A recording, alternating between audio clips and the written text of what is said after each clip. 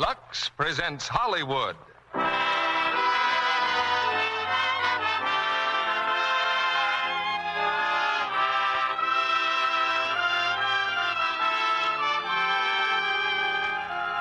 The Lux Radio Theater brings you Cary Grant, Jean Arthur, and Ronald Colman in The Talk of the Town.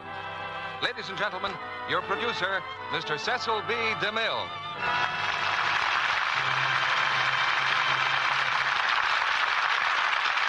Greetings from Hollywood, ladies and gentlemen. Good things come in small packages, but better things often come in big ones. And 3 stars like Cary Grant, Jean Arthur, and Ronald Colman make a colossal bundle of entertainment. And that's what we've got tonight in a play called The Talk of the Town. It was over at Columbia Pictures that they had the idea of co-starring these fine players and the right story to do it with. And with the same formula, we can't go wrong in the Lux Radio Theater. The story is unique, as you might expect, with an interplay of comedy, drama, and romance that doesn't leave room for a dull moment. Cary Grant, unjustly accused of crime, Jean Arthur, his only defender, and Ronald Colman, knowing justice in books but not in people, make a triangle that should be the talk of any town. Suppose a Broadway producer were to put the names of Ronald Colman, Jean Arthur, and Cary Grant in front of his theater, as Lux Flakes makes it possible for us to do all over the nation tonight. I'll make a quick guess that he'd discover his theater was sold out months in advance at $6.60 or so a ticket. The line at our box office runs from Greenland's icy mountains to Hollywood and Vine. But the tickets don't cost a cent. And every seat is the best seat in the house. The only box office return is your loyal support of our product, Lux Flakes. And once you've tried it, you will make it a habit for its own sake. Now it's curtain time for The Talk of the Town and the first act, starring Jean Arthur as Nora Shelley, Cary Grant as Leopold Dilg, and Ronald Colman as Michael Lightcap.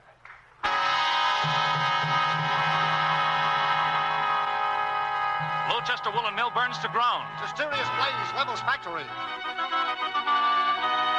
Today, Andrew Holmes, owner of the Lowchester woolen mill, accused Leopold Dilg of setting the fire in which a foreman perished. Dilg, a factory worker, is being held by police. Dilg accused. Dilg held for trial. Maximum penalty asked for Leopold Dilg. Dilg escapes jail. Dilg escapes. Dilg escapes. My name is Leopold Dilg. I worked at that mill in Lowchester, Mass., but I never set that fire. All they had against me was that I once said the place ought to be burned. Well, it should have been. It was a rat trap. Anyway, the evidence seemed to be enough for the jury. I got one look at their faces when the judge was charging them, and I knew I was a dead duck. So that night, I escaped from the jail. I dropped from the second-story window, almost breaking my leg, and started hobbling away across the fields. They weren't long getting after me. I could hear them yelling in the woods right on my tail. It was raining. I guess that slowed them up. But I couldn't go much further. And then I came to Sweetbrook. That's Miss Shelley's cottage on the edge of town. I managed to get to the back door.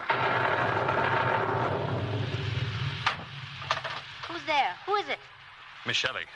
I've got a baseball bat here. One move and I'll brain you. Miss Shelley, I'd appreciate the keys to your car. Leopold Dilg, you get out of here. I'm sorry, Miss Shelley, but it's very important. I'm warning you. All I want, Oh, you're hurt. Oh, Dilg. Just tired. Come on, get up. Here, let me help you. What are you doing here anyway? I broke out of jail. Oh, you fool. The whole police force must be looking for you. The whole country. I'd like to stay here, Miss Shelley. You can't. I'm fixing this house up for rent. It'll be occupied tomorrow. My ankle.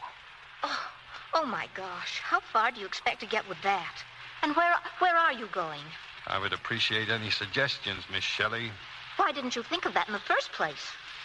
Miss Shelley, you believe I could burn down a factory, kill a man, or... You're crying. One day you love the whole world, and all of a sudden everything you count on... Oh, for heaven's sakes, there's someone at the door. Get upstairs, quick. Go in the attic and keep quiet. Thanks, Miss Shelley. Now, don't even breathe, do you hear? And close the door behind you. Oh, my gosh. Just a minute. Oh, my gosh. Good evening. Yes? I am Michael Lightcap. Oh, Professor Lightcap. Why, you weren't supposed to arrive until tomorrow. Your secretary wrote My me that... secretary is getting married. Nothing deranges a woman's mind more than marriage. You must be the person with whom I've corresponded. Yes, Nora Shelley. An excellent name. Yes, it's raining, isn't it? Definitely. We're having an early summer. Yes, but could we continue the conversation inside? Oh. It's rather damp out here. Oh, nothing is ready. I thought that tomorrow about noon you'd... Really, I suggest a hotel. I plan to spend the night here, so I'll spend the night here. I'll get my bags. I had a good look at Lightcap from the top of the stairs. Very dignified gentleman. It was the beard that did it, I guess. A black Van Dyke. When he went out for his grips, Miss Shelley came flying up the stairs. Get back up in the attic. Go on. Who's the guy with the beard? The new tenant. He's the #1 legal genius in the state. He's dean of Commonwealth Law School. He eats with the governor. He writes to the president. Yeah, a very cold character, Mr. Lightcap. He's back. Now remember, keep quiet up here. And later, out you go. I wonder where. Miss Shelley, open the door. Oh, hello. Why did you lock the door? Why, did I? Why, isn't that queer? Miss Shelley, there seems to be a strange atmosphere hanging over this house. Oh, as soon as I get the curtains up, it'll be all right. Any improvement will be welcomed. You're a very sarcastic man, aren't you? Miss Shelley, for the past 9 months, I've been teaching 400 weary young men the rudiments of law. I've had to drive all the way down here myself because my man went to see his ailing mother in West Virginia. I was looking forward to a cheerful, brightly lit house and a warm bed. And I find myself in this shambles. Well, why didn't you tell your blithering secretary to get things right? If you'd come tomorrow like you were supposed to, this house would have been efficiently whipped together and would have been cheerful and bright. Are you through? Yes. There's a certain justice in what you say. However, the violence with which you say it... Well, I'm sorry, but I accept your apology. Now, please accept mine. And now, may I ask, is there a bedroom in the house fit to be slept in? The master bedroom happens to be quite fit. Thank you. Good night, Miss Shelley. You may leave now.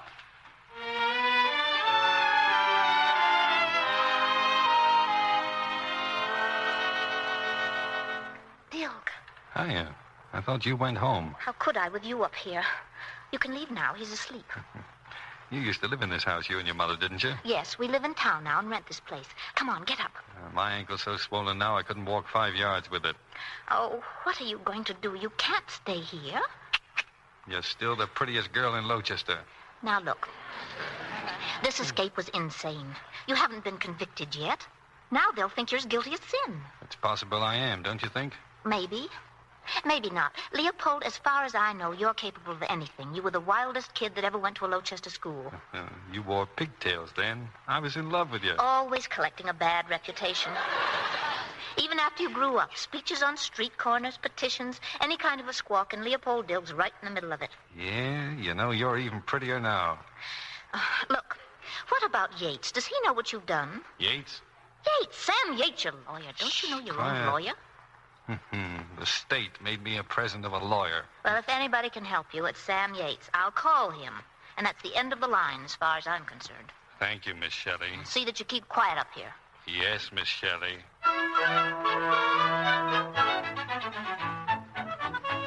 The next morning, Nora was still there, floating around the house. Her mother had been over to see why she wasn't home. The moving men had been in, and a reporter from the Sentinel to interview Lightcap. I felt like I was hiding in the middle of a parade. Then Sam Yates showed up.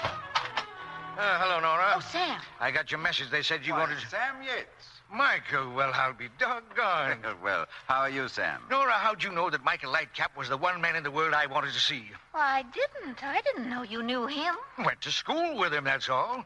How are you, Michael? What are you doing up here? Came up to write a new book. Sam, is that a black eye? Yes, I guess it is. You've been fighting, Sam? Why, I fight on the average of 3 times a day. Yes, in school you had a tendency towards riot. I can't stand the way this town is going after a fellow named Leopold Dilg.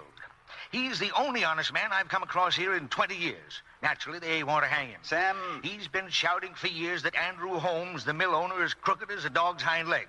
So what happens? Dilg predicts the mills will burn down. They do. One man is burned to death. Here's Holmes's chance. It was Dilg, he says. Go get him. He starts slashing this burg into a frenzy. Sam, what did you expect me to do? Well, I figured if you demand a fair trial for him. You see, Judge Gronstad, who's trying the case, is nothing but a tool of Holmes and out to get Dilg. He said as much. And I say that, you're not buying the idea. Sam, my business is with the principles of law. I can't allow myself get mixed up in these little local squabbles. Little squabbles, eh? Well, let me tell you, Michael, that Now, what's all that? Yes, what is all that? Who is it? Open up. Who lives here? Professor Michael Lightcap. I'll take the house, Joe. You take the Now, grounds. just a minute. Where do you think you're going to take the grounds? Have you got a search warrant? Dilg escaped. We're searching every house on this side of the road. Have you a warrant? Now, look, lady, No I have... warrant out. That's from the Constitution, isn't it, Sam? Well, not exactly in those words. We guarantee nobody's here but us. And that's too many. Now, will you please leave, all of you? You're wasting my entire morning. Go on now. Go on.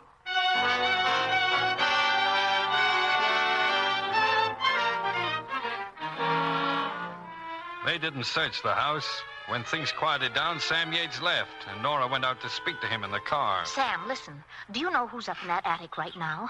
Leopold Dilg. Who? Dilg. In the attic? Yes. Now? Yes, now. He stumbled in here last night with a bad ankle. What's funny? Can't get involved in little local affairs, says Lightcap. And there's a little local affair sitting right in his own house. You've got to get him out of here. Why? Why? Where could he be as safe as in the home of the dean of a law school? Are you kidding? Nora, Dilg's life won't be worth a dime if I turn him back to that jury now. Lightcap can help us, but it'll take time. That's nothing to me, one way or another. He can't stay up there. Well, why not? Are you insane? Who'd take care of him? Why, you. Me? Listen, I can't hang around here even if I wanted to. Lightcap's ordered me out 50 times since last night. Oh, you're doing all right so far. Sam. So long, Nora. But Sam. I'll keep in touch with you. Oh, Sam.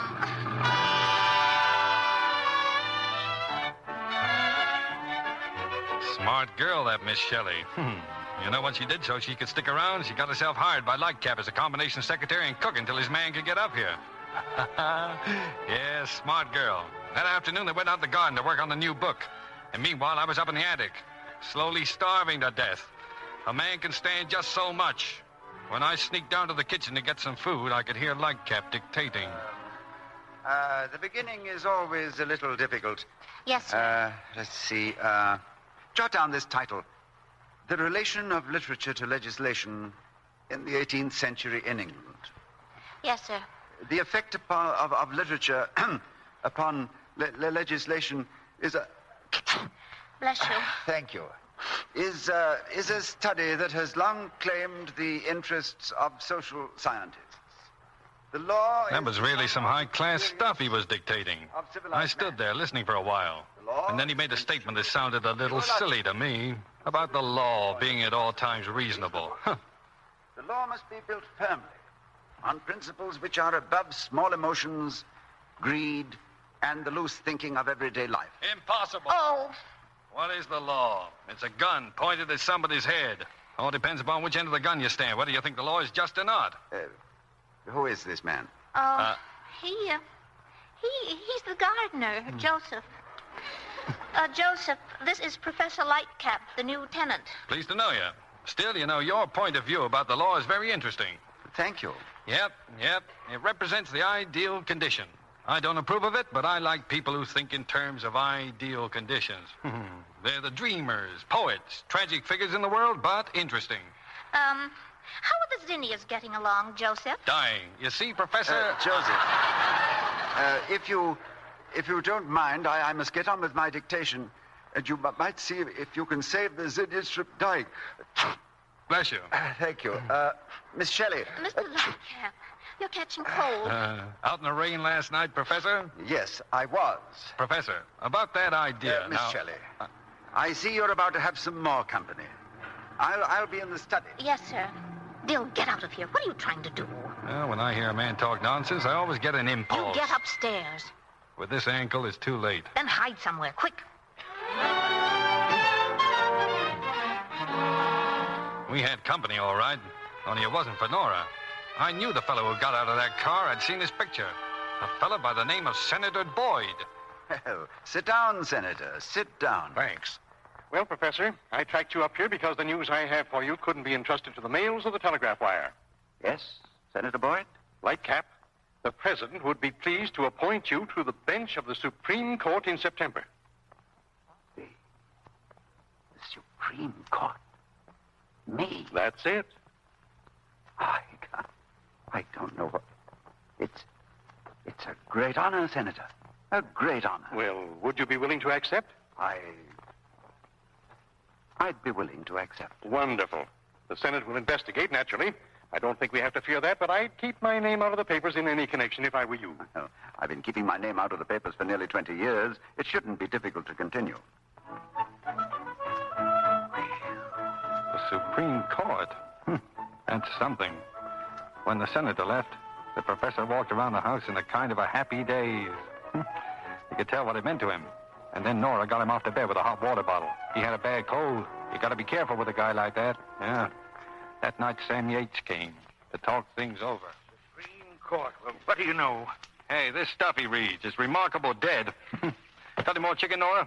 Are you eating again? Oh, that prison food was terrible. Nora, Supreme Court appointment or no appointment? We're dragging Lightcap into this. Yeah, we certainly must. Oh, we must we? How do you suggest we start? Well, what have we here? An intelligent man, but cold. No blood in his thinking. So we must start to thaw him out. Oh, we thaw him. Yep. We can't let a man like that take a seat on the highest court in our land. It's bad for the country. Oh, I see. All of a sudden you're concerned about your country. Our country first, yes. Then my neck next. Ha ha. Leopold, that's all very beautiful and commendable. But this thawing out process, we haven't got months, you know. Oh, plenty of time. I like to break out in a cold sweat every time the doorbell rings. How do you propose we thaw him, Leopold? With a blowtorch? Well, we have to give that some thought. But we have a good start, Miss Shelley. What start have we got? You, Miss Shelley. The prettiest woman in Lowchester.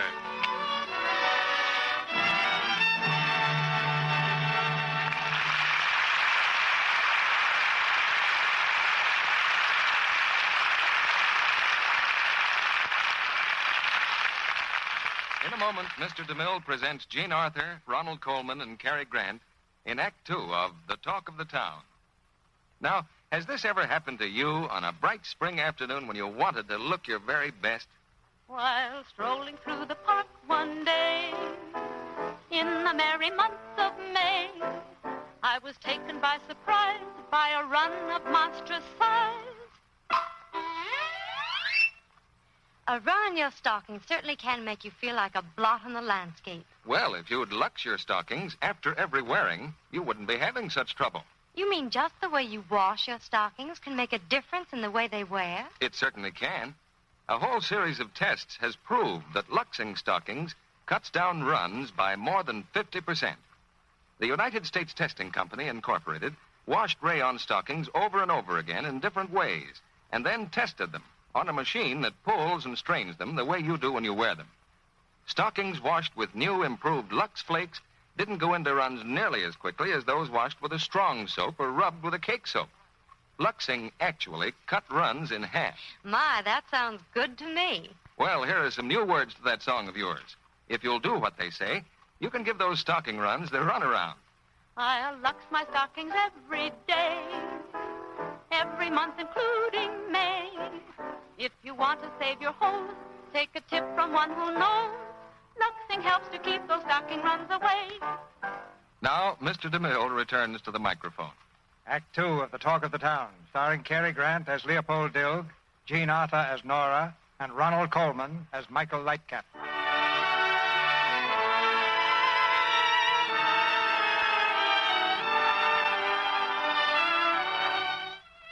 In the matter of Leopold Dilg versus the town of Lowchester, Massachusetts, we call to the stand our second witness, Miss Nora Shelley. Professor Lightcap wasn't very sick, and the next morning we figured it was all right if he got up for breakfast. His cold was much better. But we hid the morning paper because Leopold's picture was right smack on the front page. When the professor came downstairs, Leopold was just finishing his breakfast. Well. Oh, excuse me, Professor. I didn't think you'd be down this early. Oh, that's quite all right. Stay as you are. No. The gardener shouldn't be eating in here. Nonsense. Sit down, I insist.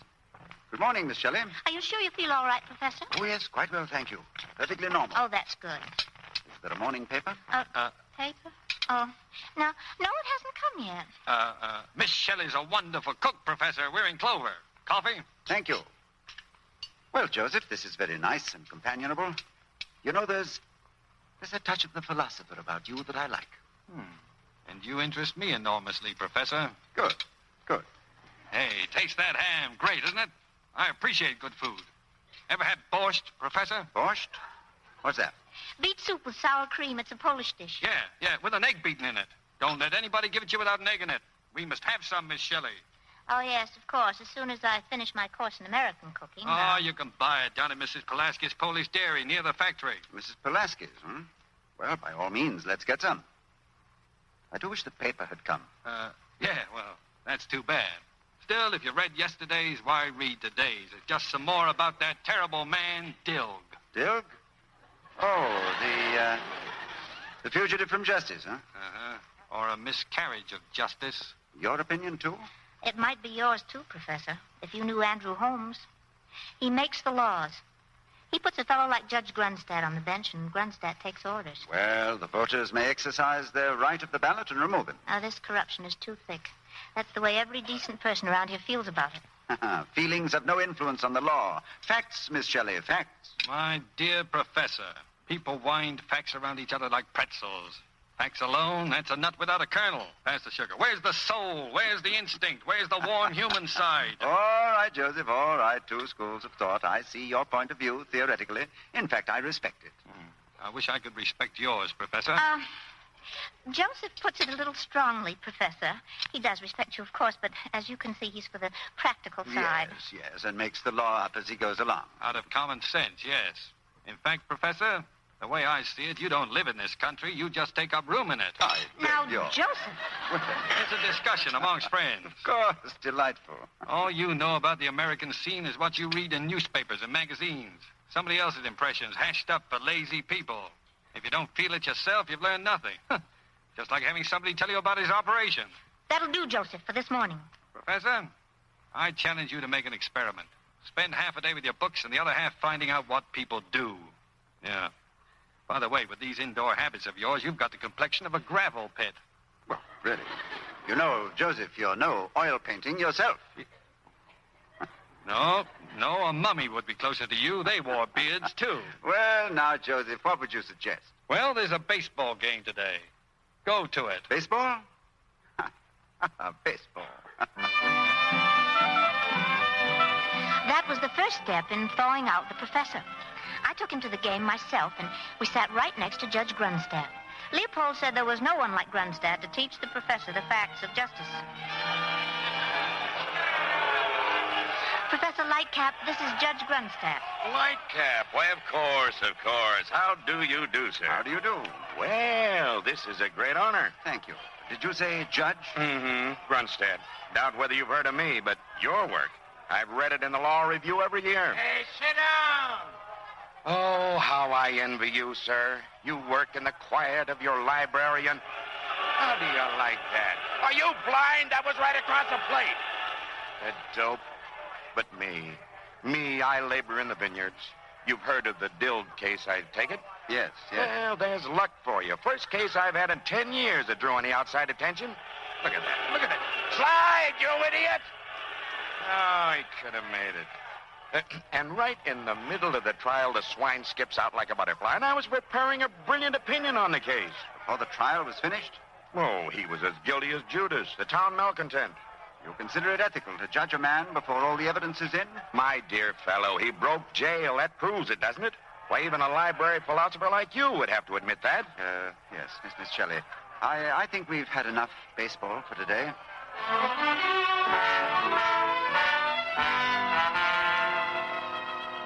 That evening, Leopold and Professor Lightcap played chess, but the professor's mind wasn't on the game. Yes. Yes. You play very well. Where did you learn? My father? He was the kind of man who resented work. It interfered with chess and argument. Yes. See? Yes, you're a man of many parts, Joseph. I look forward to a very pleasant summer. Thank you, Professor. Your king is still in check. Yes. Let's see now. Miss Shelley, did you actually hear what that fool Grunstad said? Yes, wasn't it remarkable? Joseph, what do you think? Judge Grunstad was sitting in the box right next to us. No. Well, I hear he's a very charming man. He's an idiot. Writing an opinion of a case before hearing all the evidence. Preposterous fake. Mm-hmm. That's serious. Your rules don't allow that. Naturally not. Well, what do you do about it? Why, there's just nothing to do. I can't intrude on the business of the Superior Court of the county. So you just turn your face, huh? Now, Joseph, you don't understand. Mm-hmm. I understand this much. You laugh at my kind of law and wink at the other. What kind do you practice? I refuse to be dragged into any further discussion of the philosophy of law. All right, then let's not. Oh, Joseph, I'm sorry. It wasn't that I have no respect for your intelligence, which I may say I find extremely lively. That you're taking a vacation from law. Exactly. Mm-hmm. I was a little sharp, though, I'm afraid. Don't mention it. Now, let's see. My king's in check, huh? Yes. As a matter of fact, Joseph, I may add that I'm very grateful for your presence in this house. And you're a big treat to me, Professor. Thank you, Joseph. Thank you. He was a wonderful man, the professor. He was, well, in so many ways, he was like a little boy. I was very fond of him. The next day, we went for a walk through town. A couple of high school kids passed us and giggled. You know, it was the beard. Beaver! Beaver! What did they say, Miss Shelley? Beaver. It's a game. First one to spot a beard. Beards are quite unusual in these parts. Yes, I suppose they are. You know, I don't think I've ever told anyone how I came to grow it. No? Well, I was one of the youngest men ever to graduate from Harvard Law School. In fact, I was teaching at Commonwealth before I was 22. Wow. And I had a frank and open face. People in trolley cars used to call me Sonny.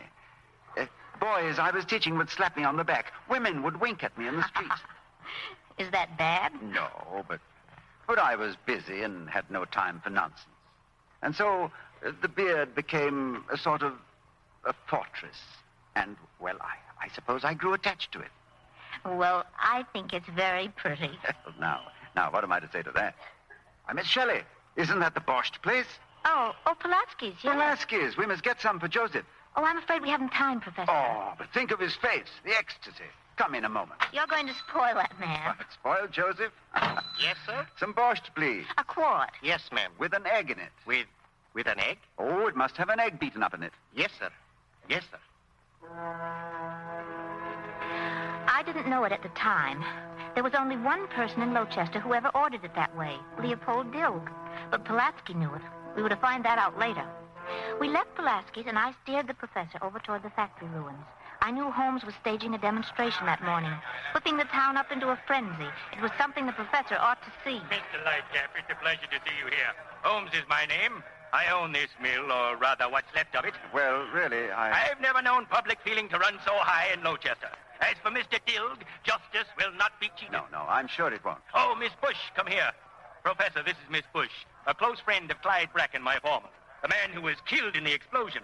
This is Professor Lightcap, Miss Bush. I'm pleased to meet you. We found her here today, searching the ashes. Yeah, I was looking for a wristwatch I gave Clyde just 2 weeks ago. All they found of Bracken was a tiny athletic medal he'd won in high school. Gives the girl a queer feeling.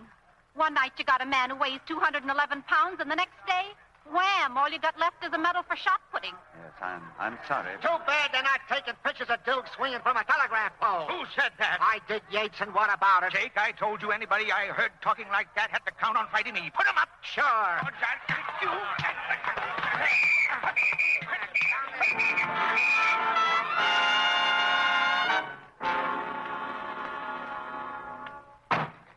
I won't have it, Miss Shelley. You deliberately dragged me into this.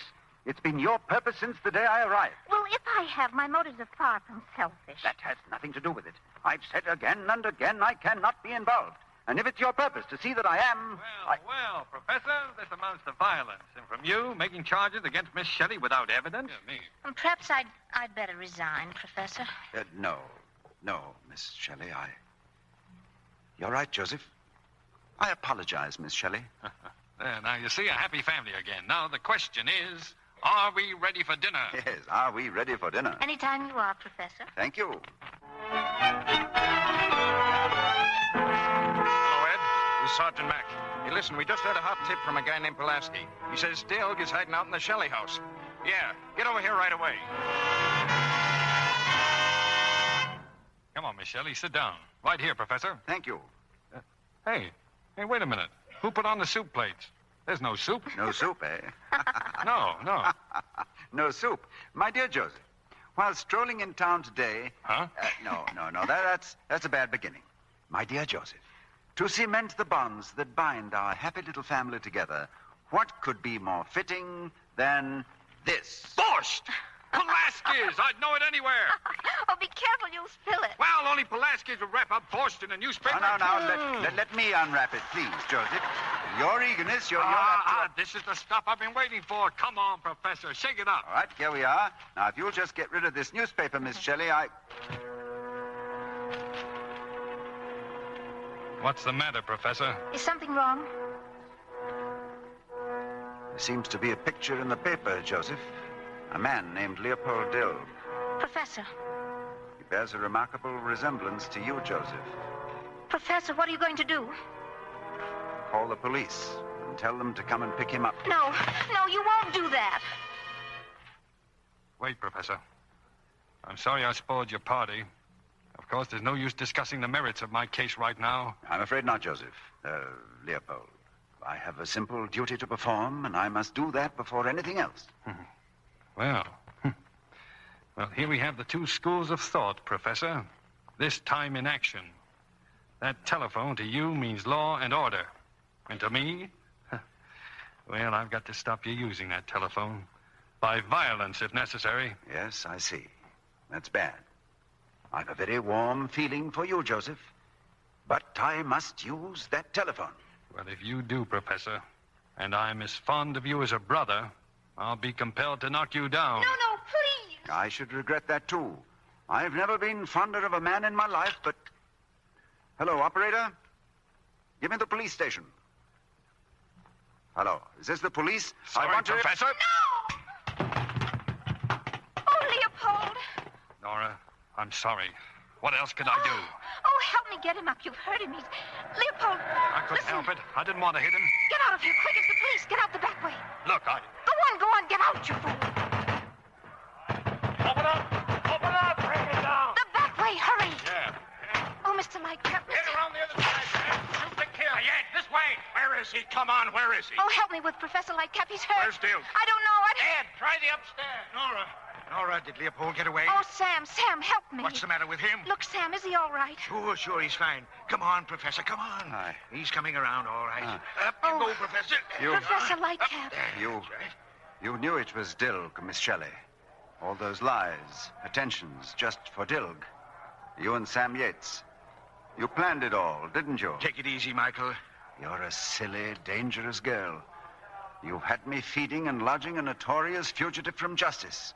You've endangered a lifetime's career for a stupid gesture. Our association is at an end, Nora.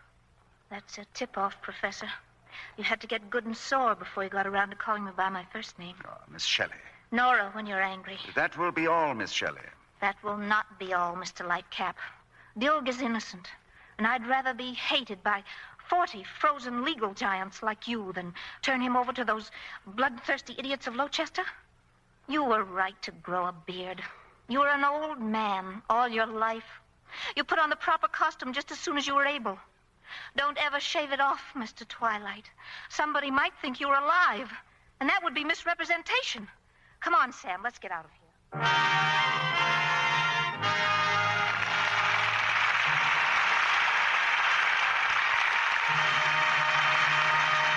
We pause now for station identification. This is the Columbia Broadcasting System.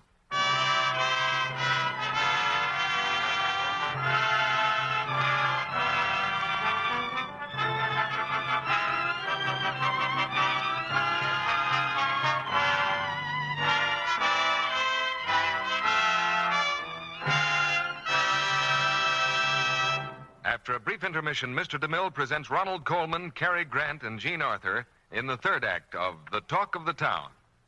Tonight, Sally and I have a conservation quiz for you. Questions and answers on care of clothing that every conservation-minded woman needs to know. We've asked some members of our studio audience to try to answer a question apiece. But whether their answers are right or wrong, there's a big box of new improved Lux waiting for each. Here's our first contestant, Sally, Mrs. Charles Isaacs of Los Angeles. Mrs. Isaacs, if you've had washable gloves dry cleaned, should you try to wash them? Why, no. That's right. If you try to wash them after they've once been cleaned, they're apt to get stiff and be ruined. If you Lux them right from the start, you're all right. Just follow the directions right there on the box of Lux Flakes that Mr. Kennedy has for you. Here you are, Mrs. Isaacs. Thanks a lot for helping us out. And I know new improved Lux will help you out, too. Help you make gloves and other washables last longer.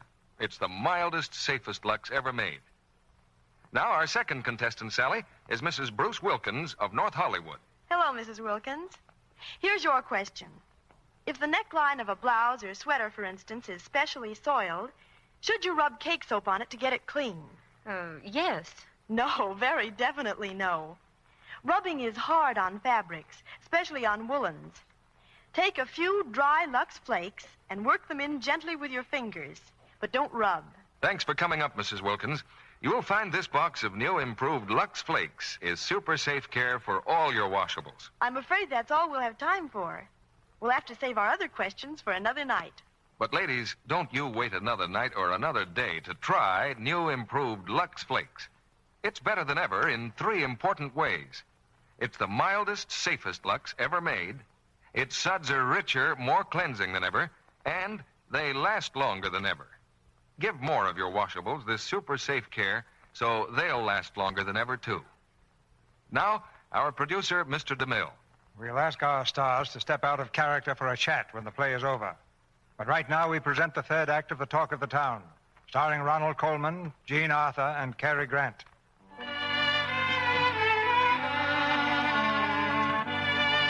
From the personal journal of Professor Lightcap comes the following narrative. The private diary of a modest and retiring student of the law. Since I trust no eyes but mine will ever read these words, I may confess that Miss Nora Shelley had made a distinct and lasting impression upon me. And when she left Sweetbrook that night, I felt very much alone.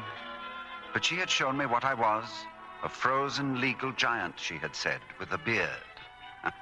So when my man Tierney arrived, I took the first step toward correcting that impression. Tierney found me that night in front of my mirror, razor in hand. Mr. Lightcap, sir, what you doing, sir? I am about to shave, Tierney. Oh, no, sir, you can't do that, sir. Sorry, Tierney, there's work to do. The beard is in my way. Yes, I know, but for 15 years, sir. 15 years, Beaver.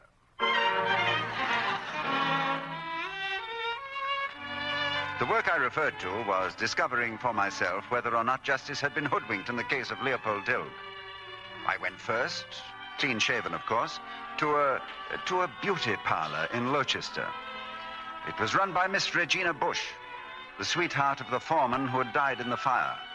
She manicured my nails. You got beautiful hands, Professor. Clyde had hands you could use to knock in spikes with. Who is Clyde? Who was Clyde? It'd be more accurate. I'm in mourning. It's a great hardship because I'm the type of girl who loves to get around. You visiting here for the summer? Yes. Gee, I wish he wasn't dead. At least for one night. I sure would love to go dancing tonight. Miss Bush, I wonder if I might have the pleasure of taking you dancing tonight. The pleasure? Well, say now, you're real cute. Listen, you blow your horn at 7 tonight, right outside, Sonny. Thank you. Sonny.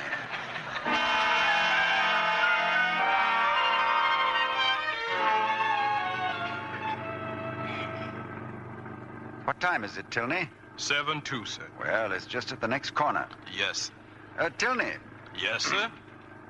If you wanted to get some information out of a woman, how would you go about it? Well, Mr. Lightcap, sir, I've lived a cloistered life like you. And on a subject of that sort, we're babes in the woods. But you were married once, weren't you? Oh, that was the folly of youth, sir. But you wooed her and won her. How? Well, by the darndest series of lies you ever heard. I gave her a character and charm she never possessed. I perjured my soul for 1,000 years to come. Well, that's very interesting, Tierney. Thank you.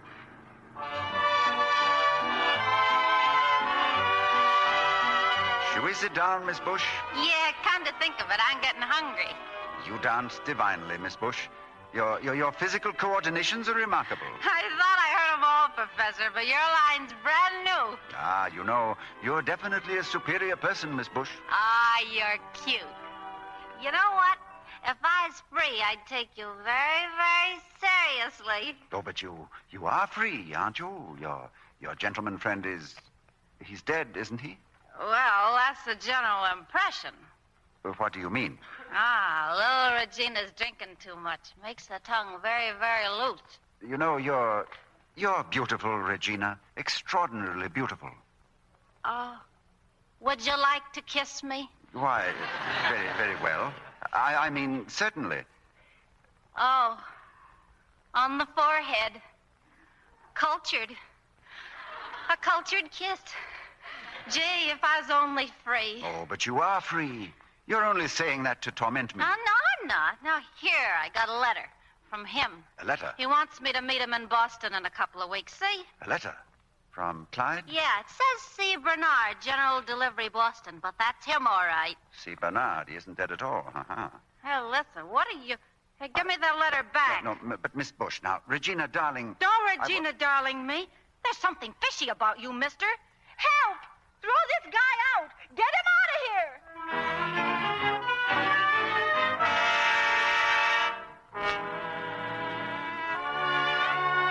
I left the cafe as quickly as possible and drove back to Sweetbrook.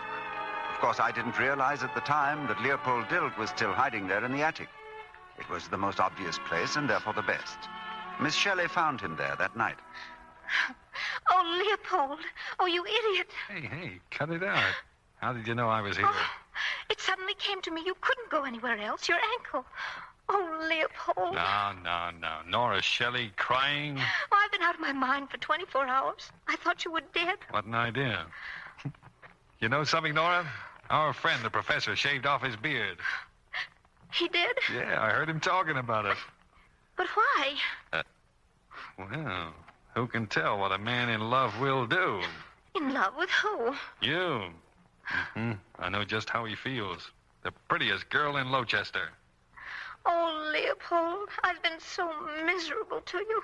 I never really knew you. Oh, Leopold. Stop saying Leopold like that tenderly. Oh, Leopold. Sounds funny. You can't do it with a name like Leopold. Oh, shut up. Where did he go without his beard? He'll be all right. He won't be all right. He's a child. Yeah, I know just how you feel. Now, don't start that soupy stuff again. You don't know how I feel about anything. Look, Nora, he's quite a man, you know. An important man. Be quiet. There's a car. He's back. Now get up in the attic. Okay. Go on. All right, but think it over. Think what over? Oh, go on. Oh. I'll need the car, Tierney. Yes, sir. Hello? Miss Shelley. Hello. I'm glad to see you. Miss Shelley, I've every reason to believe that Clyde Bracken is still alive. It seems that... What are you staring at? If you find my face unpleasant? No. It's the beard gone. I mean... Did you say Bracken? Bracken, yes, alive. Well, I guess at last you know the truth about Mr. Dilk. I don't know anything until I can prove it. A stickler to the last. I bet if you knew where he was now... I'd turn him in, yes. You just took that beard off your face. Inside, you're as whiskered as the Smith brothers. Suppose you turn me in right now, Professor. Leopold! What do you say, Professor? Leopold, get back up there. What's the matter with you? Leopold, I'm leaving immediately for Boston to find Mr. Clyde Bracken. How about dropping you off at the police station? Do you hear? Bracken's alive. Very interesting. Well, let's go, Professor. Will somebody please listen to me? Bracken's alive. Why should Dill go to jail? It's the principle. The law says that's where I should be. Thank you, Leopold. Listen, if they get him in jail, they'll make Patty DeForger out of him. Doesn't that mean anything to you? Well, that's a bridge we can cross when we come to it. Right. Who knows who's right? Why does Dilk have to make all the concessions, Professor? Isn't there one concession in your bones? Concessions? Why, I shaved off a beard I was fond of. I danced with a blonde beauty parlor owner. I kissed her in public. Concessions. Ha! All right. Turn him over. Give him to the mob. Go ahead. Mob? What mob? Do you think they'll let him stay in jail while you're looking for Bracken? They'll drag him out by the hair. Don't be silly. Quiet. Come on, Professor. Now, wait.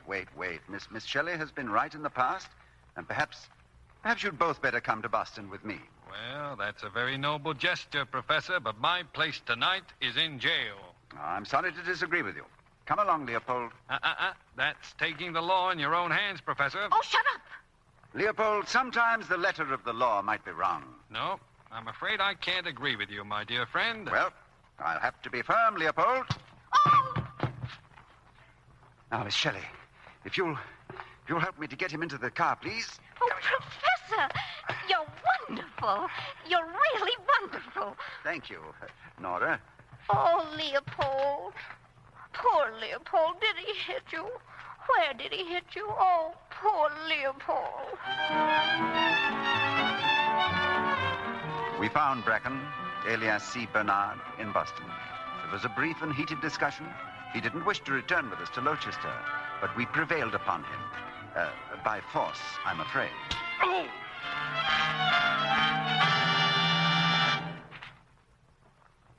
Come on, Bracken, let's have the truth. Turning state's evidence is about the only hope you've got now. You know that, don't you? Talk, Bracken. Leopold, how about stopping the car and giving him another going over? Pleasure. Okay. Wait a minute. Holmes paid me to burn it. The factory was on the rocks, and his only chance to get the insurance money for that broken-down barn. That's what Leopold said for years. Well, why did you have to play dead? To get the people more excited. So when Holmes pinned it on that thorn in his side, Dilg, he could put him away good, huh? Yeah. A very simple plan. It's astonishing. Better go straight to the Rochester City Hall, Miss Shelley. No, drive straight home. Home? Why? Well, I'd rather take Bracken alone. What? What about the mob? The mob won't hurt anybody. Professor, you've solved this case beautifully, and I'm very grateful to you. But this country needs a man like you on the Supreme Court bench. I don't want to take the risk of your losing that. That's very thoughtful of you, Leopold, but I see things differently now. So do I. And I want to see this job through. Well, I'm sorry, my friend, now but... stop it. The professor's right. Friendly feelings are one thing, Leopold, but a mob's another thing. You ain't going to turn me over to any mob. Sit down, Bracken. I'll show you. Look out! Leopold, hold him! Sit down. Get his hands off the whip!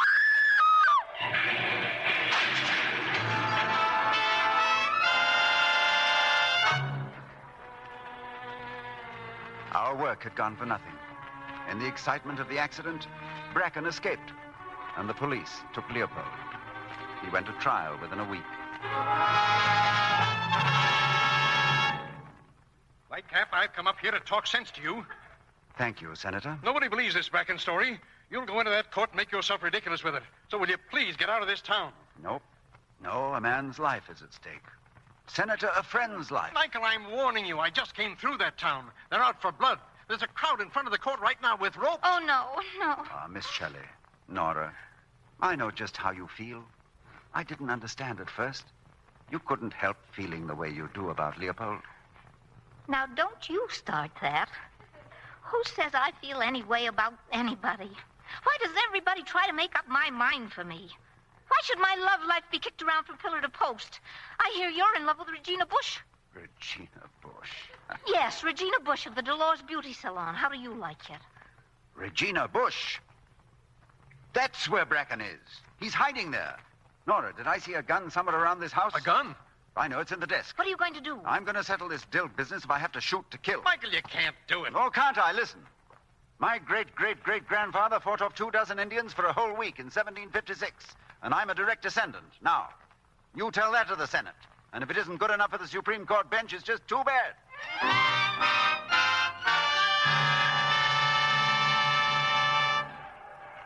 Ladies and gentlemen of the jury, we know this man is guilty.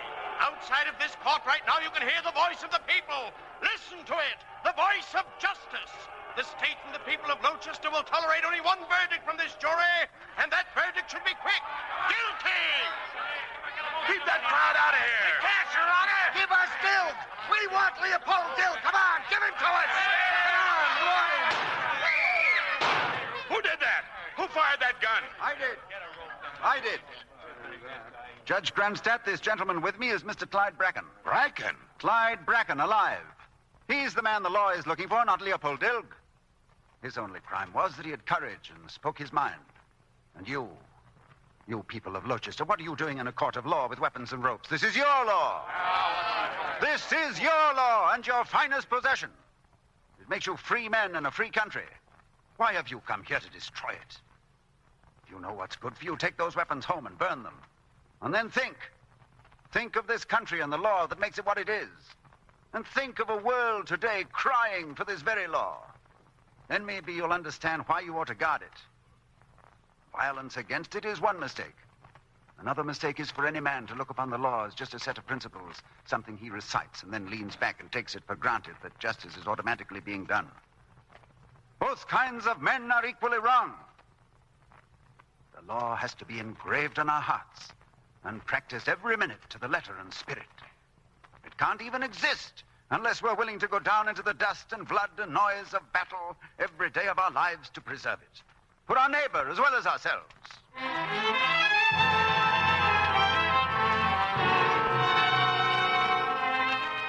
I received my Supreme Court appointment in September. Nora Shelley was there the morning I took my seat for the first time. You look so wonderful, Professor Lightcap. Miss Shelley, you must stop staring. It's just a robe, isn't it? Where's Leopold? I tried to bring him with me, but he just disappeared. Where? Why? Well, you never can tell about Leopold. Oh, but he must come. Now, why do you look like that? I really don't know. It's just all seems so far from Sweetbrook. No, it isn't. Sweetbrook will never be far. Nora, look at me. A dream of 20 years come true. More happiness than any man deserves. But now there's something else, Nora. My friends. I want to see them as happy as I am. Nothing less will do. And Leopold. What a fine fellow he is. And I've been thinking, Nora, that if someone were to take his hand and say, Leopold, my reckless friend, here's love and companionship forever. Well, someday that man would... You see what I mean, Nora? Justice. It's time, sir.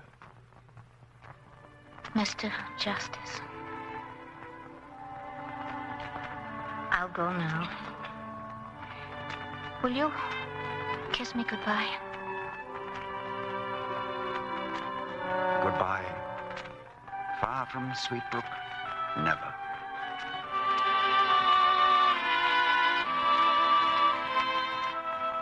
Leopold had come after all. I saw him from my seat on the bench. He smiled at me and left. And Nora followed him. Leopold, wait. Huh? Oh. Where are you going? Well, that's all I wanted to see. The professor. The rest is about law. Very boring. Hey, he looks fine up there, doesn't he? Yes. Well, our country's in good hands. The woman's touch. Indispensable. You better go back in. But where are you going? Home, Rochester. Why? Then what? You're going to like Washington. Wonderful town. And he's a wonderful man, too. Well, Nora, see you sometime. Leopold. I'm in a hurry. You better go back in. He's probably looking around for you now. Leopold, I'm getting pretty tired of having people trying to make up my mind for me. Now, stop it. Do as I tell you. Leopold. You take a stubborn woman, they're a curse. My mother always warned me against stubborn women. Leopold. Now, stop following me or I'll call the police. Leopold. And don't say my name like that, Leopold. I told you it. Oh, come on. Come on, we missed the train. So they went back together to Rochester, to Sweetbrook.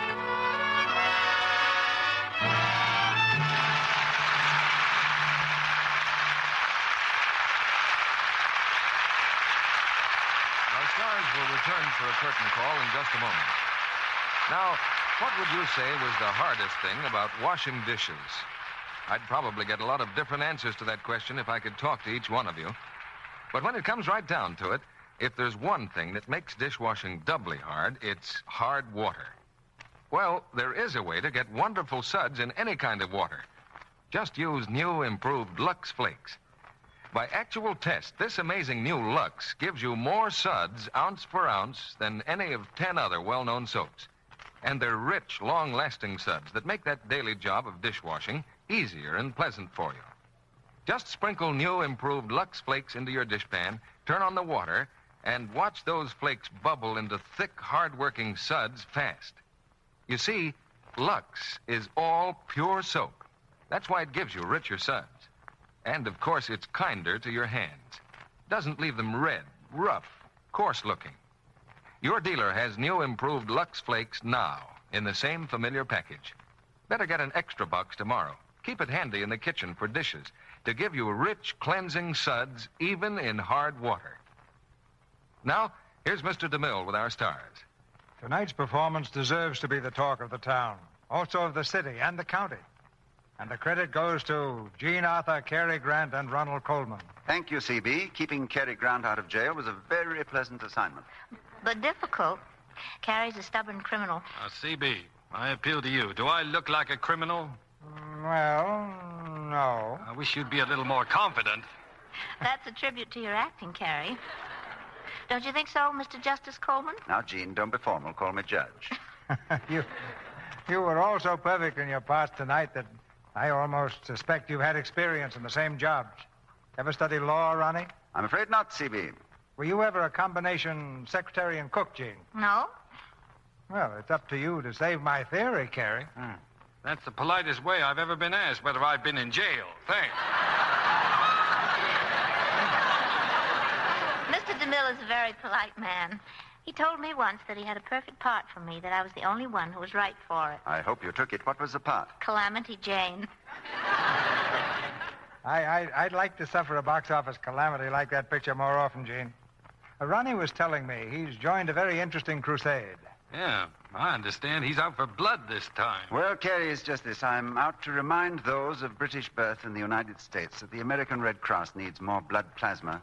And this week is set aside for donations of British blood for American forces. We can show our gratitude for America's tremendous generosity to Britain in her days of trial by going now to the nearest blood center and offering British blood to save American lives. As an old campaigner for the blood donor service, I know how much it's needed, Ronnie. Good luck. Now, I know the audience is anxious to hear about next week's play, Mr. DeMille.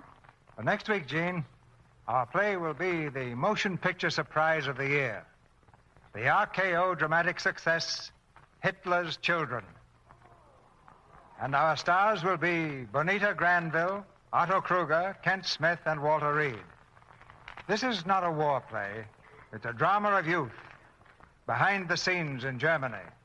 A story of courage and love, which the Nazis could not destroy. And it's an inside glimpse of the Nazis' secret weapon. Well, I look forward to hearing it, C.B. Good night. Good night. Good night. Good night. Sounds like you convinced the jury.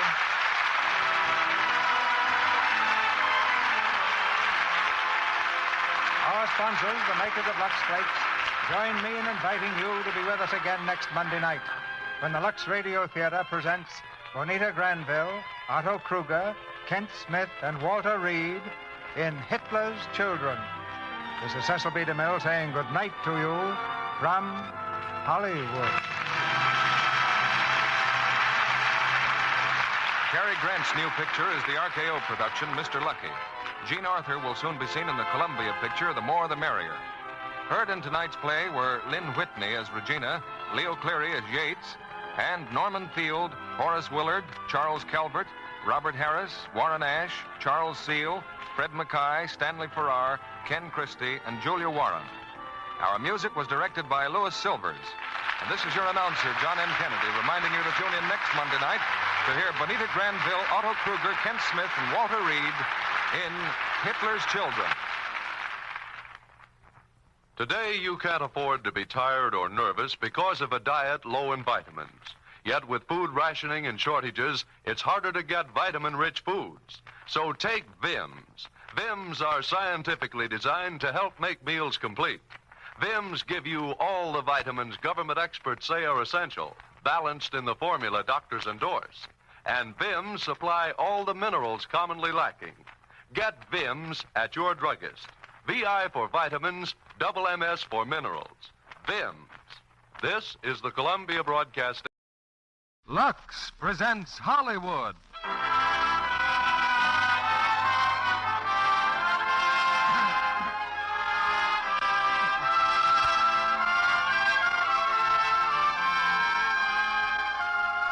The Lux Radio Theater brings you Greer Garson and Walter Pidgeon in Madame Curie. Ladies and gentlemen, your producer, Mr. William Keeley.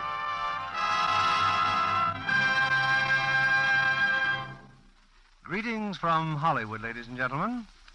You've heard a great deal lately about a magic substance called uranium, the key to radioactivity and atomic power.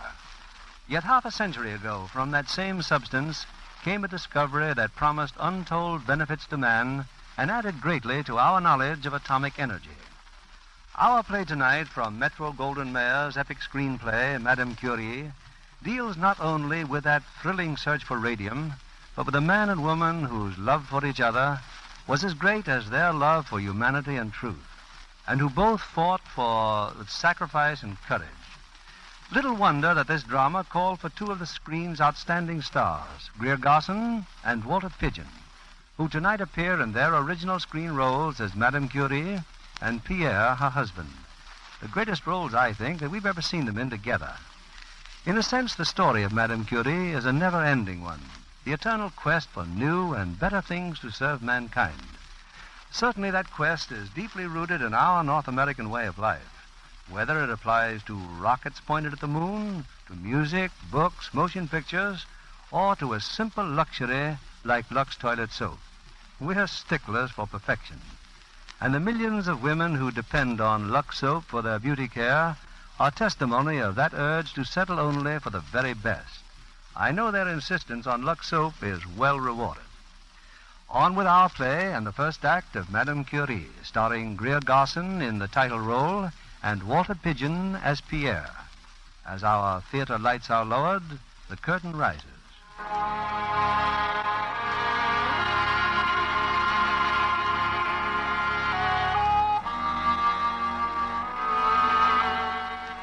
Paris in the 1890s. At the world-famous Sorbonne University, Professor Perrault is lecturing to a group of students. Among them, intent and eager, is a young girl, Maria Sklodowska. Go out alone into space. Go out alone. Learn to be alone with nature, with a ray of light, a drop of rain, and a piece of earth.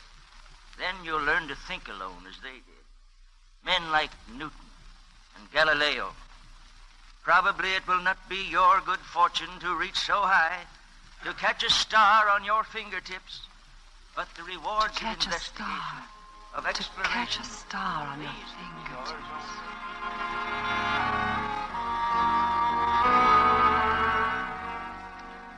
Not far from the university is the scientific laboratory of Dr. Pierre Curie, where Dr. Curie has just disclosed a highly unscientific opinion. What was that you said, Doctor? I said, David, that tea parties are an instrument of the devil. Oh, yes, sir. I am a fool. I must be polite but firm. Polite but firm, yes, definitely. Well, if I've done something wrong, sir, if I've been whistling, I was not aware of it, sir. I abominate whistling in the laboratory. Yes, sir. Oh, but you have not been whistling. David, I went to a tea party yesterday at Professor Perrault's. As a result, a pupil of Perrault's will be working with us for a short time. Yes, sir.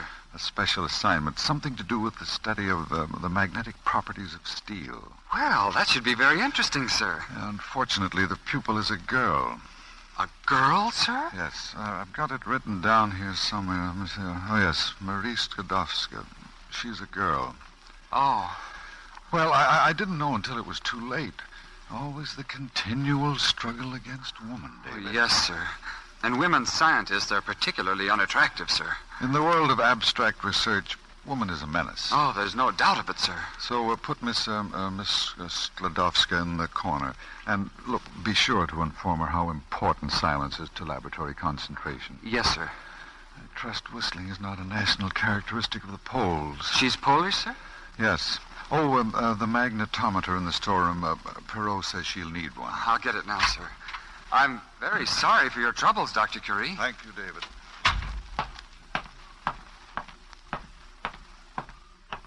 I beg your pardon. Oh, I'm looking for Dr. Curie's laboratory. Oh, you're looking for... But you're not. I mean, you can't be. Well, I'm Dr. Curie's assistant. Oh, then perhaps you'll direct me, please. Well, I certainly will. I certainly will. Well, what do you think of that? You know, Dr. Curie has asked me to look out for you. Oh? Oh, indeed. Well, here we are. Here she is, Dr. Curie. You ran straight into her the first thing. Good morning, mademoiselle. Good morning, Dr. Curie. Well, I'm sure David will see that you are properly installed, mademoiselle. I'm quite absorbed with my work here, as you can see. Dr. Curie, I appreciate this chance more than I can say. Oh, not at all, not at all. And I do hope you'll be quite comfortable. Do you think this desk will do, mademoiselle? Oh, it's excellent. Thank you. Better get a little more light. The shades. I'm sorry, Dr. Curie. It's quite all right. That still isn't enough light. Please don't bother. Oh, but Dr. Curie wants you to be comfortable. I'll sorry, sir. Yes, David? I'd better take my hat and coat off. Allow me. I'll hang them up in the cupboard. Really, monsieur, there's no need to. I beg your pardon, Dr. Curie. Just hanging up her coat. My office is just upstairs, mademoiselle. I hope you won't hesitate to call on me You're very kind, thank you. Oh, and I better give you some advice where to eat around here. There's a very nice little restaurant just... Monsieur, I don't think we should talk, Dr. Curie. Well, I just thought you'd like to know where to eat. Yes. I'll take you there today myself. Please don't trouble. Oh, no trouble at all. I'll come down for you at noon.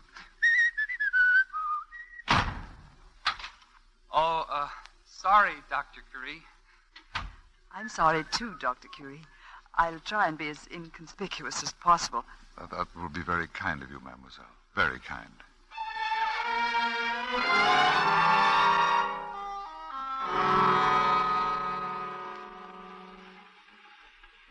Oh, mademoiselle.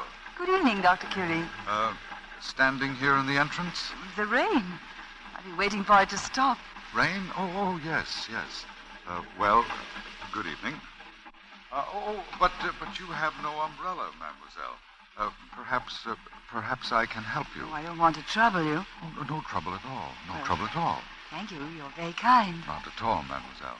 I'll be very happy to accompany you to your lodging.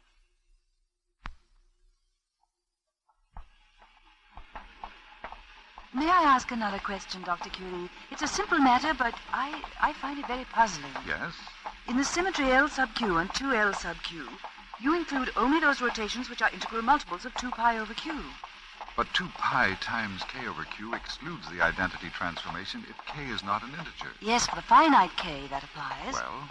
But in the limit L sub infinity, a difficulty seems to arise. I don't see why. Well, if you consider the matter rigorously, I think you might... Oh, this is where I live. Yes.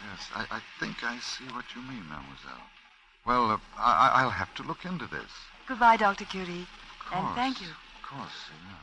Oh, mademoiselle, may I say your conversation is very scintillating? Thank you.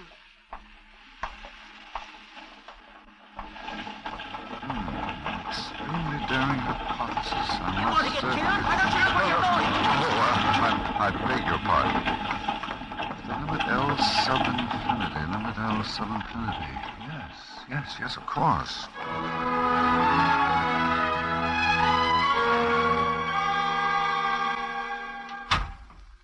Good morning, mademoiselle. Good morning, Dr. Curie. I've just been to my publishers. My book. Oh, it's out. Yes, just off the press. How proud you must be. I thought perhaps you might like to have a copy. I would very much. Well, then it's yours, mademoiselle. Oh, thank you. Not at all. Well, I'd better get down to work. Oh, the book, mademoiselle. Yes? I inscribed the book to you, mademoiselle, on the flyleaf. Oh, to Mademoiselle Sklodowska, with respect and friendship of the author. I believe that's the usual procedure. I'm very flattered, Dr. Curie. Oh, not at all.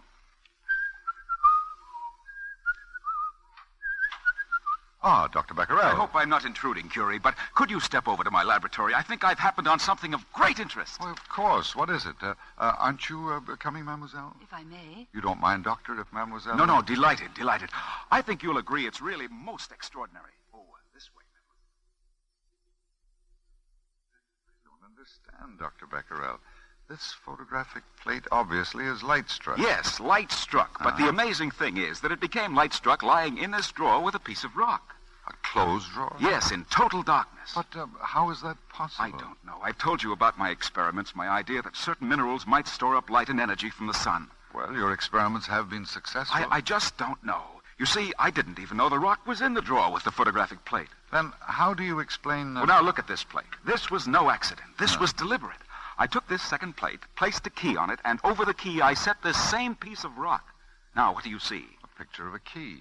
That rock, Dr. Becquerel. May I ask what it is? It's called pitchblende, mademoiselle. You mean, then, that there is something about pitchblende that gives off rays of its own, rays powerful enough to affect a photographic plate? That, monsieur, must be so. It's incredible. It's as if there were a piece of the sun locked up in this rock. A piece of the sun locked up in a rock.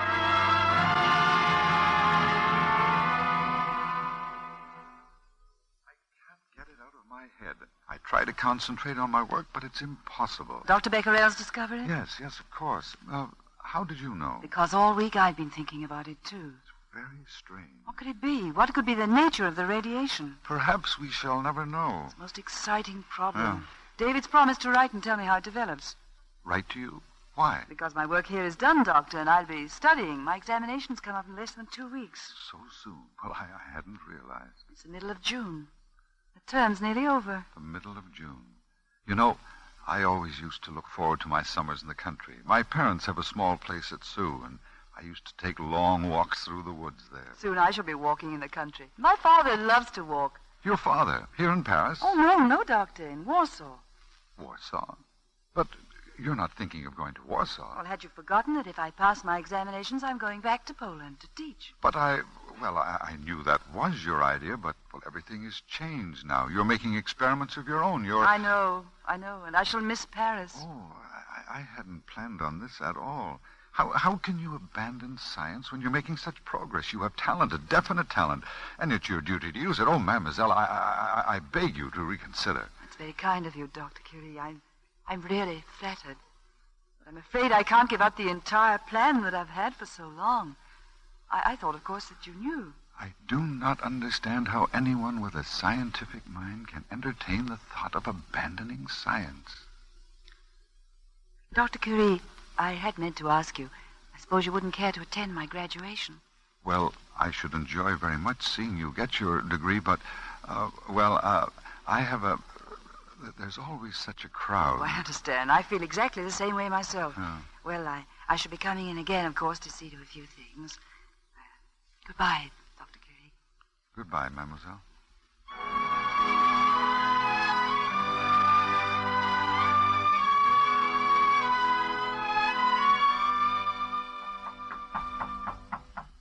Come in. Dr. Curie. How do you do? Oh, please come in. Thank you. I looked all over for you at the graduation ceremonies. You were there? Yes, I'm very proud of you, mademoiselle. First in your class in physics. Oh, thank you. I never dreamed that I would... I was even afraid that I mightn't... I am so glad that you were able to be there. You've been packing? Yes, I'm leaving for Poland on Tuesday. Then you haven't reconsidered. I'm afraid not. Yes, I see. Well, then I presume there'd be no time for something I had in mind. That is, I thought it might be nice for you to take away with you something of the Paris countryside. I thought, that you might like to spend the weekend with my parents.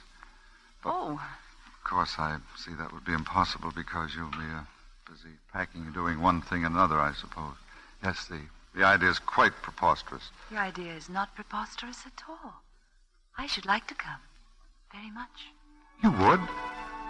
Yes. Thank you. Well, then.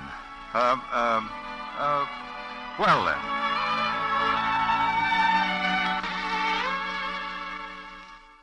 This was Jack's room when he was home. My brother's. Oh, it's charming. I hope you rest well, my dear. All I ever seem to say to the Curies is thank you. Please let me say it again. Thank you for the lovely day. I've been very happy. Really, you should stay, mademoiselle. We'd love to have you with us for a time. I'd like very much to stay. But my father's expecting me. It's no use, Mother. She's determined to go to Poland, and apparently, as far as she's concerned, science can be forgotten. I did try to explain to you. I thought you understood. I do understand. I'm sorry. Well, good night, my dear. Good night, Madame Curie. Good night, mademoiselle. Good night. Pierre, you shouldn't have spoken to her like that. She's a very obstinate girl, Mother. Well, after all, Poland's her home. What's that? What are you talking about? Still up, Father? Who's obstinate? Me? No, Mademoiselle Stradowska. Saw that the first moment I clapped eyes on her. Won't listen to reason. Closes her mind like a clam. And she's so intelligent about other things. Well, good night, Mother. Father. Good night, Good night. Pierre. Good night. Good night. Blind as a bat. Who? Who? Your son, of course.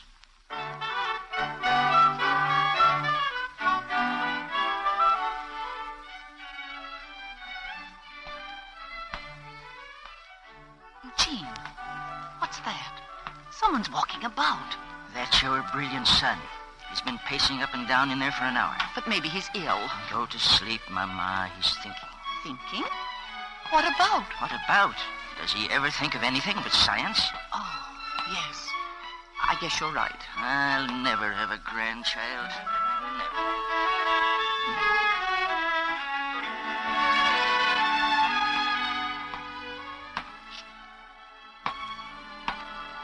Yeah, but of course. Why haven't I ever thought of that before? Mademoiselle! Mademoiselle Skidowska! Are you awake, mademoiselle? What is it? What is it? Something wrong? Mademoiselle, excuse me, but I find it impossible for you to leave Paris. But what on earth? No, please. I must talk to you.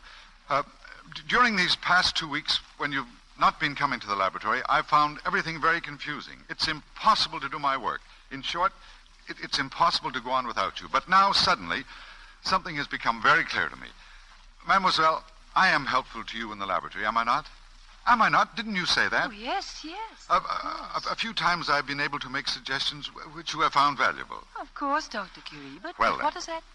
Now, whereas I am inclined to be nervous and impatient, you are quite the opposite. You have a clear mind, you are tenacious, you will never give up. It's an excellent combination. I might compare it with the chemical formula NaCl, sodium chloride. It's a stable, necessary compound. So, if we marry on this basis, our marriage would always be the same. No distractions, no fluctuations, none of the uncertainties and emotions of love. But I... I know how you feel about love. It's my own conviction. For the scientist, there is no time for love. But it's stupid to believe in generalizations. In our case, it would be a wonderful collaboration. A wonderful collaboration. Don't you feel that? I feel that. And as for Poland, what little good you could do there, you can make up here tenfold on your own ground, science. Science?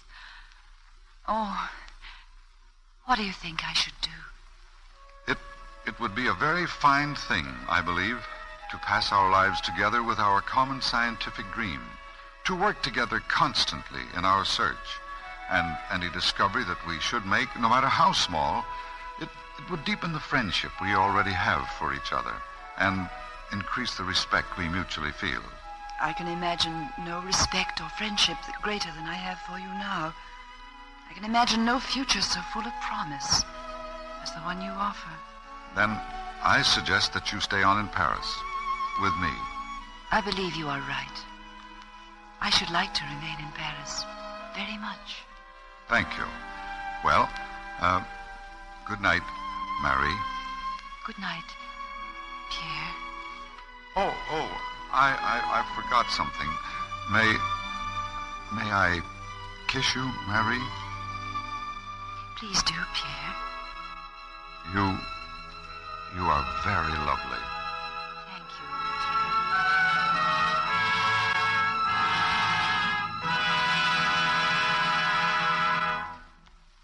you. In just a moment, we'll bring you the second act of Madame Curie, starring Greer, Garson, and Walter Pidgeon.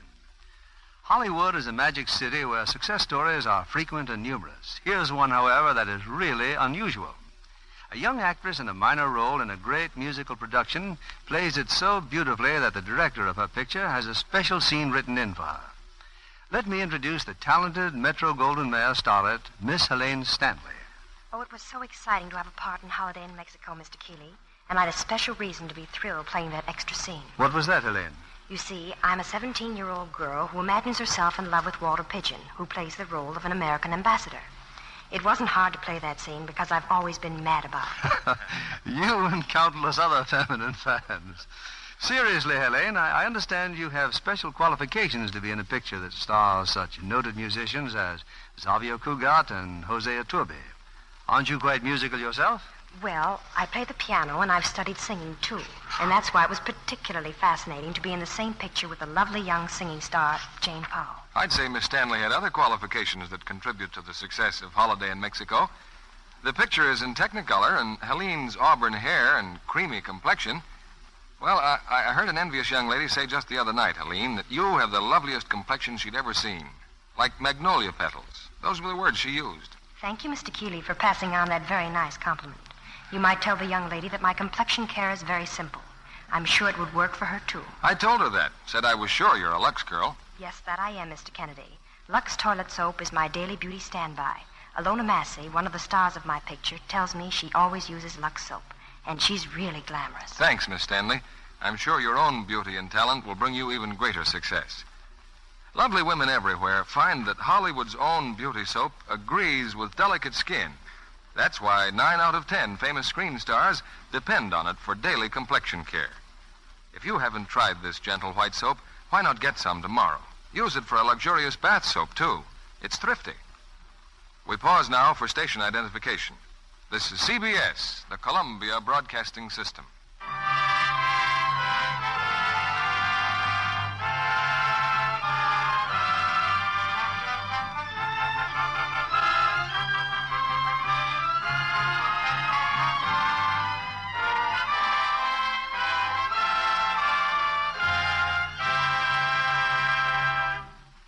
We bring you the second act of tonight's play, starring Greer Garson as Madame Curie and Walter Pidgeon as Pierre.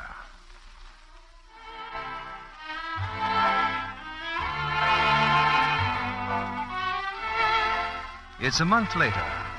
On a peaceful summer evening, Marie and Pierre Curie sit on the deck of the small river steamer that bears them back to Paris from their honeymoon. The music is lovely, isn't it? Lovely, yes. Pierre, when we get back to Paris, what shall I work on? Isn't there anything that particularly interests you? Oh, I thought a number of things interested me. But now somehow... Yeah? Well, I can't seem to get it out of my mind. What Dr. Becquerel showed us, the pitch blende. What about it? Pitch blende gives off rays. Yes, but what is this energy? Where does it come from? I suppose I'm being very foolish. Some of the greatest achievements of science have come through that same sort of challenging foolishness. But I wouldn't know how to start, Pierre. I wouldn't know what to do. Maybe I'll be able to help you. I'm so very glad we're married to each other, Pierre. So am I, darling.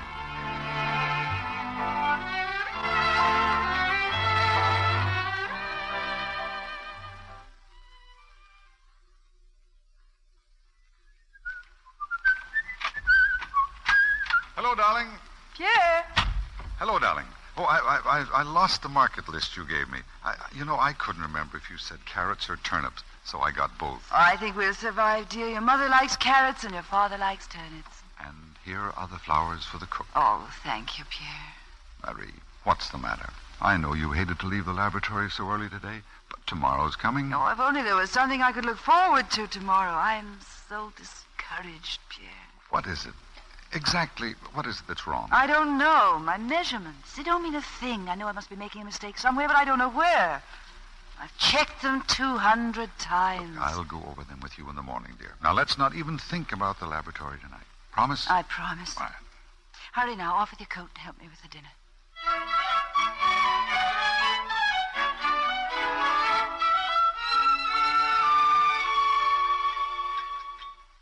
Now, Marie, if you ate some of those turnips instead of just staring at them, you wouldn't look so peaked. Just ignore him, my dear. Why, you look lovely. She's too thin.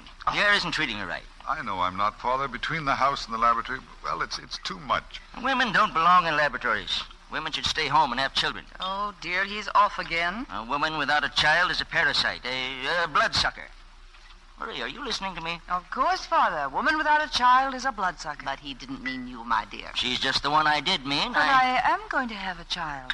Marie, when, my dear, when? Soon, I hope. Marie. Well, the prospective father's going to say something at last. Marie, the electrometer. Are you sure the insulation was dry? Yes, Pierre. He's getting quite chatty lately, isn't he? Did you check the ground connection? Why, no, I thought you gave it to me in good condition. Well, sometimes it works loose. Pierre, that could be possible, couldn't it? In that case, my measurements may be correct. Yes. Oh, Pierre, that must be it. That must be it. If we could only get to the laboratory right now, we could... All right. Go ahead and check it. Father, it's just that, well, Maria's had so many setbacks in her work, and... Don't stop to explain. Leave your guests and go. Oh, please forgive us for running off like this. It's just that I've been waiting for so many months. Of course, dear. You and Pierre run along. I'll just be a second. Pierre, my coat. Quick. Oh, why didn't I think of that ground connection weeks ago? You know, Mama, sometimes I think that son of yours is slightly demented. It was awfully nice having dinner with you, Father. And nice having dinner with you, too. Happens every time. Every time.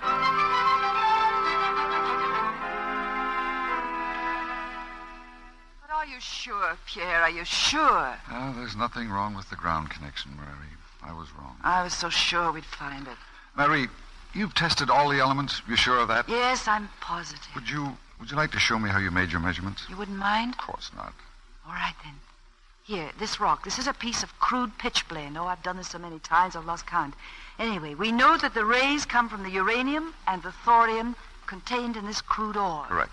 I put the crude pitchblende in this mortar. Has the mortar always been clean? Always, and I grind it up. Here in this dish is ground pitchblende. Oh. Now I place it in the electrometer, and... Oh, will you draw the blinds, Pierre? Now I close the specimen case in the electrometer so there'll be no draft. Good. And now I charge the electrometer. Now we'll find out how much energy the rays in the pitchblende have. Is that right? Right. Now, what's the needle register? Ready? Ready. All right, read. The needle stops at 8. 8. The same reading I've always had. Now, here is pure uranium extracted from the same amount of pitchblende. Put this in exactly the same place, close the specimen case, charge the electrometer. Now we'll find out how much energy the rays in the uranium have. Right. Ready? Read. Needle stops at 2. Same as always. We know then that the pitchblende with the uranium and thorium comes to 8, and with uranium alone, it reads 2. Now we'll test the thorium. From the same amount of pitchblende? Of course, put that in exactly the same place, close the specimen case, charge the electrometer. Right. Ready? Read. The needle stops at 2. 2. I don't understand.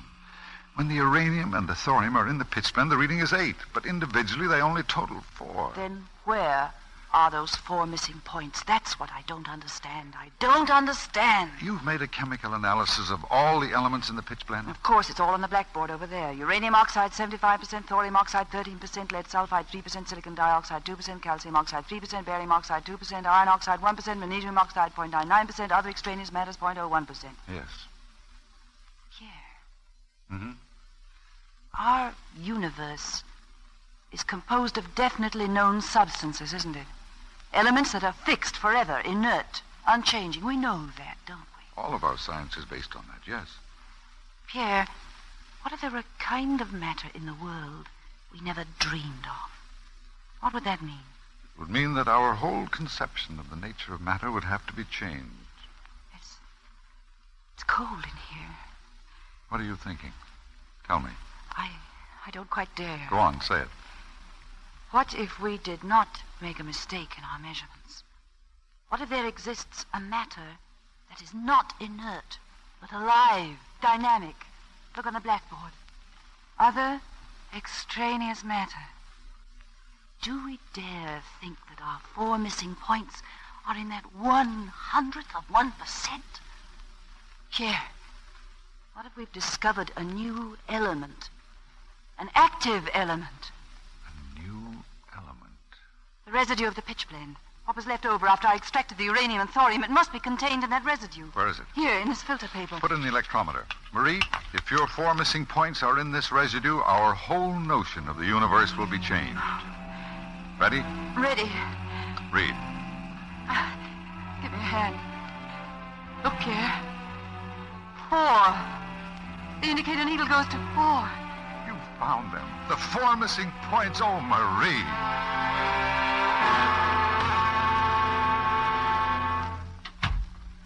Marie, it's all been arranged. We're to see the directors of the university tomorrow. Just think, after all these months. Oh, they will give us a laboratory, Pierre. They will. Of course they will. Marie, what have you been doing? Oh, just writing in my diary. Your diary. The same old notebook covered with gray linen that you used in school. I trust I have been favorably commented upon? Not a syllable. What's more important than I? Well, lots of things. For example, gooseberry jelly. If you're so curious, I'll read it to you. Today I took 8 pounds of fruit and the same weight in crystallized sugar. After an ebullition of 10 minutes, I passed the mixture through a rather fine sieve. I obtained 14 pots of very good jelly. Not transparent, which took perfectly. Amazing. Let me see now what else you've written here. The baby is walking very well these days on all fours. Mm-hmm. Her vocabulary continues to startle me. Saturday morning she said, "Gogly, gogly, go." Later that day in the laboratory, Pierre and I discovered polonium. Marie, gooseberry jelly in full detail and 1 line for polonium. What a rare woman you are. A woman who cooks like a scientist and practices science, I'm afraid, like a cook. Indeed. Just wait till tomorrow. Just wait till the directors hear what you've done. I make a prophecy, Marie. They'll build the finest laboratory in France, all in your honor. Madame Curie, you and your husband here ask that we, as directors of the University of Paris, furnish you with new laboratories and new equipment. Yes, monsieur, based on the reports which we have given you. You claim that you and Dr. Curie have detected the presence of a new element. Unfortunately, you furnish us with no convincing proof. We have demonstrated its existence experimentally. We've carried on our research intensively, except for 5 weeks in the autumn. In September, my daughter was born, and a week later, my husband had the misfortune to lose his mother. The rest of the time, we have devoted entirely to research. And yet, in these 8 or 9 months, you have come no closer to any proof as to the existence of, what's the name you've given it? My wife has named it radium, monsieur. Oh, yes, radium. This work would require a great deal of time, Dr. Curie? Yes, of course, Professor Roger. And Madame Curie, in spite of her acknowledged abilities, is young, inexperienced, and a woman. Gentlemen, it is perfectly true that Madame Curie is young, that she has not had the experience most of us have had, that she is a woman. But let me impress upon you, she is a most unusual woman. I might say, a most unusual woman. I can assure you, gentlemen, that she is a remarkable scientist, as scrupulous as she is brilliant, and furthermore... That's enough. We understand that you are convinced as to the reliability of Madame Curie's investigations. Entirely. And I have put aside my own research to devote all my time to collaborating with her. Dr. Curie, the most we can do is to offer you the use of the shed near the School of Physics. It's not the most suitable place for your investigations, but it's the shed? The shed, gentlemen. If this abominable shack is available, it's only because no one else can be found who's willing to work in it. The roof leaks. It has no floor but the wet ground. In summer, it is as stifling as a hothouse, and in winter, it freezes. And do you imagine that I would permit my wife to work under these appalling conditions? If you do, gentlemen, believe me... Gentlemen, with my husband's permission, we shall be very glad to accept the shed. We shall be very grateful to have the shed, gentlemen.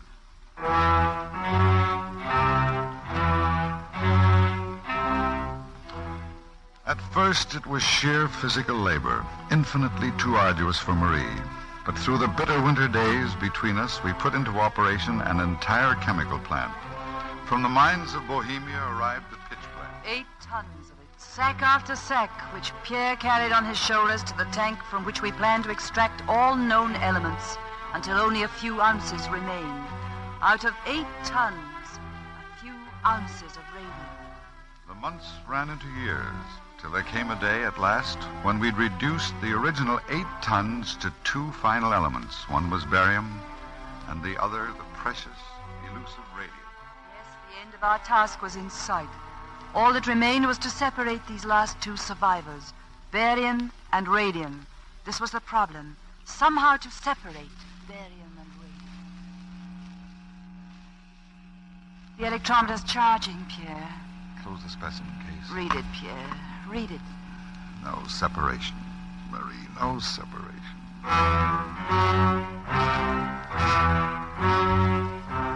No separation. No separation.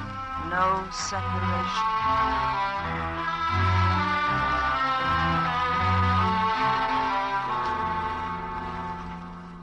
No separation. November the 10th, 1899. Second experiment. No separation. July the 16th, 1900. 458th experiment. Radium still refuses to be separated from barium. We've done all we can. We can do no more. Pierre, we're ready to try again. No, we're not ready. How much longer do you think you can drive yourself like this? How much longer do you think I can stand by and watch you destroy yourself, kill yourself? We're ready, Pierre. No, the world is done without radium till now. What does it matter if it isn't isolated for another 100 years? I can't give it up. If it takes 100 years, it would be a pity. But I'm going to see how far I can go in my lifetime. Give me the beaker. Thank you, Pierre. Here. Marie, your hand. My hand? Yeah, those burns. Oh, they're nothing, Pierre, really nothing. But how did you... I'll attend to them later. You'll see a doctor about them tonight. Tonight. Yes, tonight. darling, yes, tonight. You ready now? I'm ready. Experiment 459.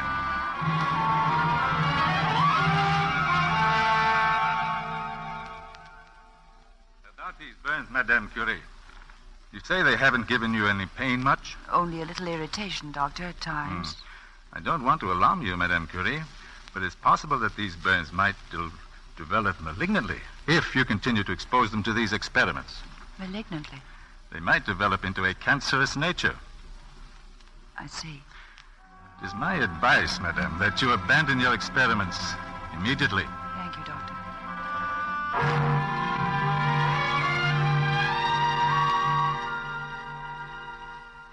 But cancer? Oh, my darling. Your hands, your poor fingers. He only said the burns might develop. Might develop into cancer? No. He said they might possibly develop into a cancerous nature, but only if exposed to our radium. So if we're careful, there's nothing to be frightened about. I won't allow you to take such risks. I won't permit it. Pierre, listen to me, please. There's something I must say to you, and then you shall decide as you wish. Very well. Since I left the doctor's, I've been thinking. If radium has power enough to affect healthy tissue like mine, power enough to destroy tissue, Pierre, if it has this power, why hasn't it also the power to destroy unhealthy tissue? Do you realize what this might mean? It could heal, Pierre. All manner of diseases, maybe. Like cancer, even? Yes, Pierre, it might even do that. But, Marie... Oh, Pierre, can't you see how unimportant little things like this are compared with what it might mean? It might prevent great sicknesses, even deaths, Pierre. We can't stop now. We can't. Promise me, Marie. Promise me you won't do I promise to take care of myself, darling. I promise to use every possible precaution. We'll try again, Marie. Oh, thank you, darling. Thank you.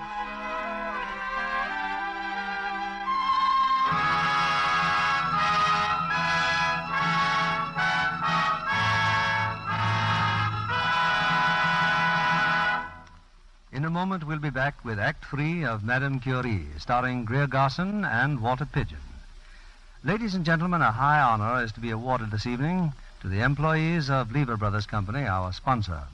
3,000 miles away in a New York studio are the president of the National Safety Council, Mr. Ned H. Dearborn, and the president of Lever Brothers Company, Mr. Charles Luckman.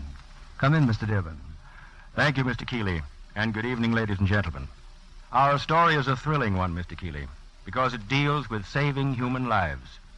Since its founding in 1913, the National Safety Council has worked to convince people that accidents cause suffering, cost money, and cost lives. Although accidents still happen, we have accomplished much, because well over 300,000 lives have already been saved by organized safety work. The member companies in our organization are constantly eliminating accidents, not only through safety devices on machines, but by training everyone in their employ to safe habits. It costs the companies behind this organization a great deal of money and time and patience to accomplish results. Their hearts have to be in it. I'm very happy that Mr. Charles Luckman, the president of Lever Brothers Company, is one of our most vigorous crusaders for safety.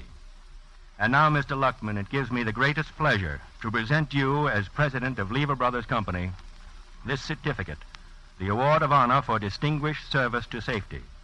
And with it, I present also the National Safety Council's S pennant. The white star on it indicates that your company has won the Council's highest award twice. A truly notable achievement. Thank you, Mr. Dearborn, and thanks also to the National Safety Council. You're so very right in what you've said. The story you have to tell of saving human lives is thrilling. And in order to succeed in reducing accidents as close as possible to the vanishing point, everyone must have his heart in it. I am with you and the National Safety Council completely and without reservation. I'm accepting this award with great happiness on behalf of all the members of the vast Lever family throughout the United States. This is so very definitely a family enterprise. No single person in the business can make it succeed all by himself. No single individual can protect himself if others around him are careless. But on the other hand, and this is so important, no real degree of safety can be attained unless each and every individual operates as though he himself were entirely responsible for the safety program. I take my hat off to all members of the Lever family. They have set up a record that is dramatically excellent, not only in and of itself, but in comparison with the other large firms in our industry, it is outstanding. I say this only to point out to the Lever people listening in how fine is their accomplishment. I feel that I can safely pledge to you that all of us in the Lever organization will continue to do our utmost to work safely, play safely, live safely, and promote safety, both for ourselves and for others.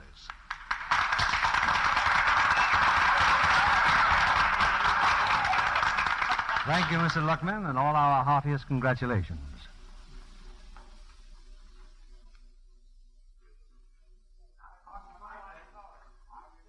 We continue into Act 3 of Madame Curie, starring Greer Garson in the title role and Walter Pidgeon as Pierre.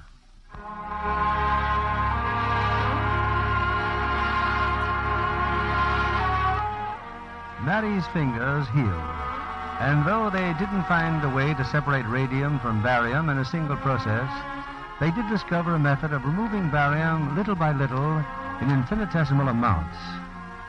Do you know what this will involve, Mary? I know. Evaporations, countless evaporations, crystallizations. It will take months and months. And maybe years, Pierre. But someday nothing will be left but radium.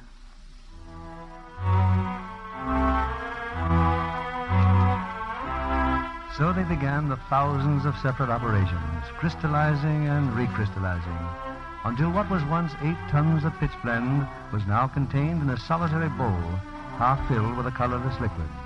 Hour after hour, they wait for it to crystallize. Pierre, what time is it? We must have fallen asleep. It's 5 o'clock. Oh, it must be crystallized by now. Our radium, it must be there. Take the lid off the bowl, dear. You look first, Pierre. Well, tell me. Pierre. Look. Nothing. It's empty. Not a trace of anything, not a grain. Only the stain. What's happened? What's happened, Pierre? Where's our radium? What have we done? Where is it? I don't know. What did we do that was wrong? What could we have done? We've done nothing wrong. I can't stand it, Pierre. We worked for years and years and years. It must be there. It must be there. 4 long years in this shed. 4 long years. There. Now we're going home, Mary. We're human beings. We have a child and a home, and we're going to them.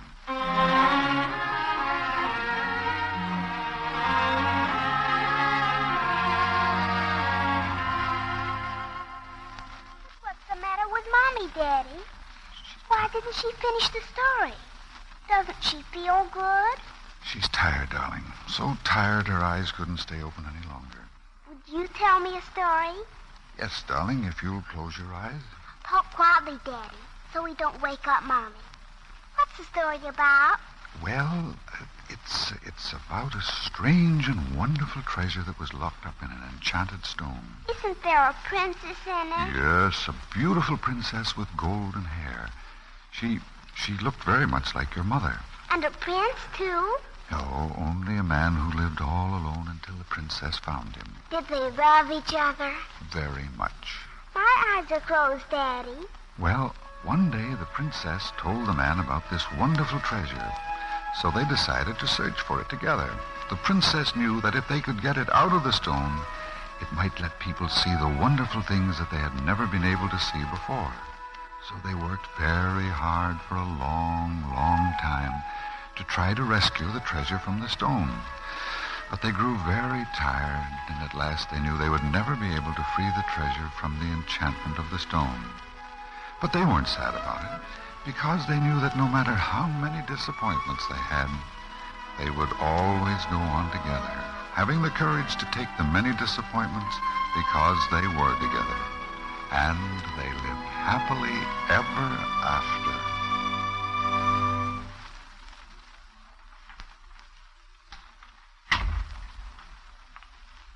Pierre, you awake? Darling, I thought you were asleep. I can't sleep. I can't accept it, Pierre. The radium. Sometimes there are things you just must accept. If only I knew why we failed. Months and months ago, we knew we'd found the right process. Now, at the very end, why should it fail? I don't know. I do not know. Pierre, that stain on the bowl. Stain? What we were expecting to find was a definite amount of radium, wasn't it? Mm-hmm. Something we could see and feel, about as much as a pinch of salt, you said. Yes. Pierre, what if it's merely a question of amount? What if there's so little radium in proportion to the amount of material that even now we couldn't see it? What if that stain, even if it were the merest breath... Go on. Pierre, could it be that stain is radium? I'm getting up. I'm going to the laboratory right now.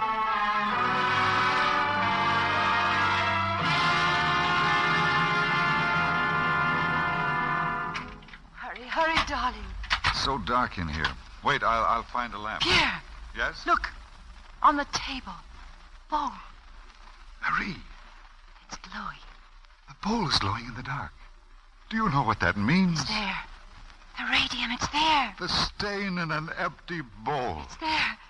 It's there. It's there. Oh, Pierre, it's there.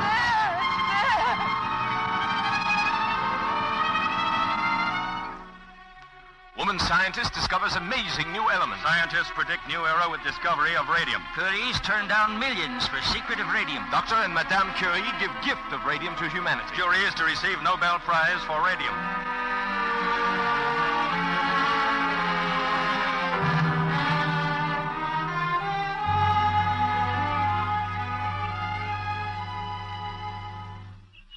Marie? Yes, dear? I thought you were dozing. Know what I'm doing? You're sitting in a chair in a beautiful garden far from Paris, and you're having the first rest you've had for years. You know what else I'm doing? I'm walking through the new laboratory the university is giving us. Oh, it'll be wonderful to get back to work again. We've lost so much time. Oh, Pierre, the time we spent down here hasn't been lost.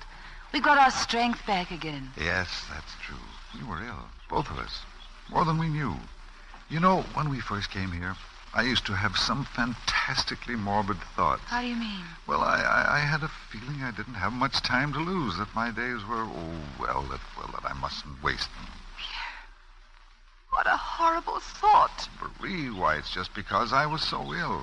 Oh, now, come, darling, don't take it so seriously. Oh, it frightens me. Sorry I mentioned it. It was nothing. Pierre, if one of us should ever go, the other couldn't go on alone.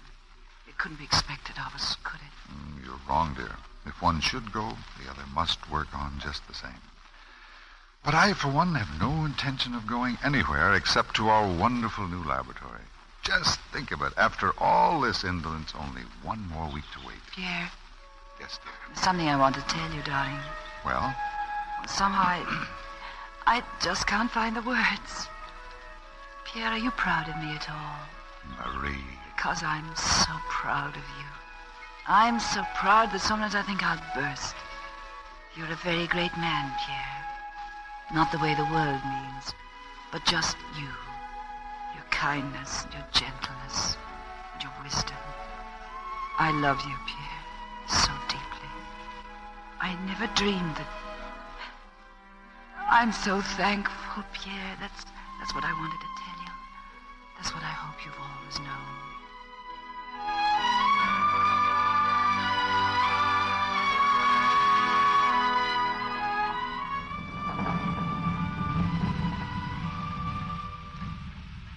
But what does it say in the newspaper, Grandpa? Tell me.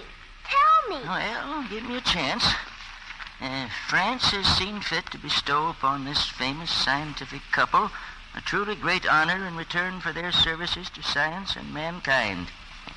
Well, young lady, you duly impressed? Mm-hmm.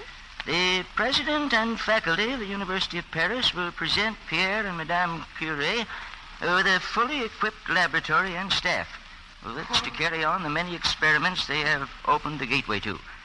There will be a formal presentation of the laboratory at 6:30 tonight, at which the world-famous couple will appear.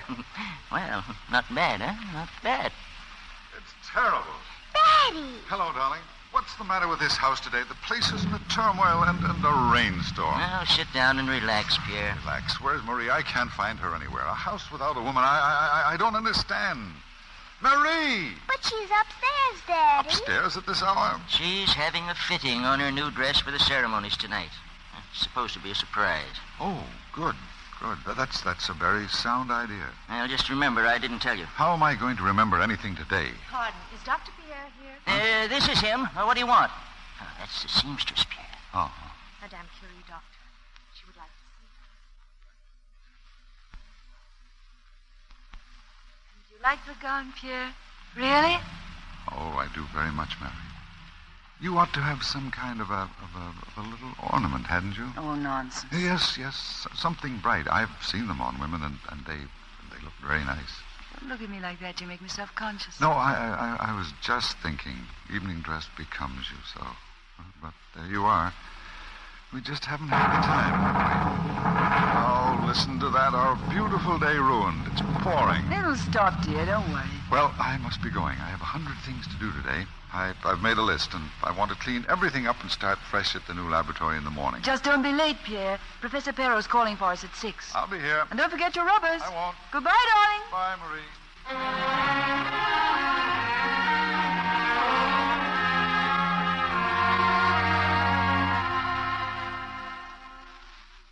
Have anything else you could show me? Earrings, perhaps? Oh, yes, monsieur. These, for example. Very lovely. Yes, they are. And what are these? These are garnets, monsieur. Really? Well, I hardly know which to... It could depend on the lady, monsieur. Is she blonde or... Oh, blonde, definitely. Not too blonde. Well, her hair is sort of a gold, you know? Gold? Yes. And her eyes are gray. Very calm and gray, and her coloring is very, very lovely. Sort of a smooth skin and nice, delicate coloring. And, well, I don't know whether it would be of any help to you, but I believe the lady is quite beautiful. Oh, yes, monsieur. I would say the garnets, by all means. Well, here are the earrings, Doctor, all wrapped up. It's been such an honor, Dr. Curie. I didn't know at first it was you. Thank you for your help. She liked the earrings, I'm sure. Good day, monsieur.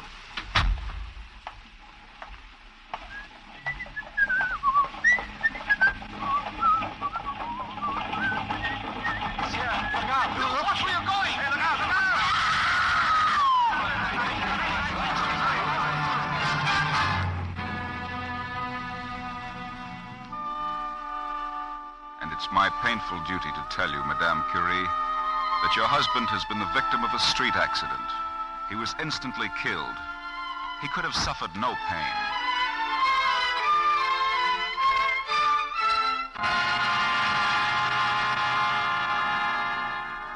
Dr. Perot is here to see you, Marie.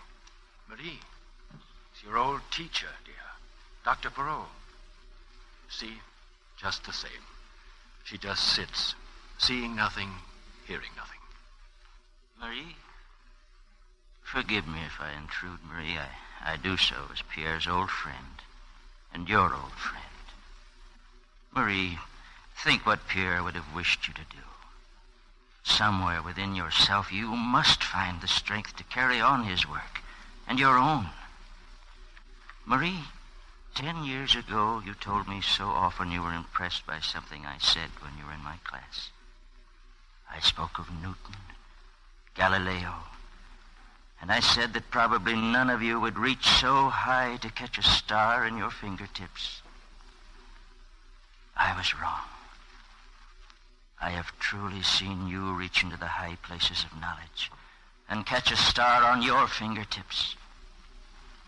Marie, there are more stars. There is nothing more for me. Pierre is gone.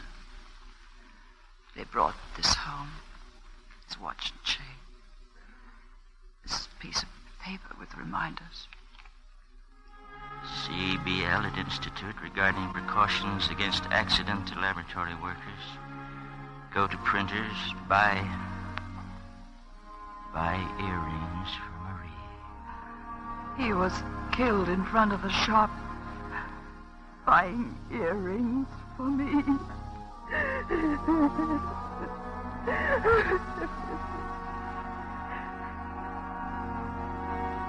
She faltered for a moment, yes, but then took up again the work for which she was born. A quarter of a century later, the University of Paris observed the 25th anniversary of the discovery of radium. On that occasion, frail but still bright-eyed and eager, was the wife of Pierre Curie.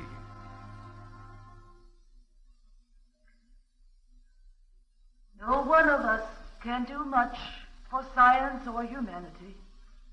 Yet each of us, perhaps, can catch some gleam of knowledge, which, modest and insufficient of itself, may add to man's dream of truth. It is by these small candles in our darkness that we see before us, little by little, the dim outlines of that great plan that shapes the universe. And I am among those who think that for this reason, science has great beauty, and with its great spiritual strength, will in time cleanse this world of its evils, its ignorance, its poverty, its diseases, wars, and heartaches. Many years ago, an obscure poet of my native land set forth a creed which I have never forgotten. May I repeat his words to you now? Look for the clear light of truth. Look for unknown, new roads.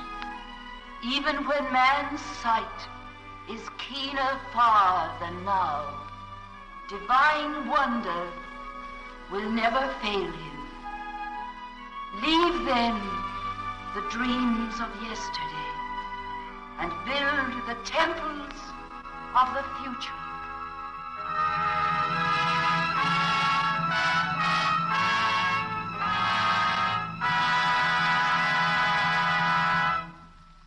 A great play calls for great artists, and here are the stars who gave us such a memorable evening. Greer, Garson, and Walter Pidgeon. Thank you, Bill. I'm sure Walter and I will always remember the pictures we made together. How could a man forget a girl like you, Greer? Greer, the last time you were on this stage, the Gallup poll had voted you for the second time America's favorite actress. And I know you're a leading contender for the same title this year. Well, I'm very grateful to the theater goers, Bill. For that matter, I imagine Greer's the most decorated star in Hollywood. I can tell you a secret. Her statue, sculpted in wax, has been... Lux presents Hollywood.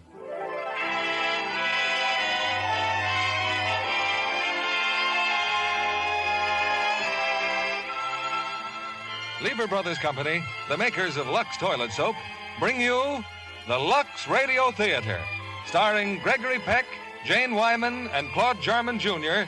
in The Yearling. Ladies and gentlemen, your producer, Mr. William Keeley.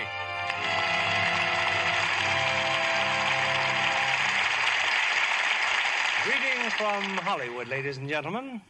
When a motion picture is nearly 8 years in the making, one naturally looks forward to something rather special, both in story and production. And The Yearling lives up fully to these expectations as one of the most widely acclaimed pictures of the year, still being enjoyed by theater-goers all over the country. In bringing it to the screen, Metro-Goldwyn-Mayer cast it to perfection with tonight's Lux Radio Theater stars, Gregory Peck, Jane Wyman, and Claude Jarman, Jr. The Yearling is a warm and deeply moving story of simple pioneer people in the Florida scrub country. People whose ways have changed little through succeeding generations, and who today are still without the luxuries we take so much for granted. Luxuries like Lux toilet soap, for instance, which so many lovely women in America find indispensable. In the Yearling country, families still prepare their own crude soap cakes from palmetto roots, in striking contrast to the outside world, where one can step into the store and for a few cents buy a pure white cake of Lux. A contrast, I need hardly say, that we should all be very thankful for. And now, The Yearling, starring Gregory Peck as Penny Baxter, Jane Wyman as Ma, and Claude Jarman, Jr. as Jody. Our curtain rises on Act One.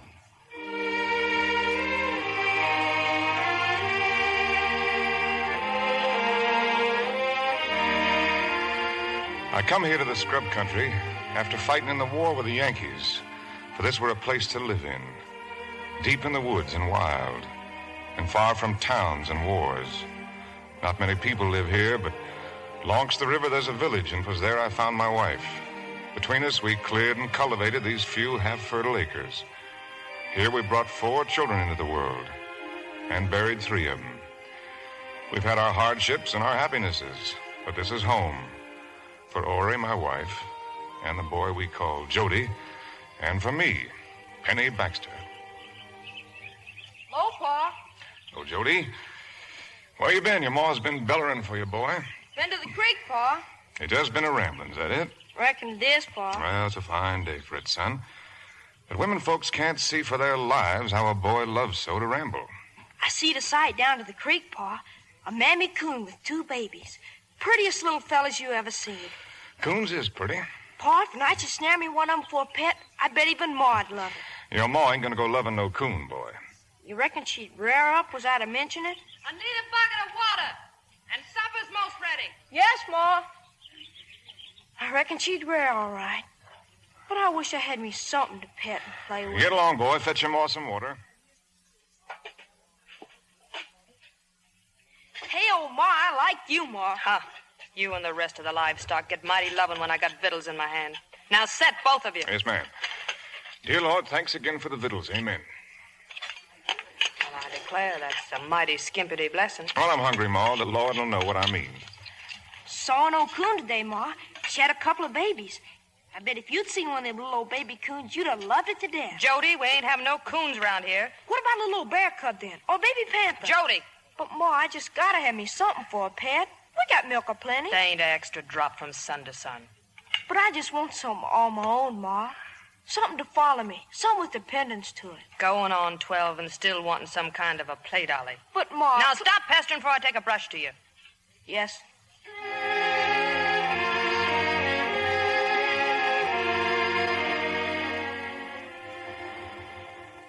Boy's asleep, Penny. Ain't it time you put up the stock? Ori seems like you get mighty hard on the boy at times. Always running off. Always wanting to bring some pesky critter in this house. Well, a boy ain't a boy for long. Leave him kick up his heels a little. Day'll come he won't even want to. Ori, I've seen our boy stand a gaze at the wonderment of bird and critter. Just like I stood when I was a boy in the forest. Don't be afeard to love the boy, Ori.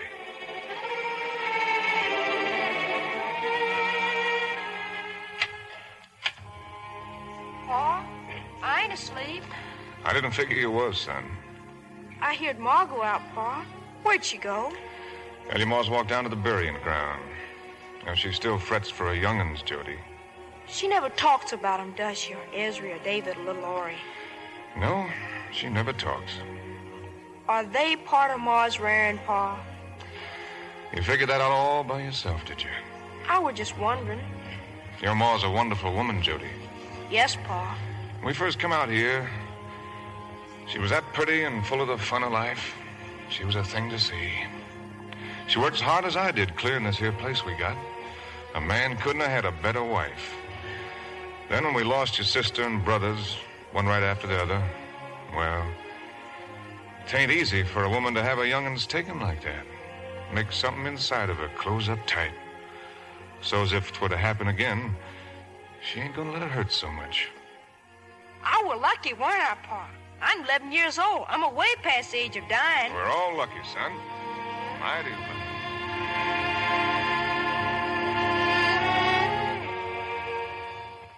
Well, what happened, Pa? The dead on Pa killed?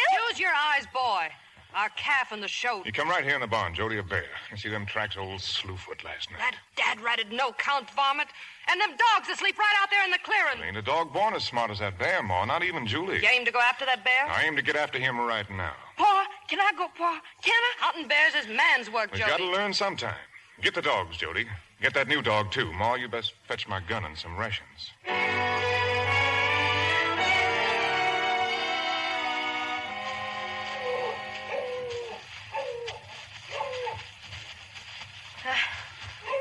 I reckon we're getting old Slewfoot pretty tired, Pa. Yeah, you won't feel so tired to old Slewfoot to raise up in front of you.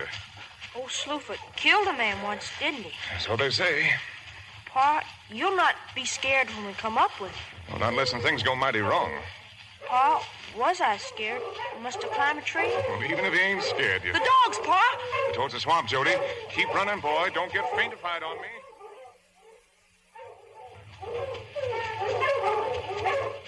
There's Julie, Pa, in the thicket. She and Rip. Bear's in there, all right. He's a-coming, boys, a-coming. No, he ain't, boy. He's a-going.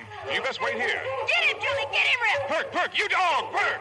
Where is he, Pa? Where's the new dog? He's running away, son. There he goes, swimming the swamp. Julie, Pa. The bear's killing Julie. Shoot, Pa, shoot. Pick a tree, son, lest I miss. You won't miss, Pa. You'll get him. Pa, you hurt, Pa? What happened? His gun backfired. Pa, will he come back? Slewfoot? No, I reckon he's had enough, too. Look. There you go, son. The dogs, Pa. Julie, Rip! Here, Rip! Here, Rip! Julie ain't steering, Pa. We best get her, son. Come on. But what if he comes back? Old Slewfoot. That bear's halfway to Jacksonville by now. This confounded, worthless gun.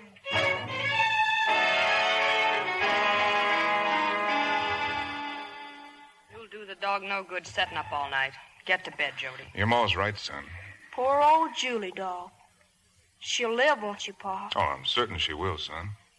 Pa, I can't stop walking. Yeah, we went up for a piece. How you like going after bear? Well, I like thinking about it. But the fighting's right fearsome, ain't it? It's mighty fierce. Well, it's got to be. It's the law, boy. Kill or go hungry. I was right proud the way you come along with me, boy. Now get to bed. Good night, Pa. Night, Ma. Night, boy. Night. Or I just got to get me a new gun or court trouble. How are you going to get a new gun? Where's the money coming? Well, Ma, I aim to trade that there new dog of ours for one. You said that dog were no count. Well, he ain't much on a bear hunt. But Lem Foster's a fool for dogs. Jody and I aim to go visiting the Forsters. You go trading with them sinful Forsters, you do good to come home with your britches. Waterwing ain't sinful, Ma. He's my friend. A fine friend. He's crazy as a loon. I'll go visiting in the morning. Jody and me and that worthless dog. We'll be at the Foresters soon, Pa. You glad you're going to see Waterwing? I like Waterwing. He ain't crazy like Ma says he is a tall, Pa. Ma and Pa Forster, they had 5 boys all growed up before Waterwing come along. He ain't to blame for hatching out peculiar, I guess. Get along, you dog. Shut up! You're worse than the dogs. If it weren't such a hot day, I'd trail every one of you myself. You hear what your Pa said? Now shut your mouth. Then set your broom down, Ma. You about bust my face. Wish to had might make you look prettier. Hey, Pa, looks like we got visit. Well, Penny, Jody, set you down. Father will be right glad to see you, Jody. How's your old woman? Ain't complaining then, Buck. She's still driving you around? How's your corn coming? Oh, corn's right good, Millwheel. These good-for-nothing scapers don't know what farming is. There's Waterwing, Pa, up at the barn. Well, you get out and play with him, Jody. Go on. Waterwing! Waterwing! Hey, Jody. A new baby coon. A coon? He's sure pretty, Father Wing. My eagle died. He was too wild to pin. I'll never catch me nothing with wings again. Why? If you had wings, what would you do? Fly with them, wouldn't you? You would never come down again, would you? I reckon not. I tried once to fly. Nothing that his wings should ever come down again. You never did try to fly again, did you, Father Wing?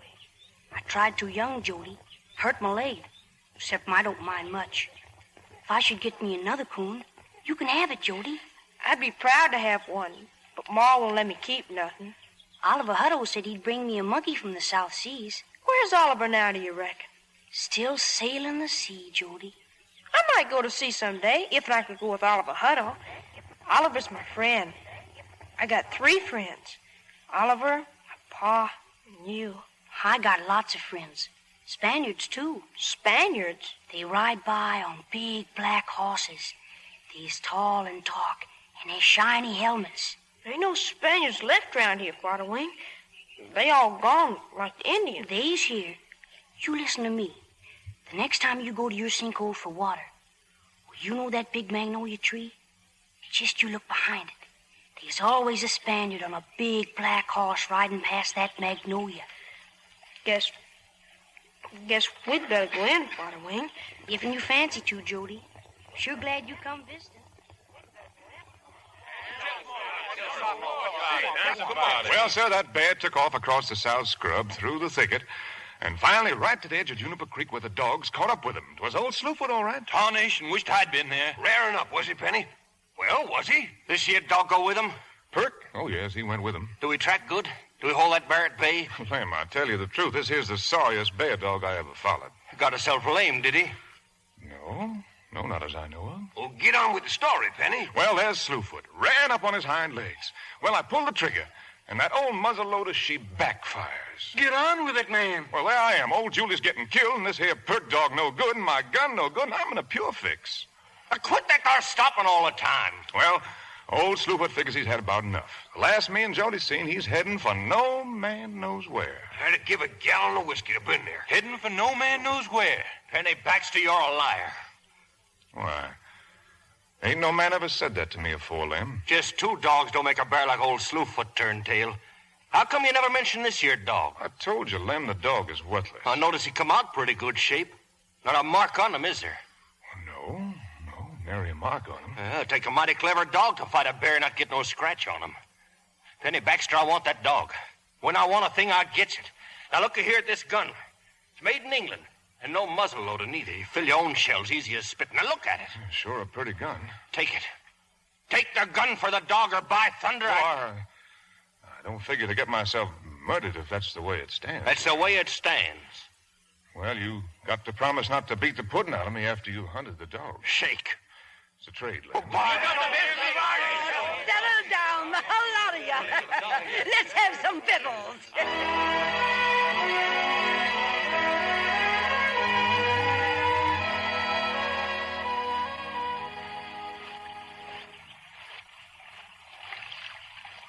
Fine day for clothes washing, Ori. Nothing wrong with the day. It's just having to tote things so far to this here sinkhole. Oh, ain't Jody been helping you none? He helped. How long since you and him went visiting the foresters, Penny? Oh, must be more than a week now. Them foresters will be making track here one day. The way you greased that gun out of his hands and him so purely mean. 'Twas his own doing, Ma. He'd leave Killiers not for cheating him. Don't fret on it, Ori. Jody, what you doing? Pa, I can see him. See what? An old Spaniard riding along. Right behind the magnolia, Pa.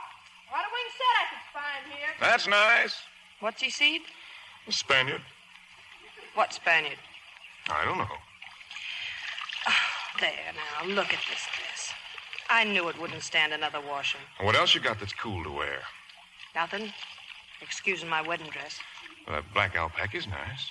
That went to pieces last year. Pure rags. Doing work just like this.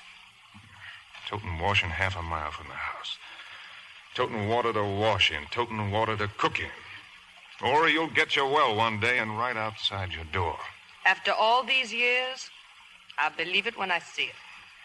Ori, I think maybe Jody and me will make us a trip into Volusia. Where you want to go to town? You got your gun. Oh, we got furs and venison things to trade. Yes, ma'am. I figured day after tomorrow, Jody and me will go into town.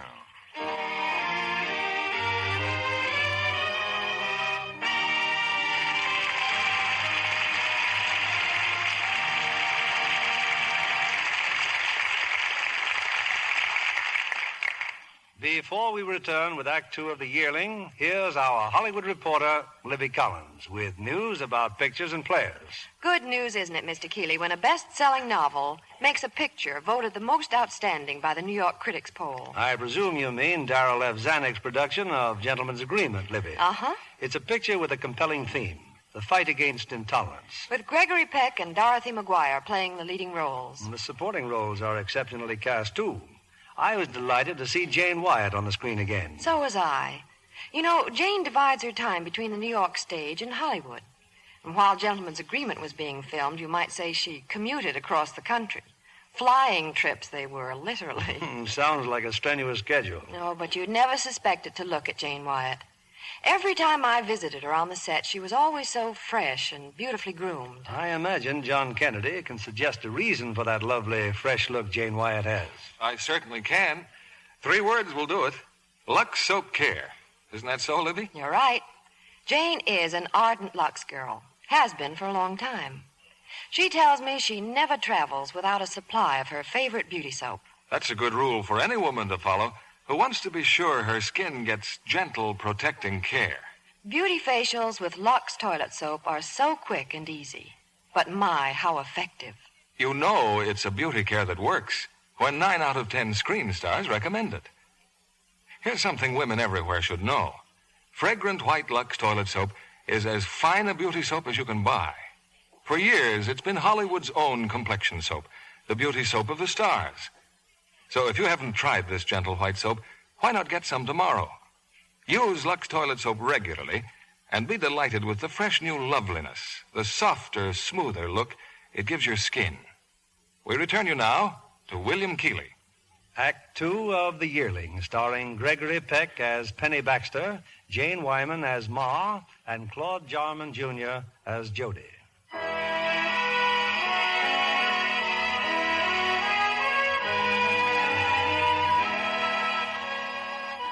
For 3 days, Penny and Jody have been off to town on one of Penny's rare journeys out of the wilderness. It's late afternoon now as the travelers return home. Their clothes ripped and torn, their faces more than slightly battered.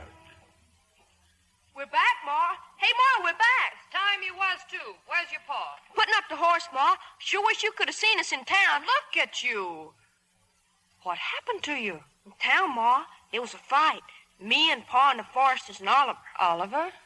Oliver Hutto? He's back from sea, Ma. He was in town seeing his girl. And the Foresters, well, they figured she was Lem's girl. Now, ain't that just fine? They was all piling on Oliver.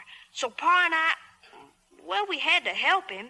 You sure that's what you fought about? Well, sure, Ma. It was a good fight, too. We lost. You sure that it weren't over that no-count dog that Pa got his gun for? I don't know why Pa should rear up at Lem. Pa told Dog the dog was worthless. My words were straight, son.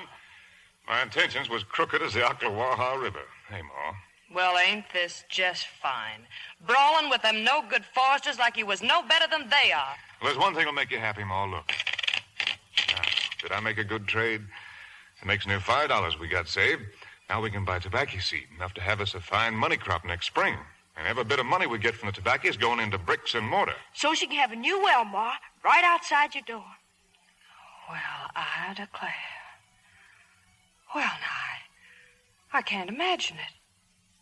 Having all the water I need right here. Not even caring if some slops over now and then. You can slop all you want, Ma. And being able to waste a whole bucketful just to cool myself with. Put the money in the pitcher, Ori. Well, I declare it'd be such a blessing it won't seem natural. Should have seen Jody in the store, Ma. He and storekeeper's little girl, holding hands. Pa, I weren't holding hands. If you say that again, Pa, I'll just die. Now, leave the boy be. I bet you didn't bring back half the things I ordered now. Open the basket, Ma. Come on, boy, outside. We best wash the trail off our faces. I never knowed a man yet that could be trusted. Where's my paregoric? Where? Now, if that ain't just like a man. Dress goods. Throwing away money on dress goods. Oh, I declare, men ain't got no more sense than... How much did this cost? You just tell me how much money you wasted on such foolishness. The next time you go to town, I'll...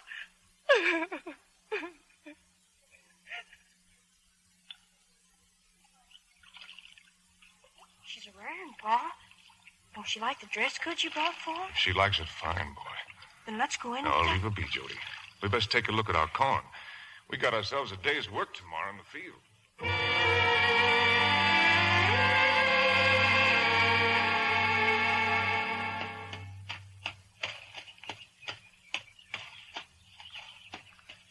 Ain't we plowed enough, Pa? Can't we rest for a spell? All right, boy, we'll rest. Pa, Father Wing claims he can talk to vultures. Don't know as if vultures have much I'd want to hear. Well, maybe if you used to tame one, it might make a pretty nice pet. Hey, we got company. Been admiring our corn, Ma? I ain't admiring nothing. You know why them hogs didn't come in last night? They was stole. Stole? They was baited. Look here, in my hand, corn. Sure enough, corn. Near the sinkhole. They come and took our hog's penny. Who has, Ma? That ain't hard to guess. Them fine friends of yours. The Forresters? Them black-hearted thieving no Go good... to the house, Jody. Fetch me my gun.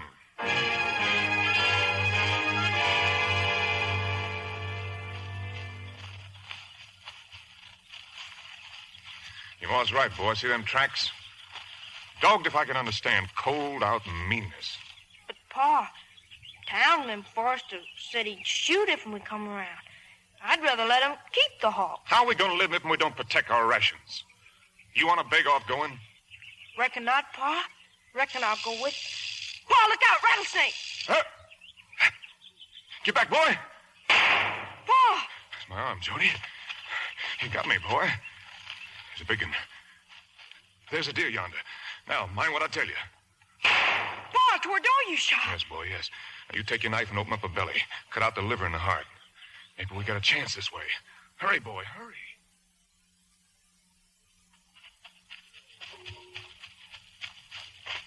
Here, Pa, done like you told me. Your knife. Give me your knife. There. Boy, you'll bleed to death. Well, I'd rather that than swell. I've seen a man die from snake bite. Do it hurt, Pa? Like a hot knife. Now, give me the heart, boy. The liver. Pa, the dough's got to fall. Can't be helped, boy. Now, listen. I got to try to make it for home. I hate to ask it of you, but you get on to the Forresters. Get one of them to ride for Doc Wilson. It's my only chance. Can you do it? I can do it, Pa. Now call out to them quick saying I'm snake bit. Before they chuck something or maybe start shooting. Yes, Pa. And you'll make it, Pa. You hear me? You're obliged to make it.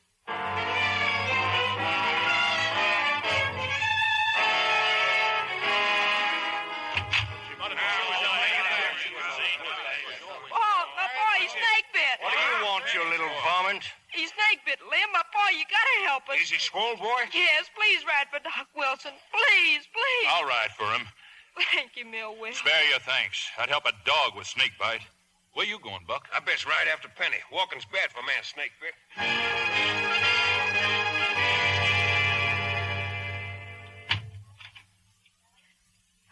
How's my pa? He's bad. Better stay here, Jody. Your ma's in there. Doc Wilson. Thanks for doing what you did, Buck, Millwell. Seem like we'll make it, Jody, and again seem he won't. Jody, how come you and your daddy was up on our road when he was bit? We's a-hunting our hogs. Sure. I wouldn't fret none over them hogs. I just got an idea they'll be home by sundown tomorrow. Yes, sir.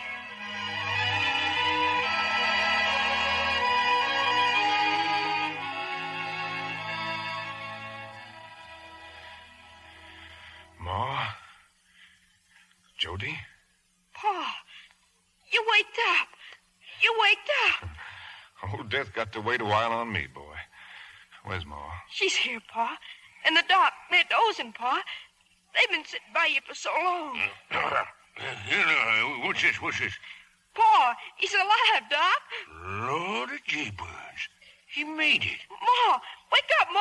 Penny, he's dead. Not by a long shot. He's pulled through. Oh, Penny. I could sleep for a week, Ma. That's just what I want you to do. Let's get out now and let the man alone. I best fix us some victuals. It's one near thing, Pa. You all right now? I think so, boy. I'm proud the way you done what was needed. What is it, son? Pa, you recollect that doe you shot? Can't never forget her. She saved my life. You recollect that little fawn she had, Pa? Most likely it's mighty scared and lonesome and hungry. Yes, boy. Won't take much to raise a little old fawn, Pa. We taken its mammy, and it weren't no ways to blame. Don't seem grateful to let it starve, do it? Pa, you figure I ought to go out and find him. Boy, you got me hemmed in. You tell your ma I said you was to go and get the fawn.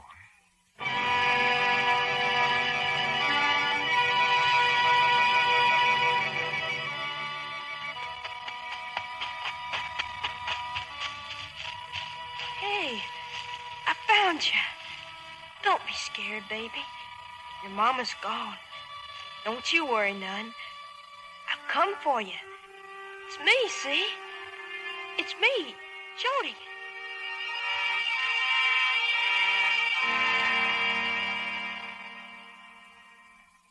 And you weren't scared of me, Ma. You was laying right where his mammy made his bed. Look at him, Ma. Look. I see him. It'll take milk for a long while. Don't know as I'd give my consent if I'd have known he was so young. Ori, I got one thing to say. The little fawn's as welcome in this house as Jody. It's his'n.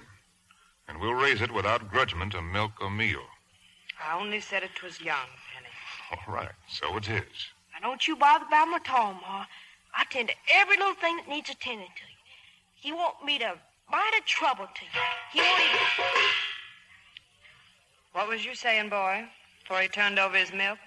He won't do it again, Ma. I'll teach him good. I'll learn him everything. Won't I, huh? Won't I?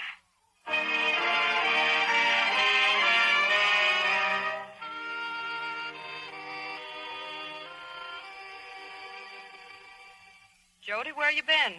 Just a rambling, Ma, at the phone. Ain't his eyes pretty, Ma? Ain't he got a cute foolish tail? Look at it. All deer's tails look the same. Want to pet him, Ma? You can. I ain't petting no fawn. Got a name for him yet, Jody? Can't think of one that's good enough, Pa. Why don't you call him Rover?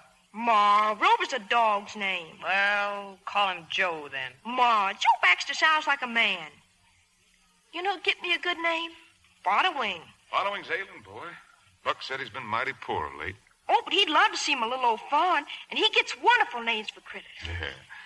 Following's got an ear for such things, the way some folks got an ear for fiddle music. Can I go see Following, Ma? Can I? Well, all I know is my voice don't mean nothing around here. Thank you, Ma. I sure like you, old Ma. Jody?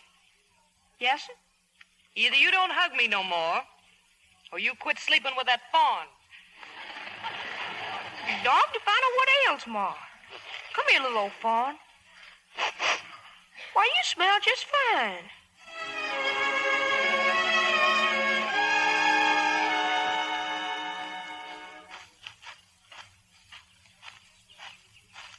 Hey, Jody. Hey, Buck. We come to see Following, Buck. Me and my fawn. See him, Buck? Ain't he cute? Ain't he something? Jody, best you go home, boy. Following is dead. But I come to see him. You come too late, Jody. I'd have fetched you if there'd been time. Wasn't even time enough to fetch old Doc. 1 minute he was breathing. Next minute he just warned like as if you blowed out a candle. Come on up to the house, boy. You can look at him if you like.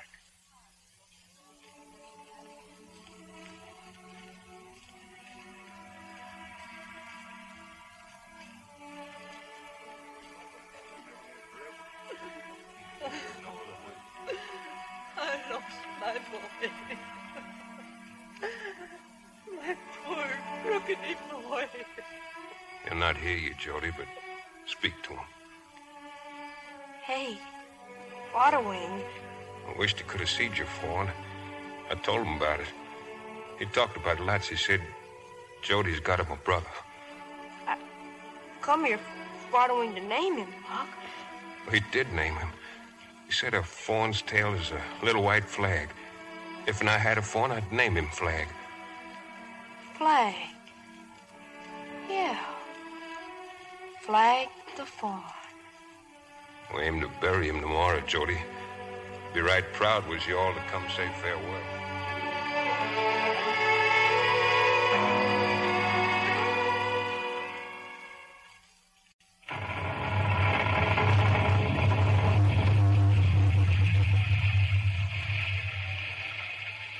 Over to the fireplace. Get in there, dog. Get in. What's all this? You can't leave the critters out in a storm like this, Ma. 2 dogs and a deer. Why don't you let in the cow and old Caesar horse and have everything to suit you? Ain't it nice in here, Ma? Hearing the wind and the rain. Us in here safe and cozy. Oh, get you dry now, both of you. Supper's waiting. Go on, Pa. What happened? Go off the tail. Well, sir, Uncle Miles looked at them 2 panther cubs, and he says, I'm going to catch me one of them. But he didn't have nothing to tote them home in. But Uncle Miles, being from Georgia, had on long underdrawers, so he taken them off, tied knots in the legs, and made them a sack. Hey, now. Now he put in the cub in it, and just as he's reaching for to put on his breeches again, here comes old Mammy Panther crashing out of the thicket. Jody, boy, fetch me my pipe. Oh, Pa, right in the middle of the tail. What you grinning at, Penny Baxter? Oh, nothing, Ma. I look all right? You look just dandy, sweetheart. Here, Pa. Thank you, boy. Well, sir, Uncle Miles, he lit out through that swamp and dropped the cub. And the old mammy, she gathered it up, drawers and all. But she's so close behind Uncle Miles, she stepped on a vine, and it tripped him and throwed him flat amongst the thorns and brambles. Oh, Pa. Now, Aunt Ma was a kind of muddle-minded woman, and she never could make out how Uncle Miles come home without his drawers on a cold day and his bottom scratched. But Uncle Miles always said that warn't nothing to the puzzling that Mammy Panther must have done over them drawers on her cub. Oh, Pa, you got all them tales in your mind and hardly ever tell them. I ain't much for dogs, but there was a dog once I'd taken a notion to. She had the prettiest coat. Hey, now, Ma's gonna tell one. So I said to the feller owned her, when she finds pups, I'd like one. He said, well, you're welcome, but you ain't got no way of hunting. I weren't yet married to your pa, Jody. A hound'll die, he said, if it ain't hunted. Is she a hound, says I? He says, yes'm. I said, then I sure don't want one, for a hound'll suck eggs. Well, now, that's a mighty exciting tale, Ma. You got any more like that? I might, if I think on it a while.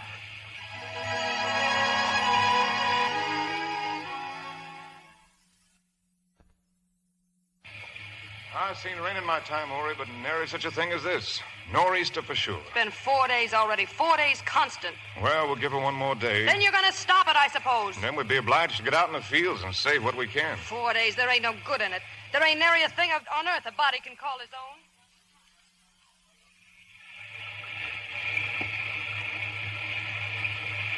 Here's the last of it, Ma. Last basket of corn. Close the door, Jody. Rotted. Most of them rotted. Our whole crop. Keep turning those ears, Jody, so they all get a mite of heat.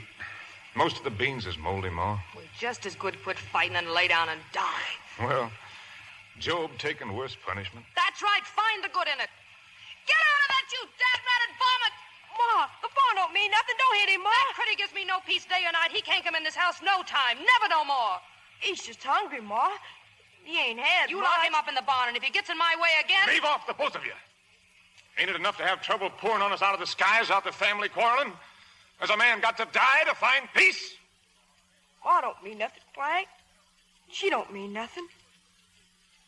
Rain. It seems like it's...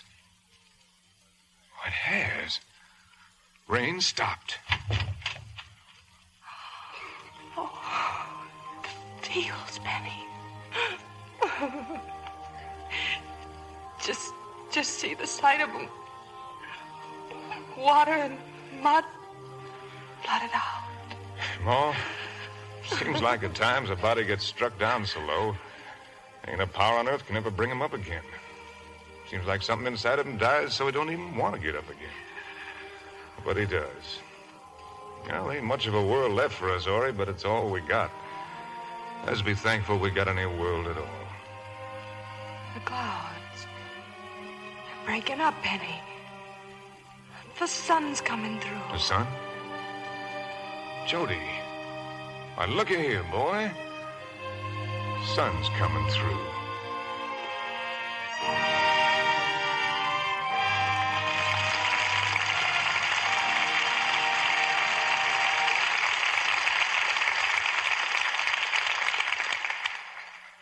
We pause now for station identification. This is CBS, the Columbia Broadcasting System.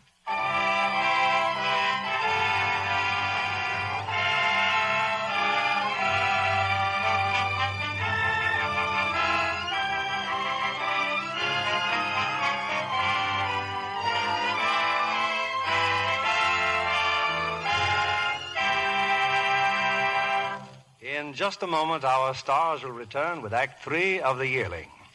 Meanwhile, we're happy to welcome as our guest tonight another distinguished actress from Metro-Goldwyn-Mayer, Miss Selina Royal. Miss Royal adds to a list of memorable screen parts her latest role in the picture from Sinclair Lewis's best-selling book, Cass Timberlane. And I imagine you're excited about the Hollywood premiere tonight, Miss Royal. I certainly am, Mr. Keeley. Well, not to see myself on the screen, but because it's a benefit premiere for the John Tracy Clinic. And destined, from all reports, to be one of the most brilliant openings of the year. Well, I sincerely hope the audience will like the picture. The studio gave us a wonderful play to work with. And a top-notch cast, too, not excepting present company. Oh, well, thank you, Mr. Keeley. I'm sure you're really thinking, though, of Spencer Tracy in the title role and Lana Turner in the role of the woman he loves and Zachary Scott as the other man. Lana Turner gives a remarkably fine performance, as always. Well, a fine performance is something you can expect from Lana, and beyond that, she has breathtaking beauty. More than ever as the leading lady of Cass Timberlane. Don't you agree, Mr. Kennedy? Well, there can be only one opinion about that. Lana Turner is simply gorgeous. And gorgeous is the word for her Lux complexion, too. Yes, peaches and cream describes it. And I know why. She depends on Lux toilet soap care, too.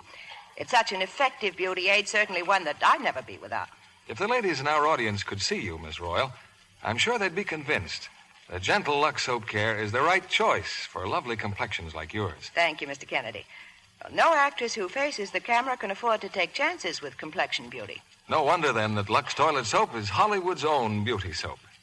This fragrant white soap really makes skin lovelier. Recent tests by skin specialists prove it. In actually 3 out of 4 cases, complexions became softer, smoother in a short time. So here's a beauty hint from Hollywood. To give skin fresh new loveliness, use the soap 9 out of 10 screen stars recommend. Get some fine white Lux toilet soap tomorrow. Here's Mr. Keeley at the microphone. Act 3 of The Yearling, starring Gregory Peck as Penny Baxter, Jane Wyman as Ma, and Claude Jarman, Jr. as Jody.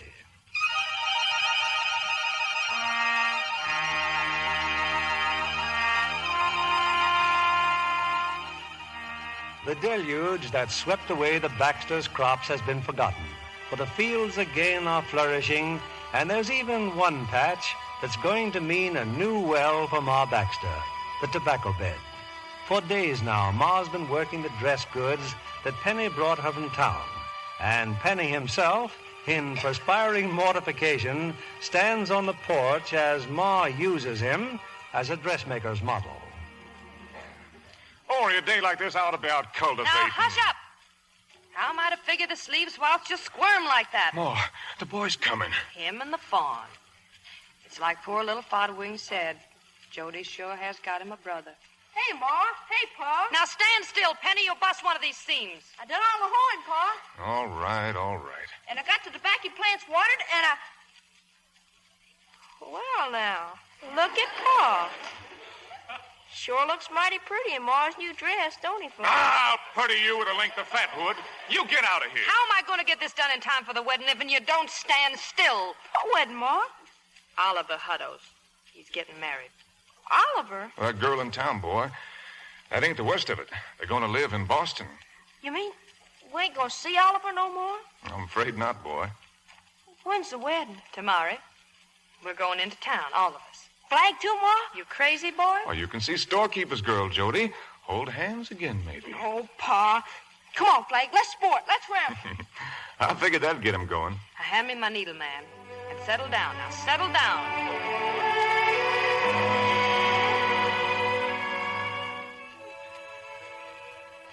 going away, Flag, to Oliver's wedding. You gotta be good, see? Take care of yourself. Look at you. You're sure getting big. Me now, I don't never aim to get married. But when you get a little bigger, maybe you're gonna want a doe. So someday I'll get you a doe. We'll all live together down by the glen. You like that, huh? Me living with you? We're gonna take care of each other fine. Just fine, Flag. Fine.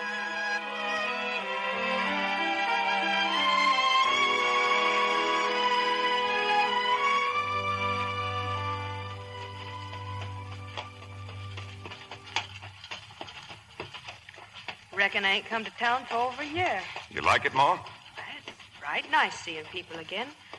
And the buildings and stores. My, how it's growed. Ma don't get out enough. I don't, and that's the truth. Why? How you do? Why, how do, Miss Saunders? How do, Miss Saunders? Oh, she won't recollect me. How do you do, Miss Baxter? How do? Well, I declare.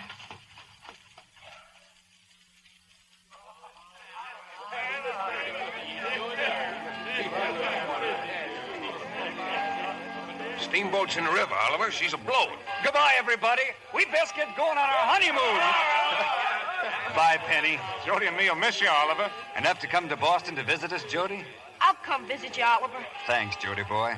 And thanks for sticking by me in the fight with these worthless friends of mine. Now look who's here. Storekeeper's daughter. Hi, Eulalie. Goodbye, Oliver. Goodbye, Twig.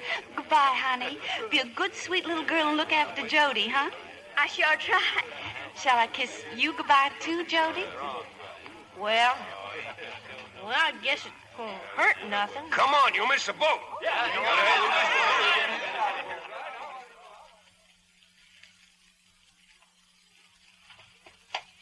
I vow you had the prettiest dress at the wedding, Nori. I sure had a time. I sure had a time. How about you, boy? I don't like folks going away, Pa. It's like they was dying, away following time. Well, that's life, boy. Getting and losing and getting. So you're going to Boston and visit Oliver? I don't reckon I will after all. I couldn't. I just couldn't leave Flag.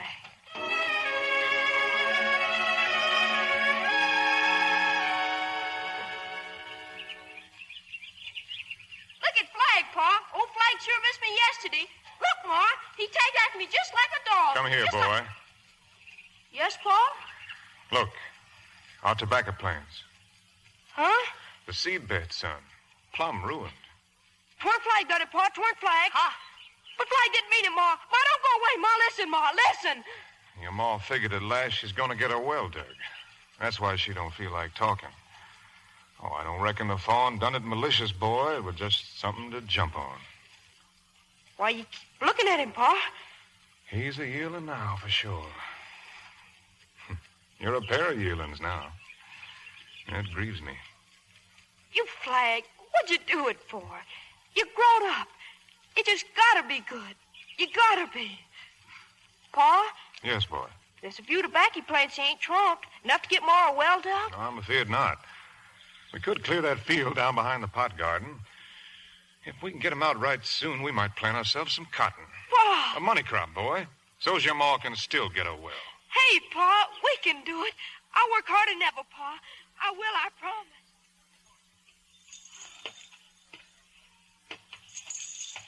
This is the last stop, Pa. Have I spaded her enough? I reckon, son. That chain around her good? She's good, Pa. Now stand clear, boy. Now get up, Caesar. Get up, boy. That stump ain't budging. Come on, Caesar. Get up. Pa!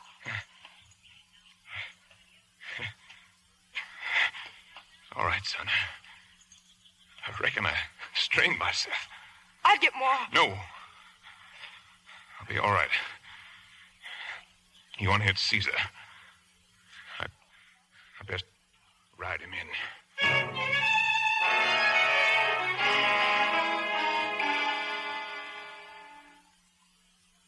How is he now, Ma? He don't never know when to quit. He's strained his innards for sure, boy. Right bad, I guess. Ah, please to hush, Ori. Jody, if it so happens I ain't up for a few days, Think you can take charge around here? I can take charge, Pa. Cowpeas and Needhorn, I best watch corn for cutworms. And keep the deer out of the fields? I'll keep him out, Ma. Pa, you get a good sleep. Gotta get your strength back. All right, son. Night. Night, Pa. Ma, I reckon you best get to bed, too. What's that? I said you best get to bed. Now, Mr. Impudent Big Mouth, you just get to your room. Yes, ma'am. Some people getting mighty important around here. Yes, ma'am. Night, Ma. Night, son.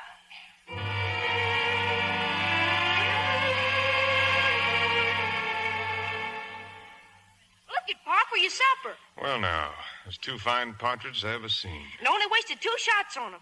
I'm taking charge all right, ain't I, Pa? Everything's come along just...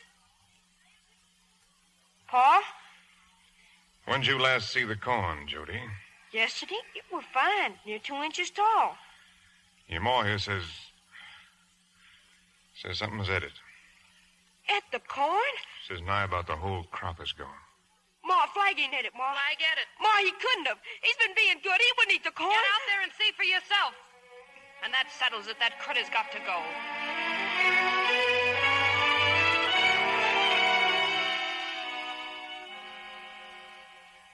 Well, boy.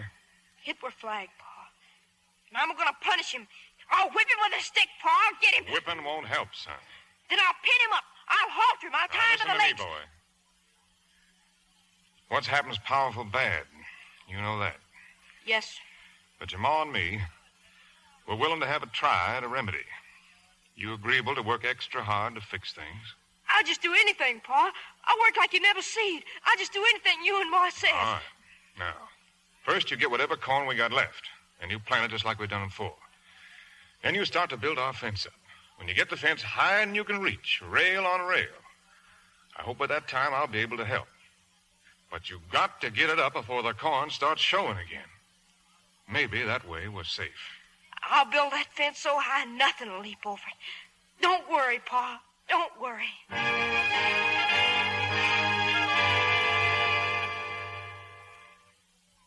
Last evening, Jody, when you and Ma come in and tell me you got the fence built, I was that joyful. But all that work and all them hopes for what? He got out again, didn't he? Flag. He must have jumped over, Pa. All our corn's ate up again. Jody, come close to me. You know we depend on our crops to live. We can't go on having them destroyed, one after the other. And you know there ain't a way in God's world to keep that wild yearling from destroying them. Yes. I'm sorry. I can't tell you how sorry.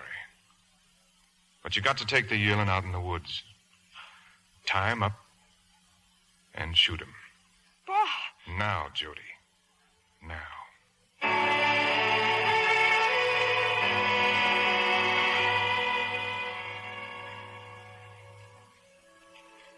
It ain't no use, Flag. I done took you all the way to the forest. Figured Buck take care of you, maybe.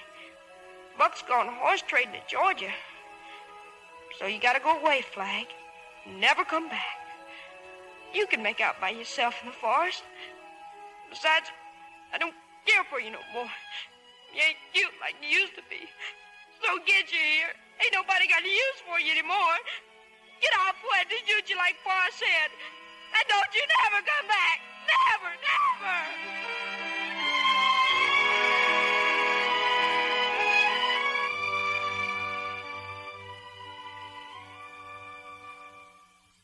The yearling's back again, ain't he?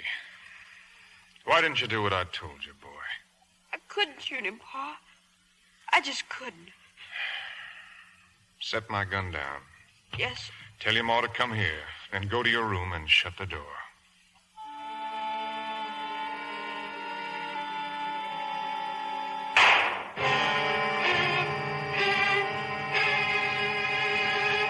I didn't mean to hurt the critter, but I can't shoot straight. You know I can't. Jody, take the gun from your ma. You got to finish him, boy. You got to put him out of his torment. You done it on purpose. You always hated him. You went back on me. You told her to do it. I hate you. I hope you die. I hope I never see you again. Take the shells and do like I say.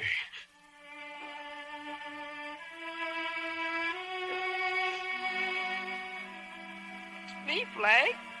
Me, Jody. Won't hurt no more. I gotta do it. I gotta.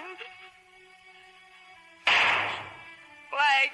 Now I'm gonna run away. I ain't never coming back. Ever.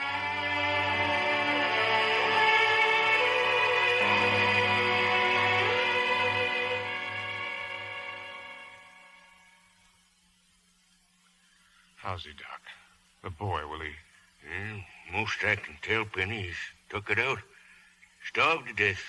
Eaten up by swamp gnats. Where's son's he been? He run away. 8 days he was gone. Rivermen found him most 100 miles downstream. He'll be all right another week. Fill him up with soup and give him with poultices. I'll stop by again one of these days.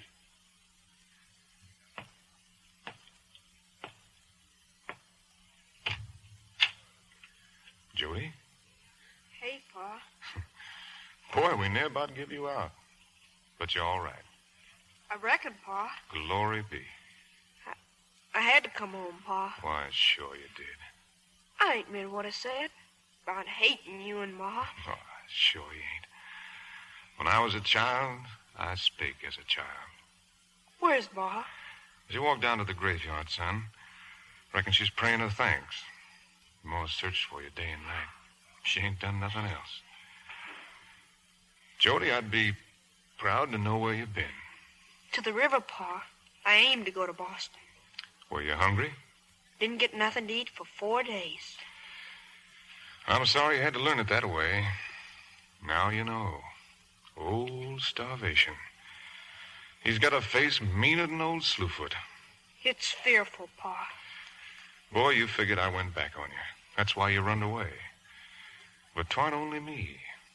'Twarn't only your yearling deer happened to be destroyed. Life goes back on you, boy. Yes, sir, I reckon. I wanted life to be easy for you. Easier than 'twas for me. A man's heart aches seeing his young'un face the world, knowing he's got to get his insides tore out the way his was tore out. I wanted to spare you as long as I could.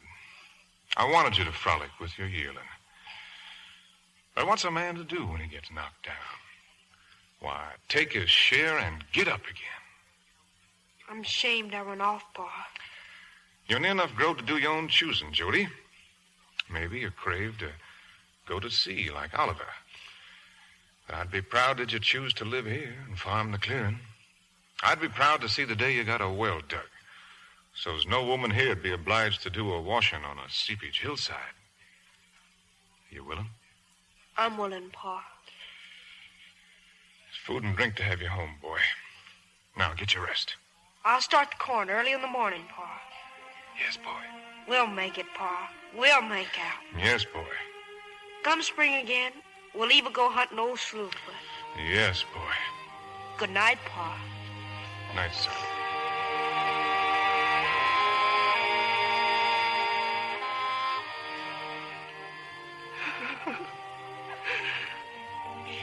He's back, Penny. Our boy's back. He come back different, Ma. He's taken the punishment. He ain't a yearling no longer.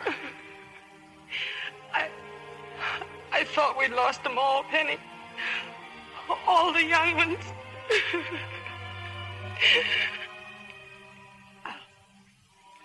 I'll go see him. Go on, Ma. Ma? That you? Jody boy. Oh, you get some sleep now. Night, Ma. Night, son.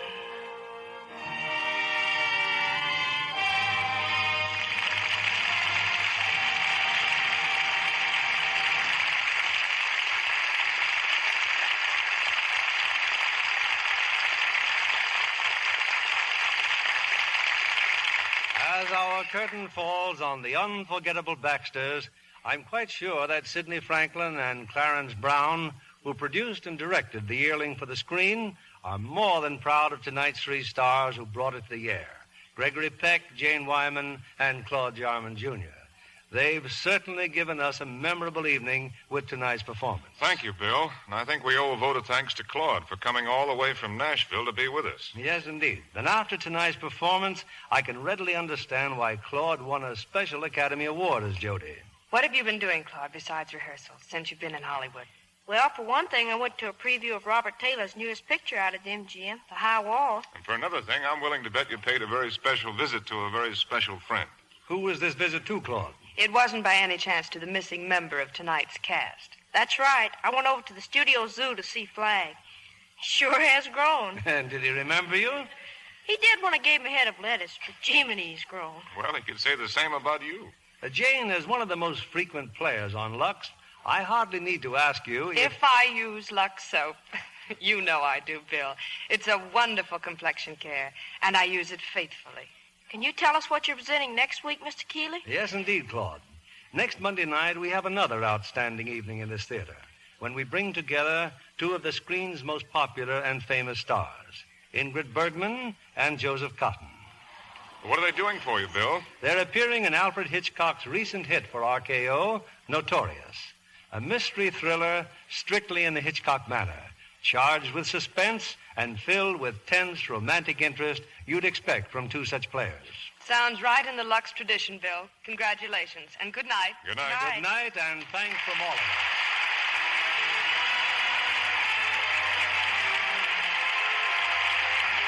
Lever Brothers Company, the makers of Lux Toilet Soap, join me in inviting you to be with us again next Monday evening when the Lux Radio Theater presents Ingrid Bergman and Joseph Cotton in Notorious. This is William Keeley saying good night to you from Hollywood.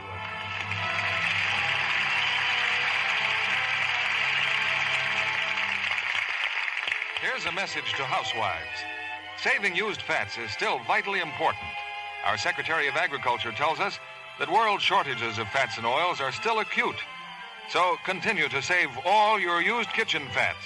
Your dealer will pay you for every pound you turn in. And remember, many dealers now pay higher prices. Jane Wyman appeared through the courtesy of Warner Brothers, producers of Voice of the Turtle. Heard in our cast tonight were Jimmy Ogg as Fodderwing, and Gwen Delano, Ira Grossell, Larry Dobkin, Norman Field, Bill Johnstone, Barney Phillips, George Neese, Eddie Marr, Ann Carter, Noreen Gamil, and June Whitley. Our music was directed by Louis Silvers. And this is your announcer, John Milton Kennedy, reminding you to join us again next Monday night to hear Notorious with Ingrid Bergman and Joseph Cotton. Pepsodent won by 3-1. Yes, in a recent survey, families throughout America compared new Pepsodent toothpaste with the brands they'd been using at home. By an overwhelming average of 3-1, they preferred new Pepsodent with Irium over any other brand they tried. They said new Pepsodent toothpaste tastes better, makes breath cleaner, makes teeth brighter. Yes, with families who made comparison tests, Pepsodent won by 3-1.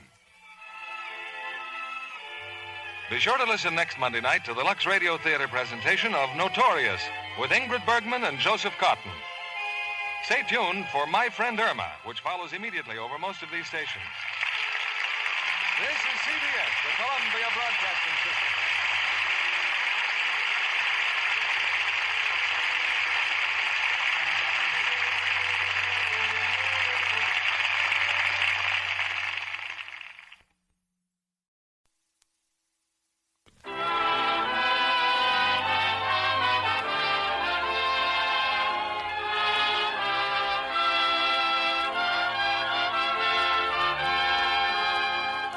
The Radio Theater brings you Gene Tierney and Vincent Price in Dragonwyck. Ladies and gentlemen, your producer, Mr. William Keeley.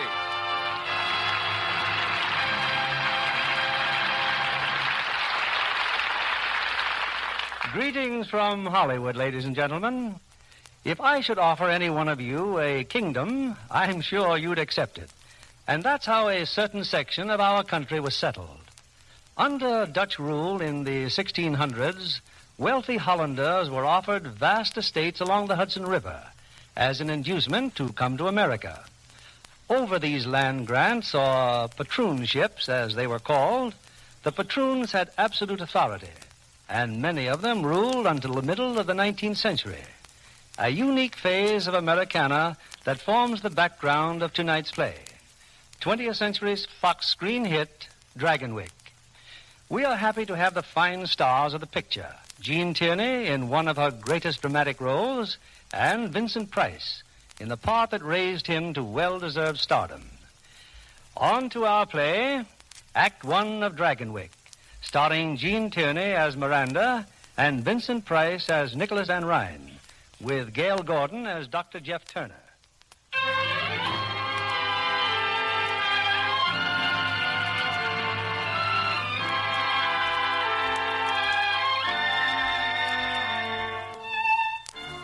New York City, 1844. In the suite at the ultra-fashionable Astor House, Elfram Wells and his daughter await the arrival of a man they've never met. Oh, I never had such a dinner in my life, Pa. Imagine Mr. Van Ryn ordering all that food just for us. Wasteful extravagance is what it is. And how did he know what I wanted to eat? But there was everything you could possibly want. Everything is what no man should ever want, Miranda. Yes, Pa. We'll drink our coffee later. And renting these rooms for us. I just don't understand such a man as Nicholas Van Ryn. But what is there to understand? He wrote to us inviting me to live with his family at Dragonwyck. After all, we are related. So distantly as to matter not at all. We've never even met him. Then why do you feel so suspicious, Pa? Because the wealthy affect an elegance that is against the word of God. Because he is a patroon. I'm a Yankee farmer, and we're as good and maybe better than any Dutchman on the Hudson River. Oh, of course, Pa. But there's no harm in my being a companion to his little daughter if he and his wife so wish it. I gave you my consent, however foolishly. And you're going to Dragonwyck. I want you to read with me, Miranda. Hand me my Bible. Yes, Pa. I will sing with mercy and judgment unto thee, O Lord, will I sing. I will walk within my house with a perfect heart. I will set no wicked things before mine eyes. I will not know a wicked person. I had no wish to interrupt. I am Nicholas Van Ryn. Please continue. Him that hath a proud look will not I suffer. Mine eyes shall be upon the faithful of the land. But he that worketh deceit shall not tarry in my house.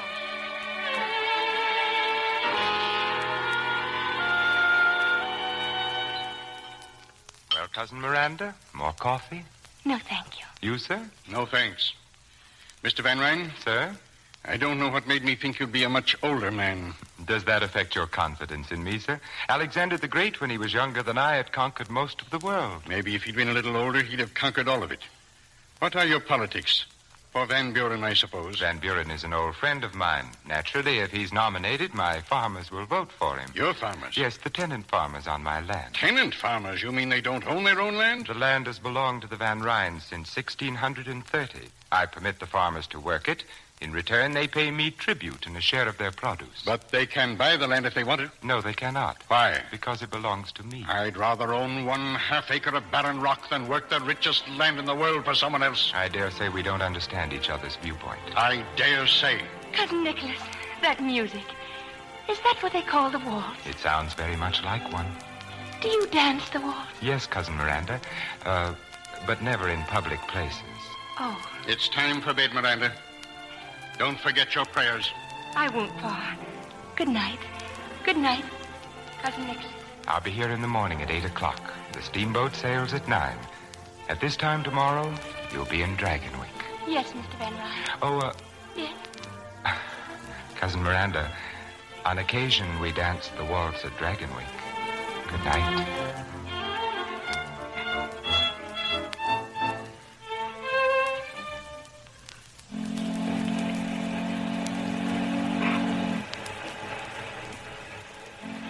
Cousin Nicholas. Oh, Cousin Nicholas. I just saw it. I saw Dragonwyck. Oh, golly. It's like a great castle. All alone on a mountain. Oh, how can you sit there so quietly? But why not? I should think that seeing Dragonwyck would be more thrilling to you than to anyone. Nothing could be thrilling that is shared with so many other people. Oh, tell me about Dragonwyck. How many rooms are there? I've never counted them. And lots of servants. I've never counted them either. Oh, your bonnet. Do you mind if I keep it off just a moment? The breeze feels so wonderful against my face. The breeze must feel very wonderful indeed with a face as beautiful as yours against it. Come, Cousin Miranda, I'd better see about your luggage.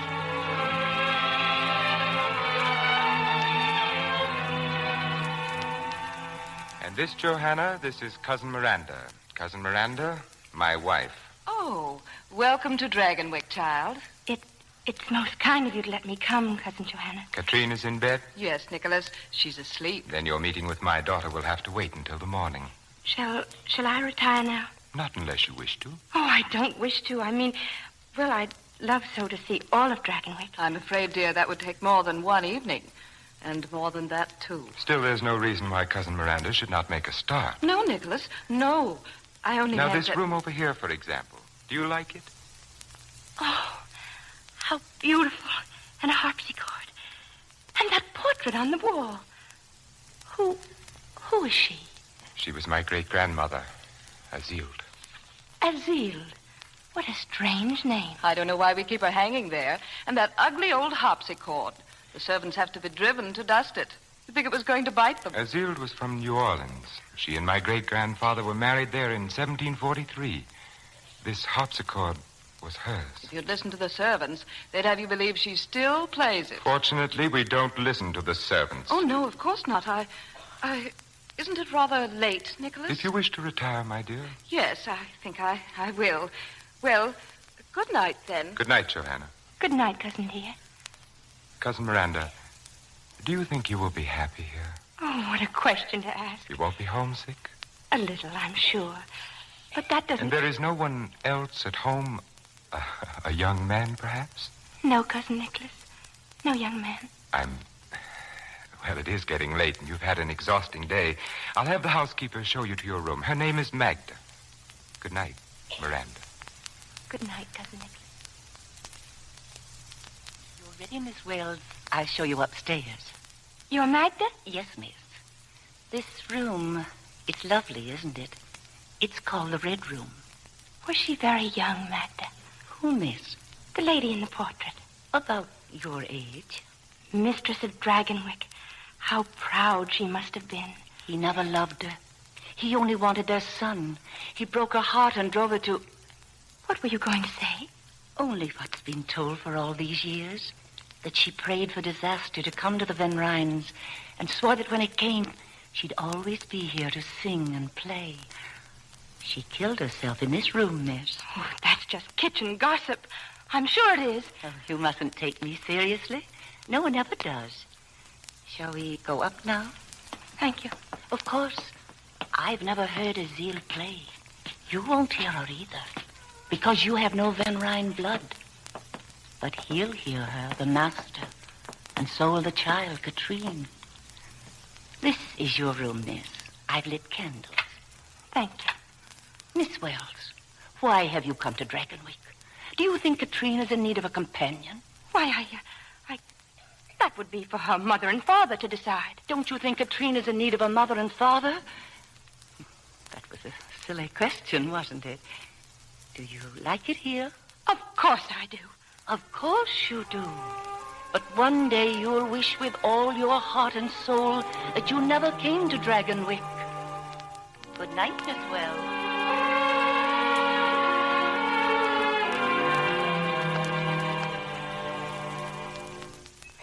Well, Katrine, that's enough studying for today. Just think, it's 3 whole weeks I've been here. I'm glad you're my teacher. I'm glad too, dear. Papa's kind of like a teacher to you, isn't he? He's been very kind and helpful, yes. What's he like? Your father? Does he like me? Katrine, your father and mother both love you very much. I don't love them, I only... Look, a carriage. That must be the de Greniers. And the Count's such a funny-looking little man. A Count? Coming here? Oh, yes. By tomorrow, the house will be packed with people. Papa always has a 4th of July ball for the river families after the farmers have their kermesse. A ball? Everyone will want to dance with you, Miranda. Oh, golly, I hope so, Katrine. But what did you say the farmers did? Kermesse? What's that? It's like a carnival. And then in the afternoon, Papa sits in a chair under a tree, and the farmers bring him their tribute. I see. Miranda, We could go to the Cometh if we hide. But why must we hide? Papa doesn't want me to be seen with those people. Then we'll not go, of course. Oh, but it's so much fun, even just watching. They dance, they have games. We'll see, Katrina. Maybe if we just watch, well...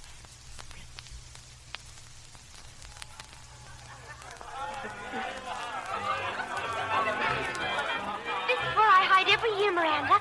Sometimes after Papa leaves, I stand at the carousel. We shouldn't have come. It's wrong to disobey. Hello, Katrine. Hello, Dr. Turner. Oh, I didn't know you were with someone. This is Miranda Wells. How do you do, Miss Wells? How do you do? Pa sent her all the way to Connecticut to be my companion. Oh, whereabouts in Connecticut? Near Greenwich. But that's all farm country. Haven't you ever met anyone off a farm, Doctor? Not at Dragonwyck, no. Well, this seems an odd sort of place to watch the Cometh. We're not supposed to be here. We're hiding from Papa. Oh, I see. But don't worry, I'll keep your secret. Oh, may I have the honor again, Miss Wells? Why, yes, if you like. You're sure it won't be too unpleasant? That's a very strange thing to say. I'm afraid it isn't. The patroon and I don't get along very well. In fact, the first thing I've ever known us to agree on is bringing you here. I think that was a fine idea. Why doesn't he like your father, Katrine? Because Papa doesn't like him either. Why not? Papa never says why not. But I think it's because... Hide, Miranda, hide. They're coming. Who's coming? Papa and the Count of Grenier. They won't see us. I think we could even get closer, Katrine. But why? All the fun's going to stop now. When Papa comes, that's when they pay him the money. I still think that I'd like to see it. Well, all right, then. Come this way, Miranda.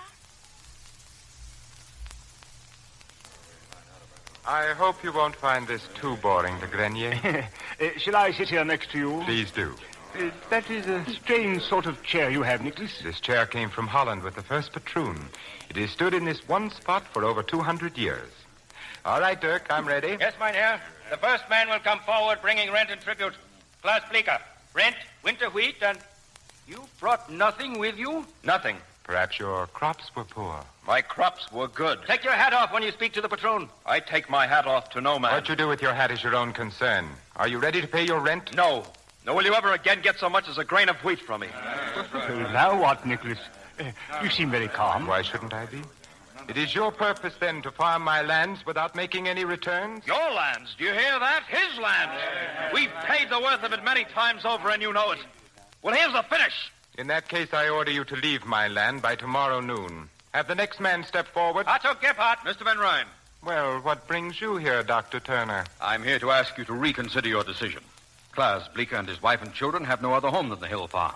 Where will he take them? That, I would say, is Klaas Bleeker's concern. Gebhardt? Yes, man here. Empty-handed, too. Have you a reason? You know the reason. It's his birthright as a free citizen. These men are not alone. The anti-rent movement has swept the whole of New York State. Take your head out of the sand, Van Ryn, and help solve this problem peacefully. Because it's got to be solved peacefully or not. Well, speak up, Otto. I'll bring the rent and tribute tomorrow if that will suit. Tomorrow, then. Will the rest of you men step forward, please? I have something to say. No, man, no! I'm tired of listening and talking. I say an end to this here and now. Drop that knife, Bleeker. Kill him! Nicholas, look out! Who will Bleeker you? Well, Dr. Turner, I suppose I must regard what you just did as an effort to save my life. Klaas lost his head. None of us means violence. Dirk, you will have Klaas Bleeker placed under arrest. As for you, Doctor, I suppose I must thank you. If Klaas had killed you, it would have done these men infinitely more harm than you can ever do alive. Don't thank me. As you wish it. I shall say a few words about what has just happened, and they will be my last. Dr. Turner's efforts to incite anti-rent rebellion have been well known to me for many months now. Believe me, gentlemen, my welfare does not depend upon you. Rather, you depend upon it. But my rents and tributes and my responsibilities are hereditary, the symbols of a way of life to which I have been born and in which I shall continue to live. I shall never relinquish my position. I will be here tomorrow, and so will you, with rent and tribute. Good day.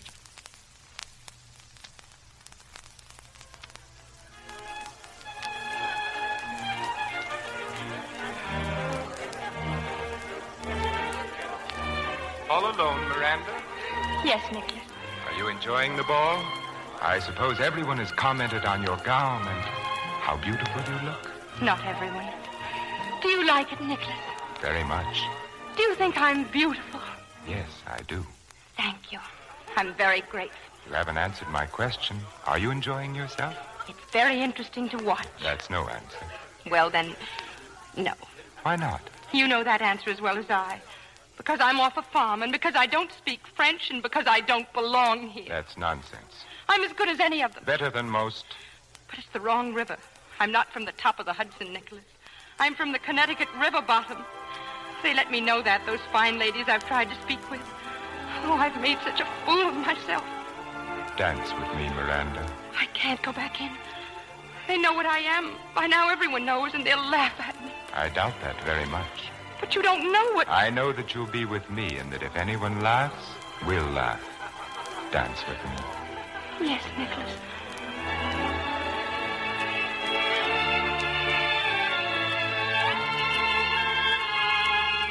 They're looking at us, Miranda. They're watching us dance. And they're not laughing, are they? No, they're not laughing. Then I shall.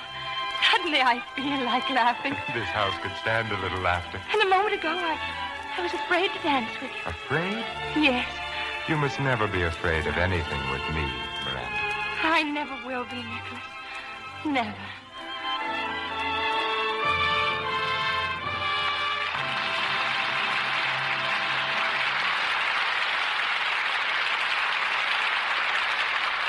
Our stars, Gene Tierney and Vincent Price, will return in Act Two of Dragonwyck in just a moment.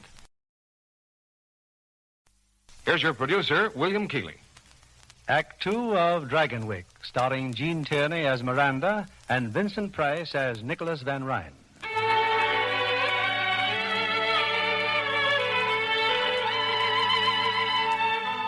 In the weeks that have passed, the wealth and abundance of Dragonwyck have been to Miranda Wells like a beautiful dream. But now a pall has fallen over Dragonwyck, for Nicholas's wife, Johanna, is ill.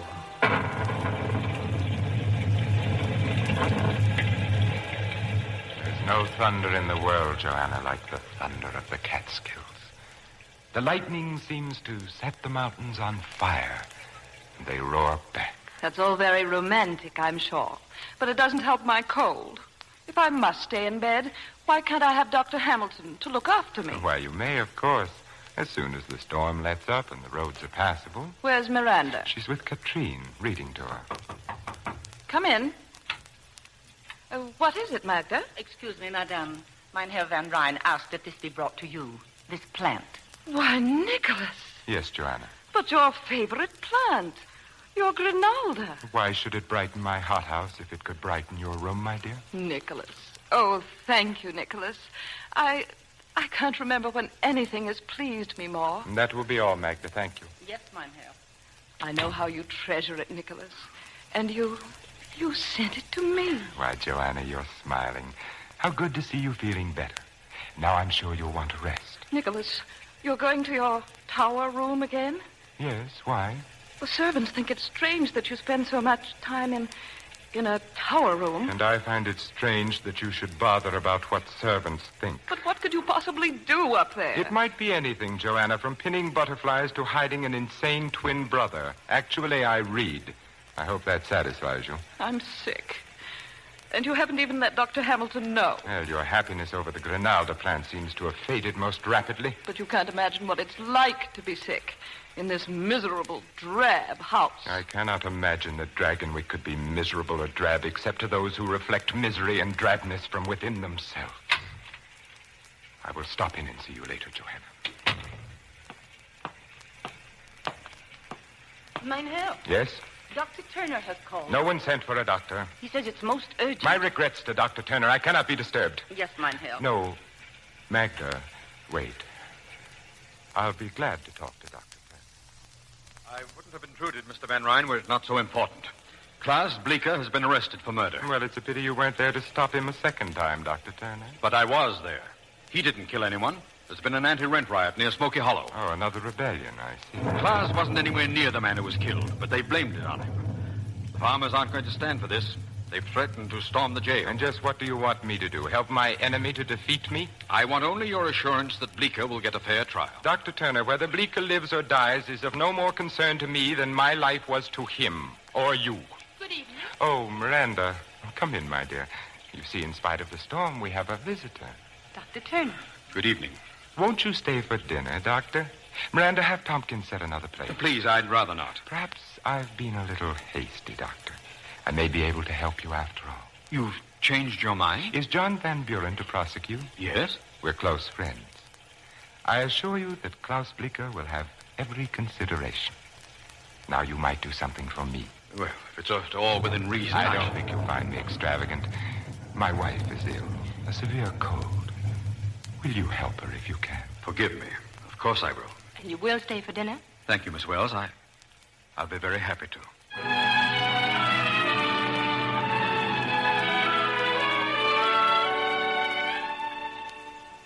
And a lighter diet might help, Mrs. Van Ryn. Soup, boiled eggs, less pastry and sweets. That's nonsense.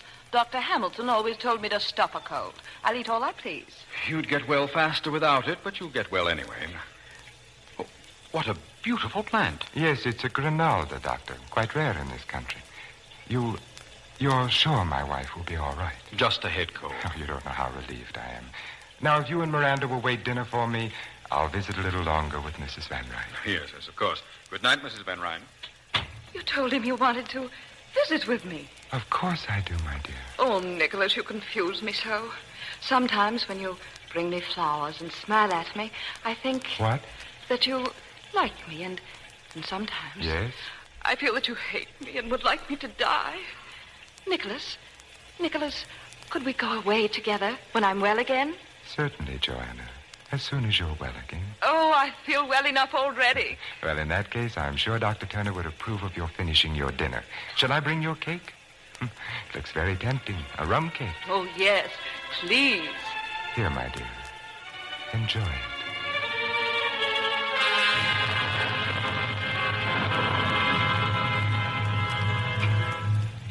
You're being very silent, Dr. Turner. I was just thinking. You know, it's funny. The day we first met, I thought we'd have very much in common. But the way it's worked out, frankly, right now, I don't think you have the slightest idea what to talk to me about. Would you care for some sherry wine, Doctor? No, thank you. I believe I'll... Oh, forgive me for taking so long. We fell to reminiscing, Joanna and I. We should dine at once. This way, Doctor. The storm is still raging. Don't think of going back to the village, Doctor. You'll stay overnight. Oh, no, really, We'll I have to... consider all objections overruled. Of course you'll stay.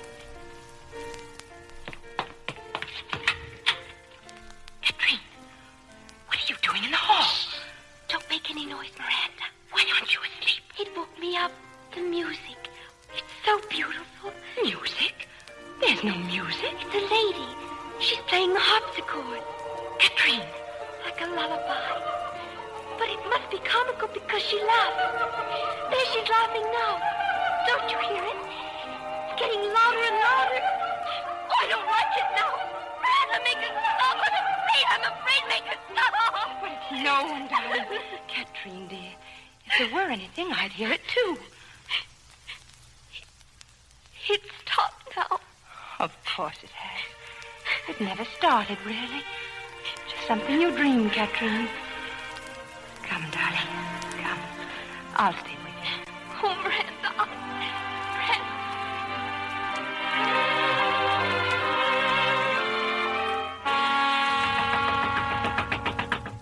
Yeah? Who is it? It's the housekeeper, Doctor. Mrs. Van Ryn. She's very sick, sir. Oh, please come, please.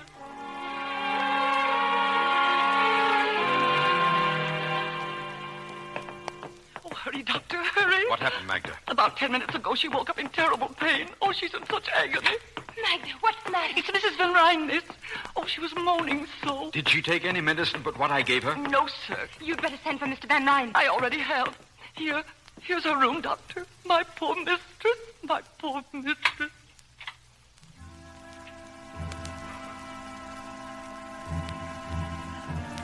Mrs. Van Ryn. Mrs. Van Ryn. What is it? What's happened? Joanna. Mr. Van Ryn, I... Your wife is dead.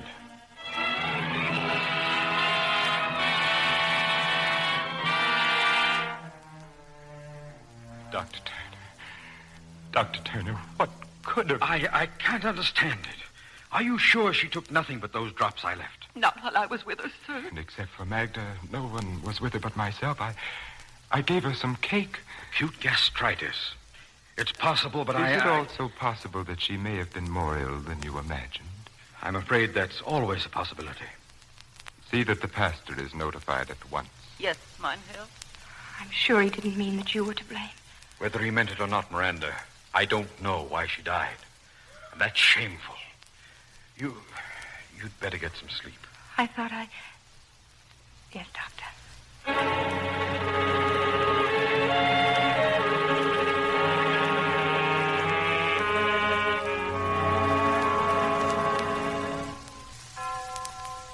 Nicholas, please, you must get some rest. Do you hear that bell, Miranda? I remember how it rang when Joanna and I were married. She said it was a heavenly bell that would ring for us until death. But we were never happy, Miranda. Never. Nicholas, you must... Oh, our life together was tolerable enough until Katrine was born. And then we knew that Joanna could have no more children. That there would be no more Van Ryns after me. That I would be the last. I wish I knew something that I could say that would help you. I want to so much. Nicholas, you must have faith. Yes, I intend to. I must not feel that my life is finished, and I won't. As long as you are with me. The bell has stopped now. It must be nearly dawn. Miranda, you have known as well as I that we were inevitable. Out of all this world, why should you have come to me and no one else? You knew it the instant our eyes first met. And you know it now. You have no right to say that.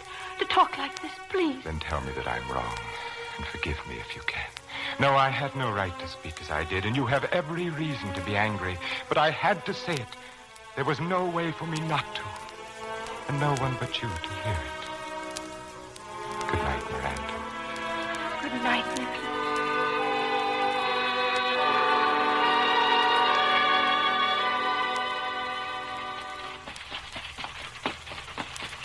Whoa there, whoa.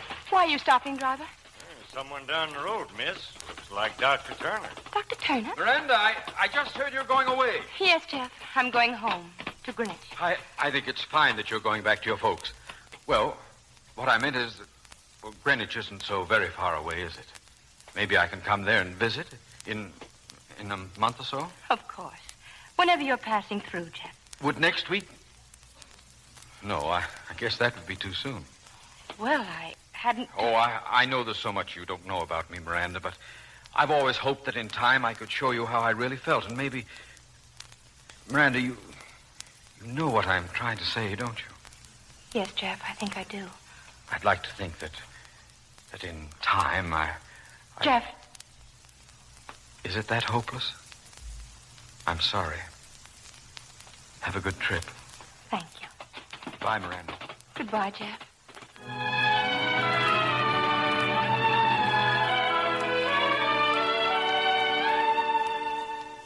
Miranda? Yes, Pa? How long is it since you came back home from Dragonwyck? I don't know, Pa. Months. Yes, months. And something's been wrong with you ever since. Nothing's wrong. I promised your mother to get to the bottom of this, and I'm going to. I haven't seen you smile since the day you drove in here in that fancy carriage. You've been no more one of us than if you never came home at all. I'm sorry, Pa, if I've upset everyone. It's because your home's not fine enough now, because we're not fine enough. That's not true. It has nothing to do with that. Ephraim! We're in here, Ma. Oh, Ephraim, a message. It just came from the village. Who's it from? Well, I don't know. I didn't open it. See if you can talk some sense into her, Ma. I just can't. Oh, Miranda, dear, it's just that Pa loves you. We all love you, and it hurts us so to see I'll you. be concerned if this don't beat all. Well, what is it? Nicholas Van Ryn is in Greenwich. He's coming here this afternoon. Here. On a matter of the greatest importance, he says. Oh, at last. At last. Huh? What in Tunket could he want? I don't know, Pa. I'm only hoping. Hoping.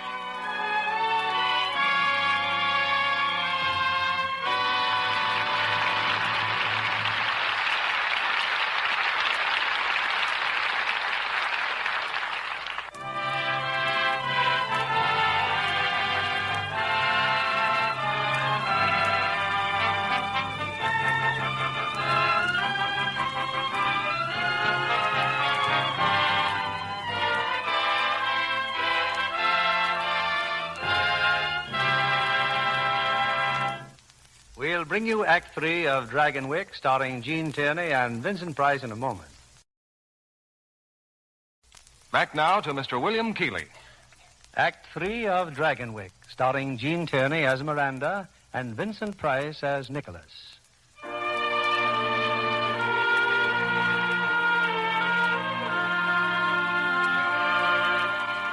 They returned to Dragonwyck a few weeks later.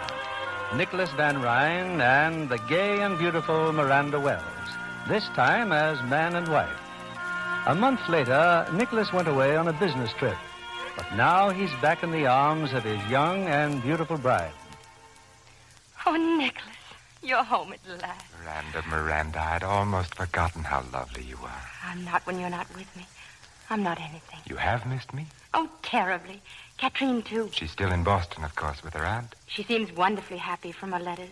She wants to stay, go to school there with her cousin. An excellent decision. But, Nicholas... I'm very selfish, my darling. I want only you at Dragonwyck. Only you. Oh, I beg your pardon. I didn't know... Oh, Peggy, this is Mr. Van Ryn. Was it anything important? Well, it was just to remind you they ate none of your breakfast this morning. Please, let's not talk of food. Well, you'll eat everybody your lunch, or there'll be quite a bit of talk. Tell me, Peggy, why do I ever put up with you? I don't know, ma'am, but you'll eat your lunch just the same. And who is that? Her name is Peggy O'Malley, Nicholas. I've engaged her as my personal maid. Your maid? That untidy little creature? She's not untidy, Nicholas. And her lame leg's no fault of hers. She's had a miserable life. Well, that's the strangest recommendation I've ever heard. She's bright and willing and good to me. And, Nicholas, I want her as my maid. I shall have Tompkins give her some extra money and a good character. It's so little to ask. Please, Nicholas. Deformed bodies depress me, Miranda. How dare you say that? How dare I? You speak as if her crippled leg were a weakness on her part rather than God's will. We'll agree, then, it is God's will. Now tell me the plans for the Kermesse ball. Oh, I saw Madame Duclos in New York. She'll have your gown ready in plenty of time. I shan't need a new gown, Nicholas. Why not? Because we can't have a ball without people. Everyone is declining our invitation. It's because of me, Nicholas. Because you married me. Miranda, you are Mrs. Nicholas Van Ryn. You will be with me wherever I am, always. Yes, Tompkins? Luncheon is ready on the veranda, sir. Thank you. Nicholas. Yes? Sometimes I think that you're friends, that we... That we what? I think about the night Joanna died. It was so soon after. Perhaps we should have waited to decide. In the hope that our gossip-mongering neighbors would be more approving? I don't care what they think, Nicholas. It's just that we know, and so does God. Miranda, I've never heard you speak so childishly before. Do you believe there's a God snooping on human behavior, punishing all violations of the pastor's latest sermon? I believe that God has put a sense of right and wrong within all of us, Nicholas. And that when we do wrong, no matter if no one else knows, we do. Yes, my dear. Now, sit down. Luncheon looks delicious. Nicholas, you do believe in God. I believe in myself, and I am answerable to myself. I will not live according to printed mottos like the directions on a medicine bottle. Would you like me to say grace? That won't be necessary. Then I shall mix the salad dressing. I can't stay here. I can't. Miranda!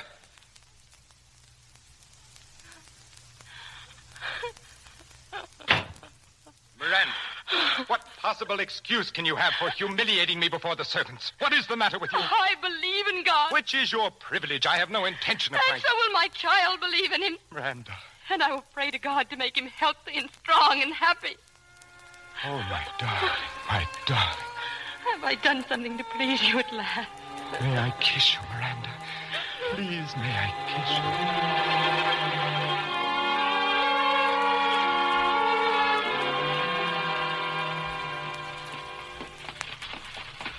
I was sorry to interrupt your meeting with the farmers, Dr. Turner, but... Well, we hardly expected you, Mr. Van Ryn.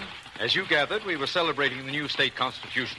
The farmers may now buy the lands they've been working. I came on a still more important mission. You have not seen Mrs. Van Ryn of late, have you? No, I've not seen Mrs. Van Ryn for months. She is about to have a child. I need your help. Dr. Williams is there, but Williams is a fine He's doctor. a fool. I beg of you to help her. She's in danger? I don't know that she... Doctor, nothing must happen to my son. I'll do what I can.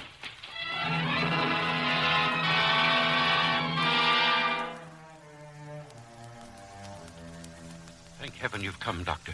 I think Van Ryn would kill me if anything went wrong. But that's nonsense, Dr. Williams. Is it? When I tried to resign from the case last week, he had me locked in my room, watching me all the time through those icy eyes of his. About Mrs. Van Ryn. She'll have her child before evening. Everything's quite normal. Then why did he send for me? The child.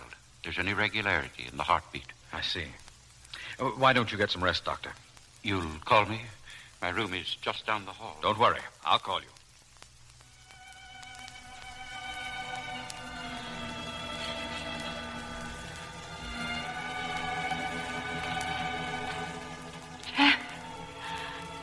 Jeff, is that you? Yes, Miranda. I don't know whether to believe this or not. You'll take care of me now.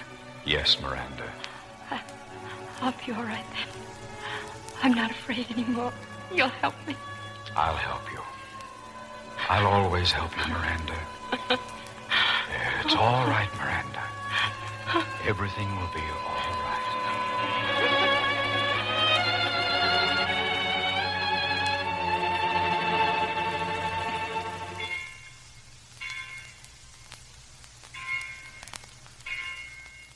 Why do you look so sober, Dr. Turner? This is a day of joy. My son has been born. There's something you must know, Mr. Van Ryn. Your son is not well. I can't tell you how sorry I am.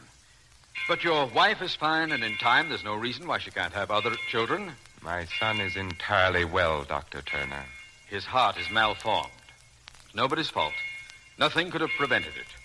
It's just a tragic accident that he won't live. There's a carriage waiting to take you to the village. You will never believe anything you don't want to, will you? And there'll be no need for you to see Mrs. Van Ryn again. If you'll excuse me, Doctor, the pastor is waiting. My son will be baptized tomorrow.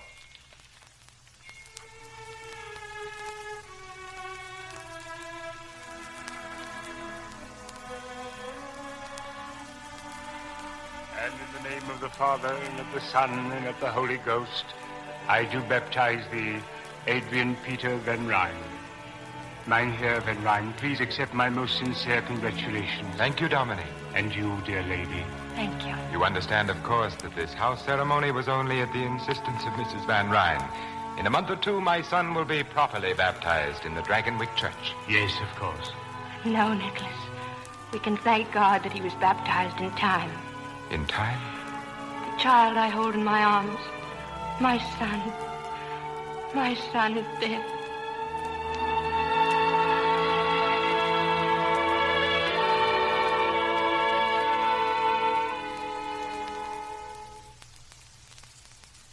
Is that you, Peggy? Yes, Mum.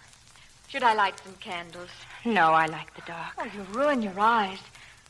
How long has he been up there this time, in the tower room? A week, maybe more. Oh, ever since the baby. I'm sure it isn't very pleasant for him, Peggy. Oh, and what is it for you? Shut up there for days on end without a word or a sound. Peggy. Yes, ma'am. I'm going up to him. Oh, not alone. Don't be silly. Oh, I'll not let you go up there alone. No, don't, please. I'm afraid. I'm afraid.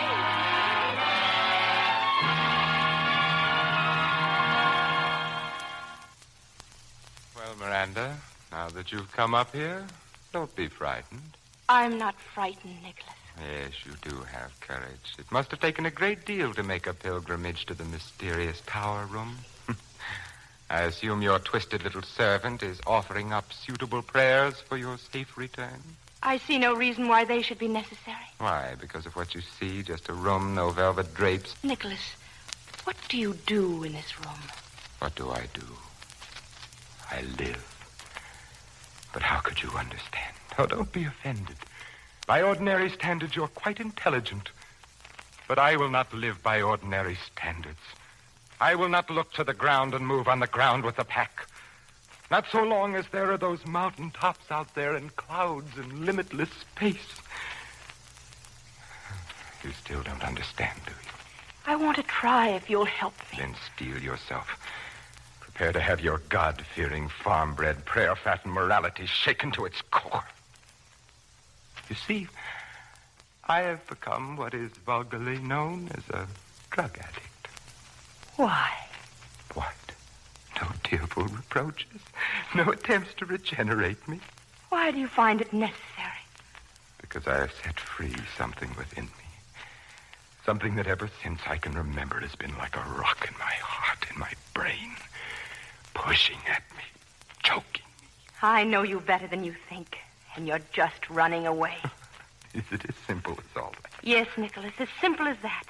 When you've come up against something unpleasant that you couldn't change, like the rent laws. Or the death of my son. Oh, a son. Get out of here. I want to help you. I don't need to be helped. Help me, then. Please don't shut me out like this. Let me be unhappy with you and happy again. Let me be part of you. Let me love you and love me, too. That's how she would talk. Joanna. And Joanna is dead.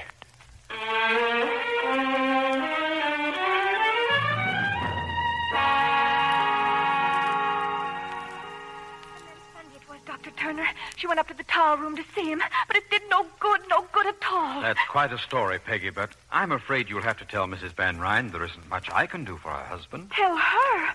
Well, she doesn't know I've come to see you. It isn't him I'm worried about. It's her. I'm afraid for her. Afraid of what? Well, I can't say right out, sir, but, there's a blackness in that house, and in him. Oh, you've got to take her away. What makes you think she wants to go? Whether she wants to or not. You can't leave her there to be hurt and hurt again, not knowing what she's done wrong or how to do right. Happy as a child because he so much as sends a plant to her room and... A plant? What sort of a plant? Something that grows in the hothouse, sir. Grimald, I think she said. Come on, Peggy. I'm going to Dragonwyck now.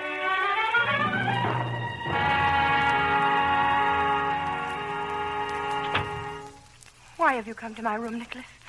What do you want? Inasmuch as this is my house, must I explain my presence in it? Of course not. Forgive me. I'm just so tired. Yet I cannot remember you more beautiful than you are now. Your strength, your grace, your unexpected look of quality. It would be a pity if you were not to have another child. That's a matter of the Lord's will. Oh, yes, the Lord. The Lord who giveth life and also takes it away. Why did he take away my son's life? I have no way of knowing that, Nicholas. Why do you suppose you are here, Miranda? By the Lord's will or by mine? What you are is the reflection of what I wanted you to be. Now, you do look frightened. What are you thinking? I'm thinking of Johanna. Why? I don't know. Nicholas, what is it? Do you hear something? What? Nothing. It's nothing. It's just the wind through the trees. There is no wind tonight. There is, or a creaking board somewhere. It's not important. It's stopped now. But I didn't hear anything. Neither did I. But you did, and you still do. It's from the Red Room. The harpsichord. Azil. Stop it, Miranda. Then Stop Catherine did hear it that night when Johanna died. And you must have heard it, too. And you must have been listening the night our little son... I never believed it, really, but now I do. Nicholas, where are you going? Nicholas!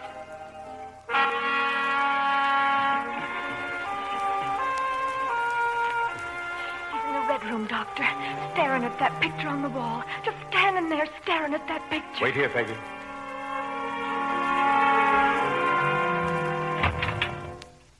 Good evening, Mr. Van Ryn. What? Oh, Dr. Turner. Summoned in the best heroic tradition by the faithful little cripple. And have you an army of farmers armed with pitchforks lurking in the garden? No, that fight's long over and you lost it. But Peggy seemed worried about you. Do I look as if I needed medical aid? I can't diagnose from appearance alone. You've become more careful, Dr. Turner. I can recall when your diagnoses were less thorough. I've learned a lot since then. For one thing, I've made a careful study of plant life. I would think human life more important. Jeff, what are you doing here? About to discuss plant life with your husband. I assume you've thanked him prettily for the lovely plant in your room? I don't understand. He understands. Your late wife's bedroom, Mr. Van Ryn, the night she died. I was never able to forget that plant. At first, I thought only that it was very beautiful. I've learned since it was also very deadly. Nicholas, what does he mean? The plant contains a glucoside, similar in action to digitalis, but much more toxic. How shrewd to have a doctor on hand that night you asked me to dinner. And weren't you lucky, Mr. Van Ryn, that I wasn't a better doctor?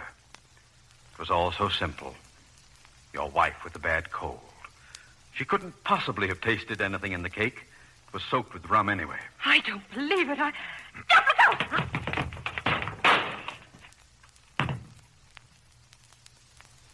Pick up his pistol, Miranda. I suggest that you stay here, Mr. Van Ryn. Don't try to leave Dragonwyck. If you do, even your friend, the prosecutor, will be quite helpless to aid you. Nicholas. Let me alone and get out.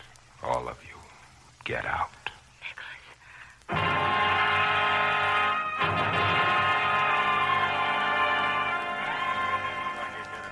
There he is, sitting in the patroon's chair, just like he did at the kermesse. Hold up your lanterns there.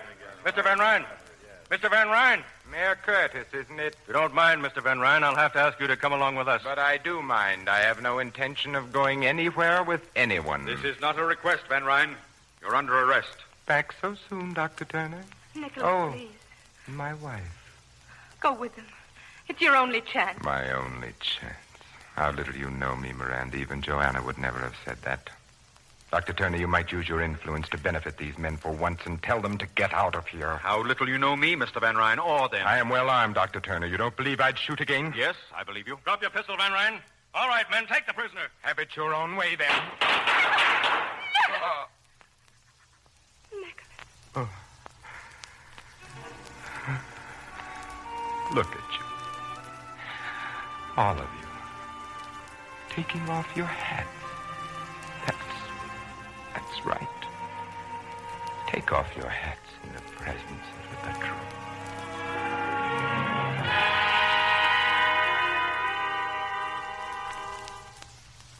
And now you're going home, Miranda, leaving Dragonwyck. You could ride to the boat landing with me, Jeff. I'd like nothing better, except that I'd have to ride back here alone. Is that all you're taking with you? It's all I brought with me from home, except a black dress. The way you just said home, as if you never had any other. Have I? Ever?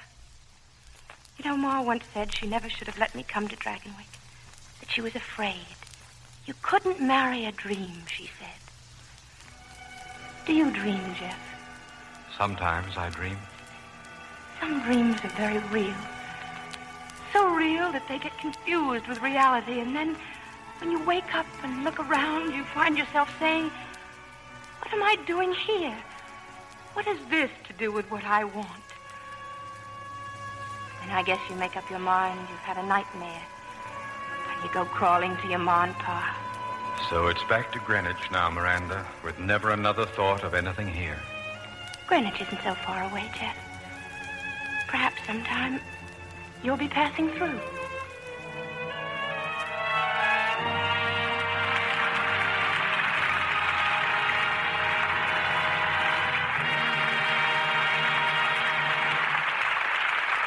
Here's Mr. Keeley with tonight's stars. As every producer knows, truly fine actors in a truly great play are surefire box office. And that's what we enjoyed tonight, with all our thanks to Gene Tierney and Vincent Price.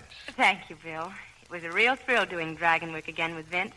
Although I must say he makes a somewhat awesome patroon. You know, Gene, that title has always bothered me. I keep mixing it up with platoons, paltroons, doubloons, pontoons. And Looney Tunes. Thank you. Speaking of patroons, I wonder how many of our audience know that Vincent Price is one of Hollywood's most loyal patrons of the arts. Well, Bill, I've always been interested in painting and encouraging young painters. And you're a very talented painter yourself, Vince. Mostly out of curiosity. How do you mean, curiosity? Well, when I start a painting, I never know quite what it's going to be. And when I'm finished, I always wonder what it is. Do you go in for painting, Gene? All I know is the primary colors. Stop and go. I'd say Gene's forte is motion pictures. Good night. Good night, and come back again soon.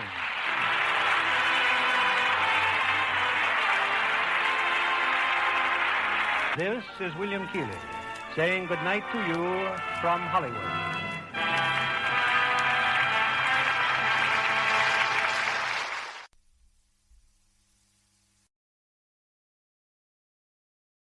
Lux presents Hollywood.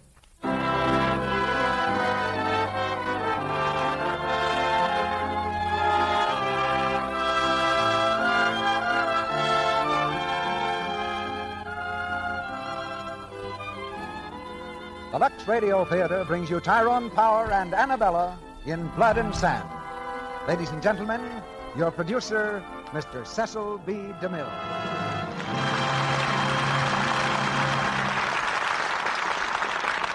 Greetings from Hollywood, ladies and gentlemen. In Brooklyn, it's baseball. In Spain, it's bullfighting. And bullfighting inspires the same fierce passion in every true Spaniard that baseball inspires only in a fan from Brooklyn. Though one of the most popular matadors of modern times was born in Brooklyn. But the fact that a matador flirts with death at every pass of his cape makes the bull ring the most dramatic arena in the world. And the most dramatic story of the bull ring is tonight's play, Blood and Sand. Twice in the memory of most of us, Blood and Sand packed the motion picture theaters of the nation. The first time, the star was a young man named Rudolph Valentino. A few months ago, when 20th Century Fox made the picture again, Tyrone Power threw the matador's cape about his shoulders. And once more, audiences thrilled to this tempestuous drama of life by night and death in the afternoon. Tyrone Power is our star tonight, and with him we present the lovely and charming Annabella. This is a love story. The love story of a boy who fights his way from obscurity to fame, and of a girl whose loyalty never wavers when gold and glory throw a shadow over love. If you saw Blood and Sand on the screen, you'll remember its dramatic use of color. Color is always box office, on screen or off. And where color is concerned, so is Lux Flakes. In filming Reap the Wild Wind recently, I had a company down in Charleston, South Carolina, where the townspeople obligingly turned back the clock for us about 100 years. We had the costumes, and they wore them in front of the camera. Costumes of the gayest, most elegant days of the Old South. Lovely, but a problem. For costumes do get soiled, and washable color had to be kept fresh for Technicolor cameras. But our problem was easily solved with Lux Flakes. And to give you a rough idea of the size of the job, during Reap the Wild Wind, we used more than 1,000 large boxes of Lux Flakes. An item for the budget, of course, but we actually saved money by guarding the color values of the costumes. And now for the romance and excitement of Spain, as the curtain rises on the first act of Blood and Sand, starring Tyrone Power as Juan Gallardo and Annabella as Carmen.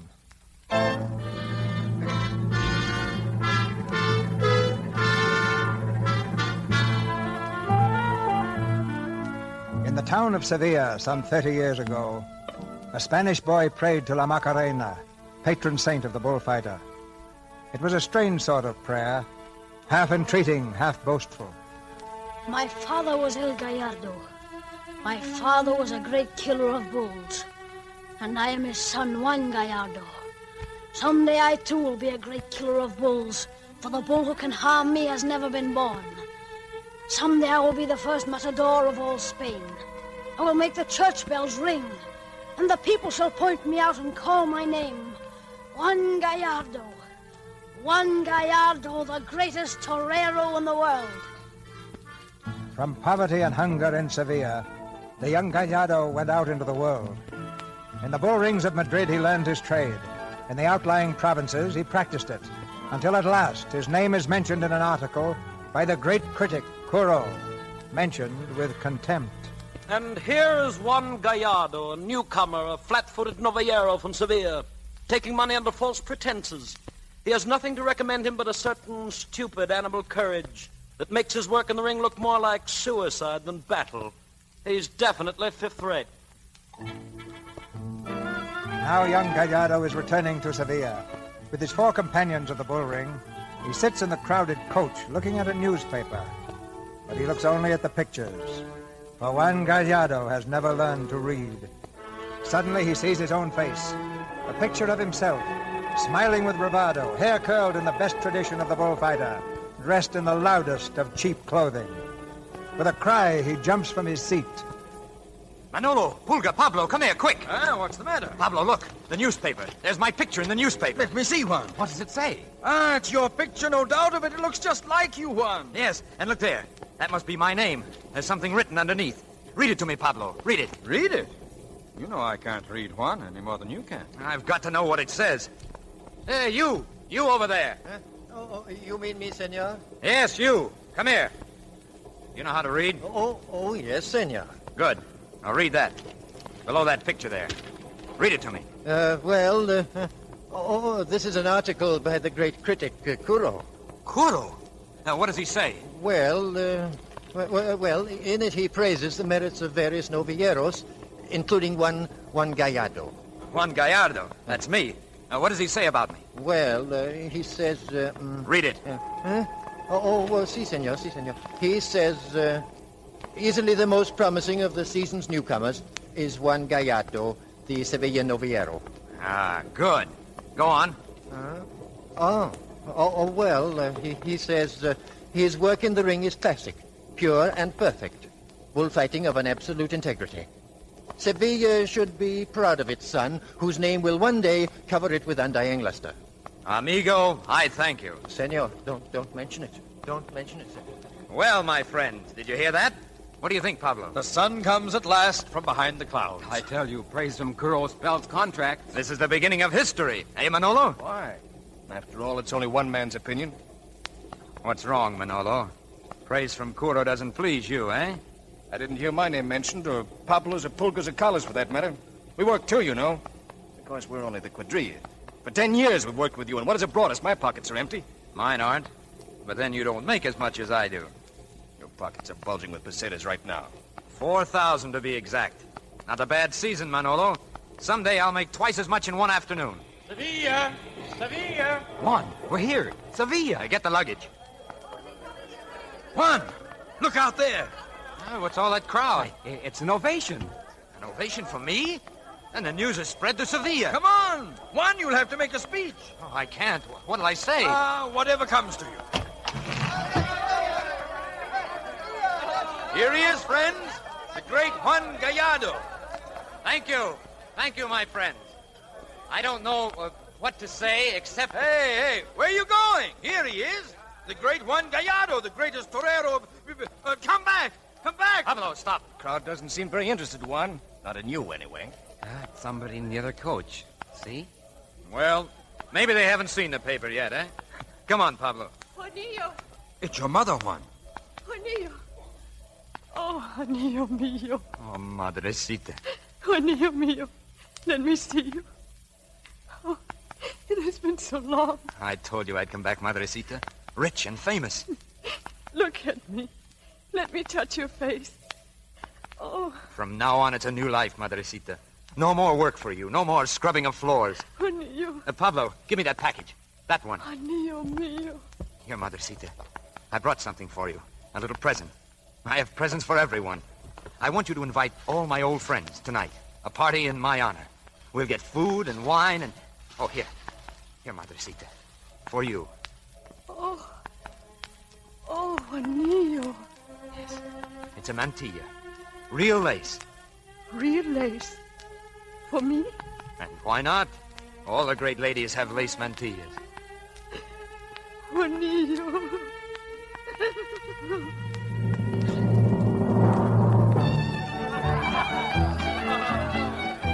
Have a good time, everybody. Well, what have we got here? The two longest faces in Spain. Why aren't you two dancing? Your sister will not dance, Juan. Why not? Encarnacion, why don't you dance with Antonio? I don't feel like dancing. What's wrong? Antonio, you tell me. Your sister and I have been engaged now for 4 years. Each year we've been planning to get married, and now we should be married. Well, that's all right. What's stopping you? Antonio's been let out of the saddlery shop. How much will it take to open a shop of your own, Antonio? Well, I should say, not less than 2,000 pesetas. It's all settled. You're in business. I mean, you mean you will... Of course. It's a wedding present. And I hope the first one's a boy. Oh, Juanillo. Juan, I can't thank you. I'll make an announcement. Oh, yes. Stop the music. Stop the music there. Senores, I have an important announcement to make. The marriage of my sister Encarnacion to Antonio Lopez, which will take place as soon as possible.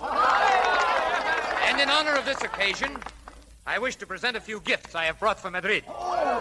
Here's one for Lorenzo Rodriguez, Angelina Marcos, Senora Mayarda, Elena, Fernando, Mateo, Enrique, Humberto. And that's all. No, there's one more package. Who is that for? No, please, I'm sorry, but This last gift is a secret. It's for somebody who's not here yet. Music there, music. Oh, yes, music. Juanillo, Yes, Madrecita? the last gift, the great secret. Who is it for? I can't tell even you, Madrecita. Then I will tell you. If it is for Carmen Espinosa, she still lives at the ranch outside the town. Thank you, Madrecita. Good night. Don't be too late, Juanillo.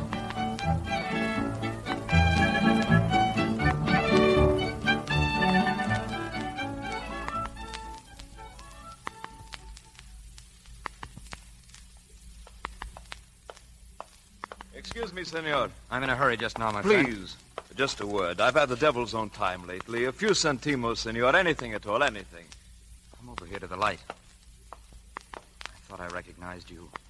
You are Garabato. Correct, amigo. The great Garabato, the greatest matador of them all. I regret to say I'm still alive. I thought you'd retired, gone to the country and bought a ranch. I left the ring as I came into it, without a centimo. You remember me? Juan Gallardo. I live here. Gallardo? Of course. You are in the ring now, too. Have things been going good for you? Oh, I've had a good season. I look forward to a better one. I suppose your quadrilla is... Yes, it's full up just now. But I've had a lot of experience. My whole life's been spent in the ring. I know all the critics. I'm sorry. Then perhaps you could use a servant, a sword handler, a dresser. Very well. Why not? Come and see me in the morning. Senor. Here. Get some food. Oh, senor, I thank you. I kiss your hand, senor. Good night, Garabato. In the morning, then. In the morning. Thank you, senor.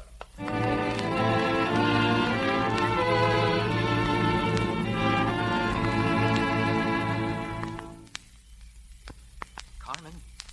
Carmen. Come to the window. Carmen. Who is it? Who is down there? Carmen. It's Juan. It's Juan Gallardo. Oh, Juan! Juanillo! Come in the house. I'll be right down.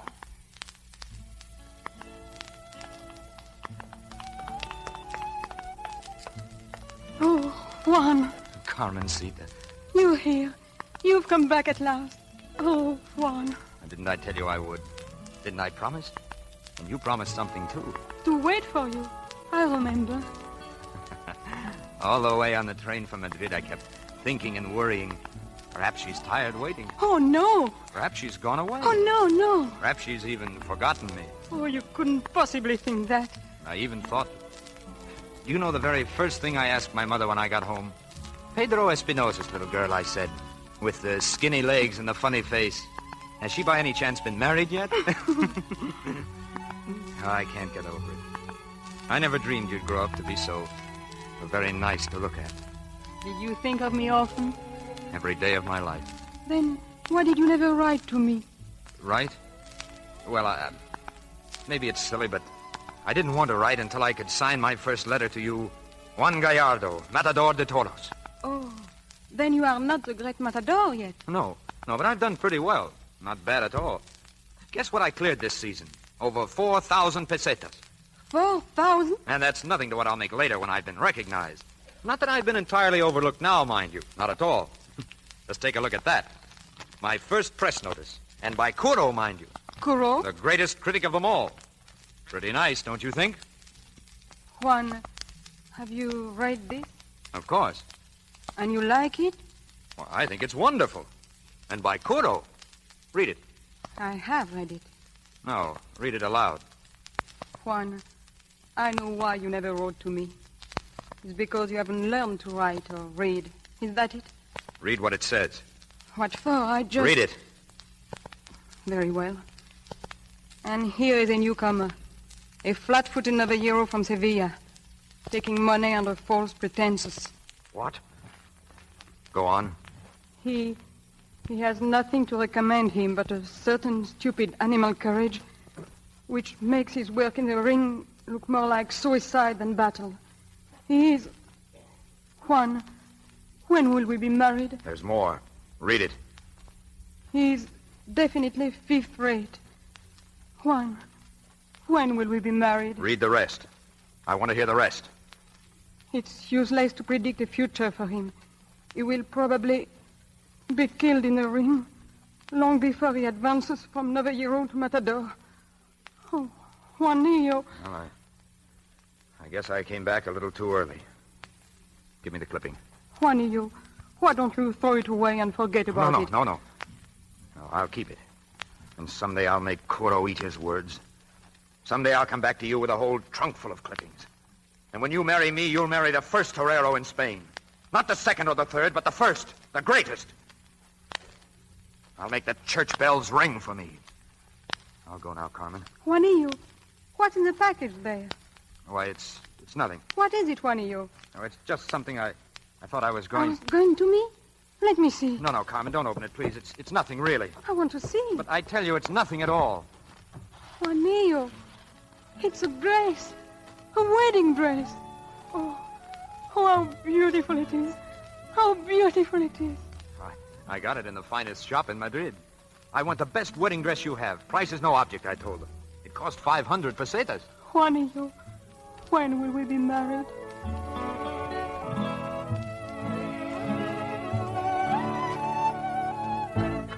Juan Gallardo. Have you seen him in the ring? Wonderful. He's just a novillero yet, but everyone is saying that Juan Gallardo. Everyone's talking about Juan Gallardo. In Salamanca last week, they went mad. Juan Gallardo, the most promising matador of the century. We predict a brilliant future. Juan Gallardo! Juan Gallardo! Juan Gallardo!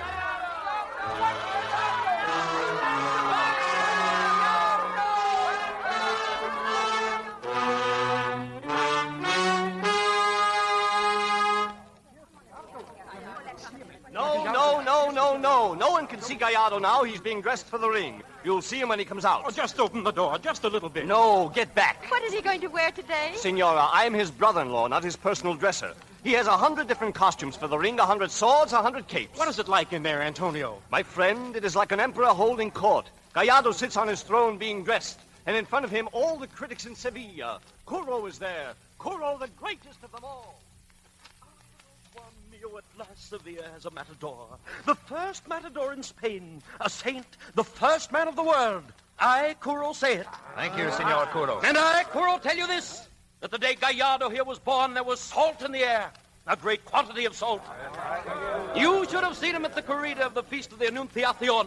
He was so near the bull, next day Garabato spent hours picking the bull's hairs out of Juan's clothes. I, Curo, tell you that I could not believe my own eyes. But you did believe them, Curo, the day you saw me fight as a novillero in Madrid.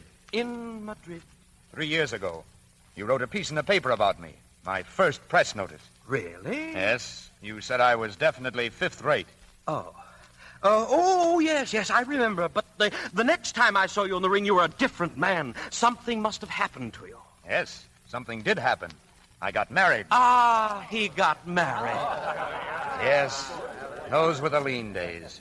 When I fought both bulls and hunger at the same time. Curo, have you ever been hungry? Never, but I've frequently been thirsty. I can tell you this. The gore of hunger is worse than the horns of a bull. My friends have said to me, Juanillo, life's been very magnificent to you. How does it feel way up there on top of the ladder? Then I think of all the good things that have come to me. And there's one thing that stands out above everything else. I can buy all the food my belly can hold. And all my friends' bellies.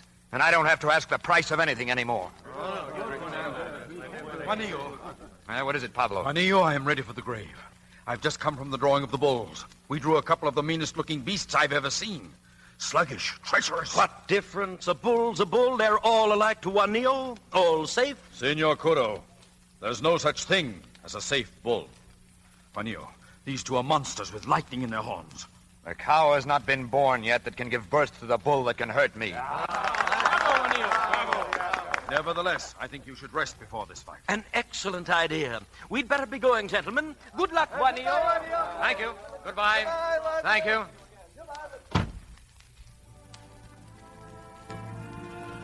Garabato? Yes? It's hot in here. Yes, one always sweats the big drop in the morning of an afternoon. They used to crowd into my room, too, when I was dressing, like a funeral before one's dead. Garabato, I wouldn't admit this to anybody else in the world, but always when I'm dressing like this, there's a feel of rust in my throat. The taste of death. fear. But it's gone when I step into the arena. The minute I hear the music and the yell of the crowd, everything's all right again. Yes, I know. It was always that way with me. May I come in now? I've been waiting for you. That's all, Garabato. Si, senor. Well, Juanillo, how do you feel today? Good as bread. And you? I wish it were this time tomorrow. Carmencita, you've got to learn not to worry. Please, let me worry just a little. It makes me feel better. You wouldn't worry if you could have heard what Curo just said about me. At last, Sevilla has a matador, he said. Where's my Montera? Here it is. The greatest matador in history, Curo said. The first man of the world. That makes you the first lady. There. How do I look? Look in the mirror. You're my mirror. How do I look? Like a little boy, all dressed up for a party. Somehow I feel it'll be a great afternoon. I wish you could be there with me. I'm always with you, Juan. Carmen, what do you do with yourself when I'm in the ring? First I pray. To la Macarena. I pray to keep you safe from harm. Oh, Carmencita. Then I go and sit by the window and count the seconds. Every one is an hour. When the sun begins to go down, I look up the street, and there is no Juan. So I stop breathing. And then the sun goes down, and it's dark, and my heart stops beating. And then I hear cheers, and I see people running, and I know it's Juan coming home. My breath comes back, and my heart starts beating again like a drum. Chiquita, you're the only true one in the world. Kiss me, Juanillo. Now go.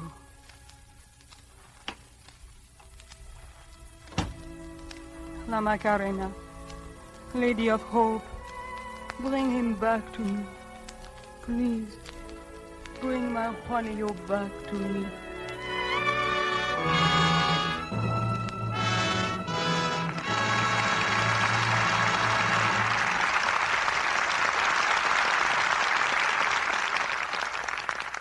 In just a moment, Mr. DeMille will bring our stars, Tyrone Power and Annabella, back to the microphone for Act 2 of Blood and Sand. Now we have a special announcement for women who like to save money. The record-breaking offer that makes thrifty Lux Flakes thriftier than ever. A bargain that you can't afford to miss. Listen to this. Now, for a limited time only, you can get a big box of Lux Flakes for just 15 cents. Just ask your dealer for the 2-package Lux Flakes thrift offer, which is one big box for only 15 cents when you buy one at the usual price. Think of it.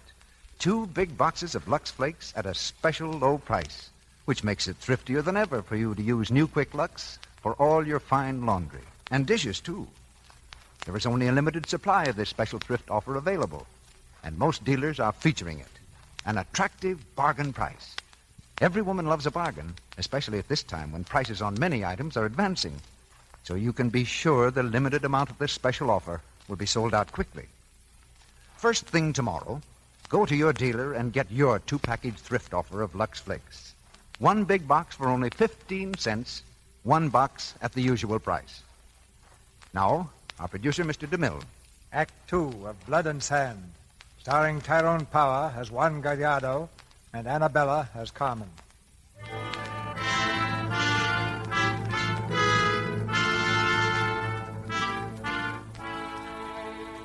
Just off the arena is a tiny chapel where the matadors come to pray before entering the ring. Juan Gallardo is there, kneeling, his head bowed, his lips moving silently. The anteroom of the chapel is lined with people, gathered to steal a glance at the great matador. Among them is the critic Curo and a woman called Doña Sol de Mura. Ah, you're lucky to be here, Doña Sol. I, Curo, tell you that this afternoon you'll see history made. Really? And what am I to see that is so wonderful? Since you've been away, Doña Sol, a new star has risen. His name is Juan Gallardo. Gallardo. I think I've heard the name. I should like to meet him. Make room, please. El Gallardo is coming out. Juan. Juanillo, here. Yes? Doña Sol, permit me to present the great Gallardo. Senora. I have been promised something unforgettable this afternoon, Juan Gallardo. I'm sure you will not disappoint me. I'll try not to, Senora. Good luck, Juan Gallardo. beautiful, isn't she? What did you say her name was? Doña Sol de Mura. Very rich. Ah, the things I could tell you of that one, Juanillo. If the bull ring is death in the afternoon, she is death in the evening. Juanillo? Yeah, waiting. I'm ready, Pablo.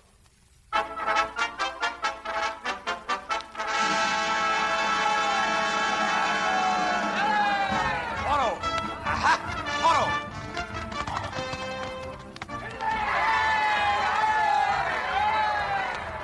Toro! Aha! Toro!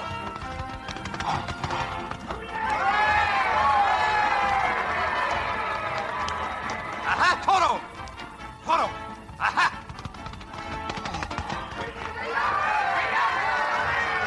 I tell you, he's the greatest of the great! The first man of the world!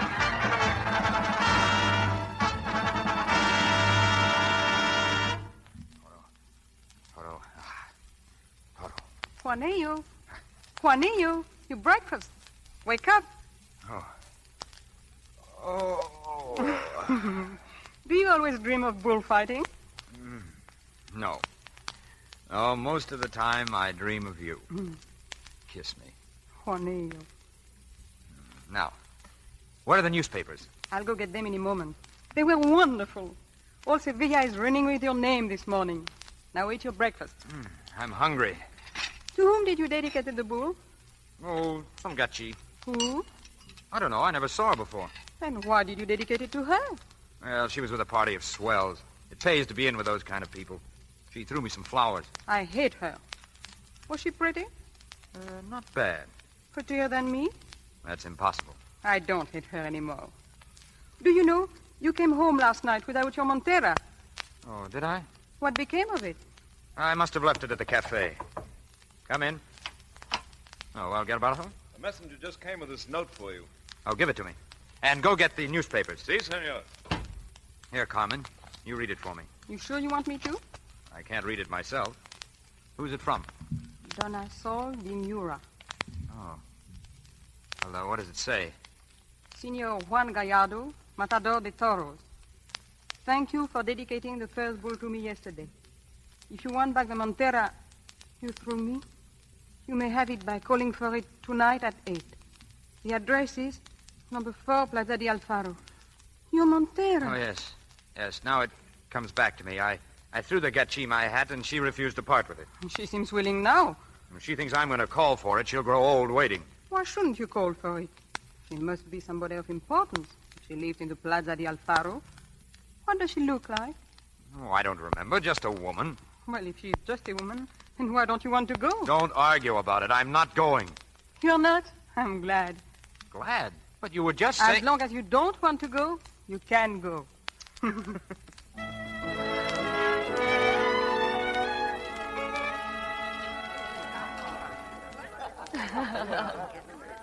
Umberto, more wine for Senor Gallardo. It's very good wine, Doña Sol. Thank you.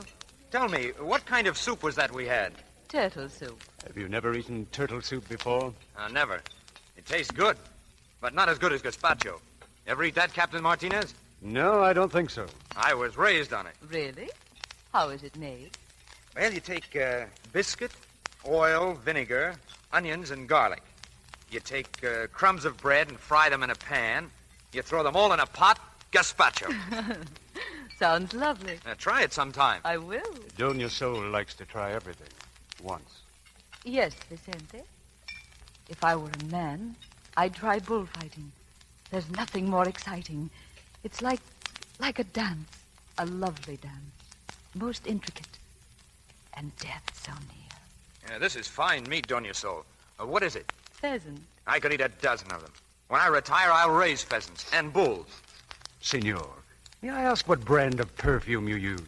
Oh, I forget the name, Captain, but it's the most expensive there is. It's certainly the strongest. But since you spend most of your time with horses and bulls... I like the smell of horses and bulls, Vicente. Yes, so I see. Well, if we're going to hear Gully, we'd better be starting. Senor Gallardo, I hope you'll join us. Where are you going? Tito Gully, a friend of Doña Sol's, is giving a concert. I have an extra ticket if you'd care to go. Thank you, not me. I'm afraid I'll have to beg out, too. One of my nasty headaches. Good night, my dear. I hope you feel better soon. Thank you. Please explain to Tito. He'll understand. Of course he will. We all do. I'll say good night, too. Oh, no. You mustn't leave me, Senor Gallardo. Wait for me on the terrace. Very well. Good night, Captain Martinez. Good night. I'm so sorry about your headache, Dona Sol. I'm sure you'll take something for it, won't you? Yes, of course, Vicente. Well, good night. Or is it goodbye? Vicente, why do you say that? In the army, we learn many signal calls, including retreat. Here, you may want your ring back. Thank you, Vicente. Goodbye. Goodbye.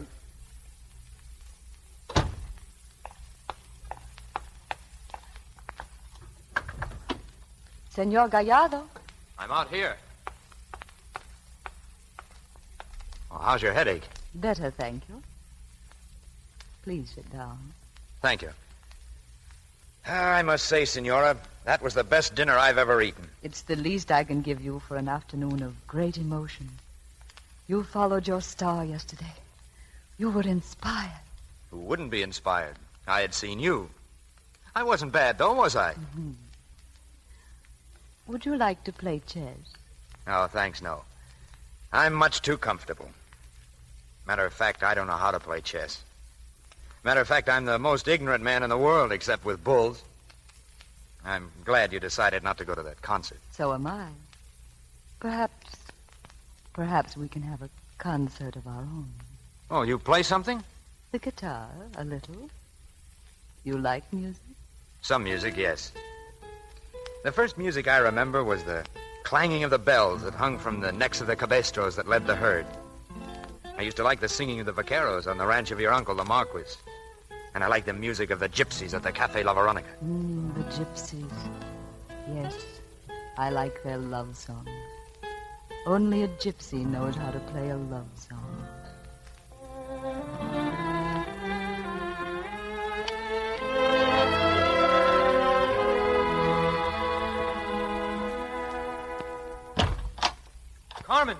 Carmen, where are you? Juan, I've been so worried. Oh, Chiquita, I brought something for you. A necklace. Look. Juanillo. Do you like it? Juanillo, I can tell you how beautiful it is. It's too gorgeous for words. I looked all over Sevilla for it. I wanted to give you something especially fine. The best that money could buy. But why? What's happened? Why did you get this for me? Because, Carita, because you're the only true one in the world.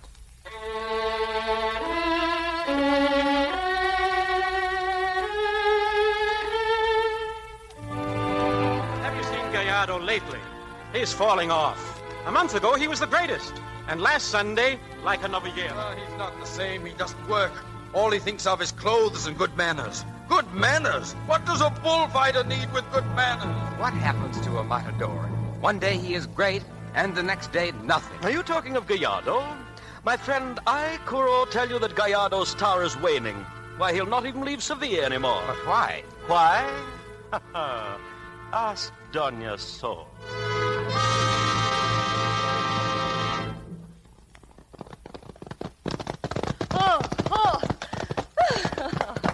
Oh, a good race, Juanillo. You ride like the wind on your soul. But you always catch me. Juan, what are you thinking of? Nothing. I don't know. When I'm with you, I forget everything else. When I'm not with you, I can't think of anything else. What did you think the first time you saw me? The first time I saw you, I thought to myself, this is why it's great to fight bulls, so that she can be amused. And the next time? The next time, I thought of the roses in the garden of the Alcázar. Not as if you had them on, but as if they were flowing in your veins. I can't express myself very well. You're learning, Juanillo. You're learning. Down the hill, Juanillo.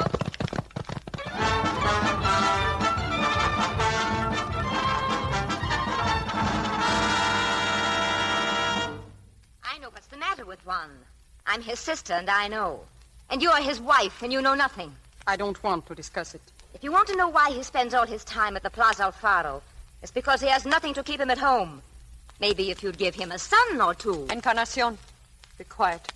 You have no right to say such things. Let her speak, Madrecita. She can say anything she likes about me. But I won't hear a word against Juan. Not a word. If he'd only take my advice, you think he'd have some gratitude after all I've done for him. And just what have you done for him, Antonio? What's he done for me? Everything. He set you up in business. He let you live in his house. Who says it's his house? He and his fine gestures. Buys a house and doesn't pay for it. Mark my words, one fine morning we'll all be thrown out. He's no good in the ring anymore. Afraid of a scratch. It might interfere with his evenings. He neglects his family, his friends, makes a spectacle of himself. A lazy, drunken, worthless... Stop it! Stop it! Stop it! You aren't fit to mention his name. He gave you everything you have. He supports you and your children. And behind his back, you sneer at him and criticize him. Pick at him like vultures. Get out of my sight! Get out! Do you hear? Get out! She's mad. Come, Antonio, quickly. She's mad. I cannot stand it, Madrecita. I cannot stand it anymore. Carmencita. I can't stay anymore in this house. I'm going away. No, Carmencita. You will stay no matter what. You will stay with Juan until the end. The end? Carmen, tell me. All those days when Juan goes to the ring, to whom do you pray? To Our Lady of Hope, La Macarena. What do you ask La Macarena?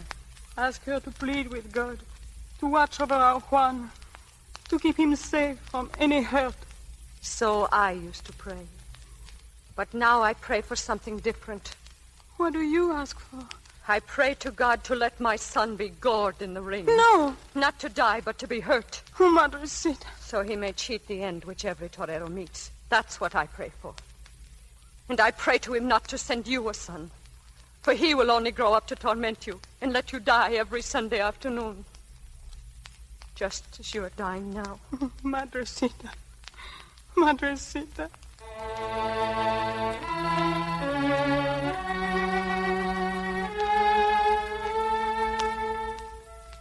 Dear Lady of Hope, please watch over my husband Juan. And if you see fit, dear lady, place in his heart a wish to retire from the bull ring. And one thing more, Macarena, and this is what I really came to see you about. I don't want to hurt Juan, but I've got to do something. I can't go on living like this. Dear Macarena, help me. Please, help me. Tell me what to do about that woman.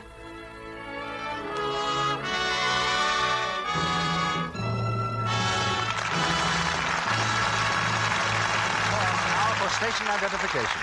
This is the Columbia Broadcasting System.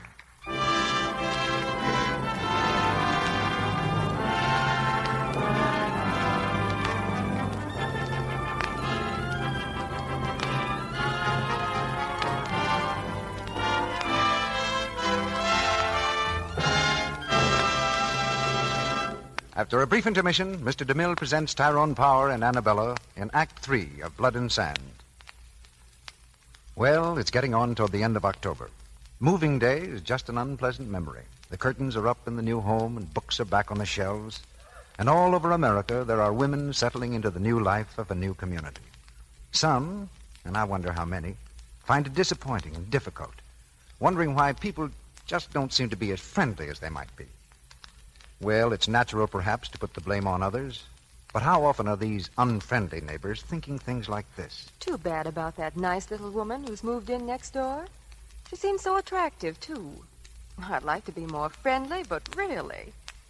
Well, it's her own fault, but then I don't suppose she realizes what's wrong. That's the unfortunate part of it, Sally. We just don't realize when we ourselves offend. That's why it's so foolish to take any chances with something as important as daintiness. You see, the things we wear, underthings particularly, absorb perspiration. Unless we take care to Lux underthings after every wearing, dresses, blouses, and sweaters often, well, how can anyone be sure of freshness? Yes, that daily Lux care is a thing no wise girl neglects. It's easy because new Quick Lux is so fast.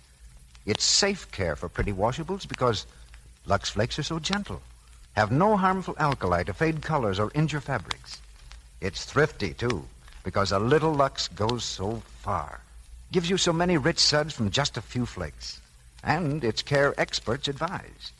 More makers of fine washables advise Lux Flakes than advise all other soaps put together. So, to keep washables new-looking longer, to guard daintiness, too, stick to America's favorite care for nice things, new Quick Lux Flakes. Now, Mr. DeMille returns to the microphone. Curtain rises on the third act of Blood and Sand.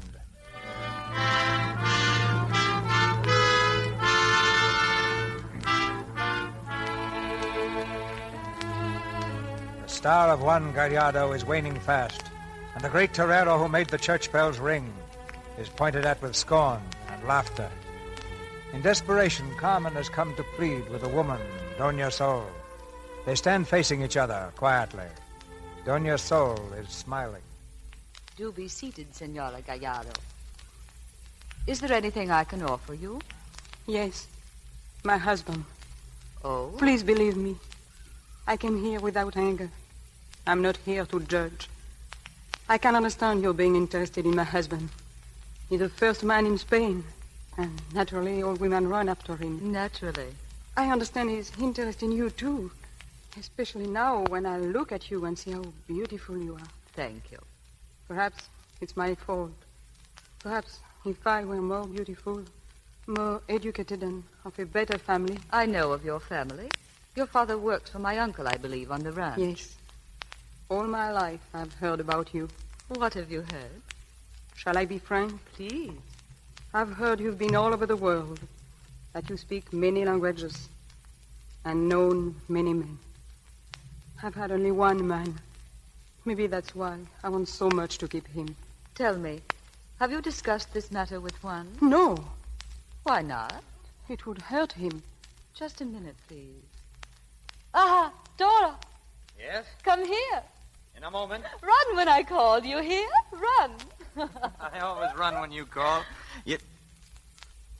Carmen. Well? Why don't you say something, Senora?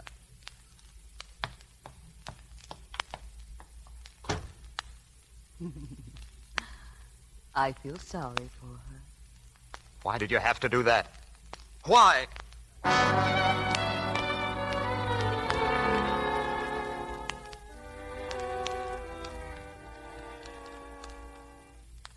Garabato! Garabato! Garabato is not here. Will you have your breakfast now, my son? Oh, good morning, little mother. Good afternoon, my son. Where's Garabato? He's gone. Gone? You let him go last night, don't you remember? Oh, yes, we had an argument. Something he did. What was it? He asked for his wages. You haven't paid him in months, and he had an offer for Manolo. Manolo. The great matador, Manolo. A member of my quadrilla. No more, my son. Pablo is the only one left. I picked Garabato out of the gutter when he was a beggar and nobody else would have him. And now he's gone. Why wasn't he paid? Why didn't Antonio attend to it? I don't know. The only people who come to the house these days are tradesmen with unpaid bills. I don't understand it. The more money I make, the less I seem to have it. It melts away before I ever see it. Yes. You can't build on sand, my son. Madrecita, is there any word from Carmen? She's still at the ranch. I saw her last week. You saw her? Why didn't you tell me? Is she well, Madrecita? She's as well as she could be. Why did you let her go, Juan? Why didn't you make her stay? She had a right to leave, and she left. That's all there is to it. Did you want her to leave? No. Do you still love her? Oh, yes. And the other one? That's quite another thing. Juan, listen. No. Listen, my son. Stop it! Why don't you leave me alone instead of interfering and criticizing me? Let me alone! Yes, my son. Oh, Madrecita. Forgive me, Madrecita.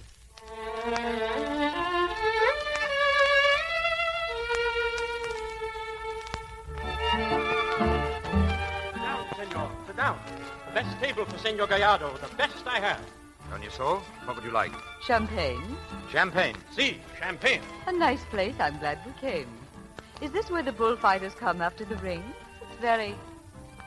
Juan, what are you staring at me for? I'm trying to figure out what sort of a woman you are. Yes? The trouble is, you're not one woman, but many. And never the same. Well, one changes, you know. Yes. Why didn't you come to see me in the ring last Sunday? I had a headache. A headache? Yes. Is that so strange? No. I remember another time. A headache. The night I came to your house. It was Captain Martinez then. Oh, Grenier, good evening. Good evening, Manolo. May I sit down? Permit me to introduce myself, senor. I'm Manolo de Palma. I shall have the pleasure soon of appearing in the ring here in Seville. How nice. I shall look forward to it. I understand Juan will be in the same corrida. Yes, it'll be the first time we've appeared together. You'll have a chance to compare our styles.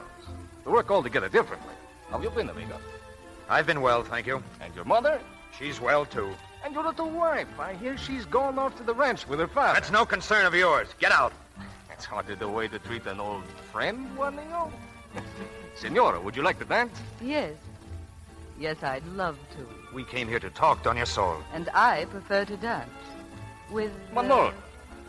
Manolo. Come, senor. Champagne, senor and senora. Champagne. Champagne. Senor. Senor Gallardo.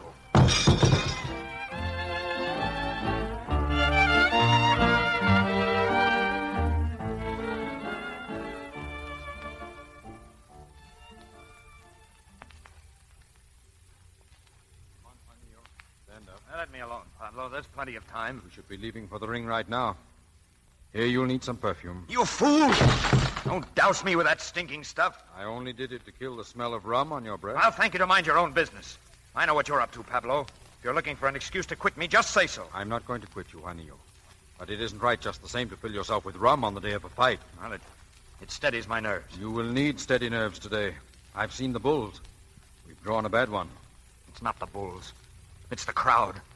They're waiting for me with claws. The crowd is forgetful, Juanillo, like a woman. And fickle like a woman. And cruel like a woman. Shut your mouth. But this time you can't blame the crowd. You're not giving them anything. Well, I've had bad luck. The bulls have been much bigger. They only seem bigger because when you face them, you're afraid. You were born to very little like the rest of us. But one thing you had that was real and pure. You were a born killer of bulls. But she took that away from you. Now when you face the bull with a sword, you're drained, you're empty. There's nothing left of you but fear. Be quiet. You've got a gun, haven't you? Why don't you bring it to the ring with you and kill the beast with a bullet? Be quiet. Now get out. Get out. Yes, Juanillo. And don't come back, do you hear? Don't come back. Stay out of my sight. Juanillo. Afraid. I'm not afraid. I fear nothing. The bull hasn't been born who can harm me. Juanillo, you had better rest. Madrecita, what are you doing? Get up. I'm cleaning the floor, Juanillo. It is well to keep in practice. Get up. Get up. Suppose somebody should see you. There's nobody left in this house to see me but you. I don't like you to be on your knees like that. There's nothing wrong with being on my knees. That's how I pray. That's how I work. This house was clean when we moved into it. Let it be clean when we move out. What's all this talk about moving out? Juan, when you were little, you would not listen to me. When you listen to me now. Well, what do you want? I want you to leave the bull ring. Leave the bull ring? When I'm at the top? I've been through all this before. When you reach the top, you begin to slip. There's only one way you can possibly go, and that's down. Oh, Madrecita, you talk like all the rest. Just because I've had a few poor afternoons, a little bad luck, you think I'm through. But you're wrong, and so are they all. I'm just as good as I ever was, and better because I know more. Juanillo, what's wrong with your hand? My hand? You're shaking, my son. It's nothing. It's always like this on the morning of an afternoon.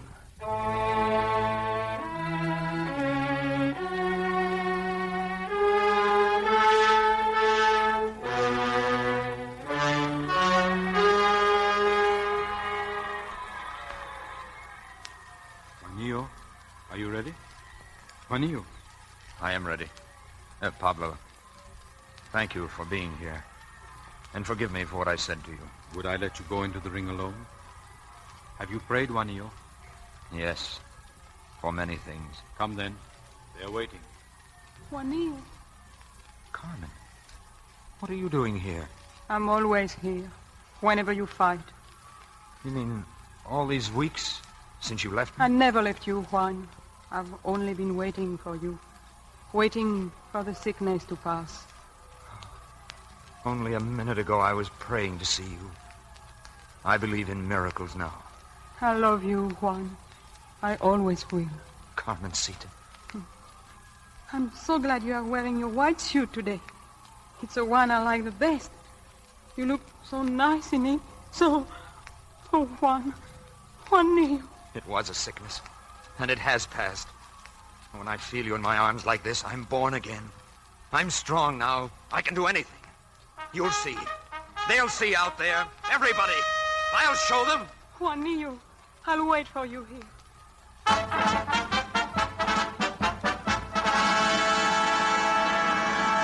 Senora Gallardo, there is a seat for you in the arena. No, I will stay here, Garabato. I said I would wait for him. He is in the ring now. You can see him from here, Senora. He is making history this afternoon. Macarena, Our Lady of Hope, watch over him.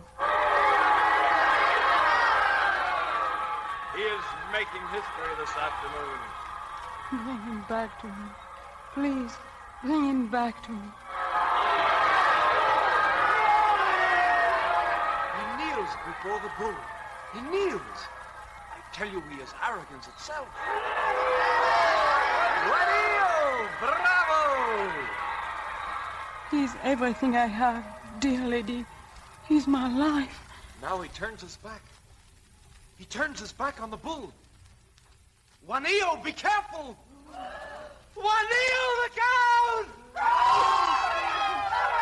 Garabato, what is it? What happened? He turned his back.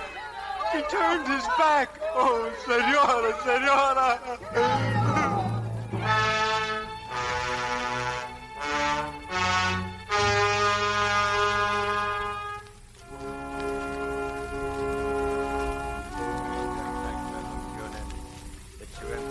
Misericordia, indulgiatevi Dominus quid pervisum deliciste. Amen. Thank you, Padre. The doctor will be here in a moment, my son. Tell him he needn't hurry. Juanillo. Oh, Carmencita. I wish you could have seen me out there. I really wasn't bad. I heard. They cheered. Oh, Juanillo. Oh, this is nothing. I'll be up on my feet before you know it. Yes, Juanillo. And Carmen, I'm going to leave the ring. There'll be money to take care of my mother, with enough left over for us to buy a farm. Just a little patch somewhere in the country. And you can teach me how to read and write. Oh, Juanillo, dear. Does it hurt very much? Hurt? Hurt Juan Gallardo? The bull isn't born. That can't... Juanillo. Carmencita. You're the only true one in the world. Padre. My child, you must be brave as he was. You must ask our Lord of great power to give you courage. No, Padre. I don't need courage. I have his. I'll always have it.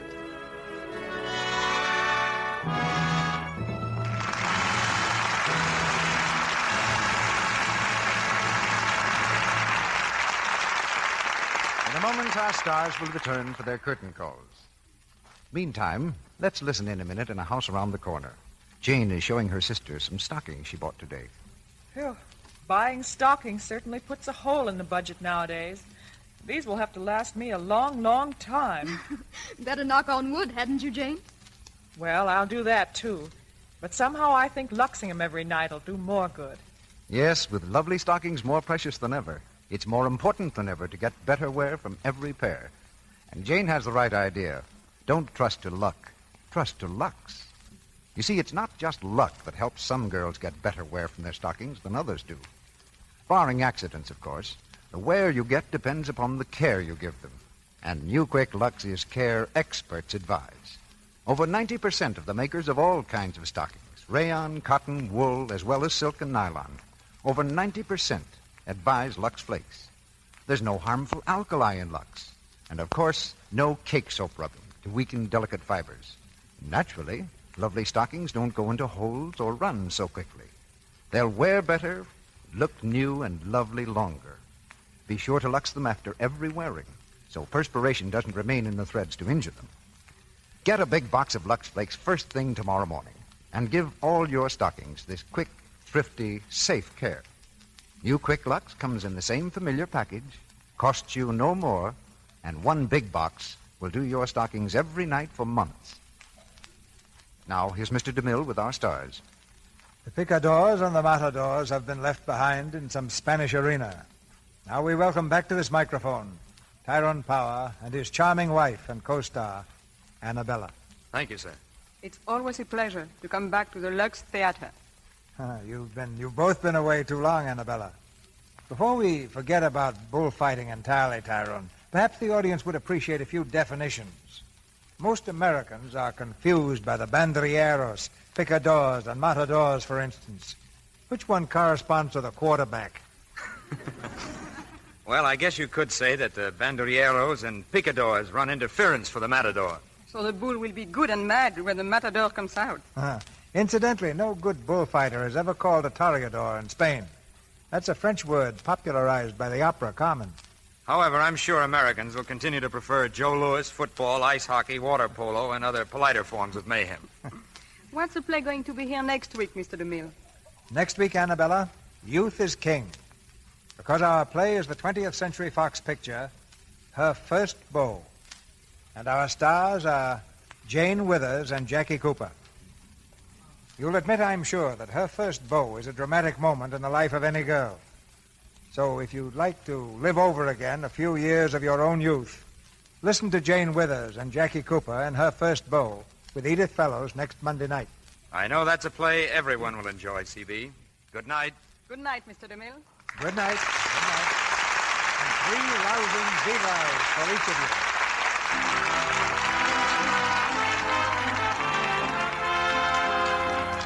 Our sponsors, the makers of Lux Flakes, join me in inviting you to be with us again next Monday night when the Lux Radio Theater presents Jane Withers and Jackie Cooper with Edith Fellows in Her First Beau.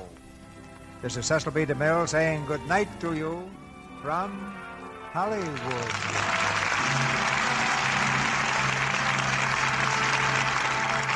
Friends, put a big circle around Wednesday on your calendar. That's to remind you to be sure to listen to radio's fast-moving, gripping program, Big Town, featuring that dynamic star of stage, screen, and radio, Edward G. Robinson, with Ona Munson. You'll be thrilled by Mr. Robinson's stirring performance as Steve Wilson, editor of the Illustrated Press, in this exciting story of one man's fight for justice and humanity in the great American tradition. So I recommend that you listen next Wednesday evening to Big Town. See your local paper for time and station. Ladies and gentlemen, every school child in this land knows that liberty belongs to him, to his country. You can help to keep the torch burning by enlisting your dollars for defense. Buy United States defense bonds and stamps. Any post office, bank, or savings and loan association will help you. Buy and keep on buying defense bonds and stamps. Tyrone Power appeared tonight through the courtesy of 20th Century Fox Studios and will soon be seen on the screen in A Yank in the RAF. Heard in tonight's play were Kathleen Fitz as Doña Sol, Bea Benaderet as Juan's mother, Gail Gordon as Pablo, Jeff Corey as Garabato, Lou Merrill as Curo, and Ann Stone, Eric Rolfe, Paul Dubov, Howard McNear, Bruce Payne, Elsa Brand, Nick Toms, Lester Sharp, and Walter Tetley. Our music was directed by Louis Silvers. Next Monday evening, the Lux Radio Theater presents Jane Withers and Jackie Cooper in Her First Beau with Edith Fellows. Your announcer has been Melville Roick, and this is the Columbia Broadcasting System.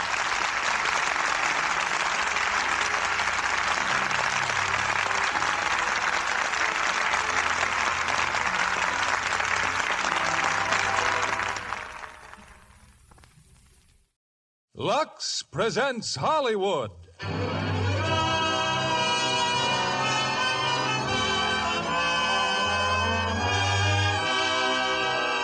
Lever Brothers Company, the makers of Lux Flakes, bring you the Lux Radio Theater, starring James Stewart, Stephen McNally, and Julia Adams in Winchester 73. Ladies and gentlemen, your producer, Mr. William Keighley.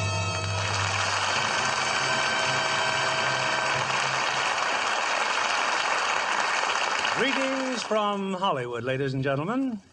Tonight we bring you the story of a rifle, the perfect 1 in 1,000 Winchester, known as the Winchester 73, so named because it was perfected in the year 1873.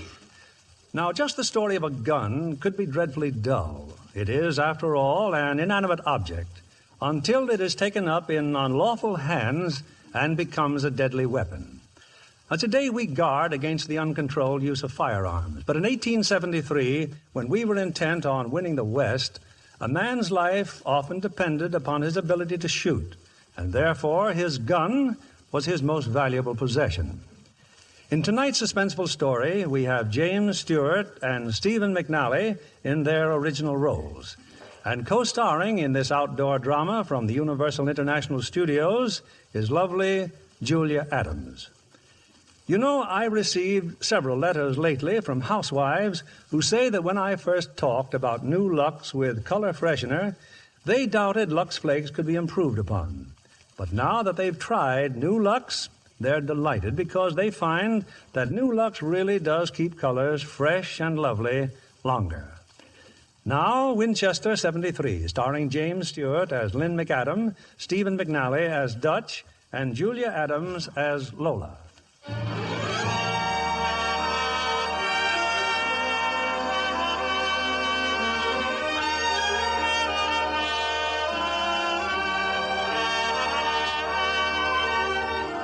This is the story of the Winchester rifle, model 1873, the gun that won the West.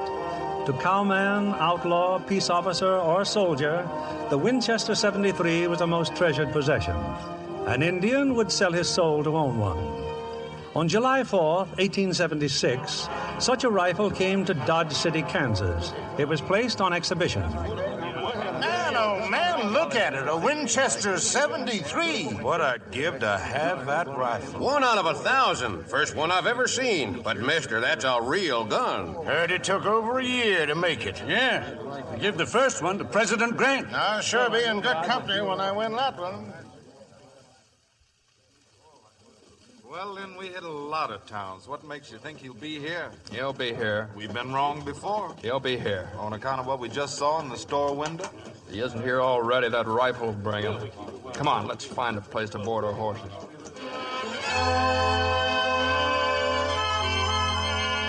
The rifle wasn't for sale. They were going to stage a shooting contest, the rifle going to the winner. But I never got to see who won. All I got was an invitation to leave town. Come on now, Lola. Let go. Let me alone. Come on now. Let's not have any fuss. Now, you just get aboard that stagecoach. I'm not going. You've got no right to treat me like this. You can come back. It's just till over the holiday. Why don't you pick on the gunslingers and the gamblers instead of a girl trying to make an honest living? And what about Steve? If he comes to town and finds I'm gone, he's liable never to catch up with me. Oh, please. Is there something I can do for you, ma'am? Huh? Oh. Stranger in town, mister? That's right, but I was talking to the lady. Now, don't you fret about it, Lola. If Steve Miller comes along, I'll send him after. All right, Ben. Get that stage out of here. Well, thanks anyway, mister. Oh, Lola's all right, mister. It's just that some folks think the dance hall girls might give the place a bad name over the holiday. You and your friend planning to stay for the shooting match? We might. The Dodge House is about the best place in town. Might be full up, but I'll put in a word for you with Jake. Well, might as well drop off your guns. Let's have them. Drop off our guns now. Wait a minute. You must have a real good reason to ask a man to do a darn fool thing like that. We don't allow anybody to wear guns in Dodge City. Hadn't you boys noticed? Who's we? Oh, didn't I introduce myself? I keep forgetting to wear that piece of tin. I got it on me somewheres here. Hold on, gents. It's in one of these pockets. Sure it is. Knew I had it somewhere. A man could get himself killed hiding his badge like that. U.S. Marshal, huh? That's right. Name of Earp. Wyatt Earp. Oh, Wyatt. Oh, yeah. Well, give him your gun, High Spade. Yeah. Some more guns, Virgil. Put them with the others in my office. There's an awful lot of law for one little cow town. Well, this is the kind of a cow town that needs a lot of law. Now, if you boys want to sign up for the rifle shoot, just come along with me. Now, all you have to do is... What's the trouble, stranger? You see a ghost? That's him, Lynn, going into the saloon. Yeah. You were right then. Only why would he come here? I told you the rifle, the Winchester 73. I knew he'd come. You know Dutch Henry? Who? That fellow just went in the saloon. Dutch Henry Brown. I know him. What's your name? I'll need it to sign you up. All right if I use my own? Some folks do. Lynn McAdam. My friend here's High Spade Frankie Wilson. High Spade with a hyphen. That's what I sit on when I get tired. Dutch Henry, a friend of yours? I wouldn't exactly call it that, no. Oh, personal matter, huh? I hope it can wait till you fellas leave town. Well, it's waited a long time, Mr. Earp. It can wait a little longer. That's good. That's fine. I'm planning on a nice, quiet 4th of July.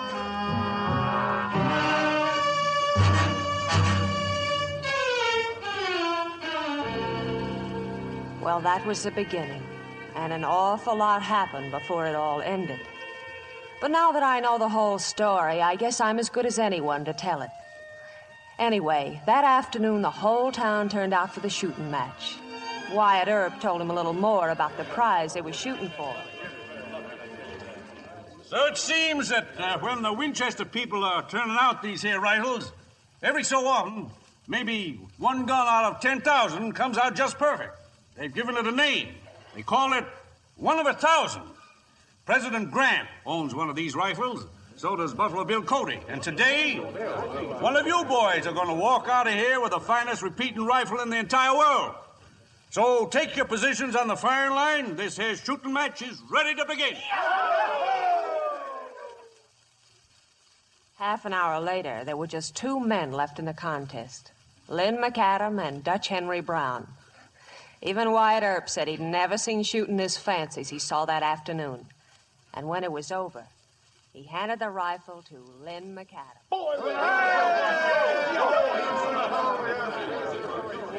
You can take your rifle now, McAdam, or you can wait till morning. The boys would like to engrave your name here on the gun stock. Wow, that's real nice of them. I appreciate it. Wait a minute. Well, Dutch?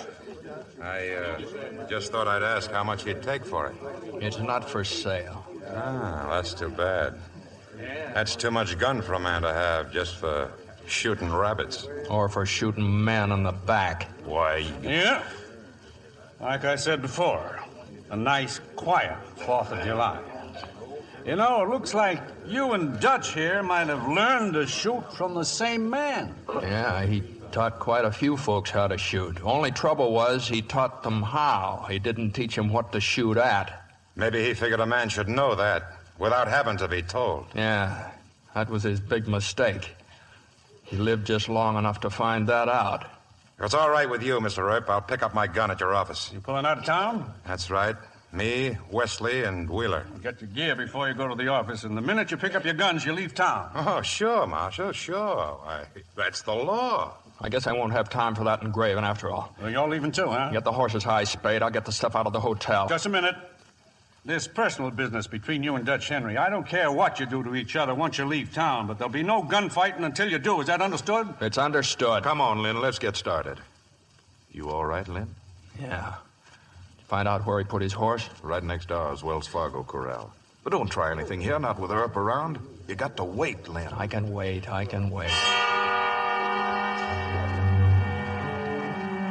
Dutch Henry wanted that Winchester 73 real bad. It wasn't hard getting it either. He and his 2 friends were waiting for Lynn when he walked in his hotel room. 5 minutes later, Dutch was riding hard out of town, and hanging from his saddle was the Winchester 73. I don't know about you, Dutch, but after 2 days, this saddle is pounding the back of my neck. And 2 more days before we reach Tascosa. You sure Waco knew what he's talking about? He better know. And that bank better be full of cash, or Waco's gonna be full of holes. Anything else eating you, boys? Yeah, our guns. They're still hanging on a wall back in Dodge City. Well, I got all I want right here. Oh, look over there. More Indian smoke. In back of us, too, toward that saddleback. Can you read it? I don't have to. Indian smoke means just one thing to me. Trouble. Hey, Dutch, you think McAdam has started after us yet? That's hard to say. He took quite a beating. Quite a beating. What good's that 73 gonna do you without any shells? Oh, I'll get shells. Plenty of shells. In Tascosa? I thought I said you knew this country. Yeah, enough of it to know it's full of Indians. Ever hear of Riker's place? Riker's? Hey, he's got a trading post. Everything we need right now, Riker's got. Yeah, but how many miles away? If you'd shut your mouth and open your eyes, you wouldn't ask so many stupid questions. Wheeler, look. Yondo's cottonwoods. You feel better now, Wheeler? That's Riker's place.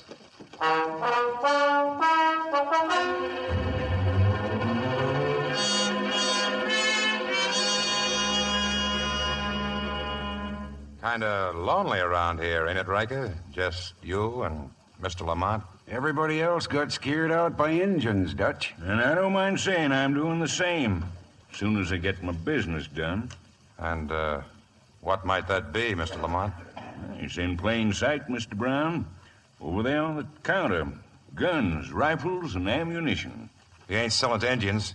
I sell to anyone who pays my price. Looks like you and your friends might have been in Dodge City. Left in a hurry. Could be, yeah. No guns, eh?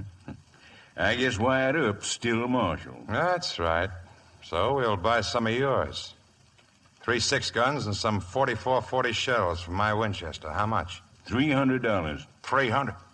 Why, a 6-gun costs $25 anywhere in the territory. My price is $300. Just a thief, huh?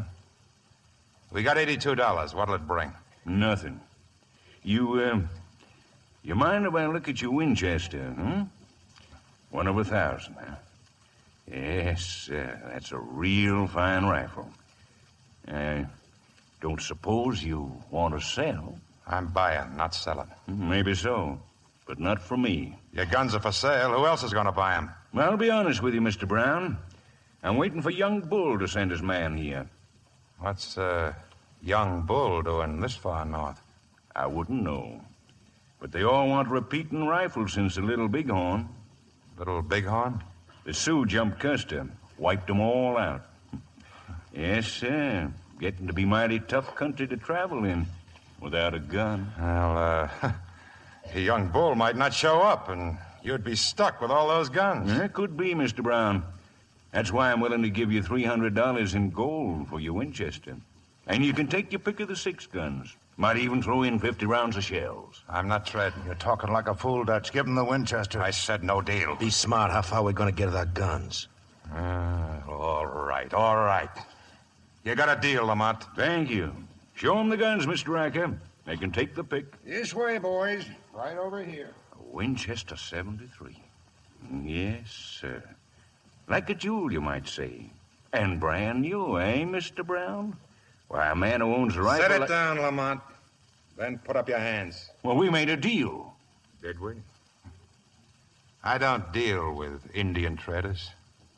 So back up, Mr. Lamont. Put that gun in your belt, Dutch, or I'll kill you. Shoot a man in the back, Riker? I wouldn't be the first. You ought to know. The gun's in my belt. You hadn't ought to have tried that, Dutch. You know I run a decent place. Help yourself to the bottle. 1 on the house before you leave.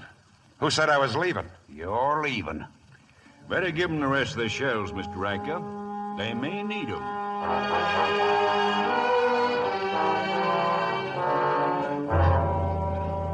Later that night, Lamont left Riker's place. He got word that young Bull was ready to meet with him. Now, there's no point getting angry, young Bull. I admit the rifles aren't Winchesters, but everyone's a repeater, and they'll all shoot true. You lie. Rifles you bring are old, worn out. They are not the guns of which we spoke. If you want my gold, bring me the guns with which Crazy Horse and the Sioux made their war at Little Bighorn. Oh, then you know about Custer, huh? That is the gun I want. The one on your saddle. Well, there isn't enough money in your whole tribe to buy that rifle. That is the gun I want. Una!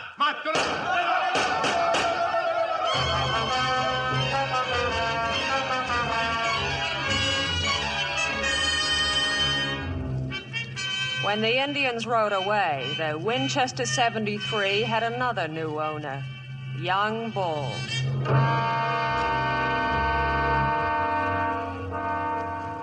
That same night, 2 more riders were heading toward Riker's place. Lynn McAdam and High Spade. Oh, why don't you admit it, Lynn? You're about ready to fall out of that saddle. Why don't we rest up for a while? No, I'm not that tired. A few hours more or less ain't gonna make any difference. We've been chasing him since I can't remember. That's right. We've never been this close before. We'll keep going till we hit Riker's place.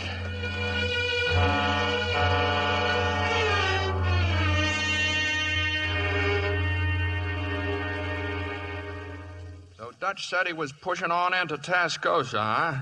He say anything else, Riker? Well, I didn't hear much. Something about meeting up with Waco Johnny Dean. Uh-huh. All right, thanks a lot, Riker. You've been real friendly.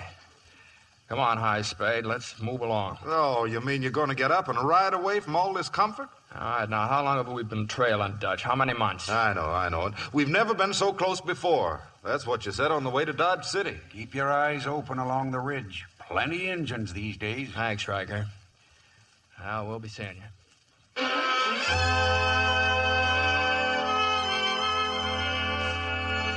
the way things worked out, we were all on the same trail. I guess you remember how Wyatt Earp had invited me out of Dodge City by stagecoach. In a way, I was glad he had, because I'd met up with Steve, the fella I was waiting for, at the first stop. Steve hired a buckboard, hitched his horse in back, and we started on our way. And if I'd have been there, Wyatt Earp or no Wyatt Earp, he wouldn't have run you out of town. Oh, it don't matter now, as long as you found me. Tell me about the ranch, Steve. It's real pretty, huh? Yeah, it's the old Jameson place, 40 miles out of Tascosa. And we can move right in and start living there. Well, you can. But what about you? Well, I gotta meet some friends of mine, Lola. Only take me a day or two. It's a deal. Oh, please, Steve, please. No more deals. That's why I worked in Dodge City. That's why I got the money. That's just what I mean. You got the money. Well, now I gotta get some. But Steve! Indians. Can we outrun them? I don't know. Give me that whip. Come on, get it, boy! Get it! Go!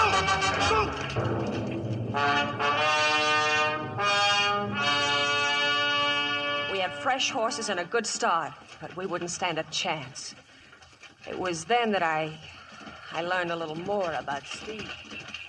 Whoa! Steve, what are you trying to do? Saddle horse. I'll ride ahead and find help. What about me? Oh, don't leave me, Steve. Please. I'll get help. I'll come back as soon as I can.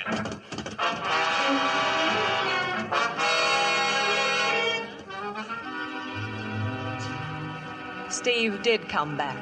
He did find help. It was the wildest kind of luck. A camp of soldiers, cavalry patrol. But then I found out our luck wasn't so good after all.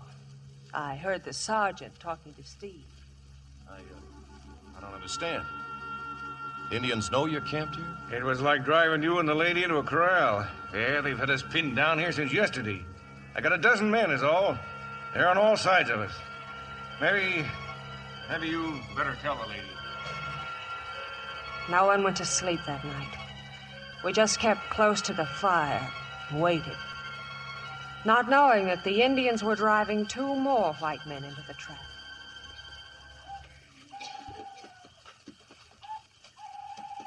You hear what I hear, Lynn? Yeah, I hear him. I told you night riding wasn't smart. Yeah, I guess you did. Now we're smack in the middle of them. Yeah, I guess you're right again. Being right ain't gonna do us much good. What'll we do now? We keep riding. The Indians all around us? Well, maybe you'd feel better if we stopped. No. No. Well, we'll just keep on riding. Look at my hair. It was such pretty hair. I had it ever since I was a kid. A little thin on top, but I'd sure like to keep it. Yeah. I kind of think maybe... Look over there. Campfire. Come on. Wrong way, Lynn. We're heading right into their camp. That's no Indian fire. It's too big. Come on, pour it on.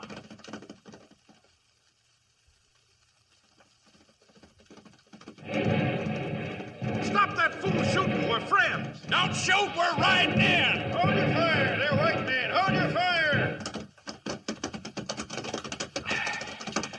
Well, thanks for leaving the door open.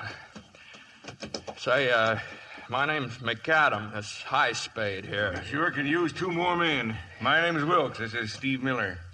He and his lady come a-calling on us a little earlier. You got a woman here? They jumped us on the ridge, too. Oh. Well, hello again. Hello. You know him, Lola? He's the fella I told you about. The one who stood up to Wyatt Earp for me. Well, to tell the truth, I didn't know it was Wyatt Earp. I hate to bust this up, but we make a wonderful target standing in front of the fire. Keep your eyes open, boys. They'll be trying to rush us any minute now. You from Fort Bascom, Sergeant? That's where we're headed. Replacements. Oh, you're new in the territory, huh? Yep. Pennsylvania 9th. Picked up our mounts at Fort Smith. We've been riding ever since. Pennsylvania 9th. Well, say, you fellows were at Gettysburg, weren't you? Yeah. Left a rib there. One of them Johnny Ribs hung me up on a bayonet. It's a real group of fighting men. Never knew when they was licked. Gave us a real bad time at Shiloh and Bull Run. Uh-huh. Say about these Indians. It seems like they hardly ever attack at night. Why not? Well, they figure if they're killed in the dark, the Great Spirit can't find their souls to whip them up to heaven or something. I don't know. I don't mean to be forward, Sergeant, but if you've never fought them before... Keep talking. You ain't forward. Well, it might be a good idea to have your men catch up on some sleep. They're going to be real busy tomorrow morning. You men turn in and get some sleep. Coates, Murphy, sentry duty. Call your relief in 4 hours. A little later, Lynn walked over to me. He brought his saddle and a blanket. No feather bed, miss, but I think you'll find it a little more comfortable. Thanks. Steve Miller just told me you're heading out to a ranch, is that right? Yeah, my very first own home. I guess you wouldn't know, but it means an awful lot to me. I know. You got a home like that? I did once, sort of. With your wife? No, I haven't got a wife. I was with my father. Is that where you're bound now? To your home? No, my father was killed. You hear those birds? Kind of pretty, aren't they? Sometimes they sing all night, you know that? They're not birds. I know what they are. You afraid of tomorrow? Would it do any good for me to lie to you? No. I'm afraid. I guess everybody gets afraid sometimes. Yeah, I guess so. Good night, Lola.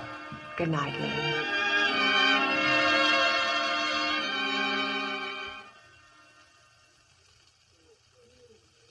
It's starting to get light, McAdam. How soon do you figure? Any time now, I guess. You know, Sergeant, I was talking to a fellow named Riker. He was telling me how Crazy Horse and the Sioux wiped out Custer. They're real smart fighters. It seems they knew all about your Springfield rifles being single shot. You mean they had repeaters? That's right. They sent their first wave in light so they'd draw the fire, and then they sent in a second wave heavy before Custer's men had a time to reload. You figure this bunch will try the same thing? I kind of think maybe they will. Only this time, maybe we just might outfox them on account of High Spade and I got Winchesters. Hold your fire for the second wave. Well, it's up to you. It's up to you, Sergeant, whatever you say. Hold it, then. That sounds like they're getting ready. Yeah. Round out, you men. Get to your places. Take them as they come. Any place special you want me to stay? Yeah. Right under the wagon here. Thanks for the saddle. It was real comfortable. Oh, wait a minute. Take this 6-shooter, just in case you... I know how to use it. And the last bullet, I understand about that, too. They're going to be rushing us in about 3 more hoops. What do you pick for your spot? Well, they're going to come in under the sun. Let's get up to the other end of the wagon here. Here they come! Come on. All right, boys. Let them have it!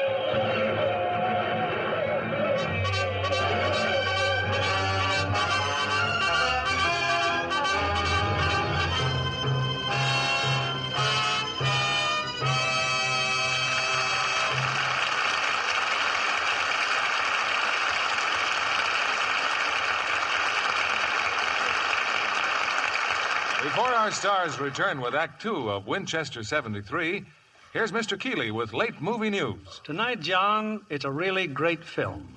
Metro-Goldwyn-Mayer's Technicolor production, Quo Vadis. 2 years in the making and a cast of 30,000. Imagine 30,000 actors headed by Robert Taylor, Deborah Carr, and Leo Genn. You know, Quo Vadis is one of the most beautiful love stories ever told. That of Marcus, the Roman warrior, and Lygia, the Christian slave girl, whose faith proves greater than her love. Which leads up to one of the most unforgettable moments in the picture, the burning of Rome. Yes, the film, directed by Mervyn LeRoy and produced by Sam Zimbalist, is filled with breathtaking scenes of action and beauty that you just can't afford to miss. Nero's foreign legions, the gladiator fights, the Christians facing the lions in the Colosseum. And the colorful costuming and the huge crowd scenes in Quo Vadis. Roman togas in wonderful fabrics and colors, and every detail historically true. Except one. The Romans didn't have Lux. But the wardrobe department insisted that even in Rome they give washables the same care as at home. Lux Flakes. New Lux with color freshener is a modern washing miracle. No other soap, no suds of any kind is safer or gentler. It's perfect for white nylons, rayons, silks, cottons, too. Gives them new brilliance, new whiteness. Gay prints sparkle like new, and all shades take on new beauty, new depth, new brightness, luxing after luxing. The world's most glamorous women, famous Hollywood screen stars like Deborah Carr, are never without wonderful New Lux. Have you tried it yet? New Lux, enriched with color freshener, is scientifically made to give you the most perfect washing results possible. Get a big box tomorrow. Give your washables that nicest new Lux look. Now, Mr. William Keeley, our producer. Act 2 of Winchester 73, starring James Stewart as Lynn McAdam, Stephen McNally as Dutch, and Julia Adams as Lola.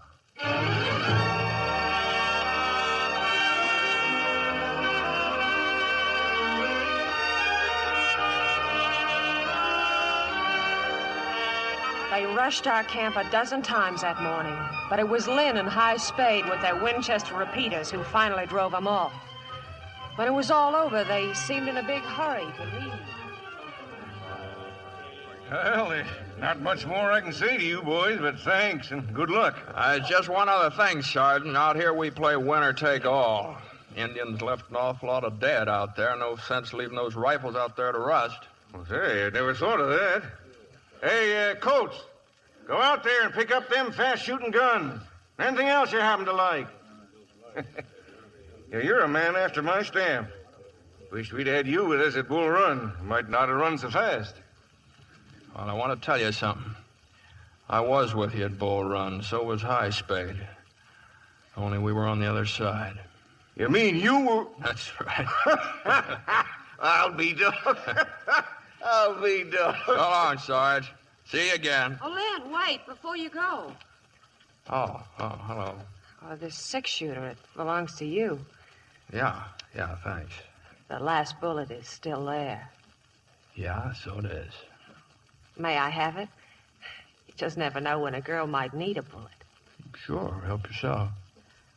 Still bound for Tascosa, huh? That's right. Oh, whatever you're after, I hope you get. You too, High Spade. Thanks. Good luck, boys. Good luck, fellas. All right, let's get moving. Hey, Sarge! Sarge! Look at this. Look what I found out there. Man, is that a rifle? Who had it, Coates? Their chief, I guess. I saw that Lynn fella drop him. Real pretty shot. Let me see that rifle. I say, it is brand new. And look what it says on it. Dodge City Rifle Shoot won by... Don't say who won it. Do I get to keep it, Sarge? No, some officer'd take it away from you at Fort Bascom. And it's too good for an officer. Hey, Lynn! Lynn! It's too late, Sarge. He's gone. Well, there's someone else to be proud to have this. Steve? What's that you got? One of you fellas ought to have it. Why, that's a 73. A Winchester 73. It's yours. You earned it, too.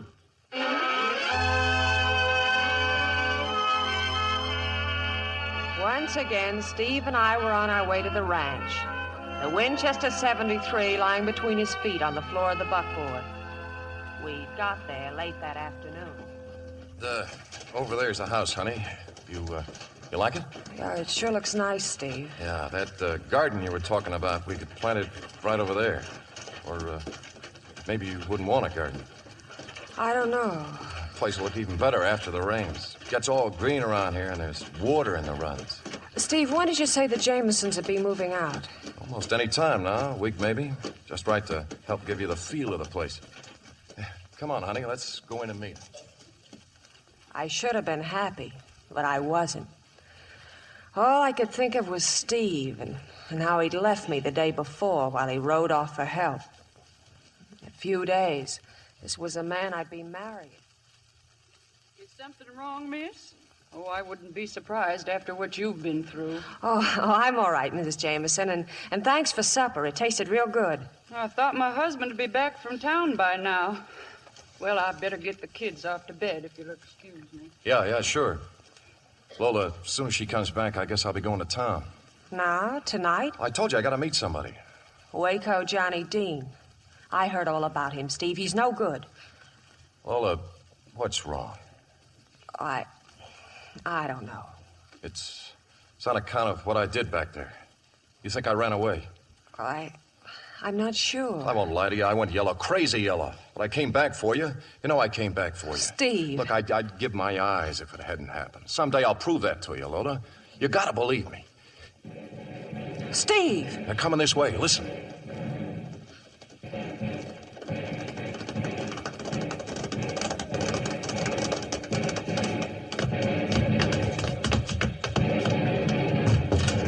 Waco! Where? Hello, Steve. Come on, get in close the door, Roan.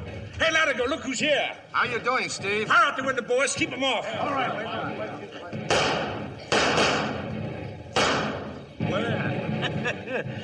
Hello.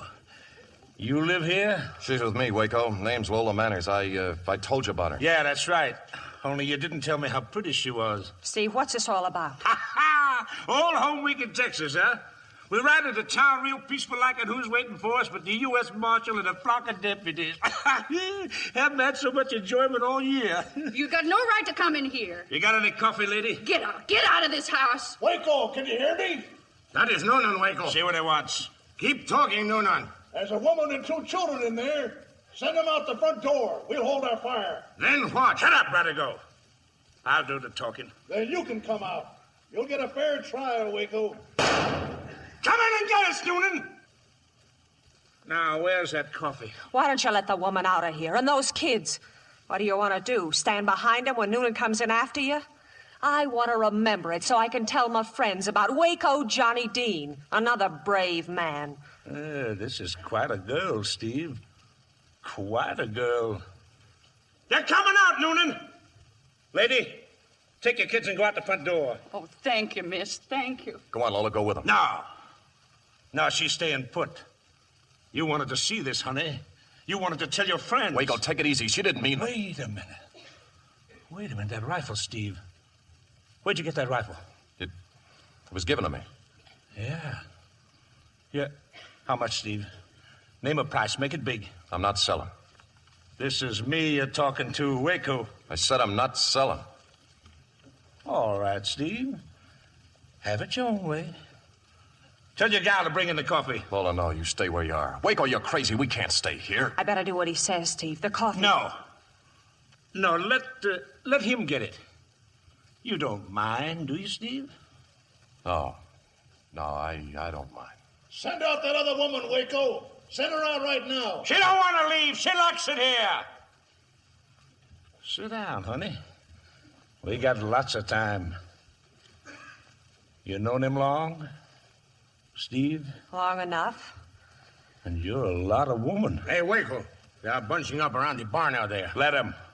Hey, where's that coffee? I'm getting it. Well, bring it and put on an apron. You'll look better. What are you trying to prove? Nothing. Just trying to buy a rifle. You still sure you don't want to sell, kitchen boy? Steve, let him have it. Don't you see what he's trying to do? He's the just... coffee. Come on, let's have it. Steve, look out. Well, I guess you must have tripped, huh, Steve? Clean it up. No. I said clean it up. I said no. Waco! Just poor old Steve. He wouldn't clean up the mess. Steve! I tried, Lola. I tried. Waco, they're gonna burn us out. We got a wagon full of hay. They're gonna run it into the house. Then I guess it's about time to go, boys. And walk right into their guns? Maybe you'd rather fry. Go on, start running. I'll cover you.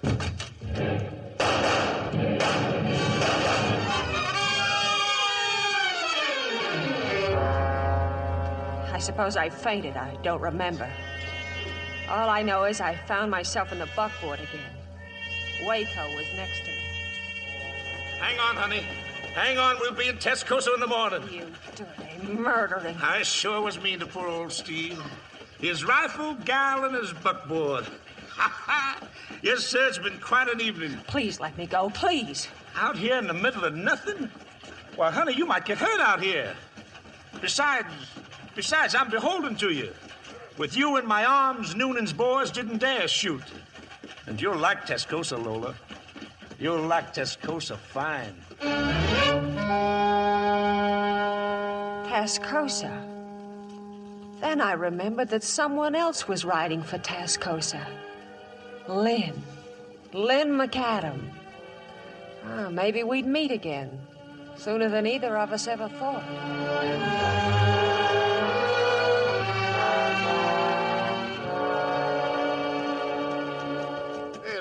What time you figure we'll hit Tascosa? Well, not till 2, 3 tomorrow. We got a couple of tired horses here.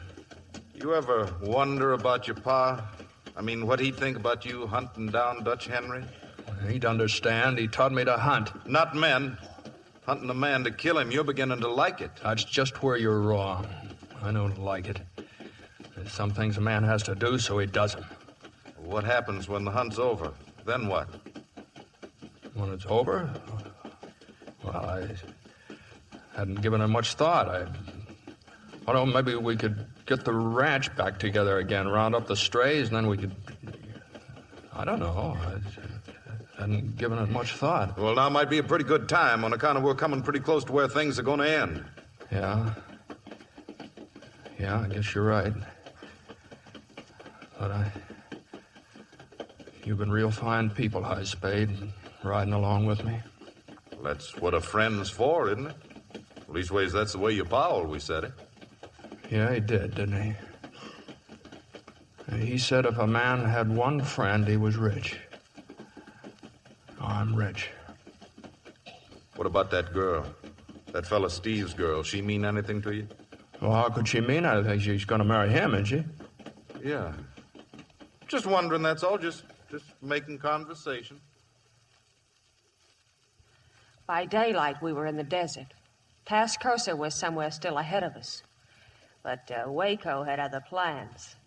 He took a trail leading up into the mountains. Far off, I could see a cabin. It's him, Dutch. He's coming. Waco Johnny. Look at him. He's got a woman with him. Maybe that's what kept him. As if I didn't know. Sometimes I think Waco's a little on the crazy side. Yeah, so do I. But I think quiet. Go on down there and bring him up.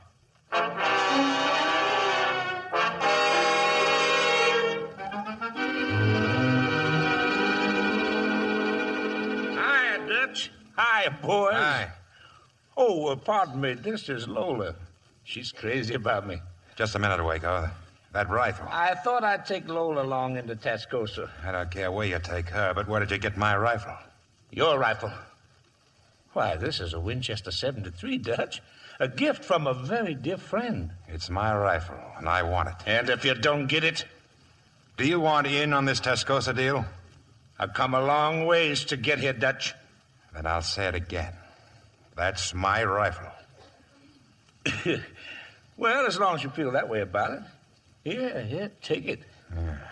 Now, where's Tom and Dundee? Didn't they show? They're inside, sleeping. Rode in late last night. Where's Latigo and the others? Oh, seems they got themselves all shot up. Oh? How come? It's a long story, with tears. Come on, let's get in the cabin. I'll tell you over a drink. So you take the girl and come up here, huh? Any objections? No objections.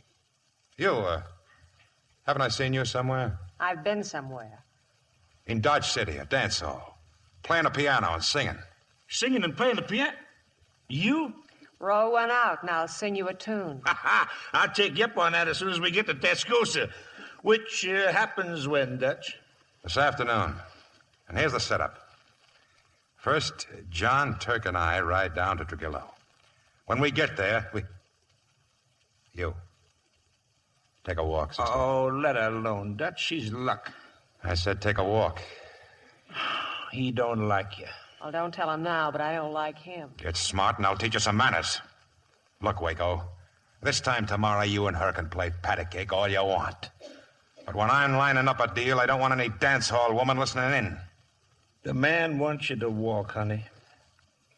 Well, nice cabin you got here, Dutch. How'd you like to rent it out for honeymoon? For the last time.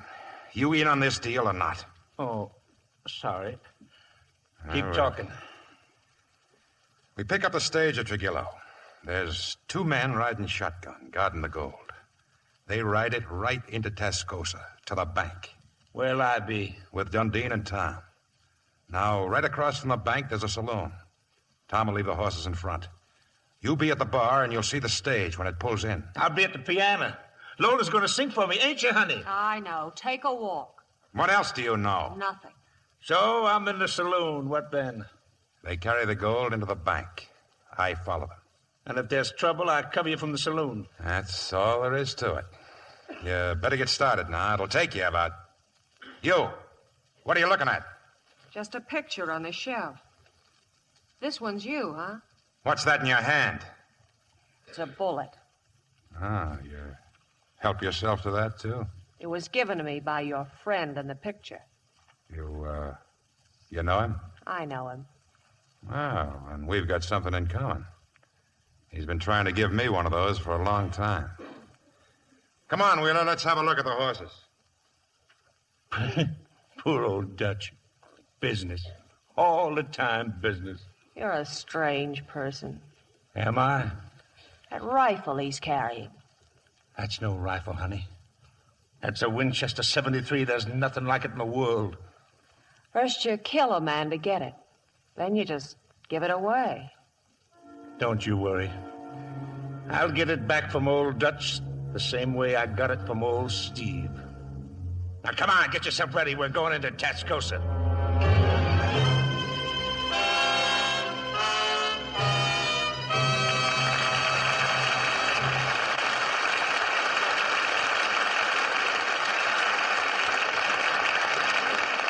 Before our stars return with Act 3 of Winchester 73, I'd like to introduce 18-year-old Susan Ball, who has just signed a contract with Universal International. Have you always wanted to be an actress, Susan? Well, not really, Mr. Keeley. An agent heard me sing with an orchestra when I was still in high school and took me around to the studio. And they saw your possibility as a dramatic actress. What are your plans? Well, right now I'm being coached at the studio, and I've been assigned a role in Shelley Winter's next picture. Excellent. Have you seen Shelley's latest, The Raging Tide? Yes, and I loved it as much as I did the book. Yeah, Shelley plays the hat-check girl in love with the racketeer and murderer Richard Conte. And Stephen McNally is the homicide lieutenant assigned to investigate Conte's crime. I understand Shelley got so cold during the waterfront scenes in The Raging Tide that she wore woolies under her costume. Well, that's a good idea for those who live in cold climates and like to wear glamorous clothes. Of course, to keep woolens soft, there's nothing safer or gentler than Lux. I love Lux for everything, Mr. Kennedy. From ski woolies to nylon slips and nighties. Scores of famous screen stars agree with you, Susan. Shelley insists on new Lux with color freshener for her lingerie, all her washables. It's pure magic for colors. Prints look dazzling bright after a Lux bath. All colors gay as new. And whites keep their whiteness as never before. Thank you for coming tonight, Susan Ball. Ladies, try new Lux enriched with color freshener whenever you wash lovely things by machine or by hand. You'll say there's never been anything like it before. Give all your washables that nice as new Lux look. We pause now for station identification. This is the CBS Radio Network.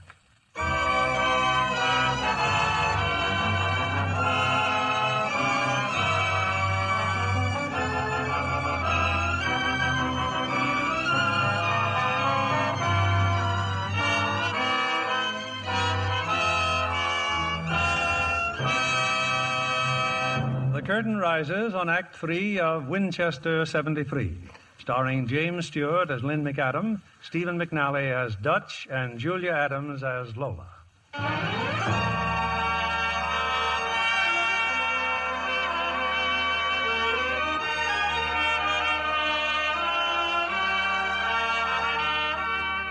I didn't have much choice. I went with Waco into Tascosa, to a saloon across from a bank. He said he wanted to hear me sing. The place was empty except for the bartender. Blue sky up above me, the green grass on the ground. I've been looking for something I have never found, and it looks like I'm never gonna cease my wandering,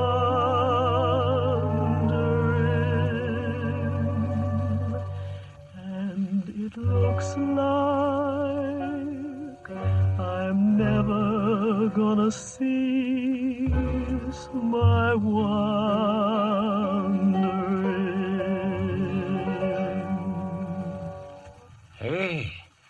Hey, that's all right. On the level, weren't you? Get away from me. We're in town now, Waco. This is where we say goodbye. Why? What for? Oh, that business with Steve? He wasn't for you. I did you a favor. Maybe someday I can do the same for you.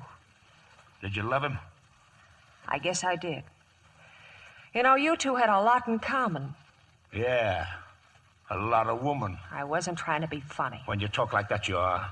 Or didn't you know he was yelling? I knew. You killed me.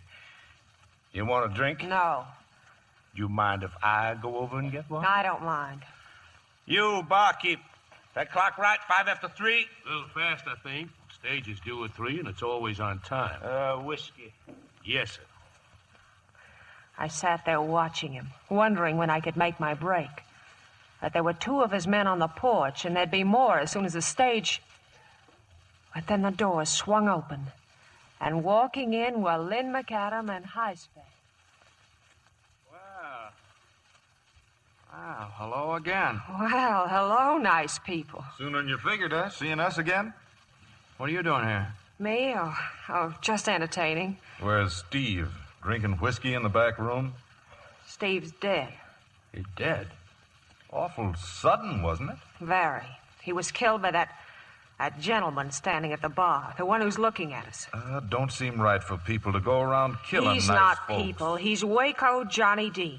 Lynn, didn't Riker tell us the Dutch was riding to meet... To meet Waco Johnny Dean, yeah. You haven't got a chance. Don't quarrel with him. I got no quarrel with him. Watch him, Lynn. Watch him.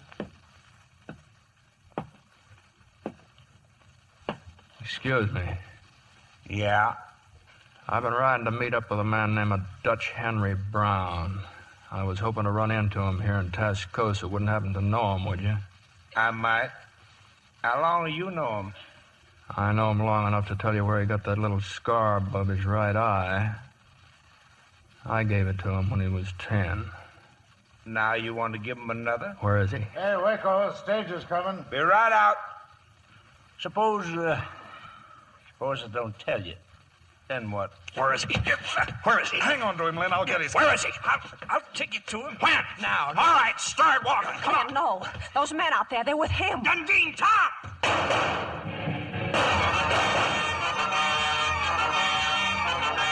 It all happened just as the stage pulled up outside. But the driver heard the shots and kept going. I saw Dutch Henry jump out. Lynn saw him, too. He started after him. There were more shots, only I didn't duck fast enough. Lola, where are you hit? My arm. Oh, you little fool. I got Waco, but Dutch got away. He won't get far. Take care of her, Highspay. No, don't let him go. I couldn't stop him if I wanted to. You don't understand. Dutch Henry's a murderer. I know.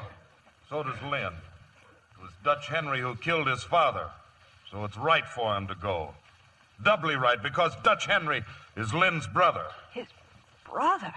Now, come on. Let's see if we can find a doctor.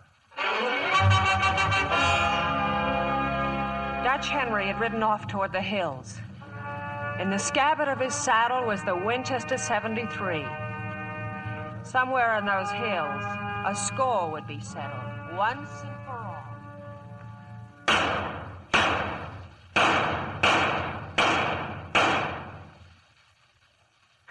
up, Lynn. Come on up and get me. You're caught below another man's gun. The old man taught you better than that. I guess I forgot, Matthew. You don't mind my calling you Matthew, I hope.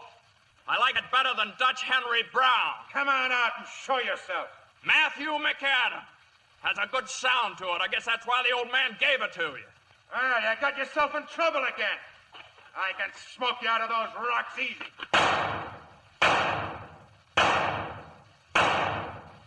First chance I had to thank you for winning me my rifle.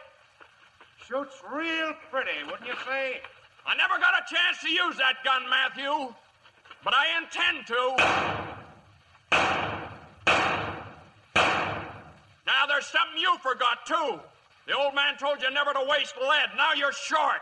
Not that short. Load up fast, Matthew. I'm coming up.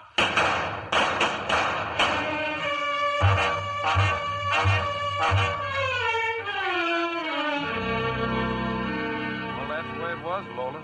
The old man sired 2 sons. One was no good. Never was any good. Robbed a bank.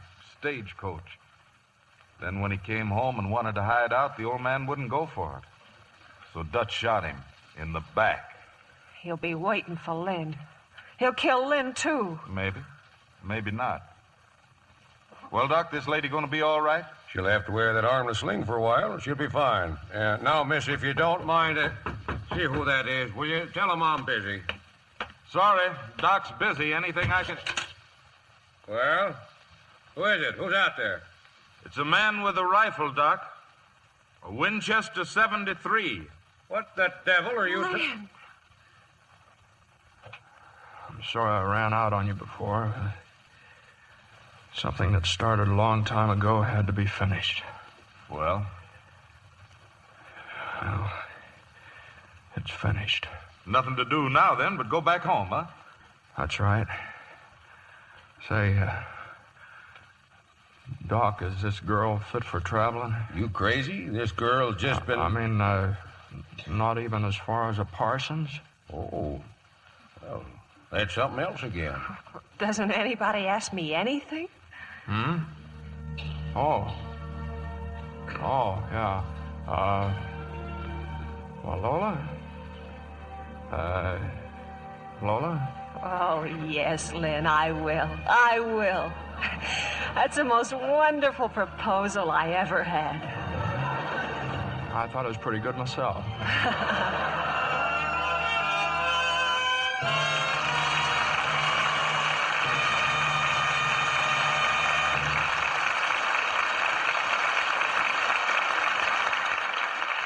Before our stars return for their curtain calls, listen to this sensational offer by the makers of Lux. A novel assortment of 12 glittering metal foil Christmas tree ornaments, so striking they're worth 3 times the price. You get shimmering icicles, snowflakes, and snowballs that dance with 1,000 lights, and a profusion of brilliant colors. Emerald green, tangerine orange, rich gold, sparkling silver, magenta red, and sapphire blue, all with gleaming silver on the back. You'll love the way they sparkle, like stars in a winter sky. And all they cost for a full dozen is just 50 cents and 1 Lux box top. Send to Lux, Box 16, New York 46, New York. These ornaments are exclusive with Lux, but if you bought them in the store, they'd cost at least $1.50, 3 times the price. They come to you packed flat, but open easily to beautiful, shimmering 12-sided ornaments. These shiny, twinkling ornaments are unbreakable and have reinforced metal holes for easy hanging with a hook or string. You can fold them for storing and use them year after year. These ornaments are going like hotcakes, so don't be disappointed. Send for yours right away. We can't accept any orders after November 30th. Please allow 3 weeks for delivery. You'll surely get them in time for Christmas. Order as many as you like. For each set of 12, send 1 Lux Flakes box top and 50 cents to Lux, Box 16, New York 46, New York. This offer is good only in the United States, Alaska, and Hawaii. I'll repeat that address. It's Lux, Box 16, New York 46, New York. Now, here's Mr. Keeley with our stars. And here they are coming forward for a well-earned curtain call. James Stewart, Stephen McNally, and Julia Adams.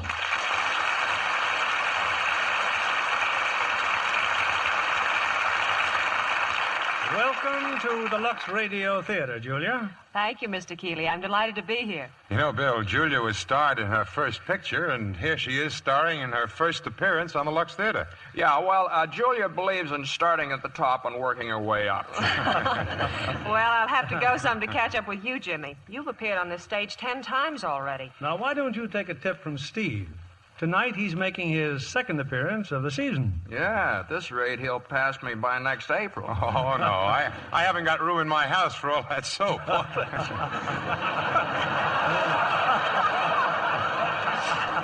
Anyhow, Julia's doing okay.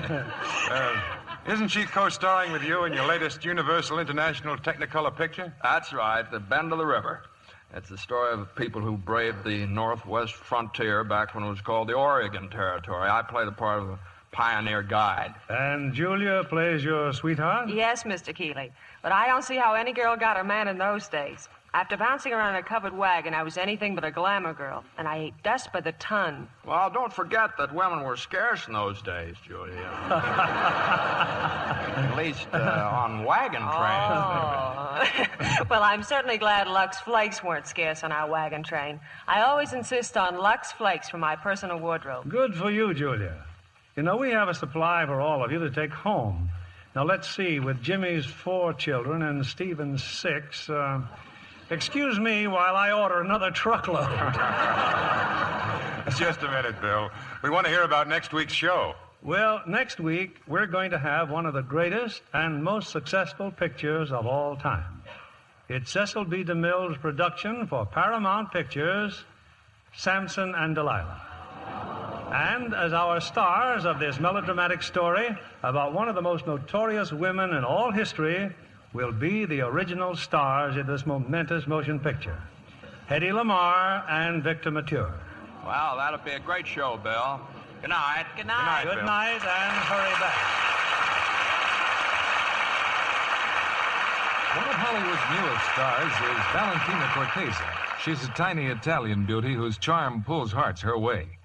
And here's Valentina Cortese's beauty tip to you. She says, I've used Lux soap for a long time. Lux facials give my skin quick new loveliness. Why don't you take her advice? Try these Lux facial screen stars recommend. The Lux Active Lather is so rich and creamy, it leaves your skin softer, smoother, really lovelier. You simply work the Lux Lather well into your skin, rinse with warm water, then splash with cold. Pat gently with a soft towel to dry.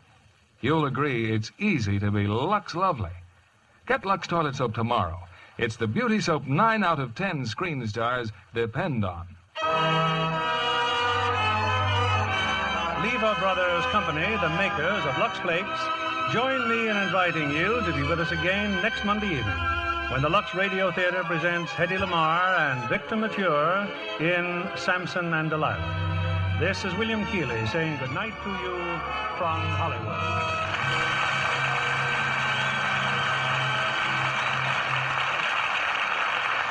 Faith in divine power was stamped on our first money and is still a foundation stone of our way of life. In God we trust. Remember, attendance at church or synagogue builds moral and spiritual character, both for the individual and for the community. Why not attend regularly?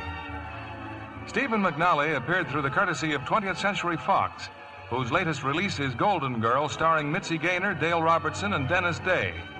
Julia Adams appeared through the courtesy of Universal International Pictures, now releasing The Lady Pays Off, co-starring Linda Darnell and Stephen McNally. Heard in our cast tonight were Dan Riss as High Spade, Herbert Butterfield as Wyatt Earp, Wally Mayer as Waco, Tim Graham as Wilkes, Stephen Dunn as Steve, Bill Johnstone as Lamont, and Bill Conrad, Bob Griffin, Charlie Lung, Jack Mather, Joe Duvall, James Best, June Whitley, Brad Brown, and Eddie Marr. The motion picture Winchester 73 was based on a story by Stewart N. Lake. Our play was adapted by S.H. Barnett, and our music was directed by Rudy Schrager. This is your announcer, John Milton Kennedy, reminding you to join us again next Monday night to hear Samson and Delilah, starring Hedy Lamarr and Victor Mature. This is the CBS Radio Network.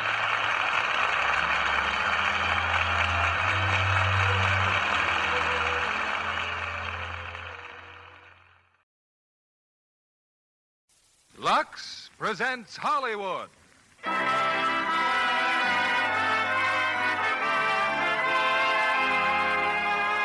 Lever Brothers Company, the makers of Lux Toilet Soap, bring you the Lux Radio Theater, starring June Allyson, Peter Lawford, Margaret O'Brien, and Janet Leigh in Little Women. Ladies and gentlemen, your producer, Mr. William Keeling.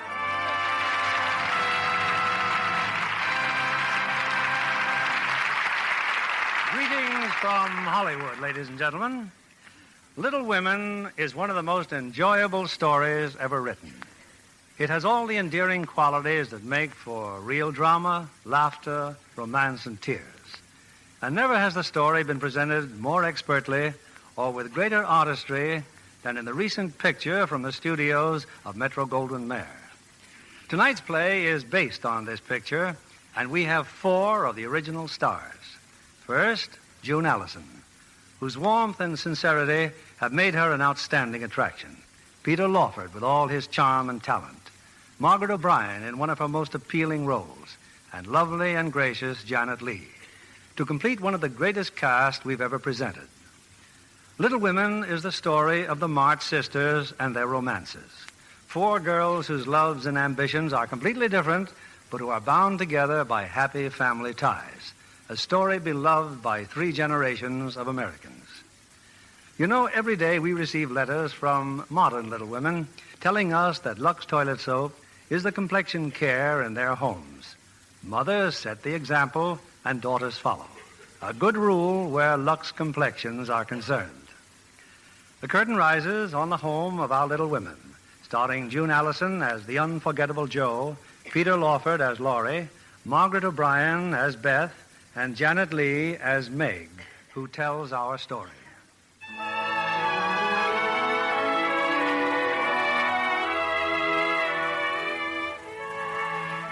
We were 4 sisters, Amy, Jo, Beth, and I. I shall start our story during that winter of 1864 when Papa was still away at war. What a miserable Christmas we all thought. How happy a Christmas it really was. Well, at least we have a Christmas tree, Amy. And I think it's beautiful. Christmas won't be Christmas, Beth, not without presents. Oh, it's dreadful to be poor. I especially feel it because I'm the eldest, and I can remember when we used to be rich. We're better off than a lot of people, Meg. Orphans, for instance. We have Father and Mommy and each other. But we haven't got Father, Beth, and probably won't have him for a long time. But, Joe, the men in the army are having such a terrible winter. Mommy's right. We have to make sacrifices. Only I'm tired making over these same dresses year after year. Well, I don't think any of you suffer as I do. You don't have to go to school with impertinent girls who label your father just because he's poor. Oh, Amy, if you mean libel, then say so. And stop talking about labels as if Papa was a pickle bottle. Well, you needn't be so satirical about it, Joe. It's proper to use good words and improve one's vocabulary. Vocabulary? Christopher Columbus. Joe, don't use slang words. Oh, I just detest rude, unladylike young ladies. And I hate affected snips. Birds in their little nests agree. Oh, I'll never get over my disappointment at not being a boy. Look at me. Dying, simply dying to go and fight at Father's side. And here I am sitting and knitting like a poky old woman. Poor Joe. Oh, thank you, Miss Beth. But I don't need any pity. Because someday I'll be a famous writer and make my fortune. Oh, not that I'll forget about my sisters. You'll all ride around in fine carriages. And you, my Beth, you will have a new piano. And you, Meg, you'll have 10 dozen dresses and satin slippers and red-headed boys to dance with. I shall like that. I thank you. So there's no use fretting now. I'll get famous just as soon as I can. Meanwhile, let's rehearse the play. Meanwhile, it's time for tea. Come, girls, help me with the tray. Don't we ever have coffee anymore, Hannah? Coffee is scarce and dear. And it seems to me you'd be... What is it, Hannah? Someone's looking in this room. What? Keep away from the window. But, Hannah, who is it? That Lawrence boy. Where? Where is he? Next door in the Lawrence house where he belongs. Only he does not belong at their parlor window, staring into our parlor window. But what Lawrence boy? Mr. Lawrence's grandson, of course. Ha! I didn't know the old fusspot had a grandson. Well, he just came home. First, he ran away from college. Oh, that's the bravest thing I've ever heard of. And when they found him, there he was, wounded, in an army hospital. He'd lied about his age and enlisted. How perfectly splendid. I should like to do the same. Joe, what are you doing? Well, if he can look out of his window at us, I can look out of ours at him. Josephine, march. Oh, he's still there. Gee, I'm glad he's a boy. I certainly would like to know a boy for a change and have a little fun. Oh, how can you say such things? I wonder how I could get to know him. Yoo-hoo! Hello! Oh, Joe, you're disgracing us. Hello! Why, that dreadful boy. He's waving at me.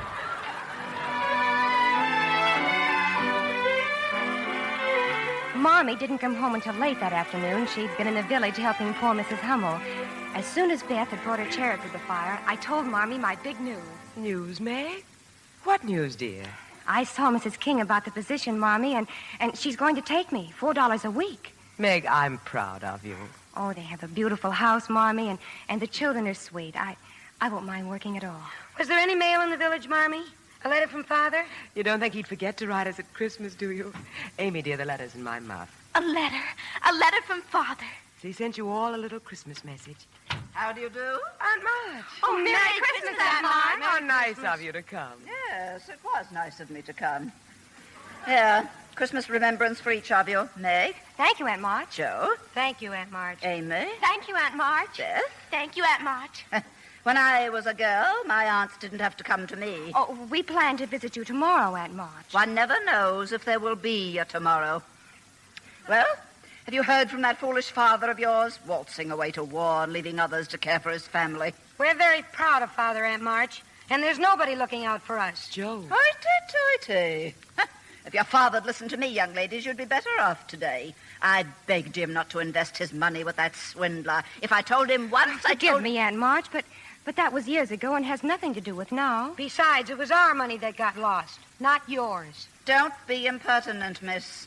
Oh, it's a waste of time to talk. Nobody listens to me anyhow. Merry Christmas. Merry Christmas, Aunt Marge. Aunt Marge, I'll walk out to your sleigh with you. And catch a death of cold while you're about it. Aunt Marge, you still want me to work for you, don't you? Fine time to ask me. Well, I'd like to be your companion. A companion should be companionable, young woman. Yeah, I will be, I promise. I am willing to bury the hatchet. Very well, then. Come over after the holidays. And bring an apron. Fine. Thank you, Addie. Merry Christmas.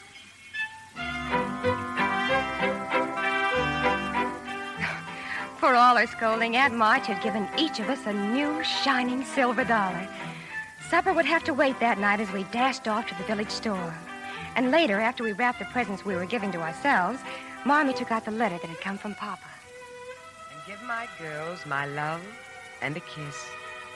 Tell them I think of them by day, pray for them by night, and find my best comfort in their affection at all times. I know they will remember to be loving children to you, will work diligently so that these hard times need not be wasted, and that when I return, I may be fonder and prouder than ever of my little women. How long this sad war will last? Mrs. March, ma'am. Yes, Hannah. A message from poor Mrs. Hummel, ma'am. She wants to know how soon can you come. Right away. Amy, get my boots, dear. My wraps, Joe. Good night, my children. Good night, Marge. Don't wait up for me. I may be late. Merry Christmas. Merry Christmas. A fine Christmas Eve. Papa far away and Marmee out taking care of sick people. And our presents. They look so lonesome under the tree. And there's nothing for Marmee. Nothing. And she needs a new pair of slippers. Well, I'm the man in the family while Papa's away, so I'll supply the slippers. But how? Our money's all spent. Well, I bought a book. I'll take it back. But I thought of the slippers first, Joe. So you did, Beth. Well, then, I'll buy her army shoes, the very best to be had. And I'll get her a nice pair of gloves. Pink ones. A little bottle of cologne for me. Both Marmee and I just love cologne. Oh, but won't the stores be closed? Who cares? Come on, me hearties. We'll storm the citadel.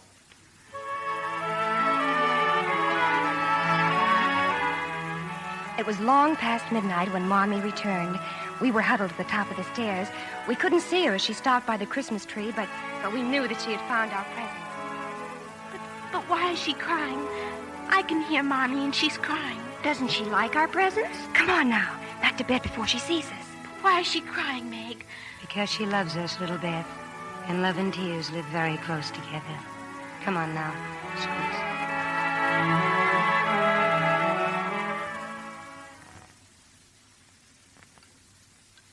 Christopher Columbus. What a breakfast. Look, kidney pie and sausage. Popovers and coffee. And everything. Merry Christmas, girl. Oh, Merry Christmas, Hannah. Hannah, you do beat the Dutch. Oh, I can remember when I served a breakfast like this every day. We must have been enormously rich. Well, kindly pass the popovers, Meg. Now wait for Marmee, Amy. Your mom's took breakfast and gone. She said she'll meet you all in church. Gone? Back to the Hummels. The baby finally come early this morning. Another baby? One after another. 6 children, half frozen, huddled in one bed, she said. Your mom took her breakfast to them. I'm not hungry either. Oh, Beth. I'm not hungry. But people are starving everywhere every day. Well, if you're going to let that worry you, you'll never eat it all. I try not to think about it. Those people are far away, Megan. We don't know them. But the Hummels are near, and we do know them. You're not thinking of giving our breakfast to the Hummels. Yes, we are, aren't we, Joe? Oh, no, you couldn't think of a thing like that. No.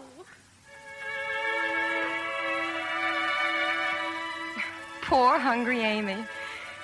A few moments later, as we passed by the Lawrence mansion, loaded with food for the Hummels, there he was, Mr. Lawrence's grandson and another young man. Aren't you rather loaded down, madam? May I help you? Oh, no, thank you, sir. Josephine, must you lag so? Well, just a minute. You're his grandson, aren't you? Mr. Lawrence's. Why, yes, I am. I'm Theodore Lawrence, and this is my friend John Brooke. How do you do? How do you do? I'm Joe March, and I'd like you to meet my sisters, only I guess they're too far up the road. Oh, what a pity.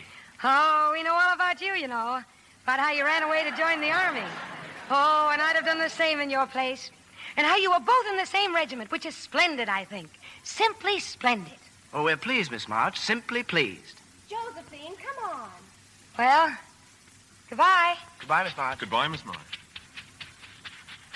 Really, Joe, I must say, really. Oh, fiddlesticks. What will they think? Stopping to talk and we hadn't met them properly. Well, you weren't very friendly. You didn't even say, how do you do? I don't like the way that man stared at me. What man? Oh, Mr. Brooke? I didn't notice. Well, I did. And he's still looking. Who? Mr. Brooke. Don't look back. Oh, pooh. Bye.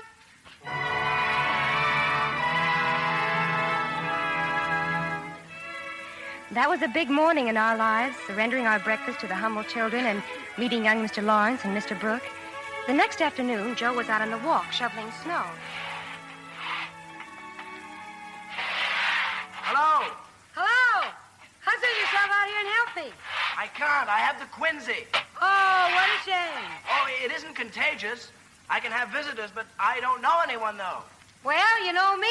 Well, would you care to come over and keep me company? Well, I'll speak to my mother, Mr. Lawrence. You may expect me, though. Thank you.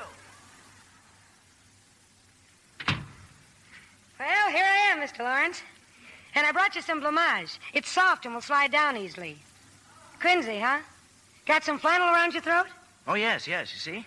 And thanks for the blamage. Well, I've come to entertain you. I'll read aloud and you can listen. I do love to read aloud. Well, I'd rather just talk, if you don't mind. Won't you sit by the fire? Oh, thank you. I love to talk, too. I always... Christopher Columbus. What's the matter? Well, this room.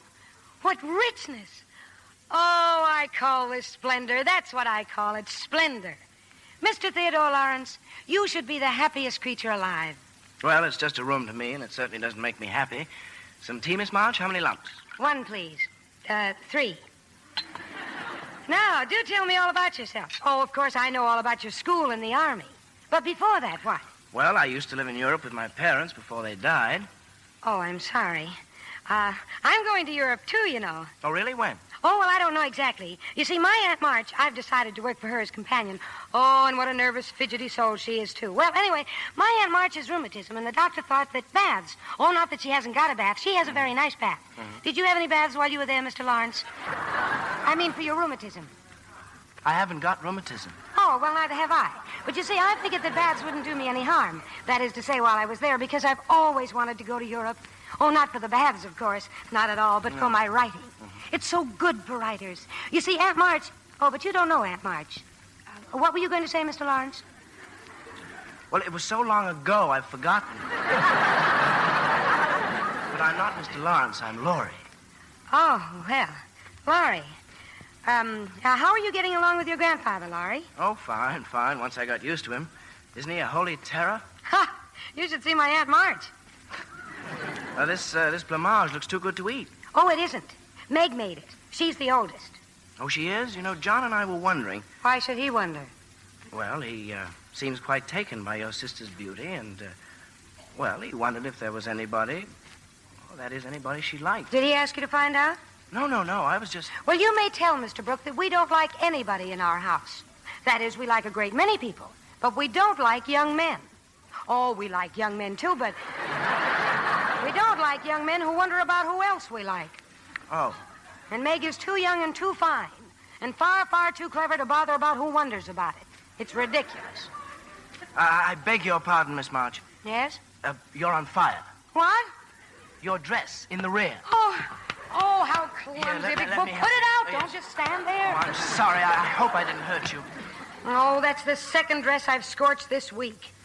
You see, I like to toast myself, and I get too close. I think I better go home. Oh, please don't go. It's dull as tombs here. Is that why you stand at your window looking at us? Well, it's rude of me, I know, but you always seem to be having such a good time. When the lamps are lighted, it's like looking at a picture, Miss March. All of you gathered around the fire with your mother. Well, then why don't you come over? Then you'd be a part of the picture. And Marmee is so splendid. Well, my grandfather mightn't approve. He'd say I was imposing. But in spite of that... Oh, Bilge. Oh, I know his face frightens half of Concord, but it doesn't frighten me. Of course, every time I've ever seen him, he's been barking at something. Nevertheless, I rather like him. Well, that's something, isn't it? Oh, Mr. Lawrence. Thank you, madam. My face frightens half of Concord, does it? Yes, sir. Frankly, it does. You understand, I don't think you mean to frighten them, but your face is... Well, you ask me, sir, and yes, I do think so. And I bark, do I? I've heard you bark, yes, sir. Perhaps you don't bark all the time, but you do bark, yes, sir. And with all that, you rather like me, do you? Yes, I do. I really do, in spite of everything. And I like you. Have a cup of tea. Oh, thank you. I had one. I was just going. Well, not so fast, young lady. I have something to ask you. Yes, sir. Unless you have already asked her, Laurie. No, sir. I've had difficulty saying much of anything, sir. Yes. Young lady, on Saturday night there will be a cotillion of sorts in this house. We shall be happy if you and your sisters attend. A cotillion? Here? Well, will you attend? Will we? I shall ask my mother, Mr. Lawrence. It's very grateful of you, sir. Yeah, I'll go home and ask her right now. A cotillion. Christopher Columbus. Well, you know, Laurie, I wonder if that young woman ever walks. Christopher Columbus, sir. I wonder, too.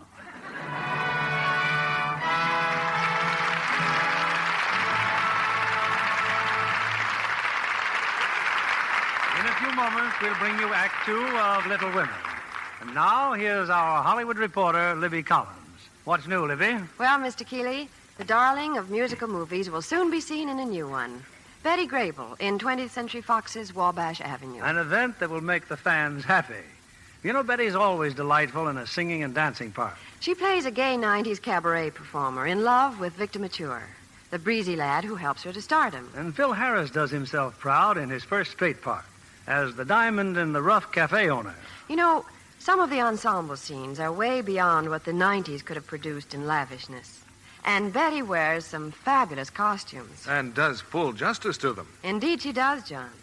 For Wabash Avenue, her hair is lighter than usual.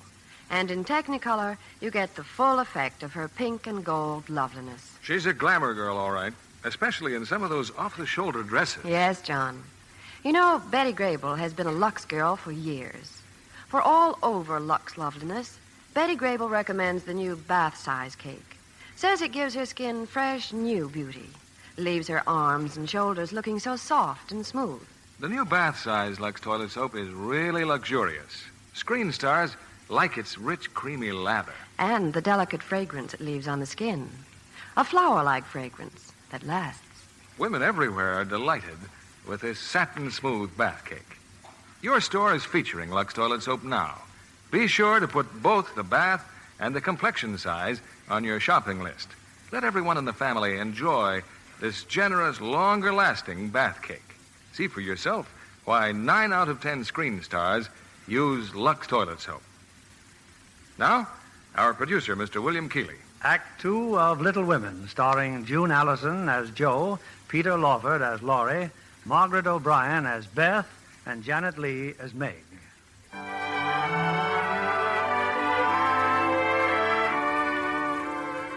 A party. An invitation to a party in the richest, most elegant home in Concord. Oh, no wonder we were so excited when Saturday night finally arrived. Yet, to be completely honest, only Amy and I really wanted to go. You look just lovely, Meg, dear. Thank just you, Mommy. lovely. Now, where's Amy? Oh, she's painting Joe's dress, Mommy. She's what? Joe's done it again. Stood too close to the fire. Her best dress, too. Oh, no. Beth and I patched it for her, and now Amy's painting the patch to sort of blend it in. Watercolors. Oh, that's splendid, Amy. Splendid. It's right as rain now. But it still shows, Joe. I don't know what you're going to do. Well, it's very simple. I shall spend the evening sitting in chairs with Beth. Do I really have to go? Do I, Mommy? There'll be all those people. But it would hurt their feelings if you stayed at home. And besides, little Beth, you must learn not to be afraid of people. Well, you at least look most attractive, Beth. But look at me. My shoes are too tight. I have 19 hairpins sticking in my head and a patch on my back, and I feel dreadful. Joe, don't you have your white gloves? Oh, all right. Ooh, how I hate to be elegant. Well, good night, Marmee. Good night, my dear. Good night, Marmee. Now, don't eat too much, Amy, and wait until you're asked. Marmee, you'd think I were a child. Just tell Joe not to stride about and swear. She'll disgrace us. I shall be prim as a dish. Come on, my dears. Let's be elegant or die.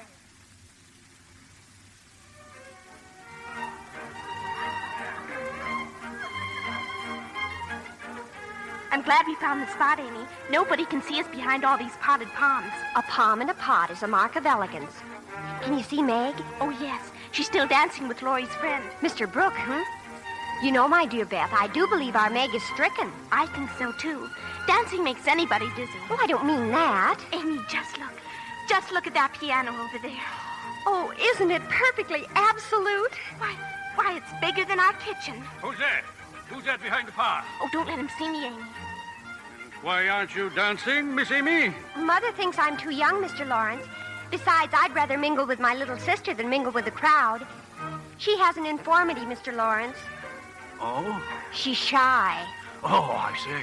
But if it weren't for that, she'd be simply fastidious. She's a real artist, you know.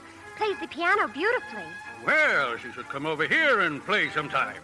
Oh, she'd never do that. She doesn't play for people, just herself. But I wasn't going to listen to her. It's just that piano is going to ruin for want of use. But if no one cares to come, never mind. Someone cares very much. Oh, I didn't realize you heard what I was saying. I heard, sir. I'm Beth, and I'll come if no one will hear me and be disturbed. Not a soul, my dear, not a soul. And please tell your mother that I think all her daughters are simply fastidious. Oh, Beth, isn't he just perfectionary? Why, I think Amy, somebody's coming. Let's hide again. Oh, it's that stuck-up Miss Gardner and her daughter. Don't move. Did you see him, Sally? Theodore Lawrence, still with that impudent Josephine March. Well, it's very obvious she set her cap for him. Well, what can you expect, Mother? One of them has to marry for money, since they've none of their own. Well, Mr. Lawrence will have something to say about that. I'm sure he has other ideas for the boy. Of course, it would be a triumph for Mrs. March. I must say, she's managing the affair very well. Amy, did you hear what they... Oh, Amy! Now, this is the third dance, Joe, and I'm hanged if I let you refuse me again. Please, Laurie, don't ask me anymore. Well, why not? How can a girl sit so much? Oh, very well. See for yourself. There, I'm patched. Oh, so you did it again, huh? Too close to the fire. You know, life will be far less complicated for me when the warm weather comes. Well, the least you can do is... Joe, something awful's happened. Amy. Well, it can't be that bad. Well, what is it? Oh, I can't tell you now, not in front of him. Beth wants to go home. She's had a dreadful shock, and I think I want to go home, too. Where's Meg, Laurie? Well, still with John Brooke, of course. Laurie, would you fetch her, please? Of course.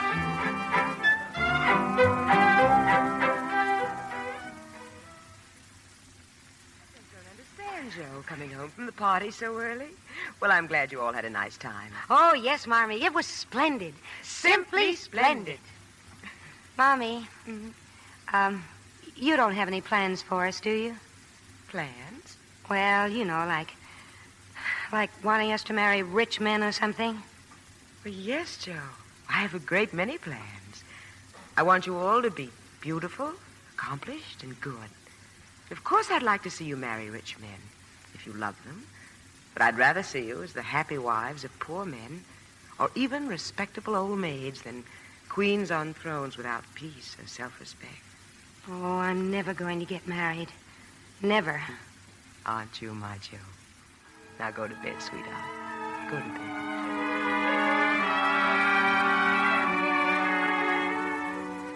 One reason why Jo was so sure she'd never get married was because she wanted to be a writer far more than a wife. Jo never stopped writing, left her very little spare time, even for Lauren. Laurie's here, Joe. He said that you said that Aunt March said you didn't have to go to her house today. Well, Beth, just send him away. He says he's just going to wait until you come down. Oh, I wish he'd realize I haven't time for his nonsense. And what's in that package? Slippers. I made them. Who for? A gentleman. A gentleman? What's the matter with everybody in this family? Oh, but this is an old gentleman. They're for Laurie's grandfather. He's been so kind about letting me play on that lovely piano. And in all the weeks I've been going there, I haven't even seen him. Well, go ahead then. Give him the slippers. If your story's finished, Joe, can I read it? Nope, not now.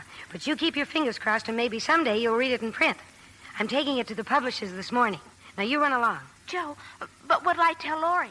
Oh, tell him I went up and smoked. So Jo went into town. But what she didn't know was that Laurie went into town, too. And he waited for her in front of the publishing office. That's not very good manners, Mr. Lawrence, following me. And what about your manners, trying to avoid me all the time? What were you doing in there? What I was doing is a secret. All right, keep your secret. Only I've got one, too. Oh? Something plummy? Something very plummy. Now, tell me yours, and I'll tell you mine. All right. Here. A bank draft? Well, read it. Pay to Josephine Marsh the sum of $1. For what? I'll turn it over. In full payment for her story entitled The Phantom Hand. Well? $1? Oh, well, maybe it isn't much, but someday I'll get as much as $10. Joe, I just don't understand you. Cooping yourself up in the garret, missing a lot of fun with me, working, and for what? For one measly little dollar. It isn't the dollar. At least that's not all of it.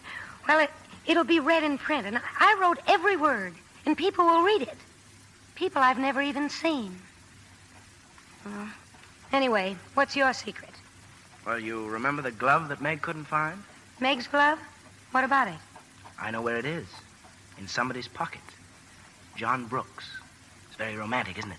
No. It's horrid. You don't like it? Of all the sickly, sentimental rubbish. I'm disgusted. And I'm certainly glad Meg doesn't know. She'd be furious. Well, I'm not so sure. I believe she's very fond of John. She's perfectly happy with the way things are. And you'd better tell Mr. Brooke to keep away from us, or I'll let him know just what I think of him, trying to break up my family. Oh, just wait till someone falls in love with you, Joe. You'll feel differently then. A soft summer day with the sun setting through the trees and your lover's arms around you. I'd like to see anyone try it. Would you? And what would you do? I'd give him a good shove, just like this. Joe! Joe, wait! What are you mad at me for?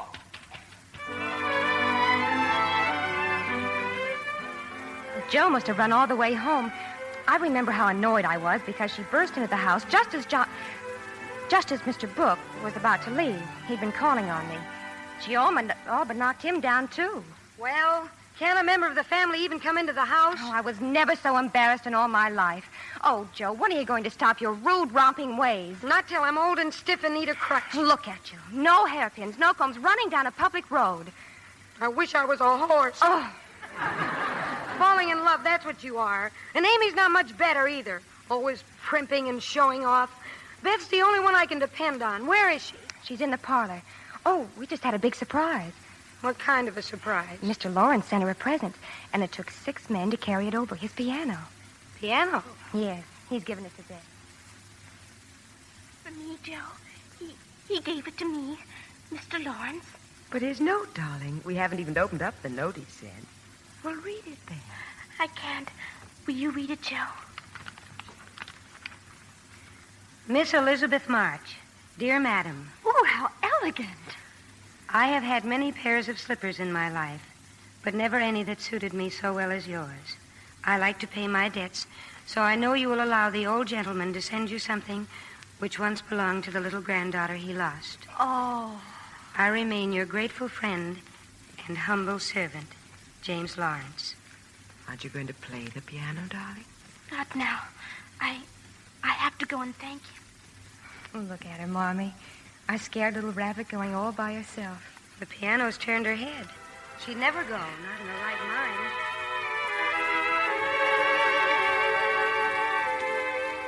A young lady to see you, Mr. Lawrence. Miss Beth March, the pianist. Well, show her in. Show her in. Good afternoon. Well, can't you come any closer? Yes, sir. Now look at your chin. It's all quivering. But why? I came to thank you, sir. I came to thank you. Little girl. Little girl.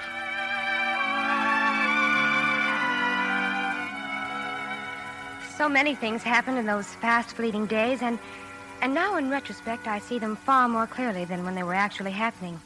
For then I suppose all I could think of was John Brooke. But one event struck all of us, like a bolt of lightning. A telegram from the War Department.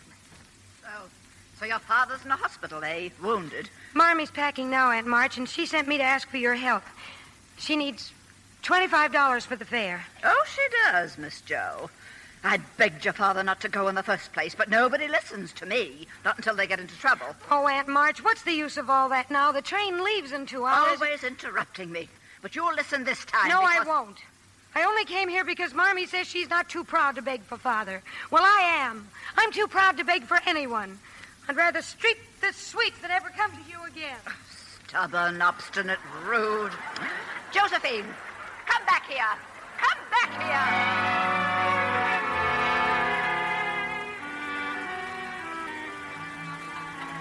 So you had another argument with Aunt March? Yes, Marmy. Well, that's funny. She didn't say anything about it when she was here just now. Aunt March was here? Why, yes, dear. She brought me the money. Oh, no. And where have you been? Lloyd's been looking all over for you, Joe. Oh, I lost my temper, so I decided to get some money on my own. Here, Marmy. But where did you get it? How? Well, look. Oh, Joe. Joe, your hair, your beautiful hair. Oh, my poor Joe. Amy, look. Joe's cut her hair off and sold it. Well, it doesn't affect the fate of the nation, so don't start wailing. So you've come home. I've been looking... Christopher Columbus, you look like a porcupine. Really? I feel deliciously light and cool. Your hair will grow back, Joe. It'll be just as lovely as ever. But you will never be more beautiful than you are now. Marmy, your train. I'll be glad to drive you to the station, Mrs. March. Thank you, Laurie. Goodbye, my darlings. God bless and keep us all.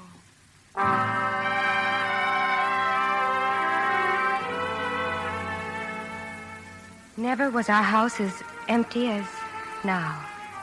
Father wounded in a hospital. How badly we didn't even know, and now Marmy had left us too. And then came the worst disaster of all. Come on in, Beth. Lunch is all ready. How are the Hummels, dear? Did you help them like Marmy said? Don't come near me. Beth, what is it? The baby. The Hummels baby. The baby's dead, Joe. The baby's dead. Oh, no. I tried to warm her feet, but she was so cold and lay so still. Then I knew she was dead. The doctor gave it. He said it was scarlet fever. Oh, Beth. Look at her. Look at her face. No, keep away from me. I'm too funny. Oh, I'll put her to bed. Joe, run for Dr. Barnes.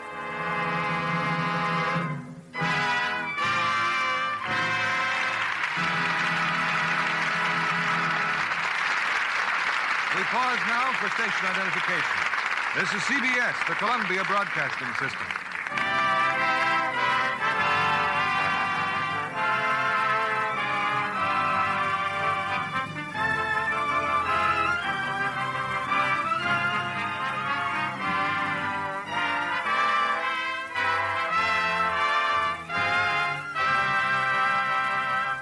In a few moments, we'll continue with Act 3 of Little Women. We're delighted to have with us tonight the well-known musical comedy star of stage and screen, Miss Bette Venuta. Welcome to the Lux Radio Theater, Miss Venuta. Thank you, Mr. Keeley. I understand you've been appearing with Betty Hutton in Metro-Goldwyn-Mayer's new Technicolor musical, Annie Get Your Gun. And I think it was the most exciting experience I've ever had. Betty is certainly the girl to play Annie Oakley in the screen version of Irving Berlin's stage hit. And, of course, the picture has the famous Irving Berlin tunes from the show. There's no business like show business and doing what comes naturally and many others. At the preview, the audience came out as thrilled as though they'd attended a Broadway opening. And at the same preview, feminine fans discovered a new romantic singing star when they saw Howard Keel as Frank Butler. And don't forget Louis Calhern as Buffalo Bill and Edward Arnold as Pawnee Bill. Weren't they wonderful? They were indeed. But this will interest you, Mr. Keeley. I know the whole cast feels that much of the credit for the picture should go to George Sidney for his fine direction. I agree. And I'm sure everyone in MGM's Annie Get Your Gun was charmed by Betty's high spirits and beauty. I'll wager that when they saw you and Betty, they said, what lovely Lux complexions. Thank you. Those of us who have camera close-ups to face give our skin the best care we know. Mr. Kennedy, both Betty and I are devoted to our daily Lux soap facials. Those facials really work, don't they? Yes. It's such a quick, easy care, but it certainly does the trick. Recent tests by skin specialists prove that. In actually 3 out of 4 cases, complexions became softer, smoother, in just a short time. Thank you, Miss Bette Venuta, for being here tonight. I think women everywhere will welcome your beauty tip on gentle, protecting Lux soap care. Now, here's a suggestion. Your store is featuring Lux toilet soap now. Be sure to put both the complexion and the big bath size on your shopping list. See what quick new loveliness this fragrant white soap will give your skin. Remember, 9 out of 10 screen stars use Lux toilet soap. Now, Mr. William Keeley, our producer. The curtain rises on Act 3 of Little Women, starring June Allyson as Jo, Peter Lawford as Laurie, Margaret O'Brien as Beth, and Janet Leigh as Meg.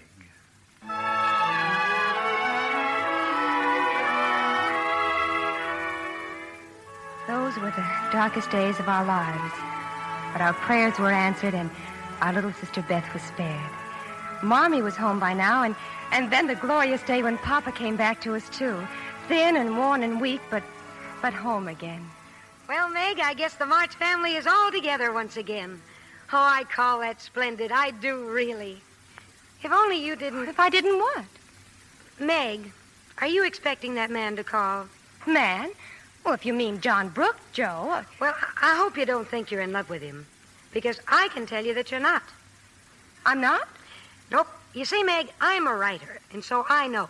You have none of the symptoms. Your appetite's fine, you sleep like a log, and you don't mope in corners. Therefore, you're not in love. Therefore, do not go and marry that man. I don't intend to go and marry any man. You don't? Hooray for you. You're a trump. But what will you say to him when he comes begging for your hand?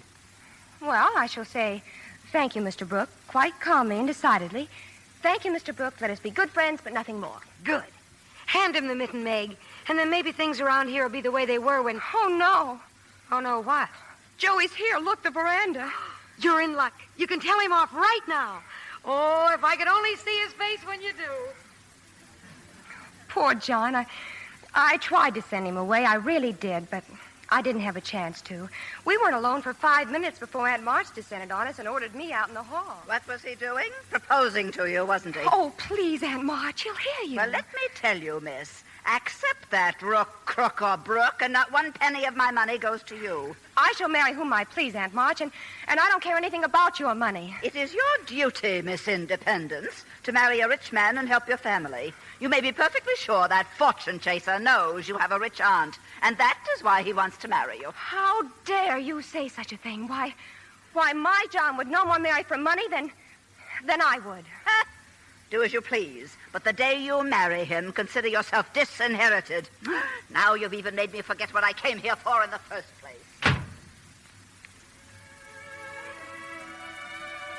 Meg, I couldn't help it over here. Oh, John. Thank you for defending me, Meg.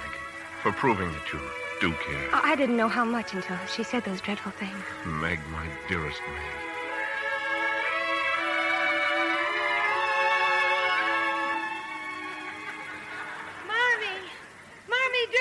something. Joe, what is it? Go downstairs, quick. John Brooke is acting dreadfully, and Meg likes it.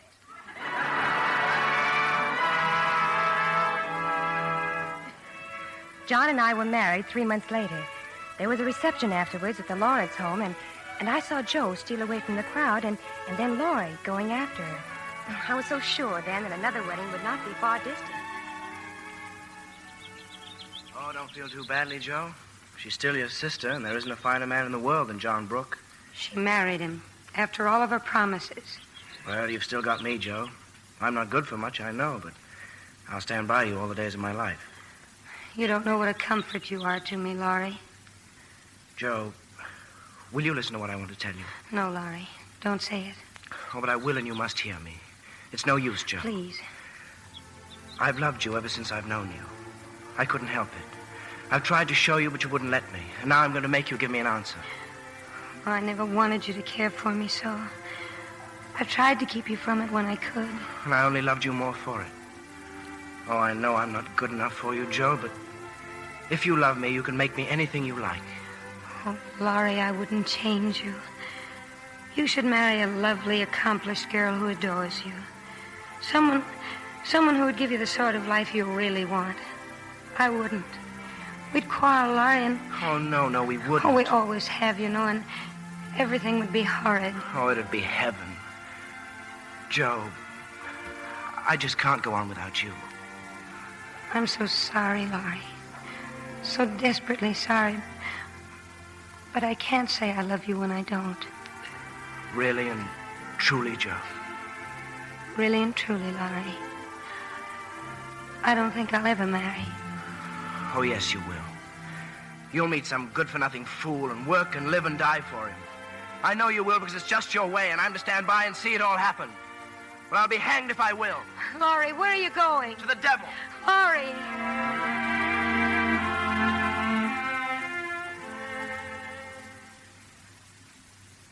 The months went by, and Laurie and Joe scarcely saw each other. And then, through Aunt March, Joe heard of a position in New York. A good family in need of a governor. Oh, I've always wanted to go to New York, Marmee. Why, they have the finest libraries and theaters there. And in my spare time, I can write. Let me talk it over with Father, my darling. I've already asked him.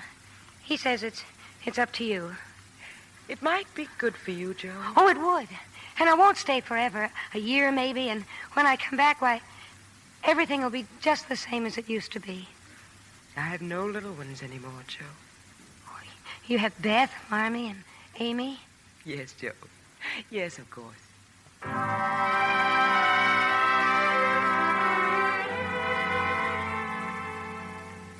So, Joe left Concord. We heard from her regularly, and always an inquiry about Laurie. And after a while, always a passing mention of a tutor in the household, a foreigner named Professor Bear. Was ich leide, allein und Oh, Miss March. Oh, please don't stop, Professor Bear. It's so beautiful. Thank you very much. What is that song? I've heard you play it before. It's called Nur wer die Sehnsucht kennt. Do you understand German, Miss March? No, I don't. The words are by a famous writer, Goethe. I will try to say them for you in English. Let's see now. Only who knows what longing is can know what I suffer. Alone and parted, far from joy and gladness, my senses fail. A burning fire devours me. Oh, if only I could write something like that. Something that would set other hearts on fire. You truly like to write, do you not? Oh, it's my life, Professor Bear. Sometime you will show me what you have written. Oh, yes. And I've just sold another story. It's in the Weekly Volcano. Oh, it's a wonderful one about... Well, if you'd really like to read it... The Weekly Volcano? It's a magazine, and it's the best story I've ever done. How happy you look, Miss March. I'm so glad for you. I am happy. Then you have not missed your home so much lately? Or your old friends? No, I haven't. And you are most responsible for that. Thank you, my little friend. Oh, showing me this wonderful, exciting city. The museums, the theaters. I will tell you something, Miss March. There is no greater pleasure than to hear or see something beautiful with someone who... Excuse me, Miss March. Yes, Paul? You have visitors, miss. Your aunt and your sister. Yes, Amy and Aunt March were in New York, but not for long. Aunt March was taking Amy abroad. Of course, I know I promised to take you to Europe, Joe. But then Amy and I get along famously. And I never did get along with you, now did I? Oh, it's all right, Aunt March. Oh, and Amy, dear, I'm so happy for you. Now, tell me, how's the family? Oh, they're all fine, Joe. Except Beth. She hasn't been well since she was so sick that time. Beth. Oh, but she must get well. She must. And you do know that Meg is expecting. Dreadful, isn't it? Oh, no, Auntie, it's wonderful. And, how's Laurie? Laurie? Well, didn't you see him when he was here? Here? In New York? Mm-hmm, 2 weeks ago. He and Mr. Lawrence are on their way to England. And he didn't come to see me? Oh, can you blame him after the way you trotted off? He didn't even try to see me.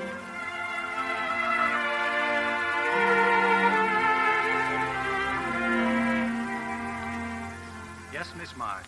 I have read every one. All your stories. Thank you for lending them to me. Well, Professor Bear? I must be honest, little friend. I was disappointed. Oh.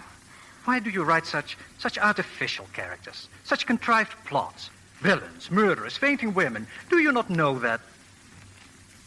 Miss March, I have hurt you.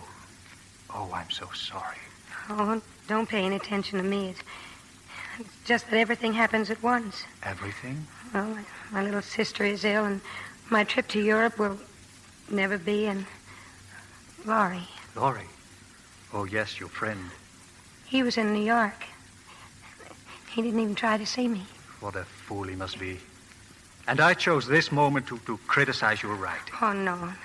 No, I always knew my stories weren't very good, but you see, they help at home to pay the bills. Yes. Yes, that is what I thought. And I said to myself, maybe I have no right to speak to her, for she does have talent. Have I really? Great talent, little friend. And I say to you, sweep first the mud in the street before you are false to that talent.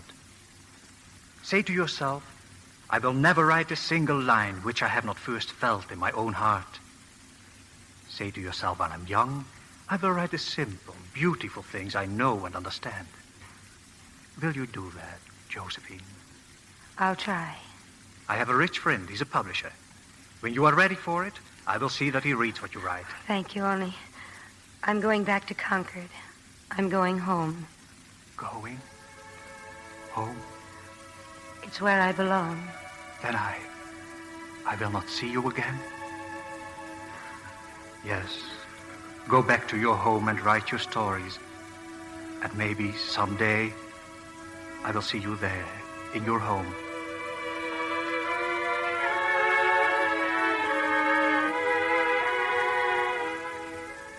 Joe was back, and the old house in Concord was briefly lighted again. But there was a great darkness impending. Oh, Bette. Our little Bette. Don't cry, Joe. I don't want you to cry for me. I'm not crying for you, darling. I'm just lonesome for Amy and Meg and our old happy times. I'll be all right. It's no use, Joe. I know what the doctor must have said. Please don't tell Mommy or Father, but I know. Oh, Joe, you mustn't be afraid. Doesn't it sound funny, me saying that to you, when you've always said it to me? You've always reminded me of a seagull, Joe. Strong and wild, fond of the wind and storm, and dreaming of flying out to sea. And Mommy said I was the cricket on the hearth, content to stay at home. I can't express it very well. I guess I shouldn't even try, except to my Joe. But it seems that I was never intended to live very long.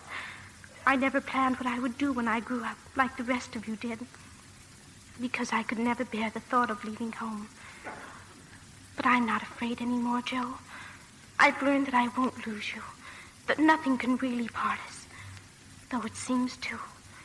And that we'll always be a family, even though one of us is gone. But, Joe, I think I will be homesick for you, even in heaven.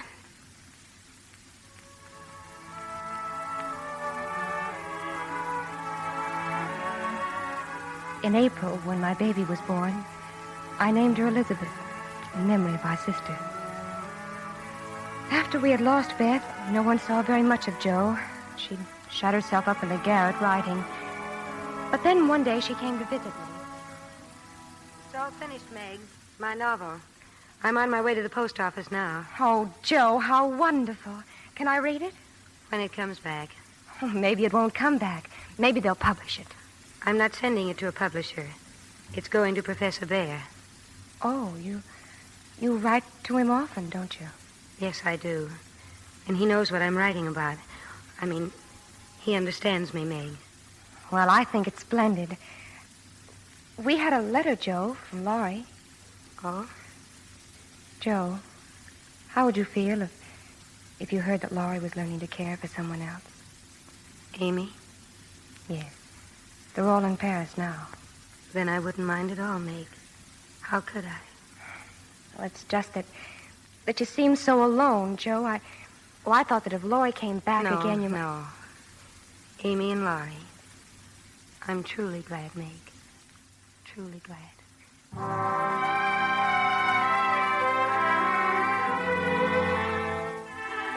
In June, Amy and Laurie were back in Concord as husband and wife.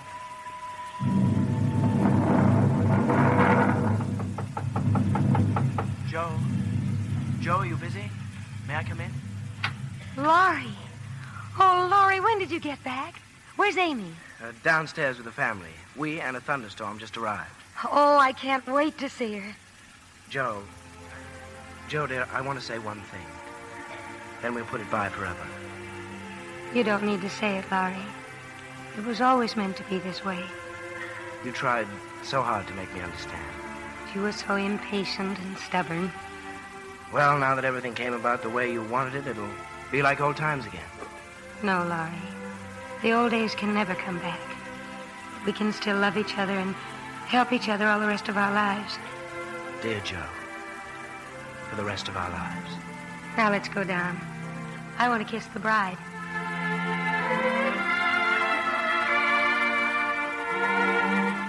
It was a wonderfully happy reunion that day.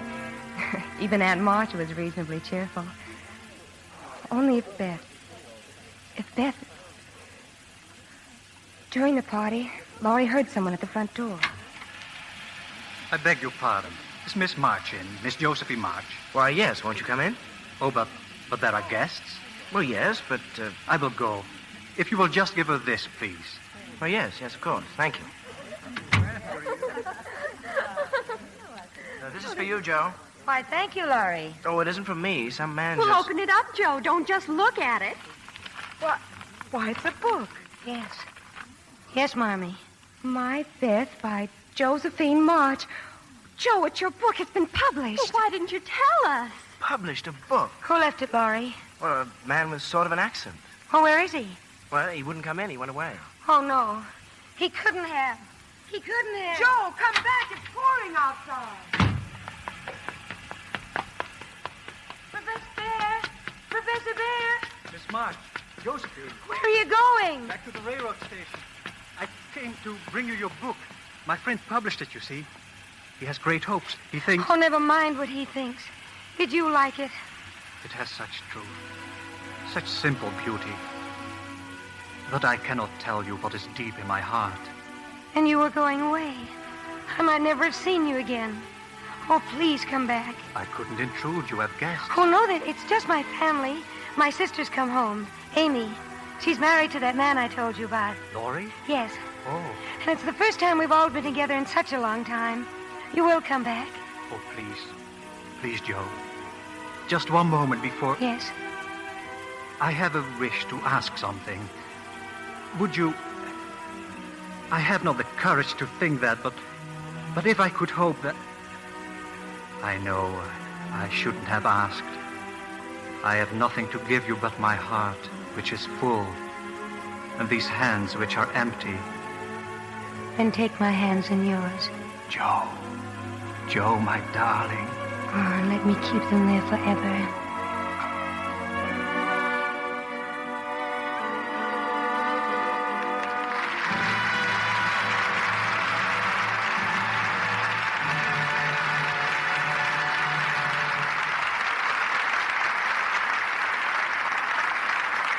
We reluctantly draw the curtain and bring our little women forward for a bow. And here they are, escorted by Peter Lawford, June Allyson, Margaret O'Brien, and Janet Lee. June, we'll never forget your performance as Joe March. Well, it's an unforgettable part, Bill, but thank you anyway. And you, Peter, you're an extremely lucky fellow to star with three such charming girls. Oh, I know it, Bill. I hurried home from New York the moment I heard you were going to produce it. Margaret just got in from New York, too. You must have followed her out here, Pete. Oh, dear, I hope some columnists won't make an item out of this.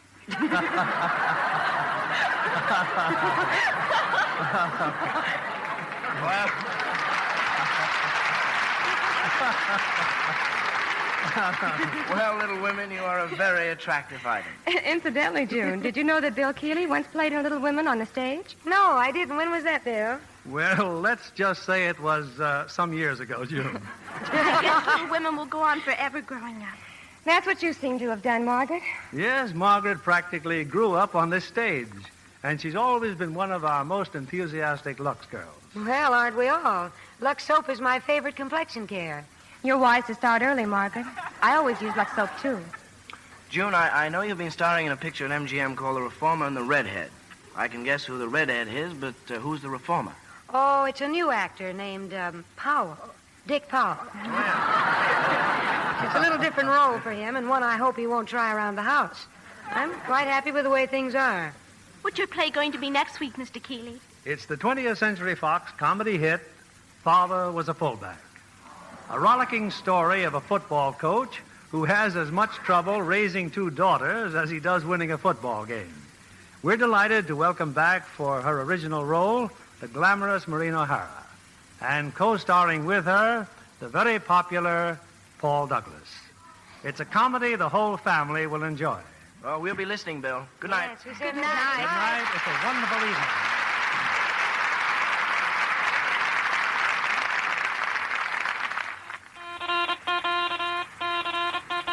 Here's a fashion flash from Hollywood. Dark seams or contrasting clocks on blonde stockings are the most exciting stocking news since nylons came back. June Allyson likes them with sheer chiffon dresses for a fragile, delicate look. But even her sheerest nylons last twice as long because they always get Lux Flakes care. You know that rubbing stockings with cake soap or using strong soap makes runs come much sooner. Strain tests prove it. Prove that Lux Flakes makes all kinds of stockings last twice as long. No wonder over 90% of the makers of stockings recommend this gentle care. Put Lux Flakes on your shopping list tomorrow. Give all your nice washables that lovely Lux look.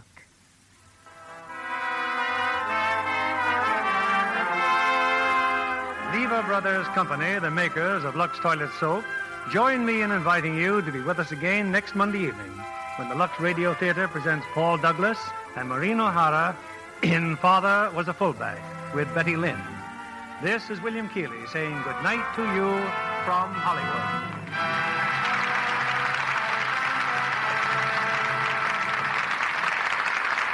June Allyson, Peter Lawford, and Janet Lee appeared by arrangement with Metro-Goldwyn-Mayer, producers of Nancy Goes to Rio, starring Ann Sothern and Jane Powell. Heard in our cast tonight were Rhoda Williams as Amy, Betty Lou Garson as Marmee, and Robert Boone as the Professor. Our play was adapted by S.H. Barnett, and our music was directed by Louis Silvers. This is your announcer, John Milton Kennedy, reminding you to join us again next Monday night to hear Father Was a Fullback, starring Maureen O'Hara and Paul Douglas with Betty Lynn. Stay tuned for My Friend Irma, which follows over these same stations.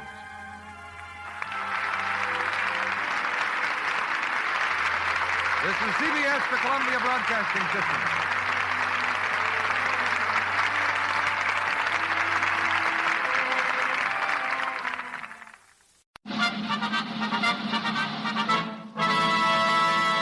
From Hollywood, California, the Lux Radio Theater presents Robert Montgomery and Josephine Hutchinson in The Count of Monte Cristo.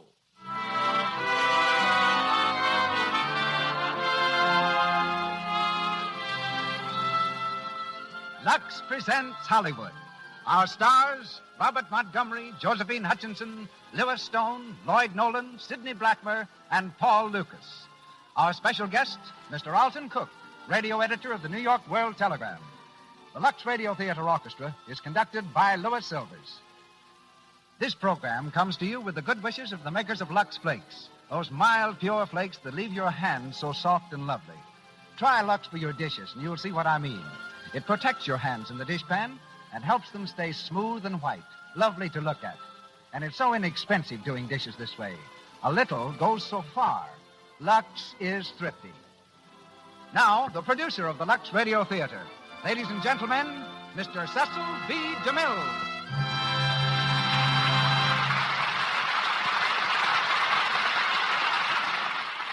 Greetings from Hollywood, ladies and gentlemen.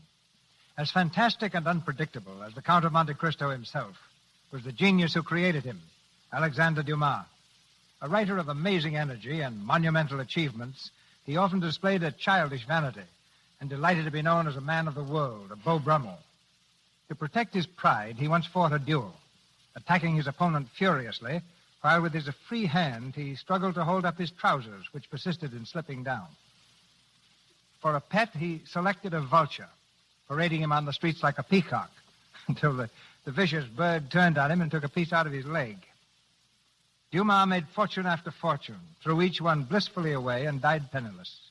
His novel, The Count of Monte Cristo, appeared only a few months after The Three Musketeers. It was like writing an Anthony Adverse and following it up with Gone with the Wind. In play form, Monte Cristo ran here and abroad for 39 years. Twice a motion picture, The Count of Monte Cristo comes to you with a star-spangled cast, headed by Robert Montgomery. His ability to assume a wide range of character types makes him one of the screen's most applauded actors, and especially equipped for the title role tonight. From Metro-Goldwyn-Mayer Studio, his latest picture is Fast and Loose. As Mercedes, we welcome back a superb artist in Josephine Hutchinson. Louis Stone, beloved veteran of countless films, is Abbé Faria. And our trio of conspirators is composed of those three experts, Lloyd Nolan as Danglars, Sidney Blackmer as Mondego, and Paul Lucas in the role of de Villefort. And now for the play. The Lux Radio Theater presents Robert Montgomery and Josephine Hutchinson in The Count of Monte Cristo, with Lloyd Nolan, Sidney Blackmer, and Paul Lucas.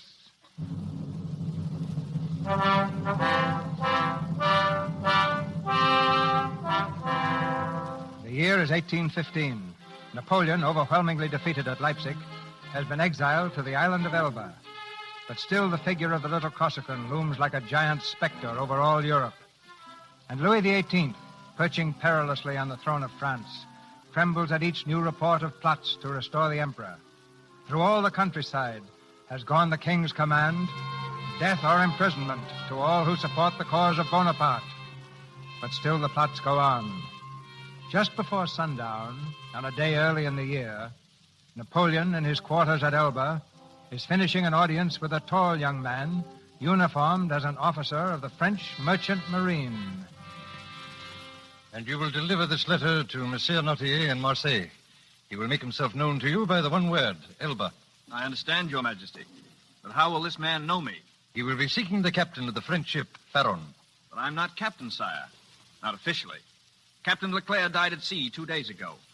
As first mate, naturally, I assumed command. Oh, no matter, no matter. Nautier will find whoever was acting captain when the Tyrone stopped at Elba. One more thing, monsieur.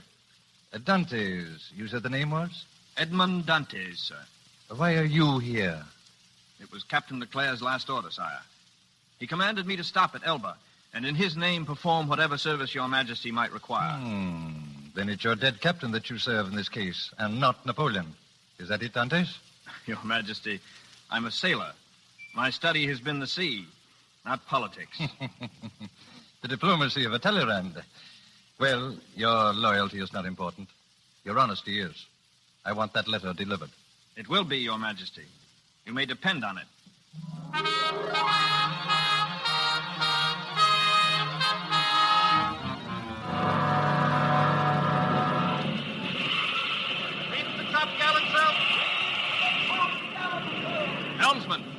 out to ride before the gale. Aye, sir. Will we ever see Marseille again, Monsieur Dantes? Oh, don't be a fool, man. The Pharaon loves a storm. I'll be in my cabin if you need me. Oh, Danglars. Dantes, I've been waiting to see you. Yes? Well, you'll usually find me on the bridge during a gale. I thought it might be better to see you here. I don't like out riding before the wind like this, Dantes. It's too dangerous. Now, if Leclerc had named me captain when he died... But he didn't. I'm in command, and I'll give the orders I think best. Good night, Danglars. Good night. Oh, by the way, here's a letter I found just now on the floor. Oh, thank you. Are you sure you found it, Monsieur Danglars? I'm quite sure. But if you're turning the Pharaon into a mail ship, Captain Dantes, you should at least be careful with the cargo from Elba.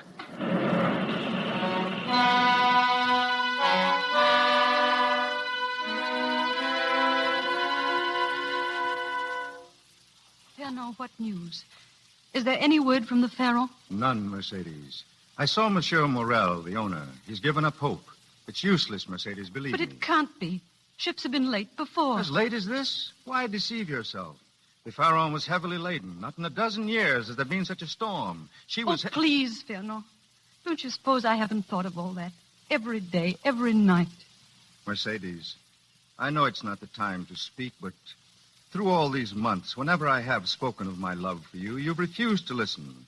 It was Edmond Dantes who stood between us. But now, Mercedes, if the Pharaon doesn't come back, tell me at least that I may hope. I don't know, Fernand. I can't think of that now. Mercedes, give me your word. Promise me that if Dantes does not come back, you'll be my wife. Perhaps, Fernand. Perhaps in time I... Listen. A ship in the harbor. It's the Pharaon and Edmund. It must be. It must be.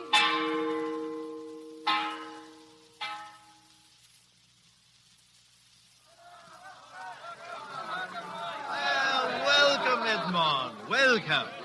My thanks to you for bringing the Pharaon safely home. Thank you, Monsieur Merrill. I only wish Captain Leclerc... He died at sea, Edmond. A sailor can't ask more. No, sir. And you, Danglars, welcome. Is the cargo in good condition? Yes, Monsieur Morel, as well as might be expected after a trip like that. Well, you're here, and the cargo is safe. That's all that matters. Perhaps. But we'd have missed that storm altogether if we hadn't stopped at Elba. You stopped at Elba? At whose command? At Dantes. At Captain Leclerc's. The order was his, sir. Then you were right to stop. Edmund! Mercedes! Edmund, my darling. It's you, alive and well and strong. You doubt it. Edmund, stop! Let me down. Edmund. Forgive him, Monsieur Morel. The man's a little mad. Well, he's not the only one. Dante, every day for the last 6 months, this girl has pestered me for news when you'd be home. Monsieur Morel. Well, he's here now. His time is yours. Go ahead, Captain Dante. Captain? Captain. From now on, you remain in command of the Pharaon. Monsieur Morel. Now, don't talk to me. Talk to him.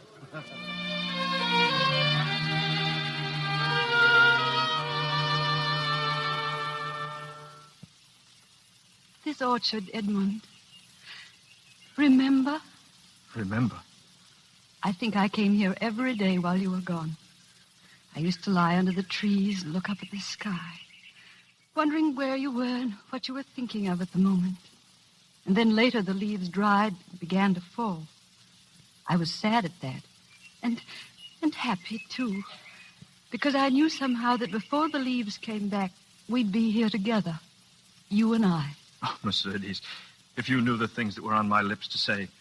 But now that I'm with you, I can't find words. I know. The nights I've lain aloft in the rigging and discussed your beauty with the stars, or times of storm when I've stood in the prow and shouted your name into the gale, daring it to carry my voice to you. It was a kind of torture to be away from you. I felt that, too. And are you afraid of it, Mercedes? Afraid? There will be other voyages of the Pharaon, and other storms, and times we don't arrive when we're expected. Perhaps even, well, I hadn't meant to say it this way, but... Oh, Edmund, of course I'll be afraid. Every time you sail, my heart will turn to stone till you sail back again.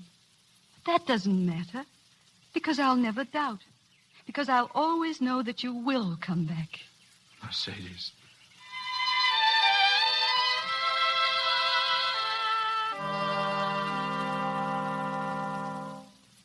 To Monsieur Fernand Mondego.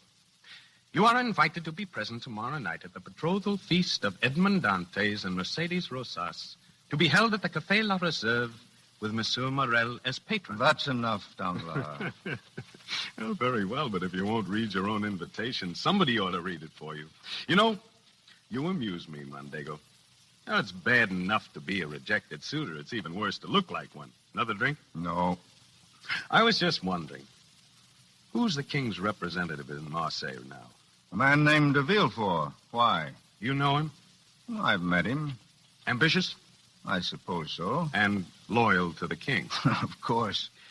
And I wonder what Monsieur de Villefort would do if two good citizens, say you and I, for example, were to come to him with information concerning a certain young captain recently arrived in Marseille who stopped en route at Elba. Elba? What are you talking about? You mean Dantes? Well, that's better, Mondego. Much better. Why, you look positively alive again. Is it the wine, Mercedes, or is it you? I've never danced better in my life. I'm hoping that you'll improve when you get rid of your sea legs. Oh, you hear that? Treachery. And from my own betrothed. Captain Dantes. Yes? A gentleman wishes to speak with you outside. Well, invite him in. He said it was private. He asked for the captain of the Pharaon. Oh, excuse me, Mercedes. I'll be right back. Good evening, my friend. Good evening. You are the captain of the Pharaon? I am. Well, what is it? Elba. Oh. Yes, I've been expecting you. I have the letter with me. Here. Thank you. Good night, monsieur. Good night. You back so soon, Edmond? Monsieur Merrill, you remember the letter I mentioned to you from Elba? Oh, delivered? Delivered. I'm glad. You're right to obey Leclerc's orders. But it's good that the letter is out of your hands. Is Edmond Dantes here? Captain Edmond Dantes. I am Edmond Dantes. In the name of the King's magistrate, you are under arrest. Edmond. It's all right, Mercedes. What is the charge, officer? Suspicion of bearing treasonable information from the usurper, Bonaparte. That charge is absurd. Monsieur de Villefort will decide that. Edmond, I'm afraid. Nonsense. Here. Treasure that kiss. In half an hour, there'll be another to match it.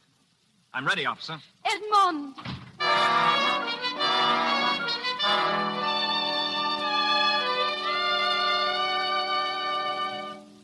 You arrested both of them? Yes, Monsieur de Villefort. We have the old man who received the note and the young officer who gave it to him. Good. I'll see the old one first. Yes, monsieur. The prisoner, monsieur. Good evening, Monsieur de Villefort. You? Monsieur de Villefort, is something wrong? No. Get out. I will examine the prisoner alone. Yes, monsieur. Meddling again. I thought you were in Paris. No. I'm in Marseille, held prisoner by my own son. Amusing, isn't it? Do you realize that if the king learned that my father is an active agent for Bonaparte... That you'd be in danger? That you'd lose your office and possibly even more? Of course I realize it, my son. And that is why the king will not learn, if you can prevent it. I'll see that you are escorted safely back to Paris. But you must be careful, do you understand? And above all, don't use the name de Villefort. A fair enough bargain for your protection. Thank you, my son. You rang, monsieur? Escort the prisoner to Sergeant Craneux. I'll give him full instructions later. Very good, monsieur. And send in the other prisoner. Good night, my most noble magistrate. Send in the other prisoner. Edmond Dantes, captain of the Pharaon? Yes. Dantes, you are accused of carrying a message from Elba, plotting treason against your king. What have you to say? Only that in carrying that message, monsieur, I was carrying out the orders of my superior, Captain Leclerc. I knew nothing about the contents of the letter. Really? And the man to whom you delivered the letter, what was his name? I don't know. Could you describe him? Perfectly. He was about your height. Never mind. You say your captain ordered you to stop at Elba. Where is that captain? Dead. How convenient. But any member of the crew could vouch for what I say. They could? Monsieur Danglars, perhaps? Oh, yes. Yes, I'm sure that Danglars knew that I... Come in, Danglars. Danglars. Mondego. Danglars, Monsieur Dantes has just told me that in stopping at Elba, he was obeying the orders of Captain Leclerc. Do you confirm that statement? I do not. The order to stop at Elba was given by Dantes himself. Leclerc's last command had been to make directly for Marseille. Danglars, you're mistaken. I have no reason to lie. Nor have I. Monsieur Mondego, have you any reason to believe that Dantes is unjustly accused? Well, Mondego, tell him. The accusation is just. Dantes has long been a Bonapartist. His fiancée, Mercedes de Rosas, confessed it to me. That's a lie. He's lying. They're both lying. Oh, I see it now. They informed on me from the first. Listen to me, Monsieur de Villefort, and understand. Danglars lied because he wants to be captain in my place. Mondego because of Mercedes de Rosas. You can't take their word. I've heard enough. Guard. Monsieur?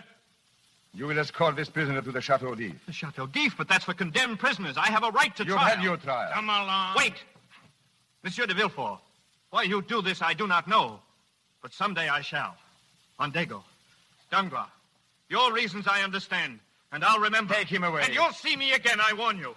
Though I may rot in the Chateau d'If, you have my word I'll find a way to meet you. All of you.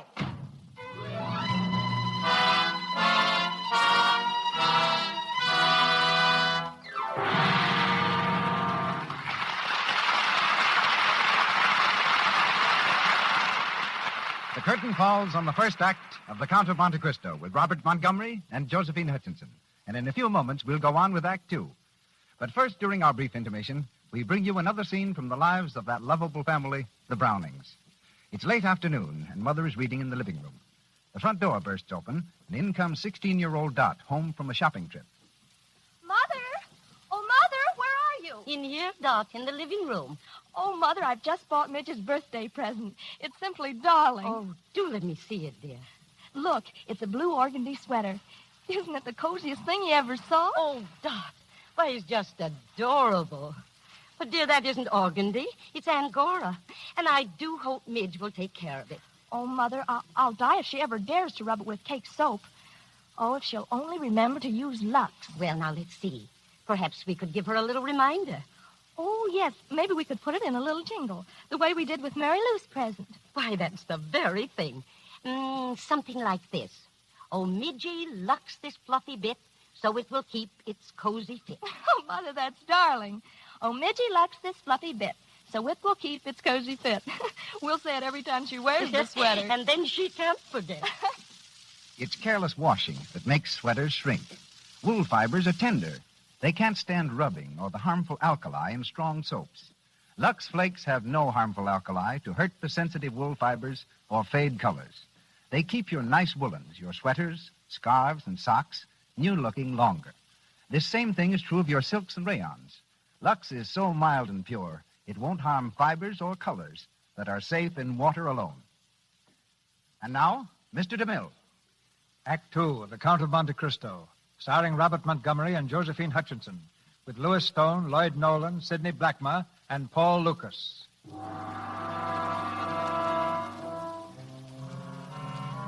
Eight years have passed. 8 years of living death for Edmond Dantes, lying forgotten in a dungeon of the Chateau d'If. Time has made great changes in the man. Fury and hope are gone, and there remains but bitterness and an abyss of despair as all enfolding of the black silence in which he lives.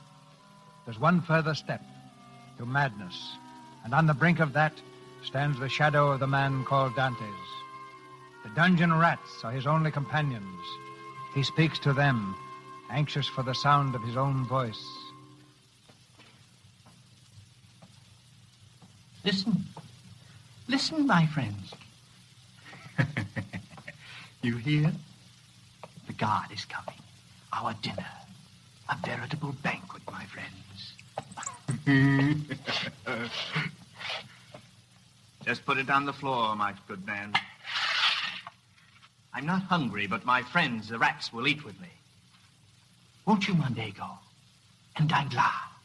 And look at the Villefort. He's getting fat. God, what year is it? Tell me. In God's name, tell me, speak to me. One word, just one word. God, listen. You hear that water? Drip, drip, drip, drip. There, where it falls under the stone. It goes forever like that. It will drive me mad.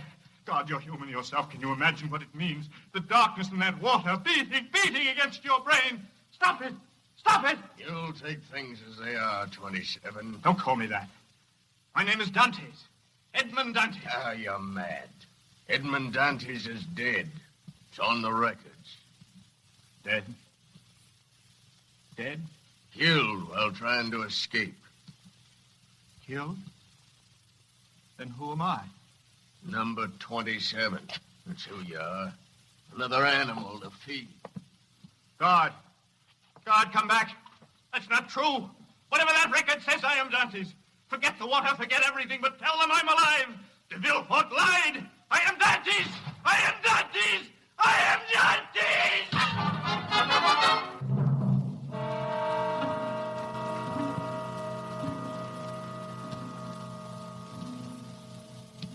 Dead. Dead. Dead. Dead. Dead.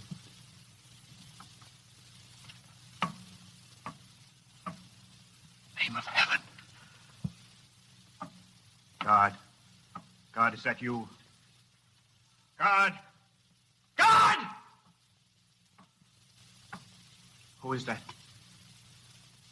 Where are you? Behind this wall? Beneath the floor? Here? Are you a prisoner? Answer me. There's someone there. Alive, there's someone there. I'll help you dig.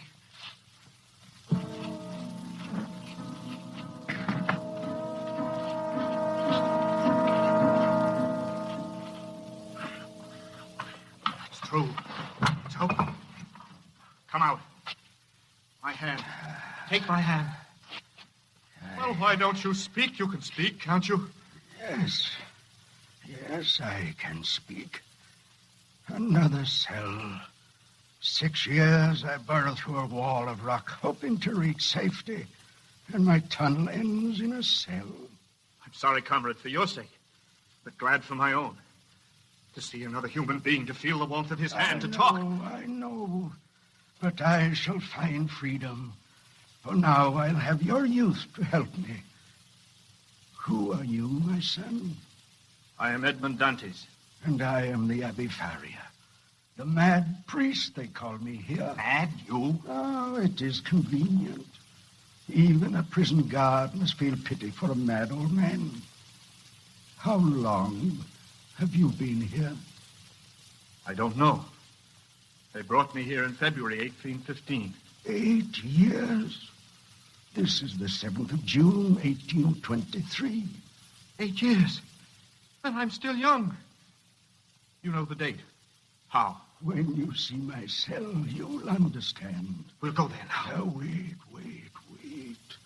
And if the guard should pass, your bed there empty. But yours now. Oh, I'm sleeping on it. Or so it appears. A dummy, my son, made of blankets and straw. And there must be one here for you. I'll show you. Meanwhile, tell me why you're here. Are you innocent? Remember, I am a man of God. I am innocent, Father. Believe me. Tell me. I was first mate of the ship Tyrone. My captain, Captain Leclerc, was dying. He called me.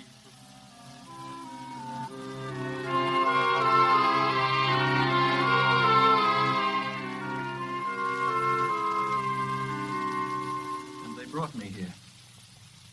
Since then, save for the guard, I've seen no living soul except yourself. And that is all. But for one thing, I learned from the guard that to the world outside, Edmond Dantes is dead. Naturally, my son. Naturally? You think this man de Villefort would have risked investigation. It was so simple for him to certify he was dead. But it is better so. That certificate may serve you well when you're free. Free? Abbe Faria, there is hope of escape. I'm sure of it. One of two routes from my cell is certain to lead to the outer wall. This one was wrong. The other cannot be. Freedom. To know at last my revenge. To stand before de Villefort, Danglars, Mondego. Stop, Dante. Stop. You fool. You miserable animal. Groveling here in darkness, nursing your revenge. If you could see yourself chained, not just in body, but in mind and soul. What do you mean? Come to my cell. I'll show you.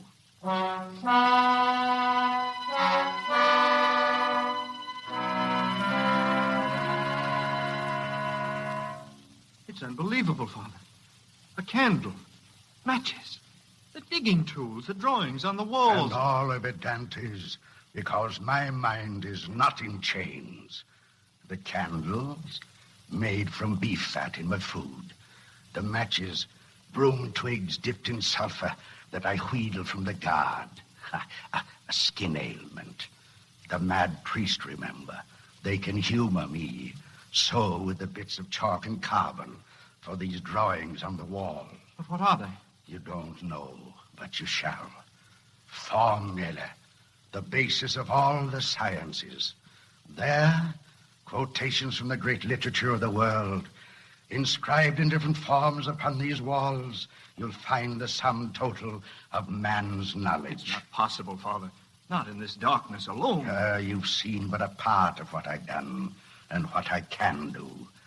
What we can do. We? Yes, our tools are crude. Our task long, but that is fortunate, my son. For it will take long to make you worthy of your freedom. All that I know I shall teach you. And when your freedom comes, you shall go forth into the world with the mind, the body, and the soul of a Superman. You will serve Edmond Dantes, not as another horseman of the apocalypse, but as an avenging angel doing the work of God.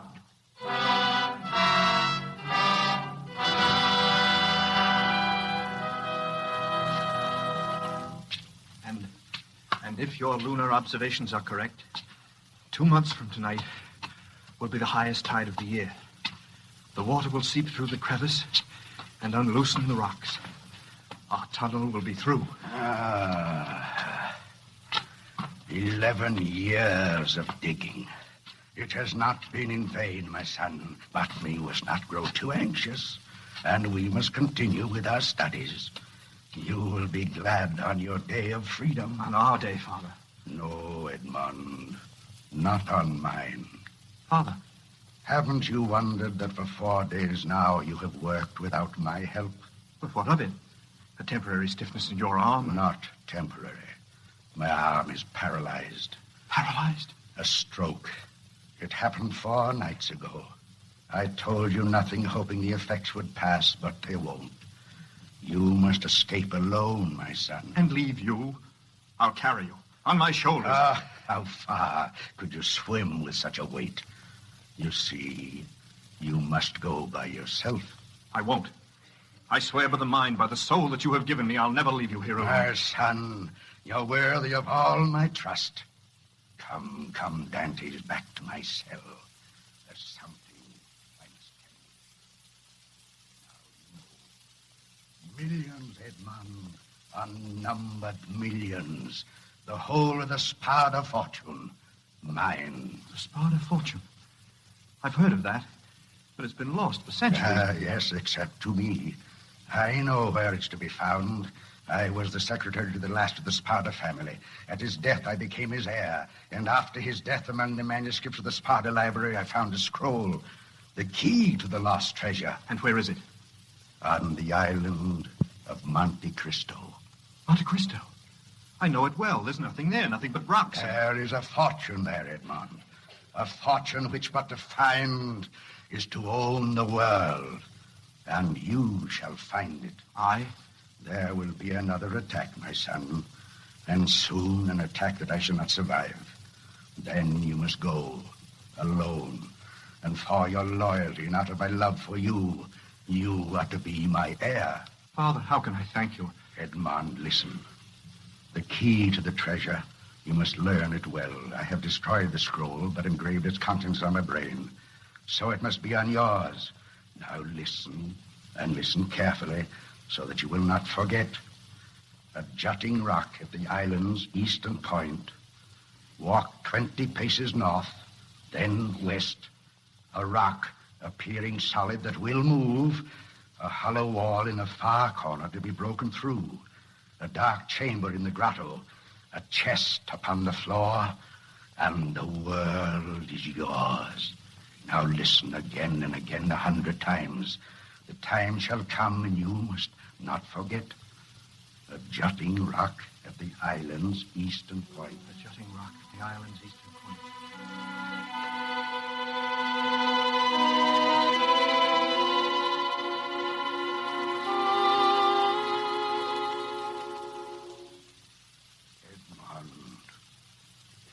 Edmond. Edmond. Quick.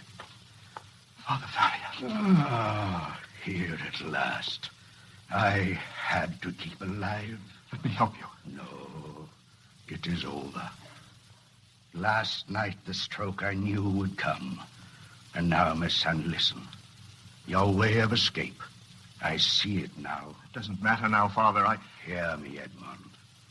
The cemetery of the Chateau d'If is the sea, Edmond. And so, when I die, you must scream as though it were myself. They'll come and find me dead and shroud me in a sack. Then, at sundown, they will return to throw my body from the prison wall. But you must take my place inside that sack. Do you hear? You in the sack. It'll be you that they throw from the wall into the sea. Freedom, Edmond. Father, I won't. Do as I say, my son. Take my place inside the sack.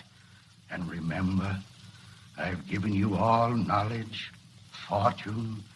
You must be an angel of justice. Oh, Edmond, this means freedom for us both. It is so beautiful. Father. Father. My only friend.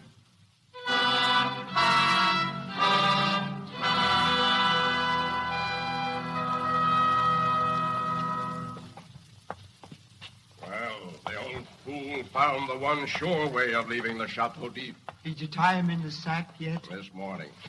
Oh, here's the cell. You take his head, and I'll take his feet. He's heavy for an old man, isn't he? Didn't seem this heavy this morning. Oh, well, perhaps he'll sink all the quicker. Move along now to the top of the seawall.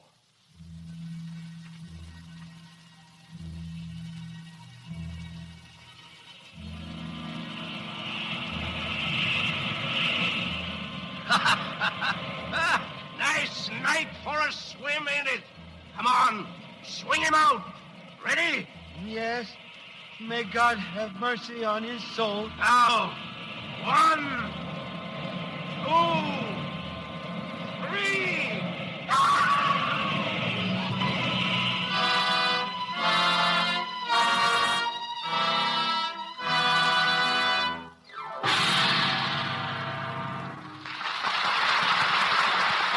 We pause for station identification. This is the Columbia Broadcasting System.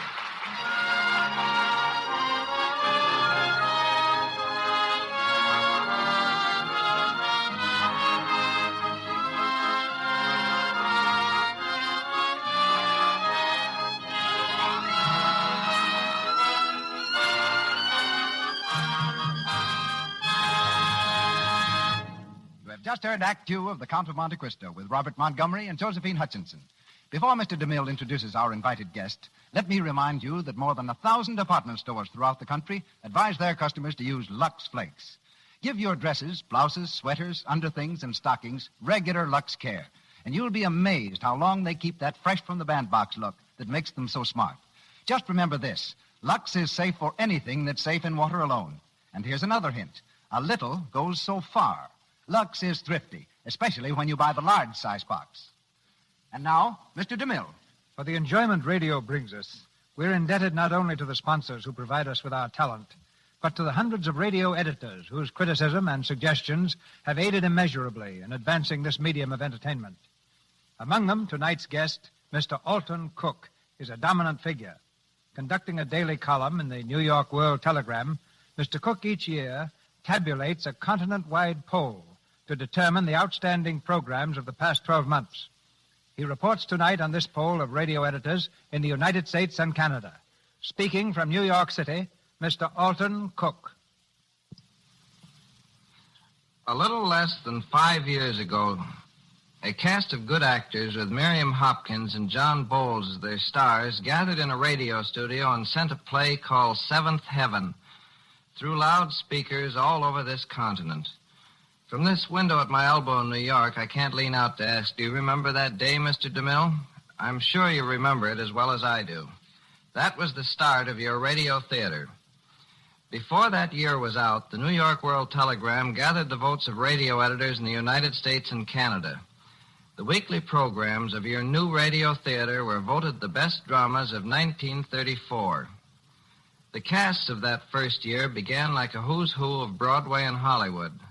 The plays, a survey of the most heartwarming and mirth-stirring writing of our time, gathered from stage and screen. The pace you have set has been a hard one to keep, I'm sure. But each year, we radio editors have assured you that your pace has not slackened. The 1939 World Telegram poll of radio editors has just ended. The verdict is the same. Your radio theater has been far ahead through all the 5 years since that day it began. Along with all the other radio editors of the United States and Canada, our congratulations to you and to your sponsor. Along with the honor of this award, Mr. Cook, we recognize our responsibilities for the future. Now here in Hollywood, we're ready to bring you Act 3 of The Count of Monte Cristo with Robert Montgomery and Josephine Hutchinson and our all-star cast. Months have passed since Edmond Dantes was thrown from the walls of the Chateau d'If. Picked up by a passing sloop, he at last found his way to the island of Monte Cristo, to the dark chamber in the grotto. And there, as the abbé had told him, lay the glittering Spada fortune. Gold, diamonds, pearls, rubies, unnumbered millions. The world is mine. Now, years later, all Europe whispers strange tales of a strange man, a fabulously wealthy nobleman, the Count of Monte Cristo. To his palatial villa in Rome, the Count of Monte Cristo has summoned Jacopo, his private agent. Your name is a kind of magic in these days, Excellency. Everywhere they speak of you. Who is he? Where did he come from? Why, if you would care to hear... I wouldn't. Forgive me, Your Excellency. Jacopo, I selected you for this task not alone because you are the best agent in all Europe, but also because you're supposed to know when not to talk. Yes, Your Excellency. Now, I have returned to Rome to learn what progress you have made. Your investigations are complete? Complete, Your Excellency. 3 books. Hundreds of entries in each. This is the record of the man de Villefort. This of Danglars, and this Mondego. Every movement each has made since February 1815. You've done well, Jacopo. It was not always easy. These 3 are, shall I say, clever men. De Villefort now holds the position of King's Attorney. Much evidence of dishonesty in office. De Villefort, King's Attorney. The others? Danglars, now known as the Baron Danglars, is one of the 4 leading bankers of France. Conspiracy with de Villefort to defeat public interest. With de Villefort? Then the 2 are friends. All 3 are friends. De Villefort, Danglars, Mondego. Ever since Marseille, they've worked together. And before. Go on, what of Mondego? Ferdinand de Mondego, now Count de Mondego. In 1815, soldier in Provincial Army of France. 2 years later, in 1817, married... Married to Mercedes de Rosas of Marseille. You've read this, Excellency. No, my friend. But I've done some investigating of my own. Go on. Through questionable activity, Mondego rose quickly in the army. Served as aide to Ali Pasha of Albania against the Turks. Has one child, a son, 19, Albert de Mondego. Lieutenant in the... A son? Yes, Excellency, and here in Rome. Fortunate. We must find a way to be of service to this son of Mondego's. Arrange it, Jacopo. At once, Your Excellency. Perhaps if he is grateful enough, he may invite us to Paris. To his home. Perhaps. Yes. Yes, the time has come for the Count of Monte Cristo to open the gates of Paris. And Albert de Mondego shall be the key. Oh, one thing more, Jacopo. You recall I also asked you to trace a certain young French sailor. His name was Edmond Dantes. Have you done so? I have. The report is also there. And here is the record of his death in the Chateau d'If, signed by de Villefort. Give it to me. The time will come when I shall need absolute proof as to the death or life of Edmond Dantes.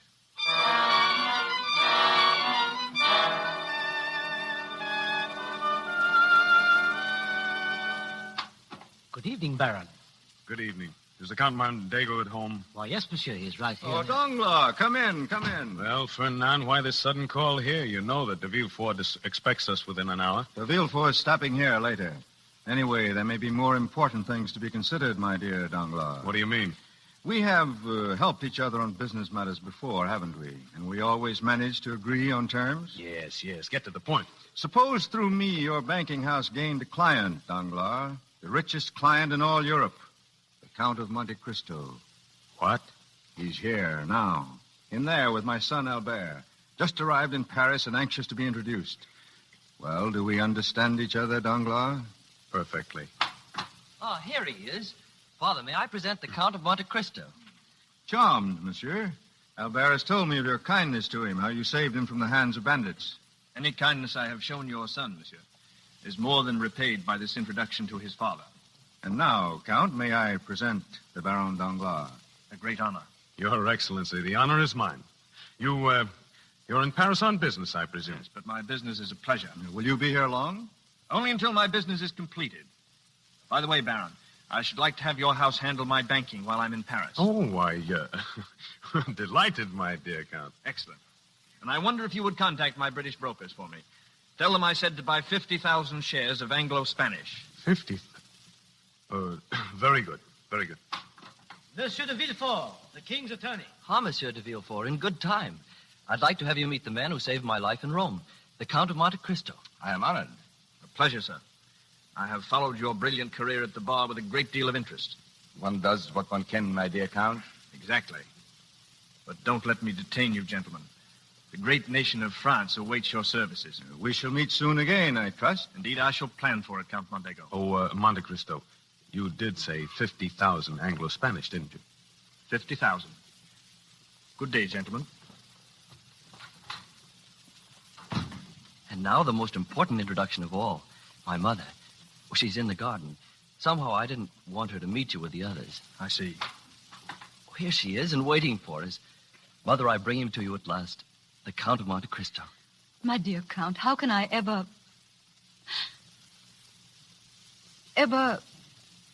thank you for saving my son's life? It was nothing. I am more than repaid by the honor of meeting you, Madame de Mondego. Two things are rare among the women of our day. Great beauty and fidelity. Here I find both. You hear, Mother? I told you you'd never meet anyone like him. And now, if you'll excuse me. Oh, I almost forgot. I am planning on a ball to open my new estates near Fontainebleau. And I should like my guest of honor to be the father of my first Parisian friend. Your father, Albert. Do you think he'd mind? Mind? He'd be delighted. I thought it would be particularly apropos to combine it with an Albanian pageant and a series of tableaux showing the court of Ali Pasha, where your father gained such fame and honor. But that would be wonderful. And you, Madame, the plan has your approval? I could only say that in paying any honor to my husband, Your Excellency is more than generous. Be assured, Madame, the honor I shall pay him is less than he deserves.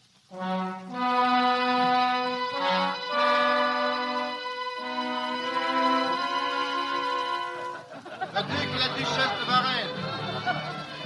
Marquis de la Tour du Nain. Your Excellency.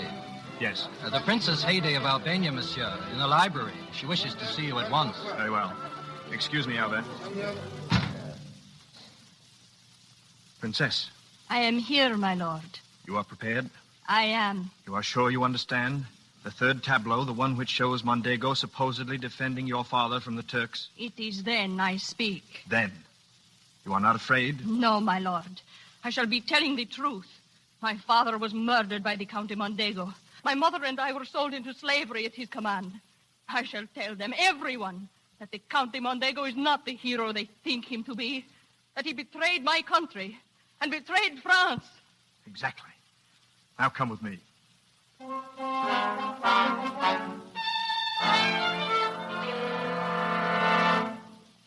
But why a visit at this hour, Mondego? I regret the affair, of course. The girl was obviously demented. But I apologize to my guests and... And what of this? The morning paper, Albanian princess exposes the Count de Mondego. Astounding. The evidence. You gave it to them. You knew. And if I did, Mondego, what then? I'll kill you. Put down that gun. You won't shoot me, for you're afraid. Not even knowing who I am, you fear me. But when you know... Stop. Stay away from me. Put down that gun. Who are you? Go back, Mondego. Go back to when you thought life was cheap. Go back to when you could kill a man with lies. Go back, Mondego, to Marseille, the Chateau d'If. Dantes! Edmond Dantes! Dantes. You may go now, my friend, and take your gun with you. Perhaps you do have courage of a sort. Goodbye, Count Mondego.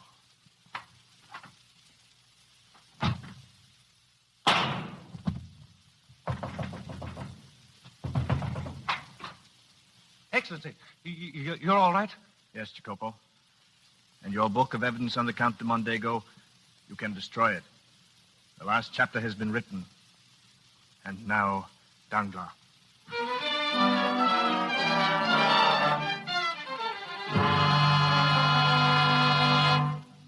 We're ruined. Ruined, do you understand? Both of us. Just a moment, Danglars. Calm yourself. Why are we ruined? Anglo-Spanish. You sent the order to London. I acted on it here. Converted everything I own into Anglo-Spanish. And it's failed. Collapsed. We're ruined. Why? I knew it would collapse. You knew. But you've been buying. Your message to Thompson in French in London. The message was in code. Though it said to buy, it really meant to sell. You see, Thompson in French is owned by a man named Edmond Dantes. By who? Monte Cristo. But you said... Edmond Dantes. Monte Cristo. They are the same, Danglars. No. No. The same. Look at me. Look at my eyes. Look, Danglars. Dantes. No. No. No!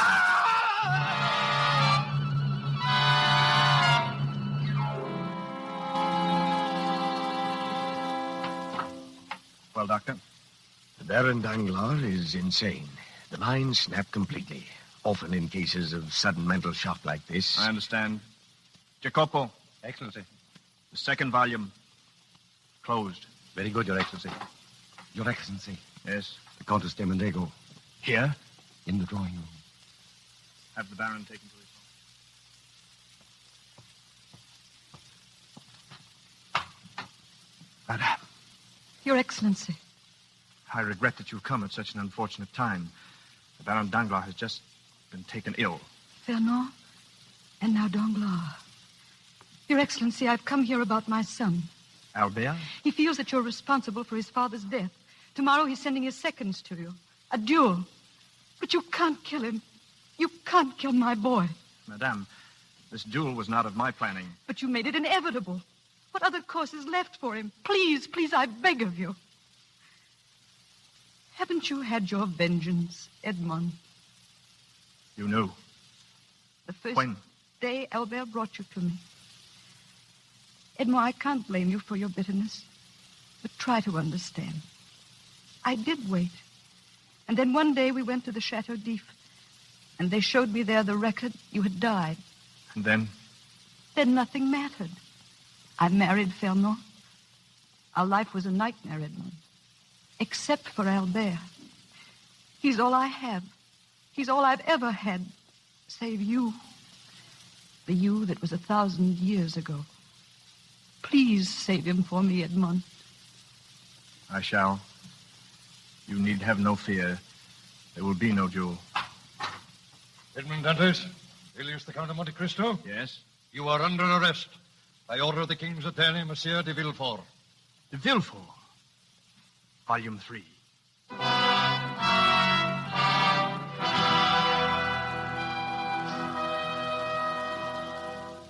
And so, gentlemen of the jury, citizens of France, one last word before you assemble to take a ballot. Look at this man, this creature pretending to be an honest sailor, who was all the time in reality a spy, who, while imprisoned in the Chateau d'If, undermined the structure of its tunnels, and when he discovered that the old priest, who was his companion, held the secret to a treasure, undoubtedly murdered that priest to get the treasure for himself. Know him for what he is, gentlemen, this Edmond Dantes, a traitor, a spy, and without doubt a murderer. Gentlemen, as honest Frenchmen, I know that you will find the defendant guilty and mete to him the punishment his treachery deserves. Well, Edmond Dantes, you still have nothing to say. If you're silent, it means your death. But that's impossible, monsieur. What? As long as my friend de Villefort is finally through, perhaps it's time I did speak. I have one witness who will testify that this trial is and must be a mockery, a farce. Who is this witness? The King's attorney, Monsieur de Villefort. Monsieur de Villefort, I'll ask you to examine this paper and this signature. Is it yours? It is. And you, gentlemen of the jury, examine the document. It is the death certificate of Edmond Dantes, signed by the King's attorney himself. He's been prosecuting a man he knew was dead. But I was not, gentlemen of the jury. I am Edmond Dantes. Yes, and Monsieur de Villefort knew I was alive. Why, then, did he affirm me dead? For the same reason that he sent me to the Chateau d'If without a trial. He was afraid. Afraid that if I were given a trial, a man named Nortier would be exposed as a Bonapartist. And Nortier was the father of de Villefort himself. That was why I died, according to this paper. That was why I went to jail for a crime I did not commit, as did thousands of others in recent years. Here is the record, gentlemen, the record of corruption that is the career of Raymond de Villefort. Read it, my friends, and then judge which of us is traitor to France and to his king.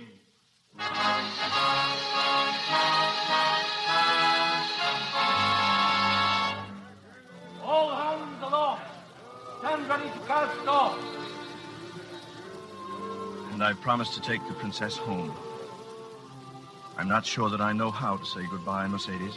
You needn't, Edmond. You're free again. You can stay. I don't know. I may see France again someday. I can't be sure. Edmond Dantes has been dead so long, it will take time for me to know if he can live again. He can, Edmond. Perhaps. Goodbye. Mother, will he ever come back? Yes, Albert. He'll come back. He said he would a long, long time ago.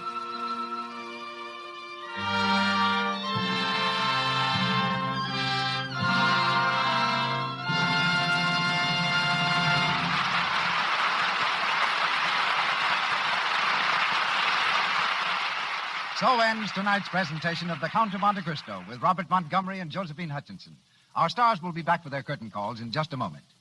But first, I'd like you to listen with me to something I think will sound familiar to you. Gosh, my money just disappears into thin air. Now, where did it go this time? Well, stockings, for one thing. I bought 2 pairs last week. Gee, if I could only cut down on those awful runs. Well, now, listen to what Miss Ethel Henshaw of New York City says. Maybe she can help you. She says, there was a time when I had to scrimp and scrape on lunches to buy stockings. You see, sometimes I'd be careless about the kind of soap I used for my stockings. And the runs I got were simply awful. Then I changed to Lux Flakes. And now my stockings stay nice and springy and don't have runs nearly so often. now, that's the way to cut down on runs. There's no harmful alkali, no cake soap rubbing with gentle Lux Flakes. So Lux your stockings every night to help them wear longer. And your dresses and underthings, too. Remember, a little goes so far. Lux is thrifty. Mr. DeMille. There's a question that arises every time the Count of Monte Cristo is produced. Was there ever in real life such a man as Edmond Dantes? Perhaps our stars can answer that for us now. Mr. Montgomery and Miss Hutchinson. I think it's quite apparent that he did live, Mr. DeMille, because the Chateau d'If still stands. And I know that the attendants will show any visitor the exact cell that Dantes occupied. I hate to argue with the lady, Josephine, but Dantes was pure fiction. One of the few characters that Dumas wrote about without some basis in fact. I don't know whether the attendants point out his cell just to impress gullible Americans, or if the story was written so convincingly it has made people believe it was true. Well, not being certain, let's skip it. But don't tell me there's no such place as Monte Cristo. There is such an island, yes. It lies in the Mediterranean near Elba. Can you confirm that, Mr. DeMille? Oh, I don't know what the island's like today, Bob. But when Dumas saw Monte Cristo, it was inhabited only by wild goats. He rowed a boat around the island, but never set foot on it. Yet he couldn't forget its name, nor its air of mystery. Out of that brief visit came the idea for the book. Leaving Dumas to sleep in well-earned peace. What about you, Bob, and this talk I hear of a play in New York? Well, that's all it is at the moment, Josephine. Just talk. But it would be great to see what a drafty Broadway stage feels like again after all these years in Hollywood's air-conditioned studios. What a chilblains compared with the chance to do A Night Must Fall behind footlights. Oh, give me a play like that and I'll risk pneumonia gladly. Meanwhile, it's very satisfying, Mr. DeMille, to appear in your Lux Radio Theater. It's very close to that Broadway stage I've been talking about. My thanks, Many thanks. too, Mr. DeMille, as a grateful performer and an admiring fan. Good night. Your performances would have delighted Dumas himself. Good night. Mr. DeMille, in just a moment, tells of our plans for your entertainment next Monday. Lloyd Nolan, a Paramount star, appears next in St. Louis Blues. Louis Stone is from Metro-Goldwyn-Mayer Studio. His new film is The Hardys Ride High. Louis Silvers appeared through the courtesy of 20th Century Fox Studio, where he directed music for Tailspin. Paul Lucas is seen next in the Hal Roach picture Captain Fury, and Sidney Blackmer in MGM's Fast and Loose. Now, our producer. Next Monday's star is more than a great actor. He's a gentleman whom Hollywood likes and admires, as much as the millions who saw him on the stage and currently applaud him on the screen. Mr. Lionel Barrymore. As for the play, it's one that David Belasco and I worked out together, The Return of Peter Grimm. Mr. Barrymore will be heard in the title role, which he played so effectively on the screen, and co-starred Edward Arnold, Maureen O'Sullivan, and Peter Holden. This week marks the 29th anniversary of the Boy Scouts of America. In the past 29 years, nearly 8.5 million boys and men have pledged themselves to keep alive the high ideals of American reverence, tolerance, and loyalty. Today, as never before in our history, we stand in need of the splendid spirit typified by this great organization. So we salute the Boy Scouts of America.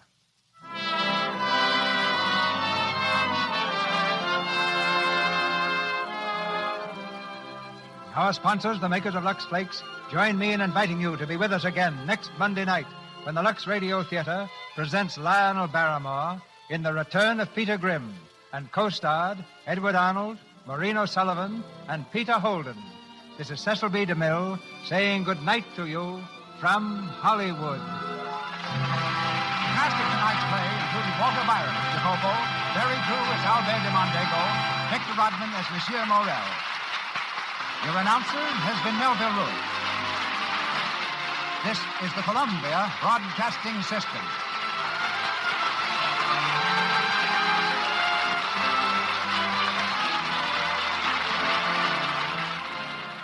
Lux presents Hollywood.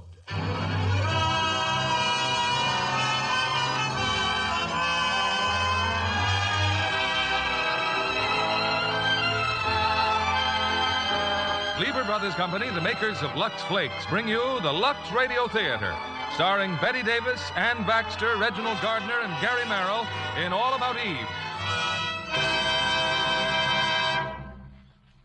Greetings from Hollywood, ladies and gentlemen. While I was directing plays on the New York stage, I had a first-hand opportunity to watch the frantic struggle of young actresses to attain stardom in the theater. But I'm happy to say that none of them used the tactics of the young woman in our play tonight, All About Eve. I first read of Eve's unorthodox behavior in a magazine story by Mary Orr entitled The Wisdom of Eve. And I was delighted to see 20th Century Fox turn it into the Academy Award-winning picture of 1950.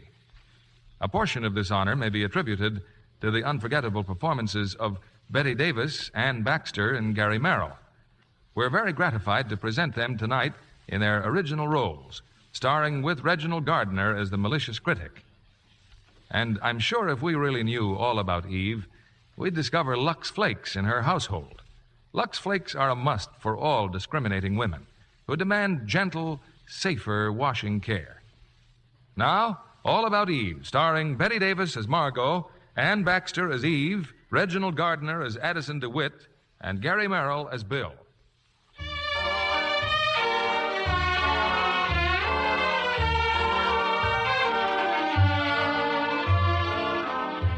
To those of the New York theater, no other tribute, critical acclaim, or glorification can approach the heights of recognition represented in the Sarah Siddons Award for Distinguished Achievement.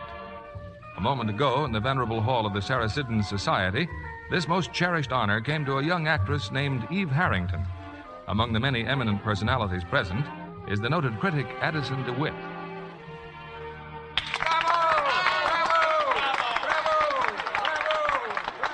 Yes, this is Eve's hour. Beautiful, radiant, poised, she's about to make her speech of acceptance. The hall rings with applause and bravos. Everyone is looking at Eve. All except Karen Richards. Karen's made a little pile of crumbs on the tablecloth. She's patting it with a spoon, staring at it absently. I wonder what Karen Richards is thinking about. Eve Harrington. It seemed a lifetime ago, that rainy night in October. I hurried down the alley to the stage door. But where was she? Strange. I'd become so accustomed to seeing her here night after night, I found myself looking for a girl I'd never spoken to, wondering Mrs. where Richards. Oh, there you are. Well, it seemed odd suddenly you're not being here. After all, 6 nights a week for weeks, watching Margot Channing enter and leave a theater. I hope you don't mind my speaking to you. It took every bit of courage I could raise. To speak to a playwright's wife? I'm the lowest form of celebrity. You're Margot Channing's best friend. You and your husband are always with her. Tell me, what do you do in between the time Margot goes in the theater and comes out? Just huddle and wait? Oh, no. I see the play. See the play? You mean you've seen every performance? Yes. Well, apart from everything else, don't you find it expensive? Standing room doesn't cost much. I manage. You're coming with me, young lady. I'm going to take you to Margot. Oh, no. Oh, yes, she's got to meet you. Oh, no. I'd be imposing on her. I'd be just another tongue-tied, gushing fan. There isn't another like you. There couldn't be. Oh, by the way, what's your name? Eve Harrington. Margot was in her dressing room. Lloyd, my husband, was with her, and, of course, Bertie, Margot's maid. Good morning, Sharon. Margot's just been interviewed by a lady reporter from the South. And the minute it gets printed, they're going to fire on Gettysburg all over again. It was Fort Sumter they fired on. Bertie, where's my cold cream? Lloyd, honey, be a playwright with guts. Write me a play about a nice, normal woman who just shoots her husband. I find these wisecracks increasingly less funny, Margot. Aged in Wood happens to be a fine and distinguished play. That's my loyal little woman. Oh, relax, kid. It's just me and my big mouth. Well, it's just that you get me so mad sometimes. Of all the women in the world with nothing to complain about. Ain't it the truth? Yes, it is. You're talented, famous, wealthy. People waiting around night after night just to see you, even in the rain. Autograph fiends, little beasts. They're your fans, your audience. They're nobody's audience. They never see a play or a movie, even. They're never indoors long enough. Well, there's one indoors right now. I brought her back to see you. You've what? She's just outside the door. Bertie. Yeah? The heave-ho. Now, you can't put her out, Margot. She worships you. You must have spotted her by now. She's always there. Oh, I know. The mousy one with the trench coat and the funny hat. Yes. Oh, how could I miss her every night, every matinee? Oh, come in, Eve. Margot, this is Eve Harrington. How do you do, my dear? Oh, brother. Hello, Miss Channing. My husband. Hello, Miss Harrington. How do you do, Mr. Richards? And this is my dear friend and companion, Miss Bertie Coonan. Oh, brother. Miss Coonan? Oh, brother, what? When she gets like this, all of a sudden she's playing Hamlet's mother. I'm sure you must have things to do in the bathroom, Bertie, dear. If I haven't, I'll find something till you get normal. Dear Bertie. I was just telling Margot and Lloyd how often you've seen the play. Yes, every performance. Well, then, am I safe in assuming that you like it? I'd like anything Miss Channing played in. Would you really? How sweet. I doubt very much that you'd like her in the Hairy Ape. Oh, please don't misunderstand me, Mr. Richards. I think that part of Miss Channing's greatness lies in her ability to pick the best plays. Your new play's for Miss Channing, isn't it? Well, how'd you hear about it? There was an item in Addison DeWitt's column. I like the title. Footsteps on the Ceiling. Oh. Well, let's get back to this one. Every performance. Why? Yes, there are other plays. Not with you in them. Not by Mr. Richards. But you must have friends, a home, family. No. Tell us about it, Eve. If I only knew how. Try. Well, it started with the play before this one. Remembrance? Did you see it here in New York? San Francisco. I went one night, the most important night of my life until now. I found myself going the next night, and the next, and the next. Then, when the show went east, I went east. Eve, why don't you start at the beginning? Oh, I couldn't possibly interest you. Oh, please. Well, I guess it started back home. Wisconsin, that is. There was just Mom and Dad and me. Farmers were poor in those days. So I quit school, became a secretary in a brewery. It wasn't much fun, but it helped at home. There was a little theater group there, like a drop of rain on the desert. That's where I met Eddie. We played Lilium 3 times. I was awful. Then the war came and we got married. Eddie was in the Air Force. They sent him to the South Pacific. You were with the OWI, weren't you, Mr. Richards? How did you know that? I looked you up in Who's Who. Then came a letter from Eddie. He had a leave coming up. And I went to San Francisco to meet him. Eddie wasn't there. They forwarded the telegram, the one from Washington, to say that Eddie wasn't coming at all. That Eddie was dead. I decided to stay in San Francisco. I found a job, and his insurance helped. And there were theaters in San Francisco. And then one night, Margot Channing came to play in Remembrance. And, well, here I am. What a story. Everything but the bloodhound snapping at her rear end. Birdie, there are some human experiences that do not take place in a vaudeville house, and that even an ex-fifth-rate vaudevillian should understand and respect. I want to apologize for Birdie. Sorry, it's just my way of talking. Oh, you didn't hurt my feelings, Miss Coonan. Call me Birdie. Oh, hiya, Mr. Sampson. Hi, Bertie. For your information, Margot, my plane takes off in 47 minutes. And how do I find you? Not ready yet and looking like a junkyard. Thank you so much. Does my career mean nothing to you? Have you no human consideration? Show me a human, and I might have. Oh, Bill. The airlines have clocks even if you haven't. I start shooting a week from Monday. Bill. I'm a junkyard. Bill, this is Eve Harrington. Hi. My wonderful junkyard. The mystery and dreams you find in a junkyard. Heaven help me, I love a psychotic. Oh, hello. What's your name? Eve Harrington. You've already met. Where? Oh, Eve, you're not going. I think I'd better. It's been... I can hardly find the words to say how it's been. Thank you. No, don't go. Well, the four of you must have so much to say to each other with Mr. Sampson leaving. No, stick around. Tell you what, we'll put Stanislavski on his plane, you and I, and then go somewhere and talk. Well, if I'm not in the way... I'll shower and dress. I won't be a minute. Oh, Lloyd, we've got to go. Yeah. Good luck, genius. Geniuses don't need luck. I do. No, we're not worried about you. Good night, Eve. I hope to see you again soon. I'll be at the old stand tomorrow matinee. This time, as a friend. I'll never forget this night as long as I live, Mrs. Richards. And I'll never forget you for making it possible.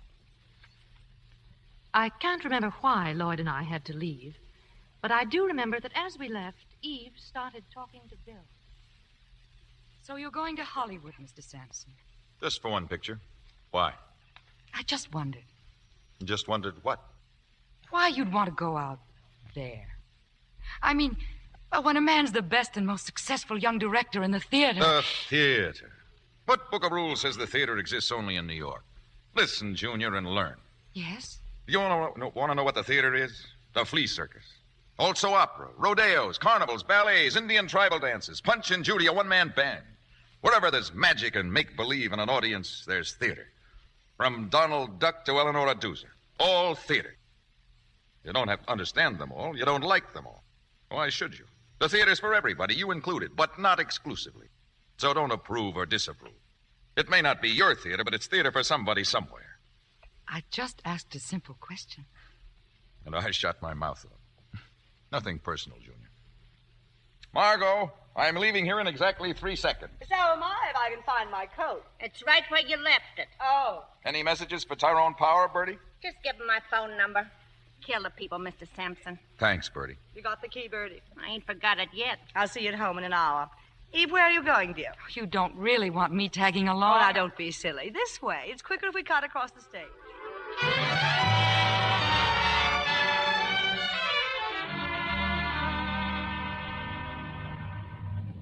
Where is she, Bill? What happened to Eve? Oh, she's at the desk picking up my tickets. She said we had so little time together that She's quite a girl, Bill. I'd forgotten they grew that way anymore. That lack of pretense, that sort of strange directness and understanding. Isn't it silly? Suddenly I've developed a big protective feeling toward her. A lamb loose in our big stone jungle. Bill, take care of yourself out there. I understand they have the Indians pretty well in hand. Don't get stuck on some glamour puss. I'll try. You're not such a bargain, you know. You're a setup for some gorgeous, wide-eyed young babe. How childish are you going to get before you stop it? I don't want to be childish. I'd settle for just a few years. And cut that out right now. Am I going to lose you, Bill? Am I? As of this moment, you're 6 years old. Everything's ready, Mr. Sampson. Huh? Oh, thanks, Eve. Your tickets, they'd like you to get right on the plane. Well, you've been very helpful. Good luck. Goodbye, Mr. Sampson. Knit me a muffler, Margot. Kiss me goodbye, Bill. Call me when you get in. On the hour. Hey, Junior, keep your eye on her. She's a loose lamb in a jungle.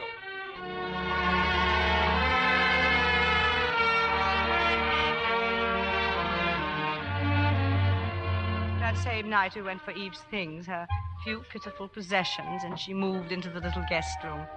The next few weeks were out of a fairy tale. I was Cinderella in the last act. Eve became my sister, lawyer, mother, friend, psychiatrist, and cop. Her quiet efficiency, her constant anticipation of my wishes drove Bertie crazy, and I loved it. Yes, the honeymoon was on. Early one morning, the telephone awakened me. I was half groggy with sleep, and the operator made no sense at all. We are ready with your call to Beverly Hills, California. Where? What call? We are ready with the call you placed for 12 midnight California time to Mr. William Sampson in Beverly Hills. Go ahead, please. Margot, what a wonderful surprise. What a thoughtful, ever-loving thing to do. Bill, have I gone crazy, Bill? You're my girl, aren't you? That I am. Then you're crazy. Oh. When are you coming back? In a week. Well, I'm waiting. When are you going to say it? Oh, now, Bill, you know how much I do, but over a phone. Now, really, that's kid stuff. Kids stuff or not, it doesn't happen every day, and if you won't say it, then you can sing it. Sing it? Sure, like the Western Union boys used to do. Bill, it's your birthday. And who remembered it? Who was there on the dot at 12 midnight? Happy birthday, darling. Well, the reading could have been better, but you said it. Now, many happy returns of the day. Many happy returns of the day. I get a party, don't I? Of course. Birthday and coming home, who'll I ask? It's no secret. I know all about the party. Eve wrote me. Eve? She did? Sure, she hasn't missed a week since I left. But you know all about that. You probably tell her what to write. Anyway, I sent her a list of the people to ask, so check with her. Yes, I will. How is Eve, okay? Okay. I love you. I'll check with Eve. Hmm? I love you, too. Good night, darling.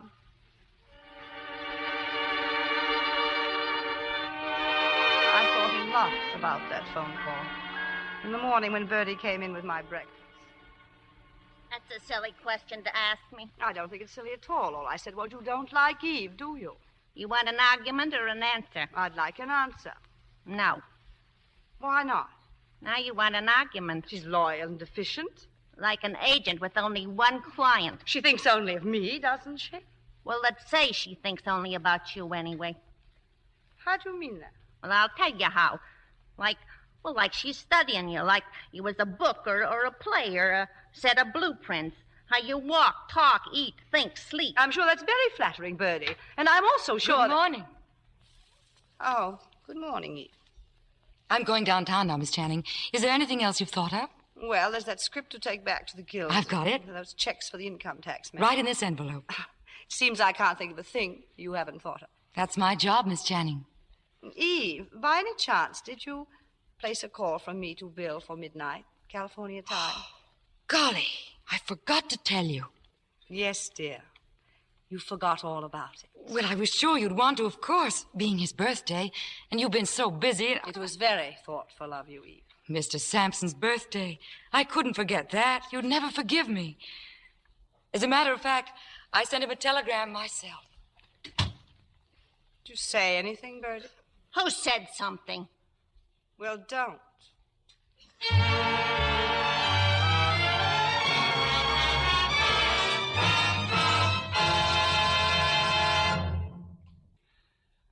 Theodore Dreiser's much-discussed novel of the 20s, An American Tragedy, has been made into a distinguished screenplay brought up to date in time and settings by Paramount under the title A Place in the Sun. A superb cast, Montgomery Clift, Elizabeth Taylor, and Shelley Winters. And the critics seem to agree that all three give the best performances of their careers. The story, told with mounting suspense, concerns a poor boy, played by Montgomery Clift, who finds comfort in a lonely factory girl, Shelley Winters. But as he progresses to wealth and success, he falls in love with Elizabeth Taylor and aspires to the social set of which she is a part. His unwillingness to marry Shelley when she needs him involves him in the famous boating accident that leads to his downfall. A Place in the Sun definitely deserves a place on your list of films to see. The cast alone, Bill, is a triple threat. And Elizabeth Taylor, as a wealthy society girl, wears such gorgeous clothes. For instance, Edith Head, Paramount's well-known designer, created a stunning, luxable costume for the important scene at the lake. It's white organdy with layers of organdy petticoats to give it that doll-waisted look so smart this season. It was luxed again and again and stayed just as lovely as new. Shelley Winters' wardrobe looks extra drab by comparison. Well, she plans to make up for it on her trip to Paris. She's counting on a shopping spree, collecting gorgeous handmade slips and nighties and negligées. And if I know Shelley, she took several boxes of Lux in her luggage to make sure her things get the safest possible care. Scores of famous Hollywood screen stars say there's nothing like new Lux with color freshener. It's perfect for all kinds of lingerie. Silks, rayons, nylons, and fine cottons. Whites stay dazzling white as new. Delicate colors more brilliant than ever before. No wonder makers of lingerie advise Lux 33 to 1. Why don't you get a big box of new Lux tomorrow? Give your nice things that nice as new Lux look. Act 2 of All About Eve, starring Bette Davis as Margot, Ann Baxter as Eve, Reginald Gardner as Addison DeWitt, and Gary Merrill as Bill.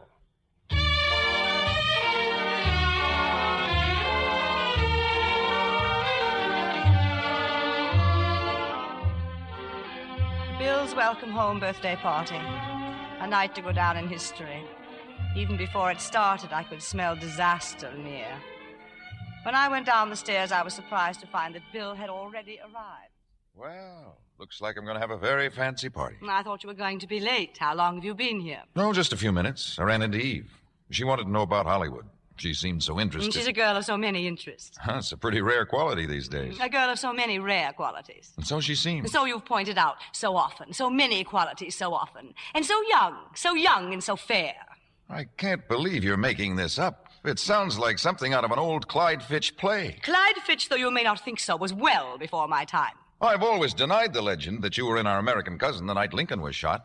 I don't think that's funny. Of course it's funny. This is all too laughable to be anything else. Whipping yourself into a jealous froth because I spent 10 minutes with a stage-struck kid. 20 minutes. 30 minutes, 40, what of it? Stage-struck kid. She's a young lady of qualities. And I'll have you know I'm fed up with both the young lady and her qualities. Studying me as if I were a play or a blueprint. How I walk, talk, think, act, sleep. As it happens, there are particular aspects of my life to which I would like to maintain sole and exclusive rights and privileges. For instance, what? For instance, you. Darling, this is my cue to take you in my arms and reassure you.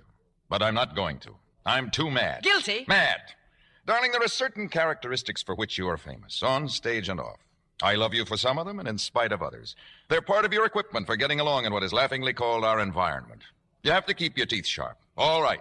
But I will not have you sharpen them on me or on Eve. What about her teeth? What about her face? She hasn't cut them yet, and you know it. Eve Harrington has never indicated anything to me but her adoration for you and her happiness at our being in love. And to intimate anything else doesn't spell jealousy to me. It spells a paranoid insecurity that you should be ashamed of. Cut, print it. What happens in the next reel? Do I get dragged off screaming to the snake pit? Excuse me, Miss Channing. Oh. Yes, Eve. The hors d'oeuvres are here. Is there anything else I can do? Thank you, Eve. I'd like a martini. A very dry and very double.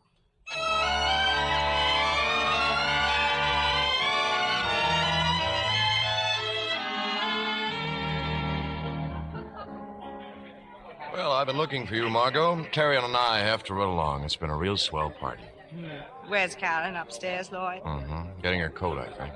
How's the new play coming along? Footsteps on the ceiling? All right, I guess. The girl, is she still 20? 20-ish. It's not important. Don't you think it's about time it became important? Margot, you haven't got any age. Margot Channing is ageless. Spoken like a press agent. Lloyd, I'm not 20-ish. I'm not 30-ish. 3 months ago, I was 40 years old. 40. 4-0. That slipped out. I hadn't quite made up my mind to admit it. Now I suddenly feel as if I had taken all my clothes off. Week after week, to thousands of people, you're as young as you want. As young as they want, you mean. And I'm not interested whether thousands of people think I'm 600 or 600. Just one person, isn't that so? You've had another fight with Bill, right? Bill's 32. He looks 32. He looked it 5 years ago, and he'll look it 20 years from now. I hate men. Don't worry, Lloyd. I'll play your play. I'll wear rompers and come in rolling a hoop if you like. Now get out of here. Go find your wife.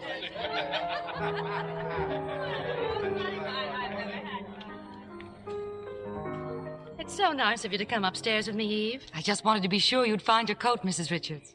Tell me, Eve, how are things going? You happy? There should be a new word for happiness. Being here with Miss Channing, she's been so wonderful, done so much for me. Well, you've done your share too, Eve. You've worked wonders with Margot. Well, good night. Mrs. Richards. Oh, Karen. Karen. Isn't it awful? I'm about to ask you for another favor. After all you've done already. Oh, that's nonsense. It's just that Miss Channing's affairs are in such good shape now, and I heard Mr. Fabian tell Miss Channing that her understudy was going to have a baby, and they'd have to replace her, so I... You want to be Margot's new understudy? I don't let myself think about it even. But I do know the part so well, and every bit of the staging. But suppose I had to go on one night to an audience that came to see Margot Channing. Oh, no, I couldn't possibly. Well, I wouldn't worry about that. Margot just doesn't miss performances. If she can walk, crawl, or roll, she plays. The show must go on. No, dear. Margot must go on. As a matter of fact, I don't see why you shouldn't be her understudy. Do you think she'd approve? I think she'd cheer. But Mr. Richards and Mr. Sampson... Ah, they'll do as they're told. Then, would you speak to Mr. Fabian about it? After all, he's the producer, and if he doesn't like me... Now, stop worrying. I seem to be forever thanking you for something, don't I? Good night, Karen. Good night, dear.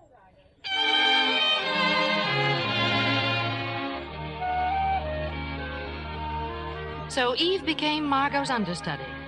Naturally, I assumed that Margot knew and approved. Then, one Friday afternoon, Margot went to the theater. Someone else was leaving the cast, and Margot had consented to help with an audition. A friend of Addison DeWitt's, a Miss Caswell, was trying out for the part. Margot, how nice to see you. Waiting for someone, Addison. I think you'd be in the theater, side of your protege, lending her moral support. Oh, but I did. The audition, however, is over. But it can't be. I came here to read with Miss Caswell. The audition was called for 2:30. It's now nearly 4. Is it really? Who read with Miss Caswell? Bill? No. Lloyd? No. Well, it can't have been Max. Who? Well, naturally enough, your understudy. Well, I consider it highly unnatural to allow a girl in an advanced state of pregnancy. I refer to your new understudy, Miss Eve Harrington. Eve? My understudy? Didn't you know? Of course I knew. It just slipped your mind. How was Miss Caswell? Frankly, I don't remember. It just slipped your mind. Completely. Nor can anyone else tell you how Miss Caswell read, or whether Miss Caswell read or rode a pogo stick. Was she that bad? Margot, as you know, I have lived in the theater as a Trappist monk lives in his faith. And once in a great while, I experienced that moment of revelation for which all true believers wait and pray. You were one, Eve Harrington is another. I take it you read well. It was something made of fire and music, brilliant, vivid, unforgettable. How nice. In time, she'll be what you are. A mass of fire and music. That's me.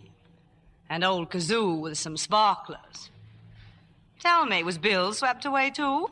Or were you too full of revelation to notice? Bill didn't say, but Lloyd was beside himself. He listened to his play as if it had been written by someone else. He said it sounded so fresh, so new, so full of meaning. How nice for Lloyd, how nice for Eve, how nice for everyone. Eve was incredibly modest. She insisted that Lloyd felt as he did only because she read his lines exactly as he'd written them. The implication being that I have not been reading them as written? To the best of my recollection, neither your name nor your performance entered the conversation. May I give you a lift somewhere? No, I came here to help with an audition. I'll just run on in to see, so they'll know I did come after all. I must start wearing a watch. I never have, you know.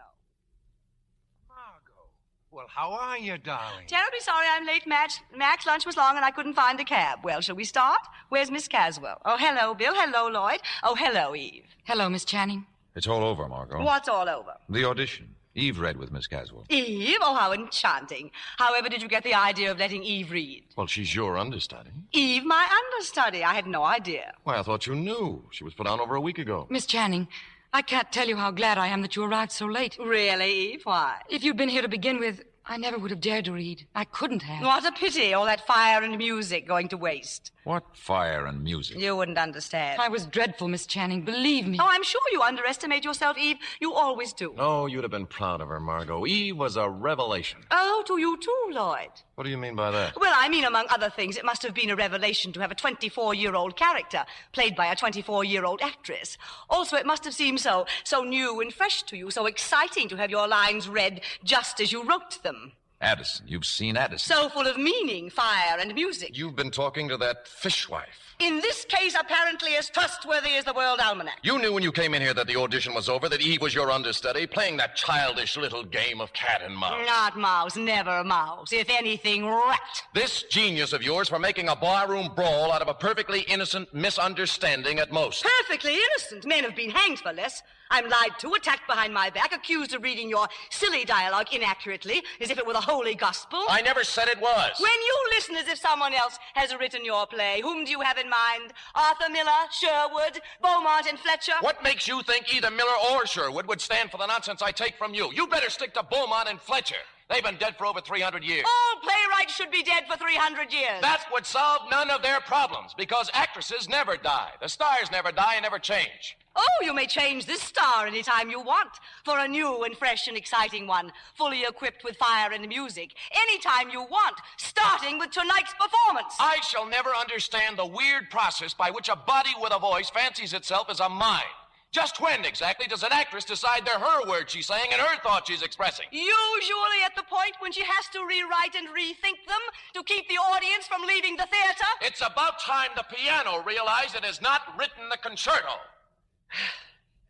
And you, I take it, Bill, are the Paderewski who plays his concerto on me, the piano? Where is Princess Fire and Music? Who? The kid, Junior. Gone. I must have frightened her away. I wouldn't be surprised. Sometimes you frighten me. Nothing but a body with a voice. No mind. What a body. What a voice. Oh. Now calm down. The gong rang, the fight's over. I will not calm down. Don't calm down. You're being terribly tolerant, aren't you? I'm trying terribly hard. Well, you needn't be. I will not be tolerated, and I will not be plotted against. Here we go. Such nonsense. What do you all take me for? Little Nell from the country?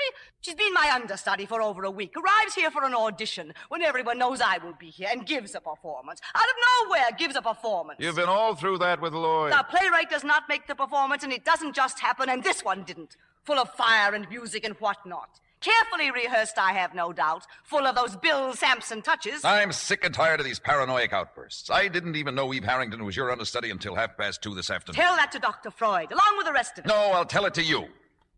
For the last time, I'll tell it to you. I love you. You're a beautiful and an intelligent woman. Body with a voice. And a great actress. You have every reason for happiness. Except happiness. Every reason. But due to some uncontrollable, unconscious drive, you permit the slightest action of a kid like Eve to turn you into an hysterical, screaming harpy. Now, once and for all, stop it. Well, it's obvious you're not a woman. I've been aware of that for some time. Well, I am. I'll say. Don't be condescending. Now, come on, Margot. Let's get out of here. I'll buy you a drink. Well, I'll admit I may have seen better days, but I'm still not to be had for the price of a cocktail, like a salted peanut.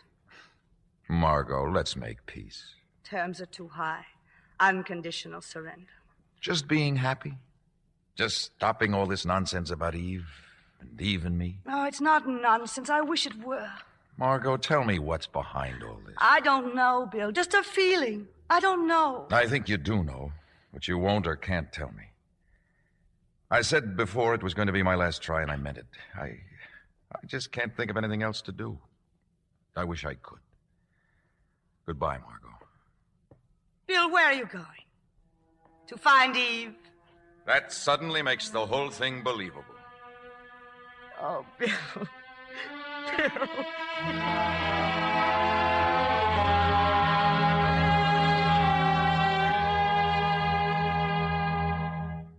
Frankly, Lloyd, I don't understand a word you're saying. You're too angry for coherence. Not only was she 2 hours late, but then that childish, heavy-handed routine about not knowing Eve was her understudy. Well, it's just possible that Margot didn't know. Of course she knew. Addison told her. Just tell me one thing, Karen, just one thing. Somebody's got to stop Margot. All right, now who's going to do it? Who's going to give her that boot in the rear that she needs and deserves?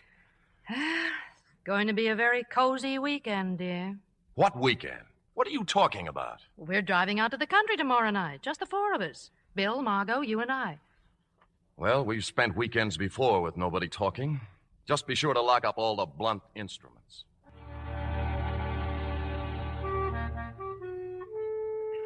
Lloyd was right, of course. That boot Margot had coming to her. Heaven knows she deserved it. We'd all felt those size 5s of hers often enough. But how? How to do it? And then it came to me, my big idea. Only 2 people in the whole world would know. Also, the boot would land where it would do the most good for all concerned. After all, it was nothing more than a perfectly harmless joke, which Margot herself would be the first to enjoy, and no reason at all why she herself shouldn't be told about it in time. My big idea required a telephone call. Hello? Oh, this is Mrs. Richards. Will you please call Miss Harrington to the phone? Yes, Miss Eve Harrington.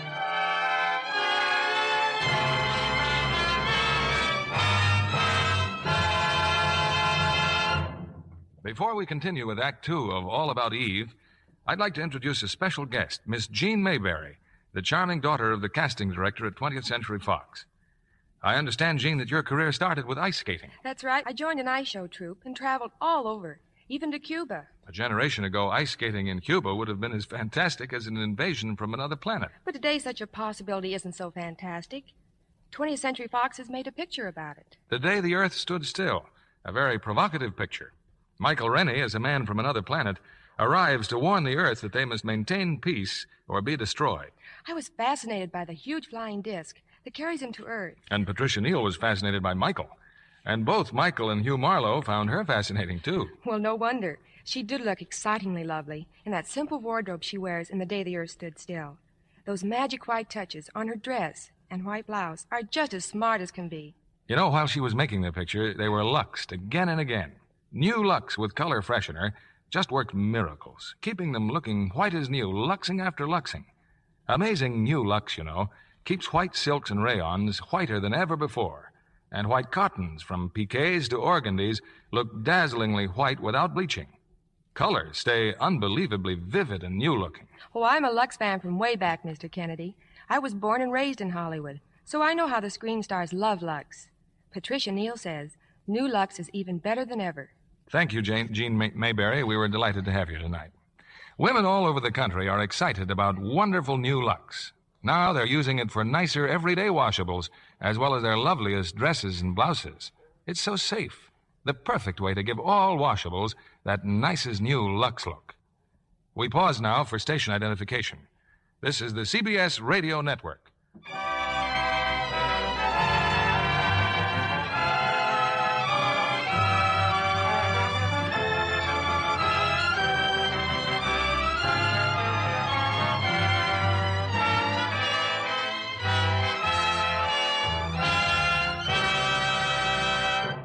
curtain rises on Act 3 of All About Eve, starring Bette Davis as Margot, Ann Baxter as Eve, Reginald Gardner as Addison DeWitt, and Gary Merrill as Bill.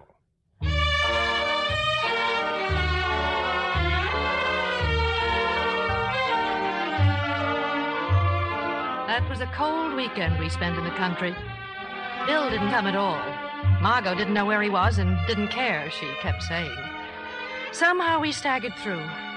Late Monday afternoon, Lloyd and I set out to drive Margot to the station, and my big idea went into operation. Its purpose was to make Margot miss her performance so that Eve would have to take her place. All I did was drain the gas tank of the car. My timing was perfect. Margot missed her train, and we sat there, the two of us, while Lloyd, cursing softly, went down the road in search of gasoline. Cigarette, Karen? No, thank you, dear. I haven't been very pleasant this weekend. Well, we've all been a little tense lately. Come to think of it, I haven't been pleasant for weeks. For that, I'm truly sorry. More than any two people I know, I don't want you and Lloyd to be angry with me. Oh, how could we? You're Margot. What is that, besides something spelled out in light bulbs, I mean? Besides something called a temperament, which consists mostly of swooping about on a broomstick and screaming at the top of my voice. Infants behave the way I do, you know. They'd get drunk if they knew how, when they can't have what they want, when they feel unwanted or insecure or unloved. What about Bill? He's in love with you. More than anything in this world, I love Bill, and I want Bill, and I want him to want me. But me, not Margot Channing. And if I can't tell them apart, how can he? And Karen, about Eve. I've acted pretty disgracefully toward her, too. Well, No. Don't fumble for excuses. Not here and now with my hair down. At best, let's say I've been oversensitive to the fact that she's so young, so feminine and so helpless. To so many things I want to be for Bill. Margot, I want you to know how sorry I am about this. About what? Getting stuck like this. I can't tell you how sorry I am. Oh, Karen, don't give it a thought. One of Destiny's merry pranks. After all, you didn't personally drain the gasoline tank. What? I said you didn't personally drain the gasoline tank. Oh.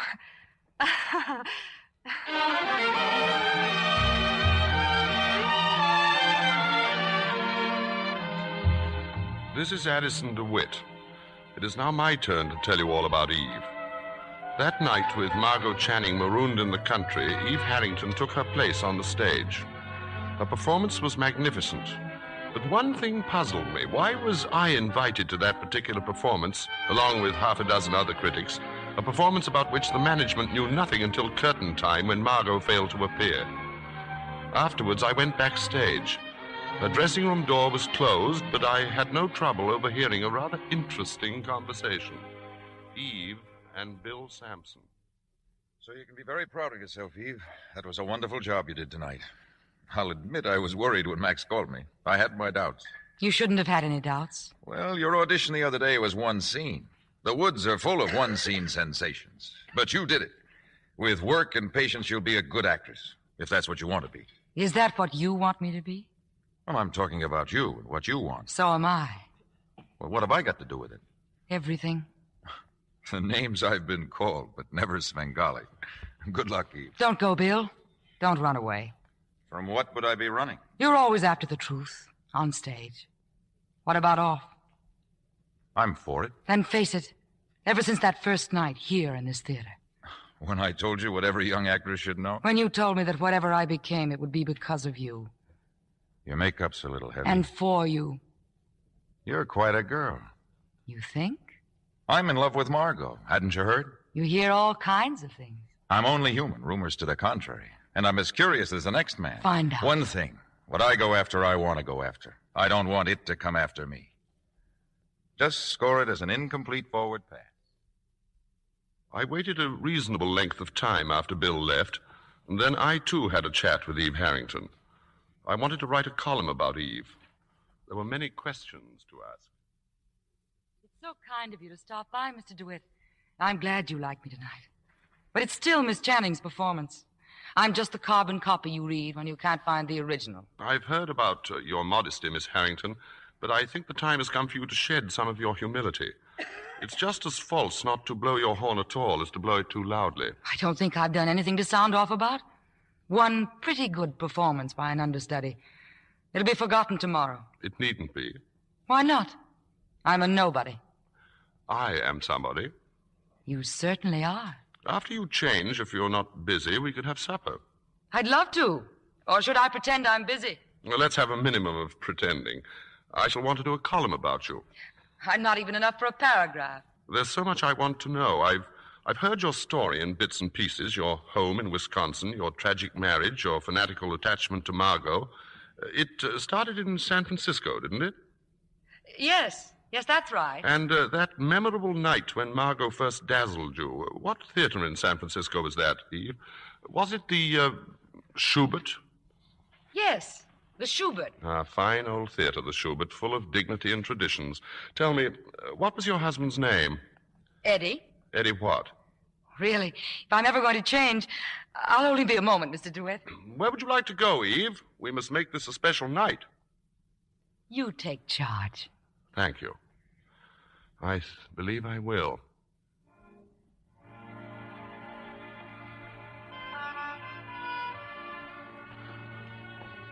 I learned a lot about Eve that night. After I brought her home, I went to my office to write my column. What I wrote pleased me exceedingly. Stop saying you can't believe it, Karen. It's right here in print, isn't it? Listen to this. Miss Harrington had much to tell about the lamentable practice of permitting, shall we say, mature actresses to play roles requiring a youth and vigor of which they retain but a dim memory. I still can't believe that About the understandable reluctance on the part of our entrenched first ladies of the stage to encourage younger actresses. About Miss Harrington's own long, unsupported struggle for the opportunity. But Eve couldn't have said anything like that. What gets me is how all the papers in town just happened to catch that particular performance last night. The little witch must have sent out Indian runners. Well, she won't get away with it. Nor will Addison DeWitt and his poison pen. And don't try to tell me I came as soon as I read that piece of filth. Oh, Bill, thank goodness. Oh, Bill. Margot, Bill. I ran all the way. Bill's here, baby. Everything's all right now. I guess at this point you and Margot might rather be alone. Yeah, do you mind, Karen? Margot, baby. Thanks, Karen. We'll phone you later.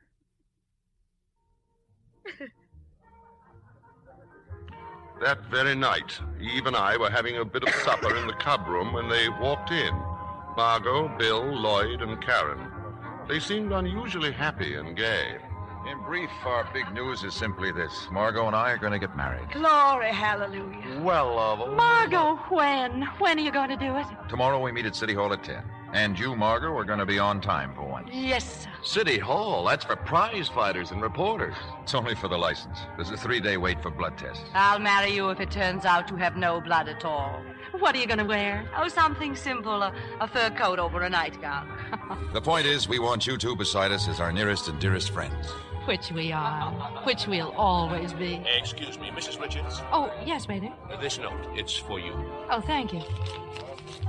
Very indiscreet, Karen. Next time, tell your lover to blow smoke rings or tap a glass. The world is full of love tonight, Lloyd. No woman is safe. Well, this beats all world's records for running, jumping, or standing gall. Margot, here, read this. Please forgive me for butting into what seems such a happy occasion, but it's most important that I speak with you. Please. And that's underlined. Meet me in the ladies' room, Eve. I understand she's now the understudy in there. Well, after all, maybe Eve just wants to apologize. I have no possible interest in anything she'd have to say. But what could she say? That's what fascinates me. Go on, Karen, find out. Karen, during all the years of our friendship, I have never let you go into the ladies' room alone. Now I must. I am busting to find out what's going on in that feverish little brain waiting in there. Well, all right.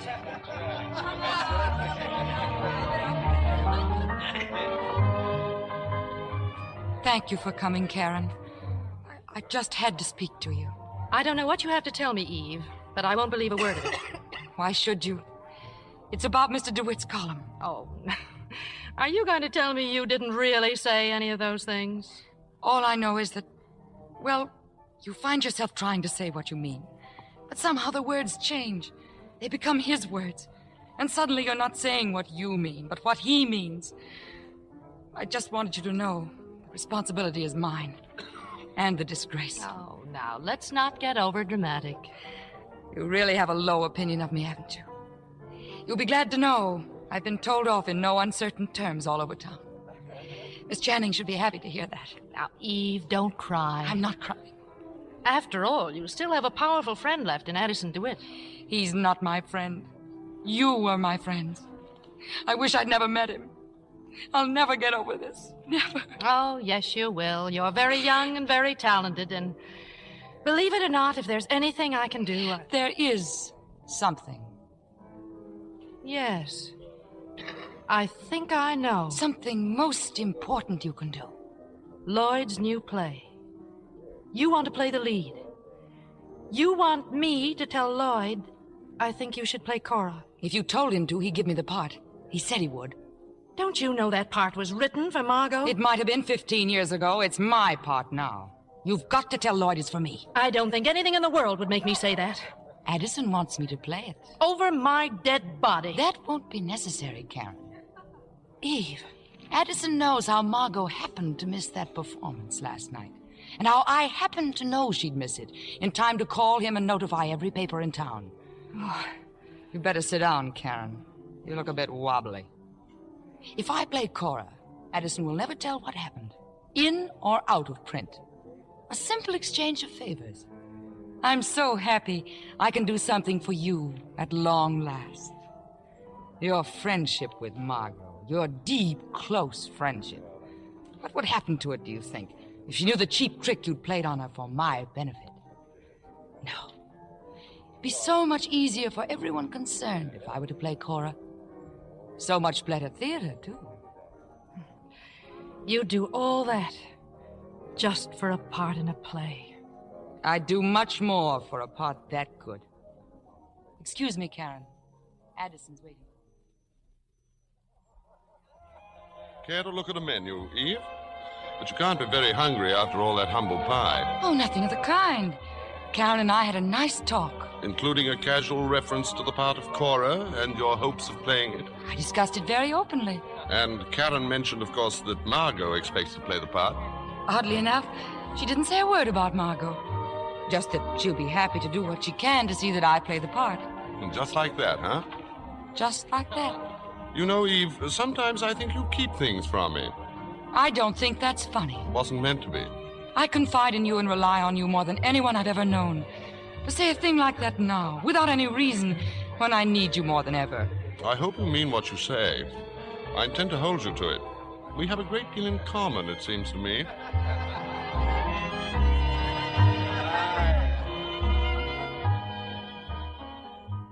Well, what happened, Karen? Oh, nothing much. She apologized. With tears. With tears. Very classy stuff. Lots of technique. Groom, may I have a wedding present? What would you like? Texas?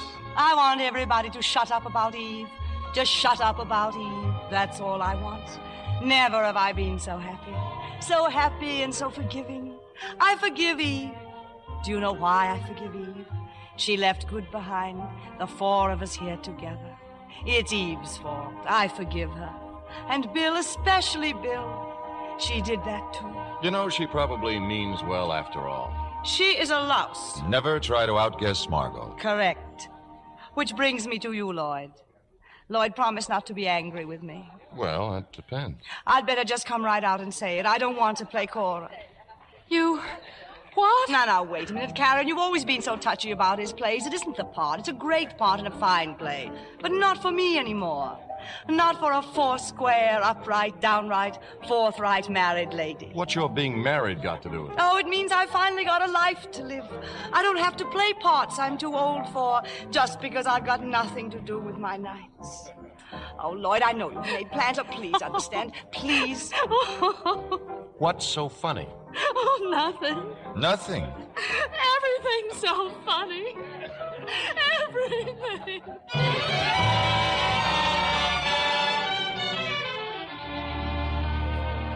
In due time, they were wed, Margot and Bill. Also, in due time, rehearsals started for the new play, starring Eve Harrington.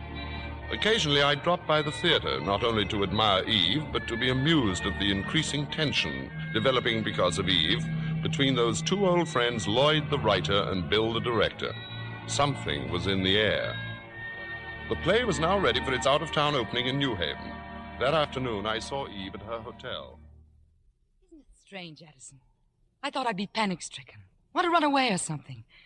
Instead, I can't wait for tonight to come. To come and go. Are you sure of tonight? Aren't you? Frankly, yes. It'll bring me everything I've ever wanted. The end of an old road, the beginning of a new one. All paved with diamonds and gold? You know me better than that. And paved with what, then? Stars. What time is it? Almost 4.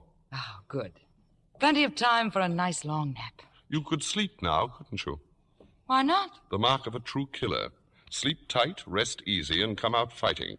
Why did you call me a killer? Or did I say killer? I meant champion. I get my boxing terms mixed. Oh, by the way, there'll be a party here tonight. You'll come, won't you? We're having everyone up after the performance. We are? Lloyd and I. I find it odd that Karen isn't here for the opening, don't you? She's always been so fanatically devoted to Lloyd. Addison, a few moments ago, I said this would be a night to remember.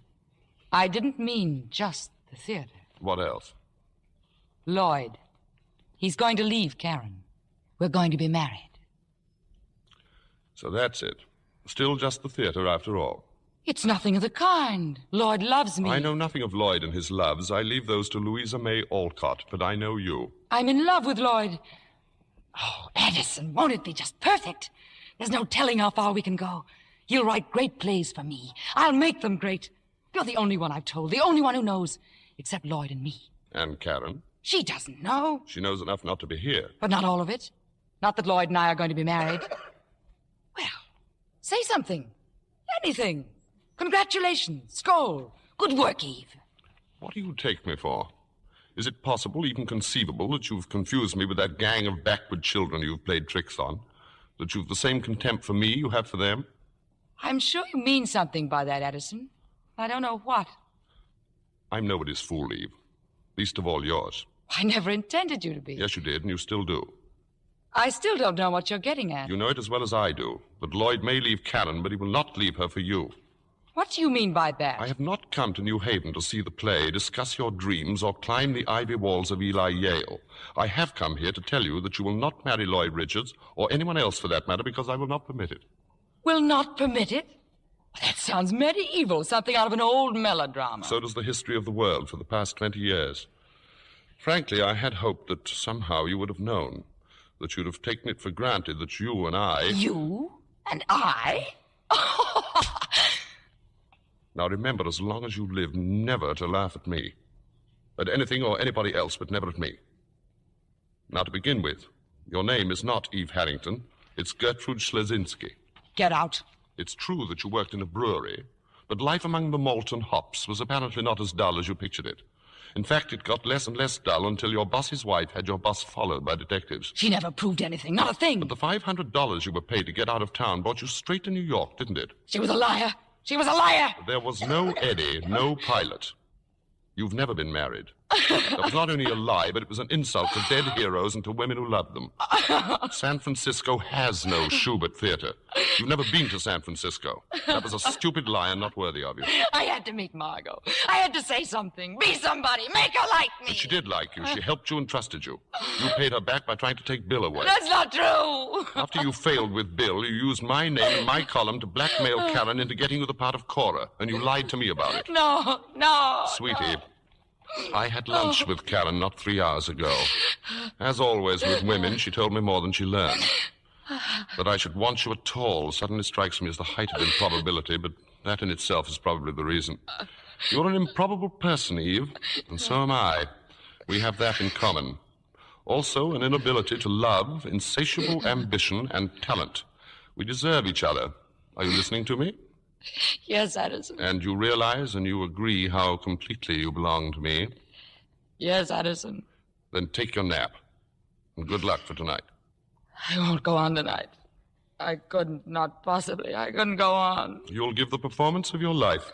I won't. I can't.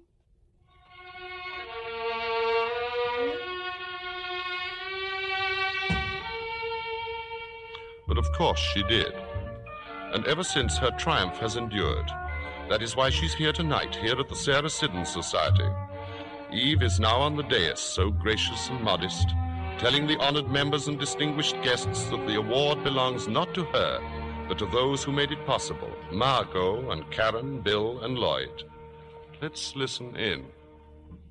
For without their confidence in me, their kindness and friendship and faith, this night could never have been. How can I ever repay them?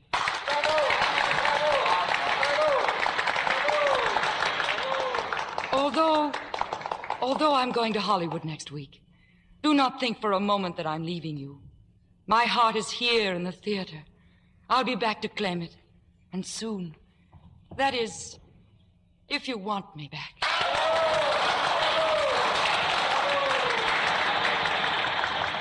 She's coming toward me now, to our table. It'll take a while, all those photographers, and then, of course, she'll have to pause for a moment at their table. Margot's and Bill's, Lloyd's and Karen. Congratulations, Eve. Thank you, Karen. Nice speech, Eve. But I wouldn't worry too much about your heart. That little statue they gave you. You can always put it where your heart ought to be. Oh, Mr. DeWitt. Why, Miss Caswell. How nice to see you again. Isn't she wonderful, Mr. DeWitt? There's no one like her, Miss Caswell. No one in the world. Tell me, Miss Caswell, do you want someday to have an award like that of your own? Oh, more than anything. Then you must ask Miss Harrington how to get one. Miss Harrington knows all about it.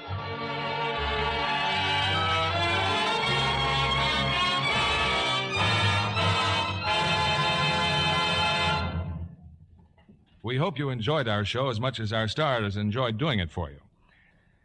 Of course, you know what a reputation screen stars have for beautiful clothes. Well, you can give your washables the very same care the stars insist on for their own gorgeous things. It's new Lux with color freshener, the most wonderful improvement ever made in a wonderful product. Don't take my word for it. Try it yourself, and you'll agree you've never seen anything like the magic it works on colors. It actually keeps white things white as new, makes colors sparkle like jewels, and keeps your prints sharp and brilliantly clear. No other soap, no other type of suds is safer for your nice things. Your washable silks, rayons, nylons, and fine cottons. Once you've tried new Lux with color freshener, you'll never again put up with anything else. Get a big box of new Lux with color freshener tomorrow. Use it for all your washables. You'll be thrilled with their nicest new Lux look. And here they are, an outstanding cast to take a bow for outstanding performances. Bette Davis, Ann Baxter, Reginald Gardner, and Gary Merrill. Ann, how nice to have you back again. We haven't seen you here since the arrival of little Katrina. You know how I love appearing on the Lux Radio Theater. Love appearing indeed. Quite a way to get some more Lux Flakes, Anne. Betty, when you have a new baby, you need all the Lux you can get. Watch this girl remember her as Eve. She'll want all our Lux Flakes in a minute. Now, girls, the play is over. There's plenty in the wings for all. Lux Flakes really are a must in our house, even before Katrina. All this talk of young children. Why didn't anyone ask me to be a godfather? Do you think you're quite the type? After listening to you for the last hour, I thought you relished little children as part of your diet. Oh, don't be silly. I just finished a picture of 20th Century Fox starring Clifton Webb called Elopement, in which I played a godfather. Now I'm at RKO in Androcles and the Lion. Typecasting again. This is the Columbia Broadcasting System.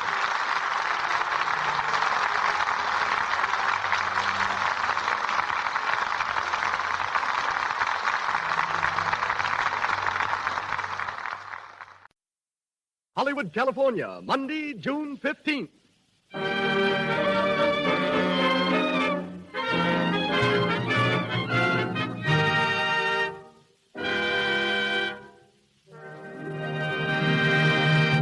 The Lux Radio Theater, from its new home on Hollywood Boulevard, Hollywood, California, brings you Al Jolson and Ruby Keeler in Burlesque.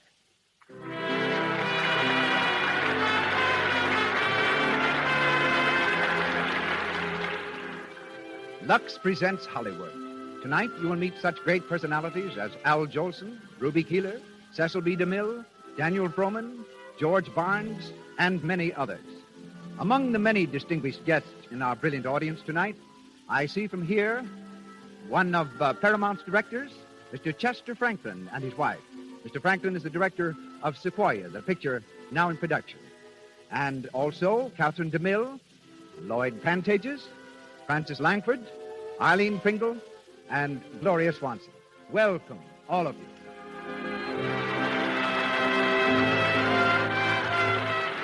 This entertainment is presented by the makers of Lux Toilet Soap, the beauty soap used by 9 out of 10 screen stars and by attractive women everywhere.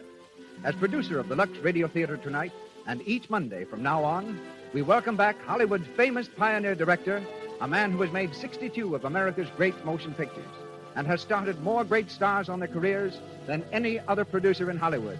Ladies and gentlemen, Mr. Cecil B. DeMille.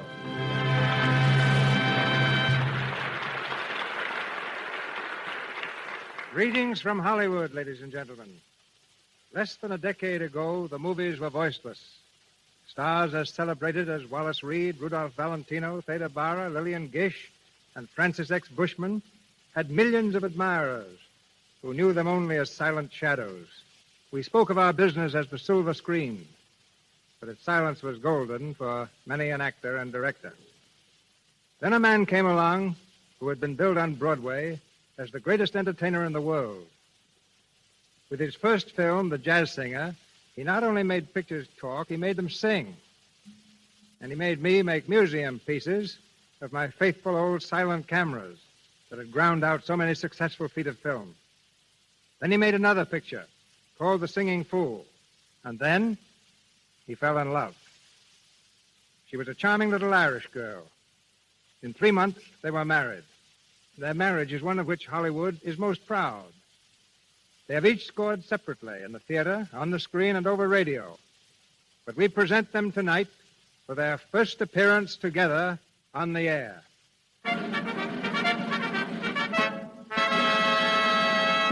In lights above the entrance of the Lux Radio Theater is a glittering legend, and excited crowds along Hollywood Boulevard tonight read the words, Al Jolson and Ruby Keeler in Burlesque.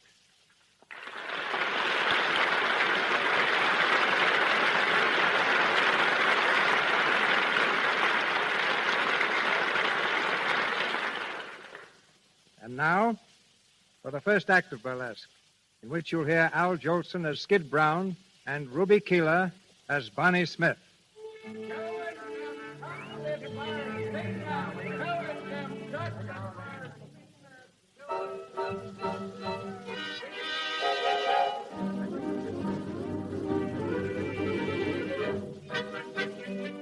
We're backstage at a burlesque show, playing a small town in the Middle West.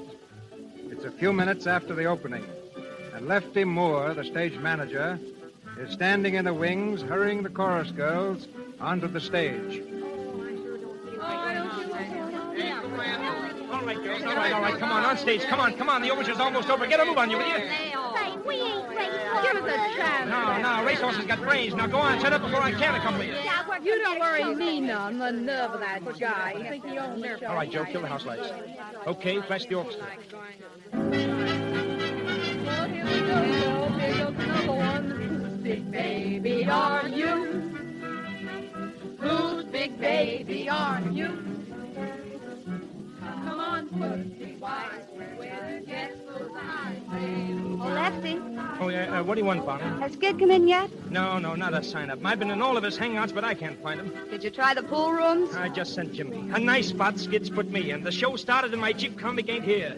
I ought to kill that bird. Oh, he'll turn up, Lefty. I've been working with Skid for almost 4 years now, and I never knew him to miss a cue. Yeah, I know, but it's coming so close to missing him, it's turning my hair gray. You know, you want to do something about that guy, Bonnie? What? Well, it ain't none of my business, but why don't you marry him and have it over with? What are you stalling him for? He'd settle down if he was married to you. You think so? Why, sure. Skid's nuts about you. He'd do anything you tell him. Oh, I don't know. We're supposed to be engaged, but he don't listen to me much now. How do I know he'll be any different later? Hiya, folks. Well, if it ain't the wandering boy himself. Hiya, Lefty. Hiya, Bunny. So, you decided to come, huh? Sure, never keep the public waiting. That's my motto. Well, now, that's nice of you. Go on, get in your clothes, will you? You're on in 5 minutes. Okay, Lefty. Well, Bunny, how's the kid? All right, I guess. Nice time to be showing up. What's the matter? You ain't sore at me, are you? Would it do any good? Had a baby. Come on, you'll be late. You got to change your clothes. Well, you know me, Skid the fireman's child. I can dress sliding down a pole. Where have you been? Who, me? I've been playing pool. I suppose you couldn't make a shot thinking of me eating all alone. I told you after the matinee I wasn't hungry, didn't I? Just thirsty, huh? No, and I wasn't thirsty neither.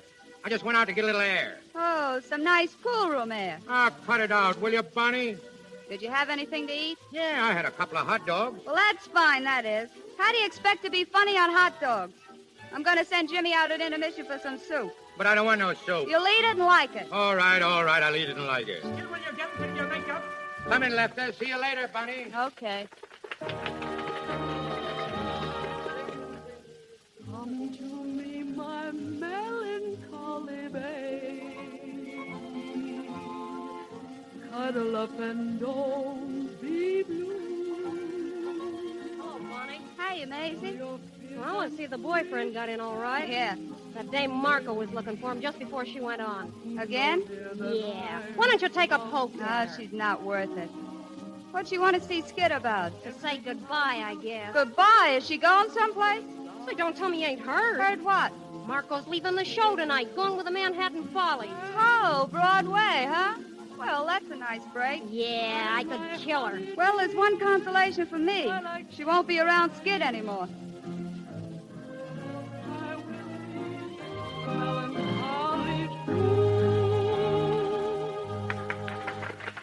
All right, girls, all right. Now make your change. Now hurry up, will you, please? Come on.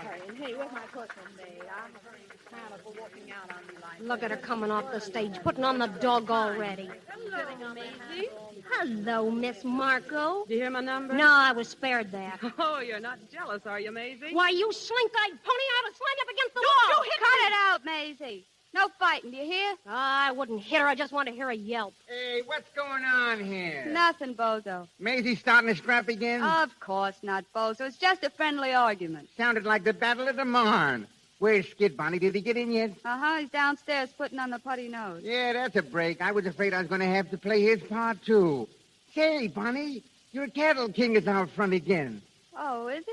Yeah, he's a boy, he is. This is the 6th time he's been in to see the show. He's fell hard for you, Bonnie. I'll have to see him sometime. He's the only following I ever had. When Marco here was singing, he... Hey, where did she go? Who? Marco. She was standing here a second ago. Yeah, until she heard where Skid was. She's probably downstairs by now, gurgling her fond farewell. You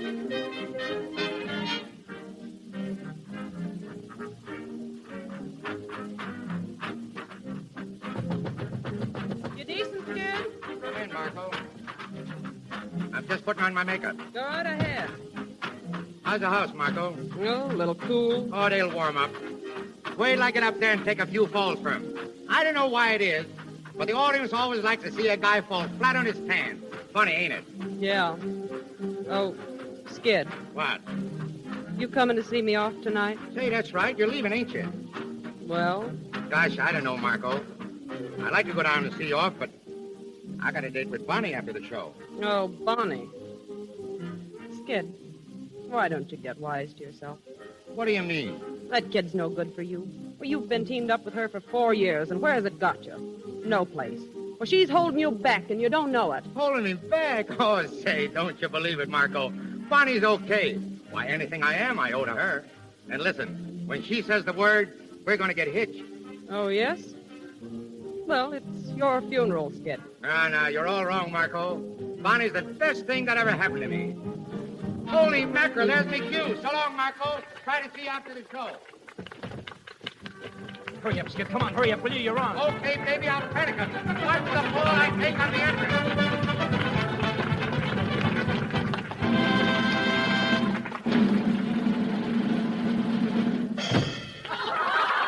Holy cats, that guy'll kill himself taking those falls.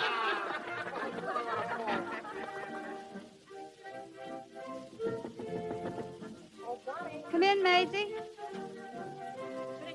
Yeah, what's on your mind? Telegram just came for Skid. Telegram? Yeah, I thought maybe you'd want to take care of it. Hand it over, Maisie. I'll get it to him later. Wonder who's broke now. Maybe somebody's cashed in or an accident. No, nothing's wrong. Telegrams for Skid are only touches. But that one's heavy. It feels important. They're always important to the guy that sends them. Oh, gee, how Skid takes those falls. I'm glad that was his last one. He'll be coming down in a minute. A couple more like that and he'll come down through the ceiling. Well, say, did you hear about Marco? Something else? Yeah, she ain't singing her last number tonight. Getting the earlier train. Why? Don't ask me. Say, I'd better scram. I'm due for the baby number. Oh, hiya, Skid. Hiya, Maisie. Excuse me, lay on a minute. Sure. Skid, come in here a second. Well, honey, did you hear me panic 'em? Did you hear those laughs? Yeah, and I heard the falls, too. Listen, tell it. What are you limping for? Who, me? I ain't limping. You hurt yourself, didn't you? No. You did. Oh, Skid, when are you going to cut it out? Cut what out? Taking those falls. They're in my routine, ain't they? That doesn't mean you have to break your back, does it? Bonnie, you got to make up your mind to one thing. I'm a whole comic. Don't waste no time trying to clean me up, because I'd be a flop. Say, when I was a baby, the first thing I reached for was a custard pie. What's the use of kidding all your life? Ain't you never going to be serious? Don't you want to get ahead in this game? What do you mean, get ahead? We're working all the time, ain't we? I ain't hanging around Broadway making touches, am I? What do you mean, get ahead? I'm talking about you getting where you belong. Broadway. Boy, if I had your talent. Why, there ain't nothing could stop you if you decided to step out. Say, how do you know I'd be so good? I could be a big flop, too, in a real show. There's the tip-off. You're scared. You're yellow. Say, how many times you going to pull that one on me? How many times you going to make me? Come in.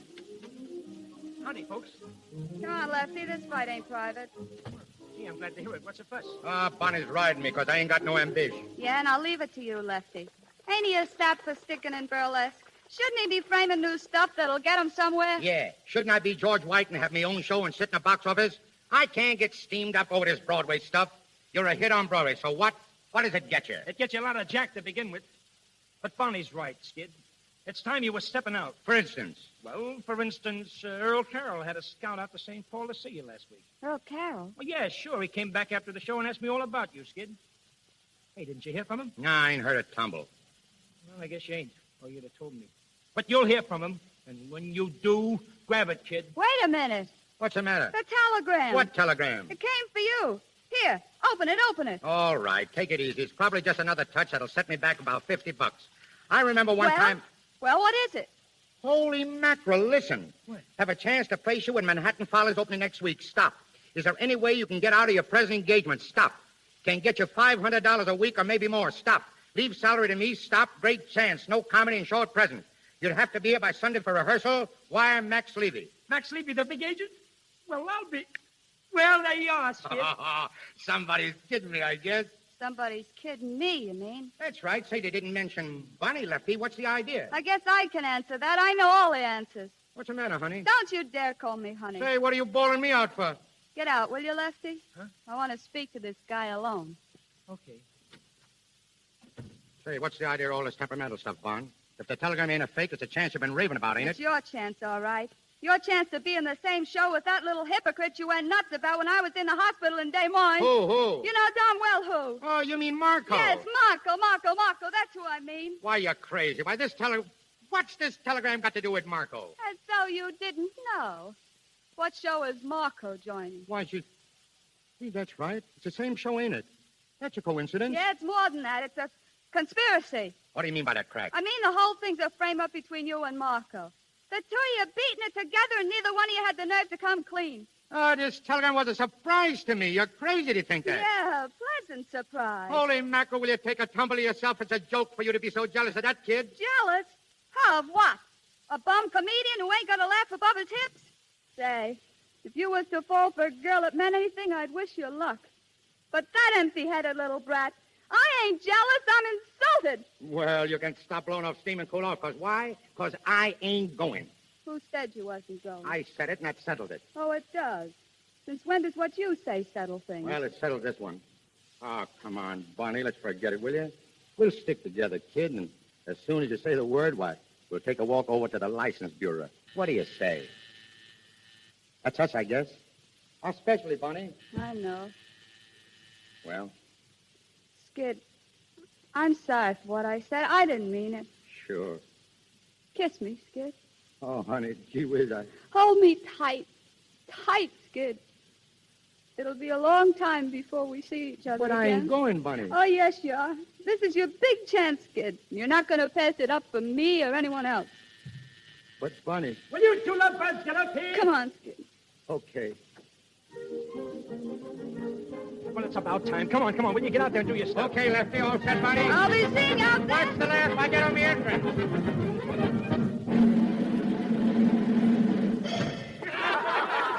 Lefty, Yeah? get some of the packed Skid's bags. He's leaving right after the show. Okay, I'll take care of it. Go on, get out there, Bunny. All right, thanks.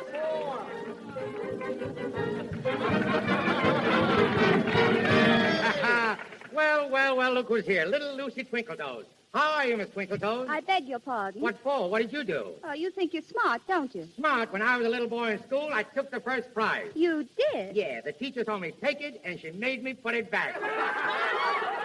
Oh, boy.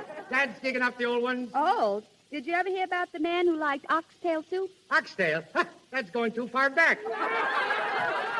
I hear you're going to a party tonight. Yeah, I'm going to a party tonight. Would you like to come along? There'll be a million laughs. Will we have a good time? I will. We're going to play kissing games. I don't like kissing. Why? It breeds germs. Come on, lady. Let's get sick.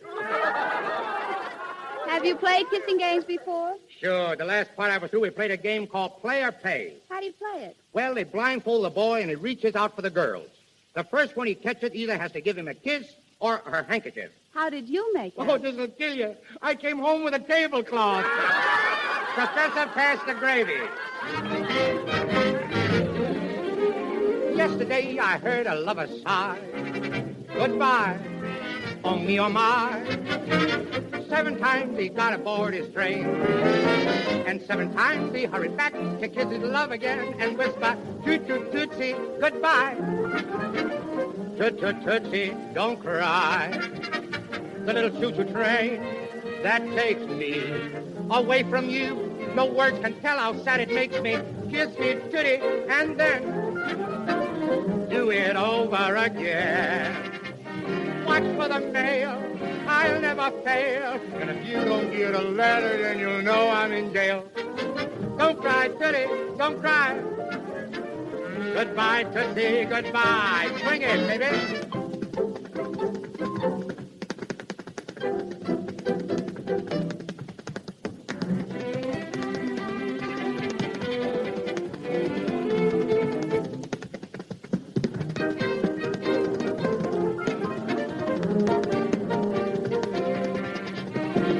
Watch for the mail, I'll never fail. If you don't get a letter, then you'll know I'm in jail. Swing it. Don't cry, Tootie, don't cry. Goodbye, Tootsie, goodbye.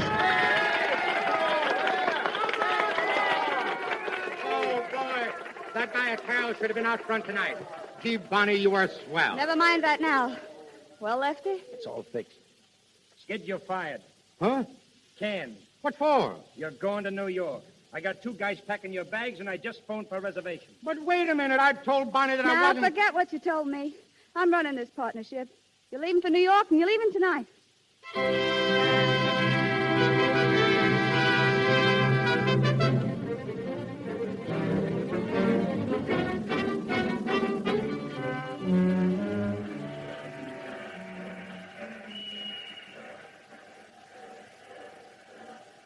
So long, darling. You're right, won't you? Sure. Every day, Bonnie. I'll be awful lonesome without you. Gee, I'll be an awful sap without you, kid. We ain't never been apart before. As soon as the season's over, dear, I'll come right on. Maybe I'll be a flop and I can come back soon. You can't come back. You're fired. Oh, I didn't think of that. That ain't so good. Forget it. It's sink or swim now. I don't like the way you said sink. Well, how do you like the way I say swim? Well, I guess that's me. Gee, I don't know how to say goodbye, baby. I ain't never said goodbye to you. Just kiss me, Skid. Oh, gosh, honey. Oh, I'll miss you, Skid. I love you, Skid. Oh, gosh, how I'll miss you. I'm lost already without you, Bonnie. So long, darling. I'll wire and I'll write. Every day, Skid. Every day. Goodbye, Bunny. Goodbye. Goodbye. Goodbye, Skid. Goodbye.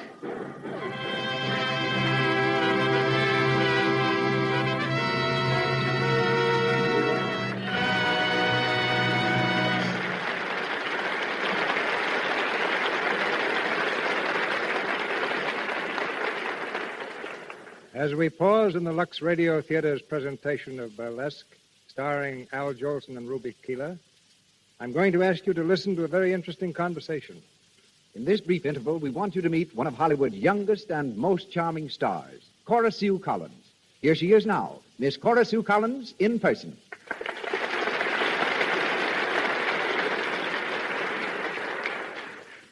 Cora Sue, just how long have you been in Hollywood? I came here when I was 3. I'm 8 now. I see. I don't believe I know many movie people who are 8. What do you do with your time? Well, I've got my doll, Bedelia. I have to take care of her. Then there's Rusty. He's my dog. He's an Irish setter. And I train parakeets. Then I go horseback riding every day. But I do all that only when I'm not making a picture. Yes, I suppose you're too busy then. You think you'll keep on making pictures? Oh, yes. I want to be a grown-up star someday. Well, I think when you are, you're going to be a very pretty one. Thank you. I hope so. I'm taking care of my skin just like grown-up stars do with Lux toilet soap. I've used it ever since I came to Hollywood, just like my friends Joan Crawford and Joan Blondell.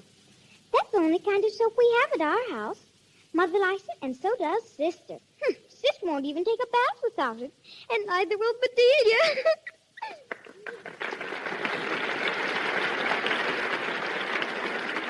That's very nice, Cora Sue. Thank you. And you're right in saying that Hollywood stars must have lovely complexions. They can't risk dullness, tiny blemishes, enlarging pores. In other words, cosmetic skin. These Hollywood stars, like most girls, use rouge and powder. But they avoid dangerous pore choking by using Lux toilet soap. The soap whose active lather goes deep into the pores, removes every trace of dust, dirt, stale cosmetics. Before you put on fresh makeup during the day, and always before you go to bed at night, use Lux toilet soap. Buy several cakes tomorrow.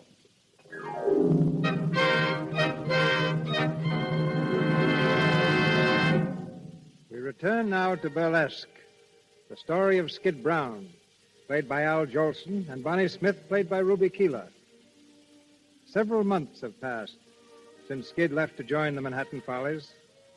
Bonnie is still on tour with the Burlesque Company. In her room in a small-town hotel, she lies huddled on the bed, reading the morning paper. Her friend Maisie enters. Morning, dearie. You're up kind of early, ain't you? Yeah, a little. What's the idea? I couldn't sleep. Oh. Any word from Skid yet? Not a line. Gee, I'd like to brain that guy. How long is it now since he wrote to you? Well, I don't know. About 6 weeks, I guess. Just a big Broadway man. Boy, success must have hit him right between the eyes. No, Maisie, Skid ain't the kind who gets a swelled head. It's something else this time. The thing I was afraid of. Marco? Yeah. I've been kind of following him in the Broadway gossip columns. Here, get a load of this. Let's see. Oh, yeah. Skid Brown, who wows them each night at the Manhattan Follies, is a wow to Sylvia Marco of the same show. They may be seen together every p.m. doing the hot spots along the main stem. Well, that's that. Yeah. What are you going to do about it? Nothing. Nothing? What do you mean? You're still in love with the guy, ain't you? Sure. I guess I'll always be in love with him. But if Skid don't want me, well, I ain't the clinging vine type. Oh, but listen, Bonnie. Excuse me, will you? Uh-huh. Hello? Oh, hello, Harvey. Pretty good. When? Well, all right, Harvey.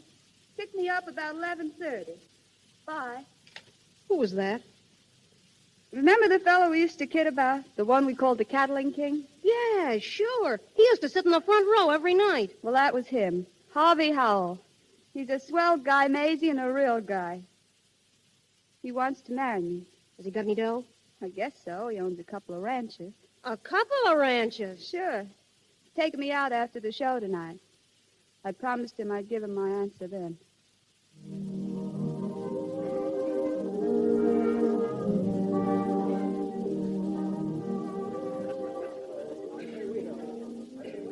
dance money? Thanks, Harvey, but do you mind if I don't?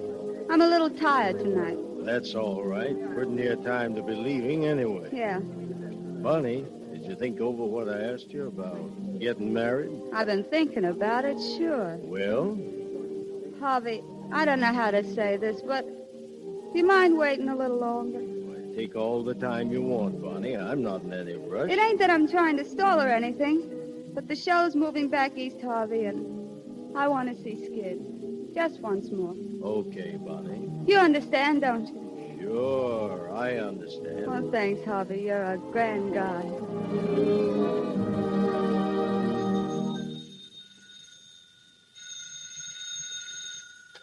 Hello, box office, Manhattan Follies. I'm sorry, we're all sold out for tonight. 8 weeks in advance. Okay.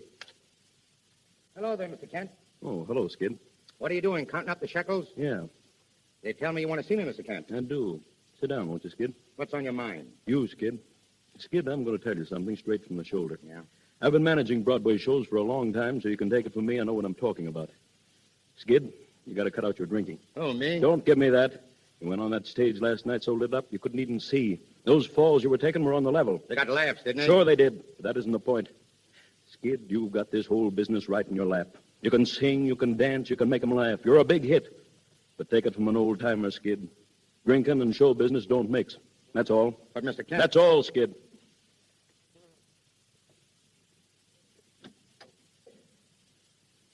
Oh, Skid. Skid. Hello, Marco. Been in to see Kent? Yeah. What'd he say? Nothing much. So you won't talk, huh? All right.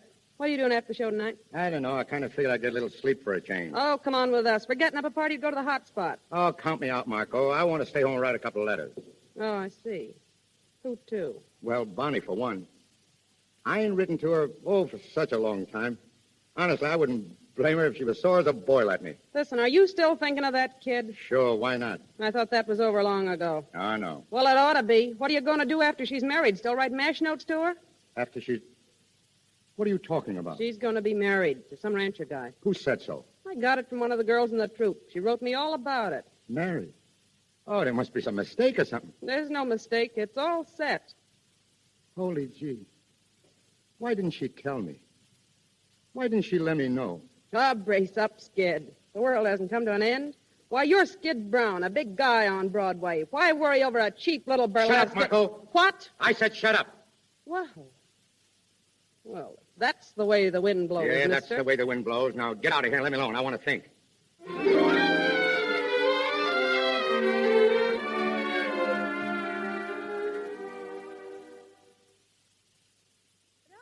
Hotel Carlton. One moment, please. Hello? Hotel Carlton. Go ahead. Hotel Carlton. I'll see if he's in. Hotel Carlton. Hello, operator? This is room 707. Did you get that number? Oh, thank you. Hello? Hello, Winter Garden? I'd like to speak to Skid Brown, please. Yes, I'll hold the wire. Is he there, Bunny? They're going to look. I hope they don't find him. I can't understand why you... Hello? Skid? This is Bonnie. Yeah, Bonnie. Where am I? Why, New York, of course. Got in yesterday. Yes? I caught the show last night, Skid. You were all right. I'm at the Carlton. You want to come over after the show tonight? All right. I'll see you then. Bye. He's coming, huh? Yeah. What's Harvey going to say? Harvey knows about it. He's coming, too. It's going to be a nice party. I can see that.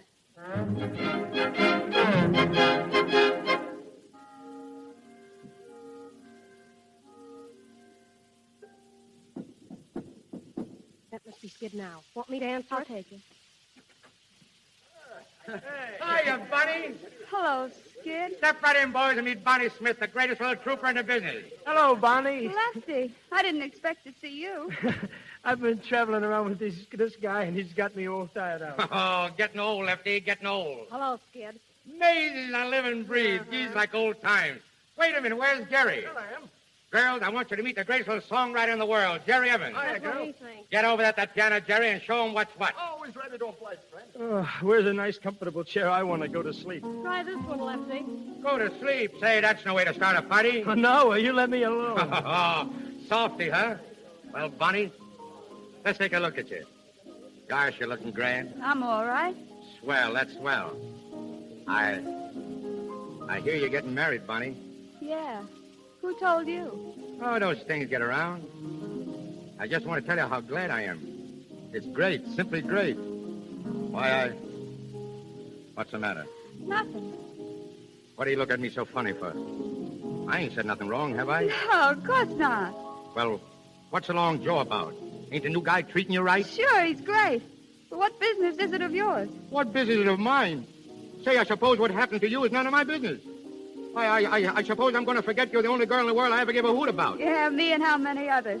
I got tired of being a mob scene. Are you still with that Marco dame, or is she cold turkey? Oh, lay off, Bunny.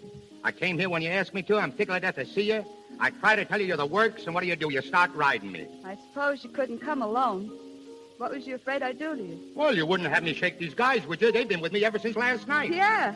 I suppose you're the king of the nightclubs now. Yeah, that's me. I'm giving all the little girlies a great big hand. You better go home early and get some sleep. You look rotten. Ah, forget it, Bunny. We only live once. Say, listen, Bunny. When are you going to marry this millionaire of yours? You didn't tell me. Sometime in the fall, I guess. Well, what are you going to do till then? Going out to live on the ranch with him and his sisters. You mean you're chucking show business? Yep. Then the old partnership's broken up, huh? Going to leave me to struggle on alone. At the rate you're going, dear, you won't have to struggle long. The nightlife will land you right out in the alley with the rest of the has-beens. Is that so? Yeah, that's so.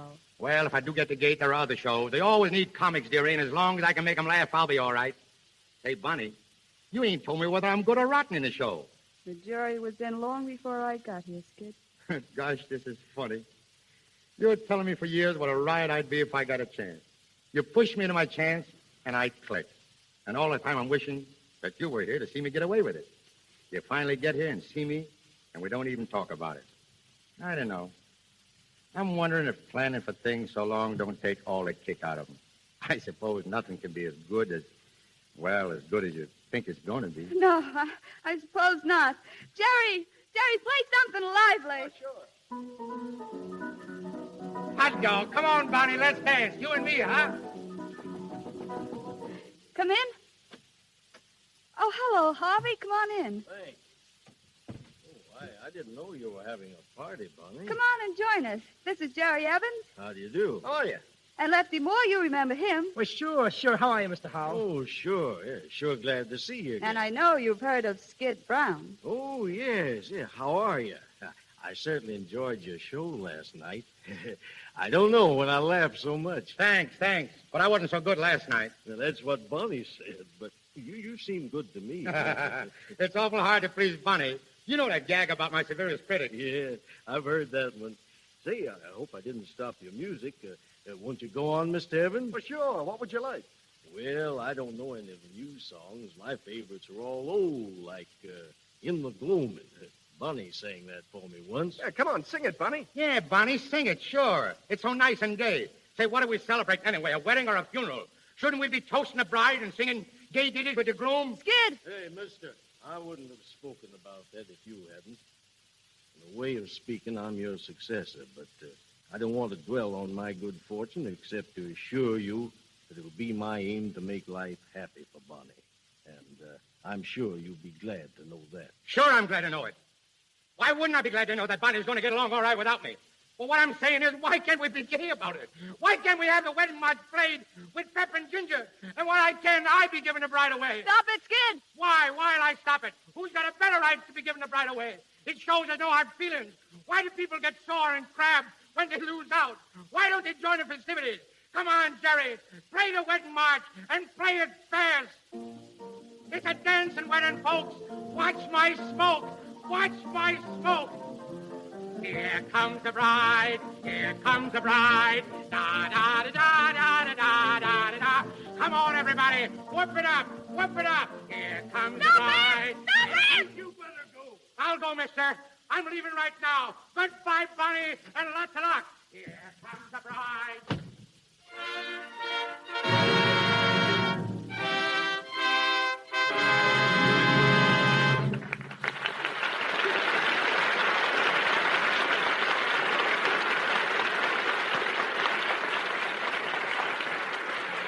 We pause for station identification. This is the Columbia Broadcasting System.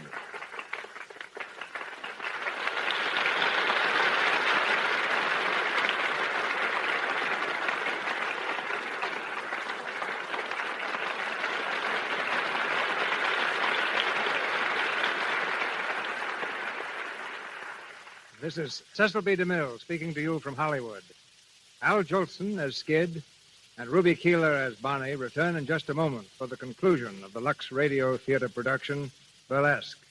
In the meantime, I'm going to have you meet one of Hollywood's most famous cameramen. Most people think of a cameraman as a fellow who puts his cap on backwards and grinds away at the crank of a camera. As a matter of fact, the first cameraman never touches the camera.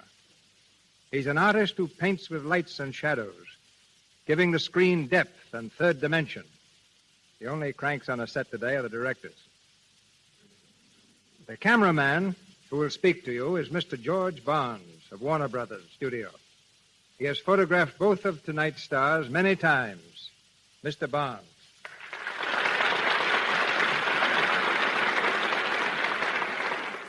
That's very gracious of you, C.B.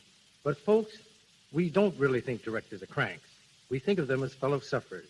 You see, a cameraman and his director are practically the only people who have to work every day while a picture is shooting. No actor appears in every scene. Mechanical crews can be changed, but the poor old cameraman, he just goes on and on until he drops, or the director does. As Mr. DeMille says, a cameraman's first job is lighting.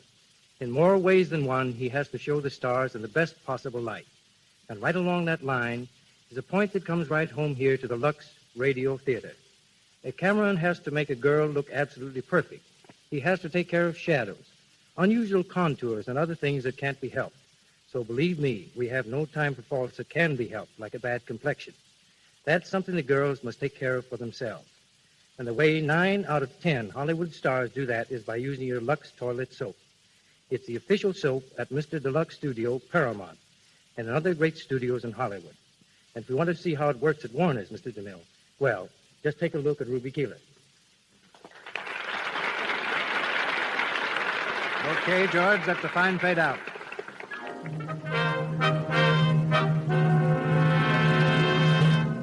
The lights go up for the third act of Burlesque, starring Al Jolson as Skid and Ruby Keeler as Bonnie.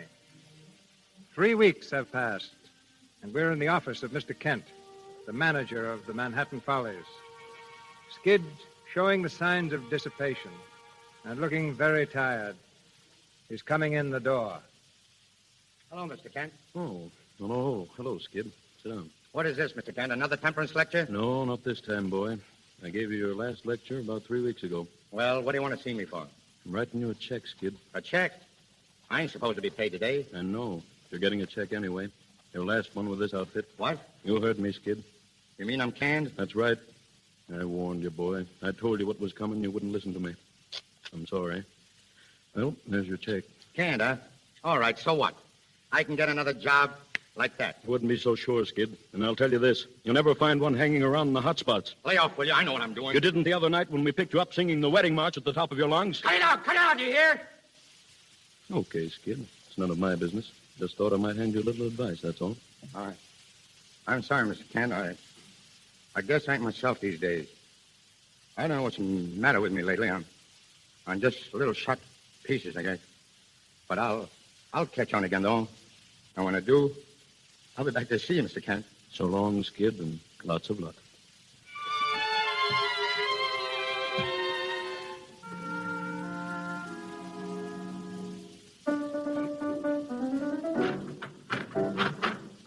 Come on, girls. Come on. Swing it. Will you swing it? This is a rehearsal, not a funeral. Give, will you give? Now, come on. Hey, Lefty, listen, will you? Oh, what do you want? What do you want, Bozo? Don't you see I'm rehearsing a number? I know, but this is important. Skid is here. He wants to see you. Skid? Where is he? Out at the stage door. Gee, he looks terrible, Lefty. Like he ain't had nothing in a week. I guess I better see him. All right, girls. That'll be all for a while. I'll be back in a couple of moments, Skid. Okay.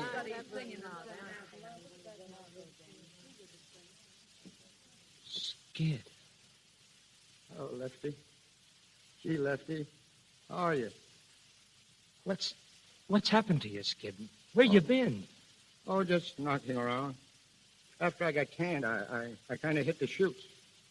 Oh, boy, you sure look it. Any prospects of a job? No, I've been looking around for a month, but I guess they don't want me, Lefty. Then I heard you was putting on a new show, and, well, I come around to see you about it. You want a job with me? Yeah, that's right. In burlesque? Sure. What do you say, Lefty? You got a spot for me? Oh, gee. I don't know, Skid. Oh, please, Lefty, give us a break, will you? I need it bad, honestly, awful bad. What about the liquor? Liquor, say, that's all over with, Lefty. That's finished. Yeah, well, it seems to me I've heard that before. It's on the level this time. Well, okay, Skid. I'll give you a chance. Thanks, Lefty. Now, listen. We open in a week.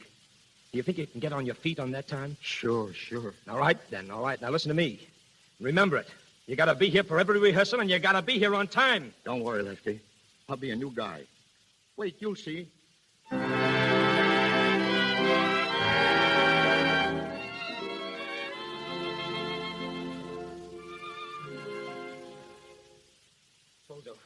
Bozo, did you find him? Yeah, I got him. Where was he? The usual spot.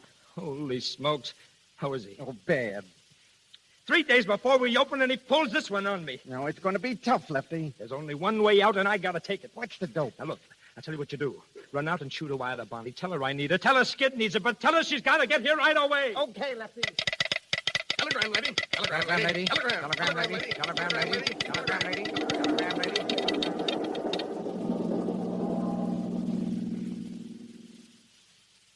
Sit down, Bonnie, sit down. Did I say it was great to see you? Yeah. Well, it's more than that. What's it all about? Skid. Of course, I knew it was Skid. What's happened? Haven't you heard anything about him since you was here last? Nothing. I read that he was out of the Follies, but that didn't surprise me. He was heading for that when I saw him. Yeah. That afternoon, he danced out of your room. He danced himself right out of show business. He went on a grand bust, and he ain't played since. Oh, I gave him a job, but he's been handing me an awful ride. Here I am. I'm opening tomorrow night, and up to now, he ain't rehearsed half of this stuff. Honest, Bonnie, I don't know which way to turn. I know what's in your mind, Lefty, and what you want me to do. So I'm going to save you the trouble of asking me. Huh? I'll do what I can. Oh, gee, you're an ace. How long will you stay? Till you get your show right and Skid gets straightened out. Oh, thanks, Bonnie. Thanks a lot. Say, I don't know what I'd do without you. There he is now. Huh? Oh, gosh, look at him. Hello, Lefty. Skid. Where's the rehearsal, Lefty? Am I early? Yeah, for tomorrow you are. I was only... Skid. Huh? Who's that? Am I seeing things? Do you see her, Lefty? Sure I see her. Don't kid me. I've been seeing things lately. How are you, Skid? It's really you. Oh, gee, Oh, Bonnie. don't, Skid. I'm all right. How are you, kid? Let me have a look at you. You're looking great. But you've been crying. No, I haven't. Oh, you can't fool me. I've seen you cry too often. But what are you doing in this dump? Oh, come on. Why is Mr. Lefty, Mr. Lefty the fox, to get his rotten soul meat calling out of the It grave? wasn't exactly the grave, Skid. Well, don't waste a minute around here, honey. I'll open all right. Nobody's got to worry about me. You know me, Skid, the fireman's child. I'm always there. Sure you are. But you got to take care of yourself, Skid. You got to start tapering off now. Okay, Bunny. You're the only one I ever knew that had any sense. Oh, you're not ashamed of me, Bunny, are you? No, Skid. I've been an awful sap, but don't ride me, will you? Bunny, don't ride me. I won't ride you, Skid. That's right, kid. I've listened to so many lectures, honestly. I carry my own slides. Don't you think you better get some sleep, Skid? Nah, sleep. I ain't ever bothered about sleep. Oh, gee, Bunny, it's great to see you. I told you I'd be an awful sap without you. You never was a sap, Skid. You got more brains than all the comics put together. You make mistakes, but who don't? But after all, Skid, fun's fun. Lefty's opening his first show tomorrow night, and without you, he'll be sunk. He's been too good a friend of ours for you to throw him. Gee, Bonnie, I don't think I could ever make it. Sure you can make it. I'm all shot, Oh, honey. honey, you can come out of it. You think I can? I know it. You wouldn't kid me, would you, lady? I would if I could, mister. I would if I could. Hey, where's your cattle rustler? You remember he got sore at me that day, didn't he? I don't know. Sure he did. For singing, Here Comes the Bride, remember? Here comes the bride, here comes. He's fainted. Bonnie, gee, loosen his tie. I'll take care of him. Bonnie, do you think I'd better postpone the opening? Let's try not to, Lefty. I'd hate to see you muff your first opening, and it wouldn't look so good for Skid either. Poor Skid. Oh, no, that's all right, Bonnie. There, that's all right. I'm all right, Lefty. Get me some water, will you? Look, don't you think we'd better get him over to the hotel? No, let him stay here a while. Okay, I'll be back in a second. All right. Skid, look at me. You'll be all right, honey. Nothing can stop you. You'll be all right. You'll knock him dead. You ain't started yet. You'll be all right. You gotta be all right. You just gotta be all right.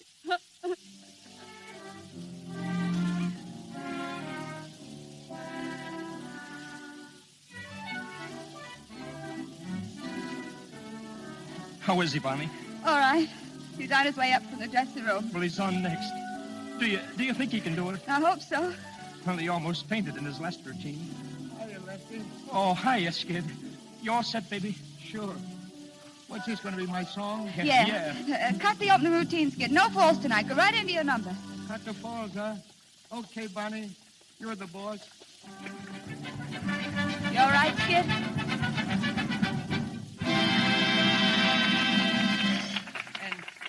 Oh, say, folks, thanks. For a minute, I thought I was back in Manhattan Follies. Lefty's swaying out there. He's gonna fall. No. He's okay, Bonnie. But seriously, folks, I'm glad to be here. And right now, I'm going to sing a little number for you. One I like a lot. A little music there, Professor. Take it easy, Skid. I'll make it. People brag, people boast, and consistently drink a toast to a place that a lot of them place at the top of the list. Are they wrong? Are they right? Is there a reason for their delight? I must live in doubt till the day that I find out. Is it true what they say about disease? Does the sun really shine all the time? Do the sweet magnolias blossom that everybody's gone?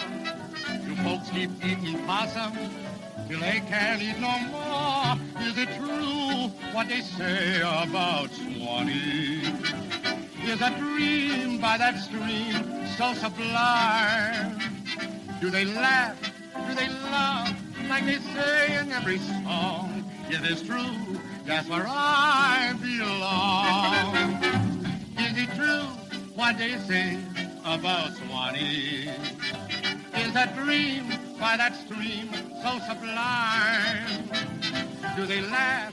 Do they love like they say in every song? If it's true, that's where I belong.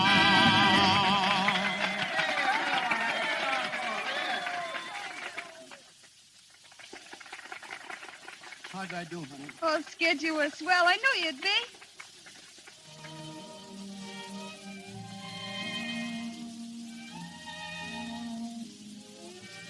How you feeling? Oh, I'm all right. Do you think you can go on being all right? I can, Bonnie, if you stick by me. Sure, Skid. I'll stick. For good? For good. Oh, gee, Bonnie. But what about your cattle rancher? Oh, it's all right. I explained it to him, Skid. You see, when I left, I had an idea I was coming here to stay. Oh, Bonnie, I'm crazy about you. I can't get along without you, sweetheart. You won't even have to try. From now on, it's you and me together. For better or for worse. Yeah. Better for me and worse for you. Ah, there you go. Always clowning.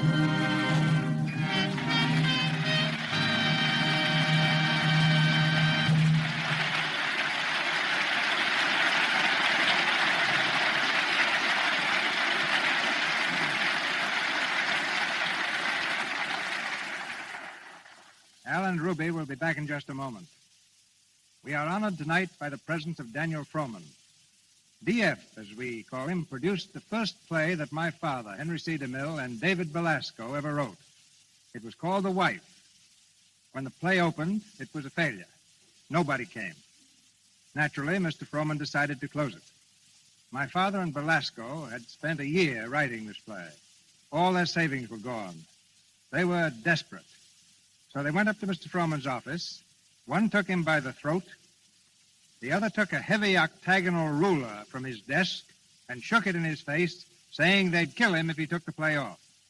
So Mr. Frohman kept the play running. He says they changed it to suit him. But in any case, it ran 5 years. Everyone in the theatrical world knows and respects this pioneer of the theater. We revere him as an artist, philanthropist, and gentleman.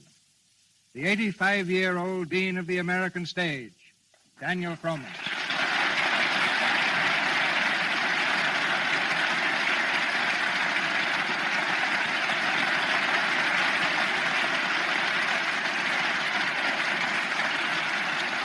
Cecil, you're very kind. No, I'm saying what I felt ever since I was 5 years old.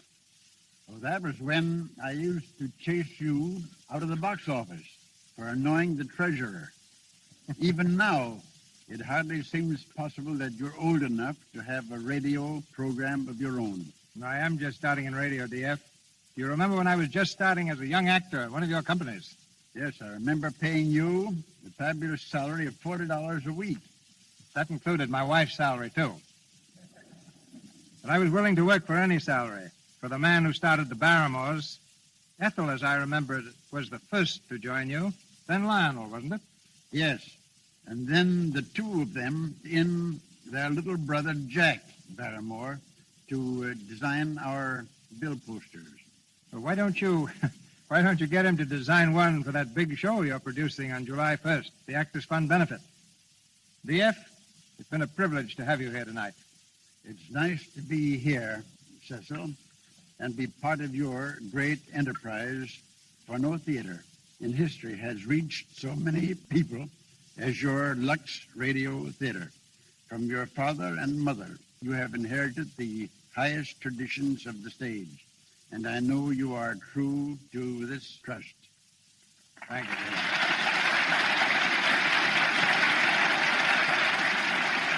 Grand old gentleman.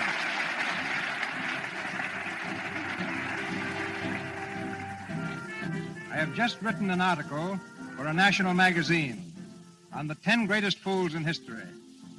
Perhaps I should have made it 11 and included the singing fool, the character that Al Jolson made the most famous fool of all. For that picture, the singing fool broke every box office record of its day. And here they come, the singing fool and his dancing wife. Ladies and gentlemen, the Jolsons.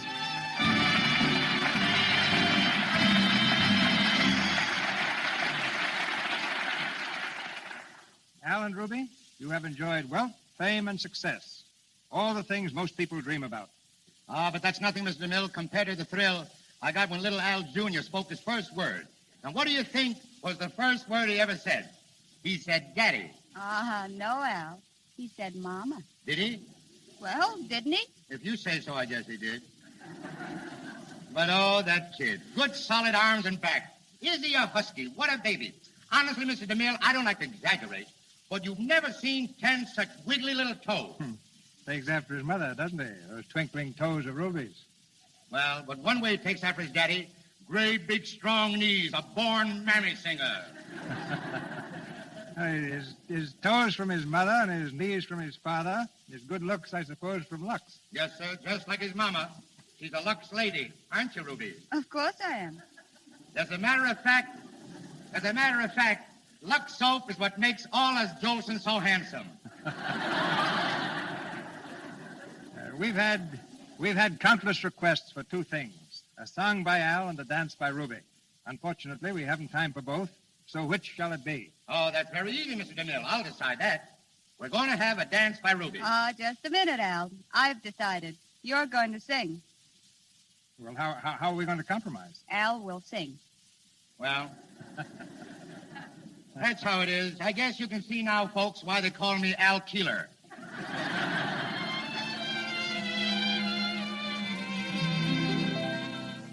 A pretty girl is like a melody that haunts you night and a day, just like the strain of a haunting refrain. She'll start apart a marathon and run around your brain. You can't escape. She's in your memory by morning, night, and noon. She will leave you and then come back again. A pretty girl is just like a pretty tune.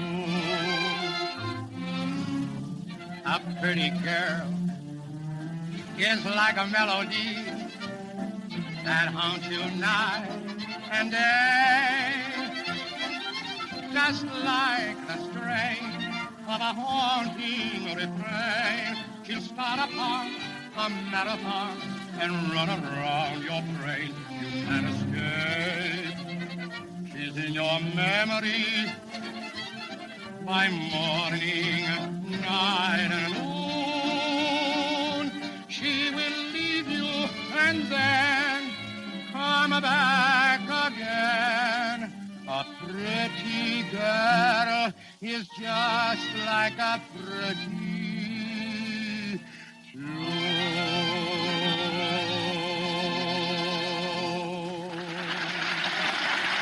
Thank you, Mr. Jolson. Ladies and gentlemen, this is your announcer, Melville Rule. Mr. DeMille returns in a moment to tell you about next week's play. The makers of Lux Toilet Soap wish to express their appreciation to our capable cast and to the great studios who have cooperated with us in presenting this broadcast. Our cast tonight included Wally Mayer, Victor Rodman, Eddie Kane, Rita Leroy, Inez Seabury, Frank Nelson, and Lou Merrill. Al Jolson and Ruby Keeler appeared through the courtesy of Warner Brothers, as did George Barnes. Our producer, Cecil B. DeMille, comes to us from Paramount. Louis Silvers, our musical director, represents 20th Century Fox. And Mr. Daniel Frohman is in Hollywood as producer of the Actors Fund Benefit. And now, here is your producer, Mr. Cecil B. DeMille. Next week, our play is The Dark Angel. A vital romance played against a background of war. A dramatic triumph on the Broadway stage and twice successful on the screen. This unforgettable drama will be presented on the air by the same stars who thrilled us in its most recent movie version, Merle Oberon and Herbert Marshall. Our sponsors, as well as Miss Oberon, Mr. Marshall, and I, cordially invite you to be our guests in the Lux Radio Theater next Monday night. This is Cecil B. DeMille saying good night to you from Hollywood. This is the Columbia Broadcasting System.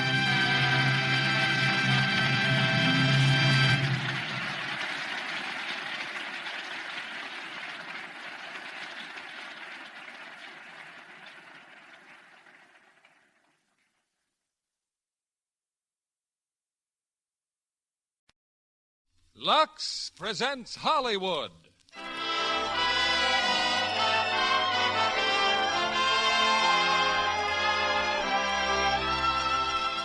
Lever Brothers Company, the makers of Lux Toilet Soap, bring you the Lux Radio Theater, starring Maureen O'Hara and John Hodiak in The Foxes of Harrow. Ladies and gentlemen, your producer, Mr. William Keeling.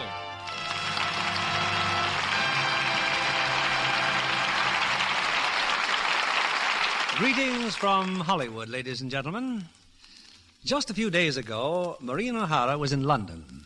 But her answer to our invitation to co-star with John Hodiak in The Foxes of Harrow was prompt and practical. She flew across the Atlantic to New York, stepped from one plane to another, and across the United States to Hollywood. The 20th Century Fox screen hit, which brings these two stars to our stage, is a drama of high adventure. And Old New Orleans is the setting where the notorious Stephen Fox gambles for his greatest stake, the most beautiful girl of her day. New Orleans women were famous then for their loveliness, an era when a product like Lux toilet soap would have been a fantastic luxury.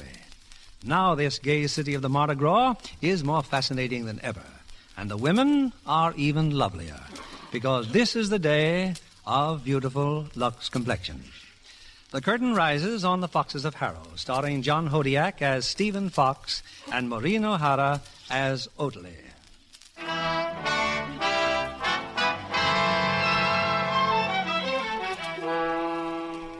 The Mississippi River, 1827. A passenger boat bound for New Orleans has stopped in midstream, and a gangplank dropped to an adjoining sandbar. At the rail, a man stands watching the proceedings with particular interest. Monsieur, Oh, good afternoon. why are we stopping here? To put a man off at that sandbar. But how horrible. When the tide rises, he'll be drowned. Undoubtedly. But they say it's better than starving to death. But why? What has he done? He cheated at cards. Oh. One's sympathy is always wasted, isn't it? Mr. Fox, you may go ashore. Thank you, Captain. You? Unfortunately, yes. Goodbye, mademoiselle.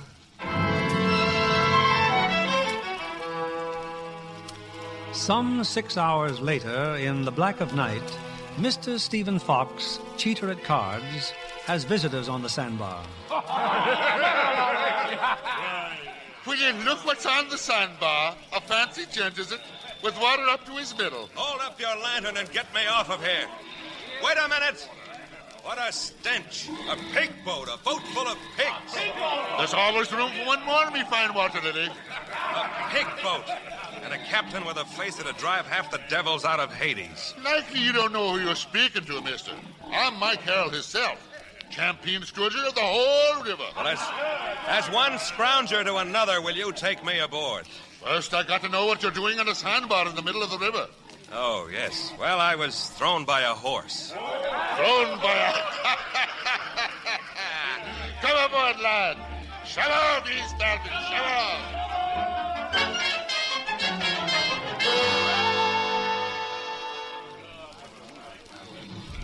Just like I promised, Mr. Fox. The docks of New Orleans by dawn.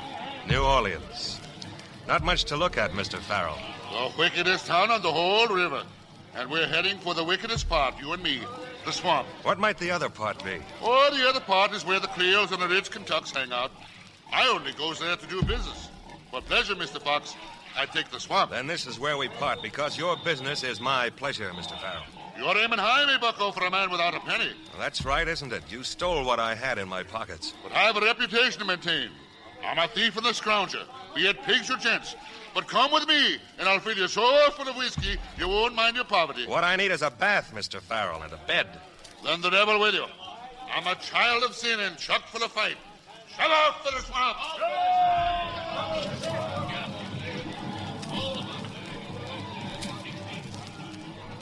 Monsieur.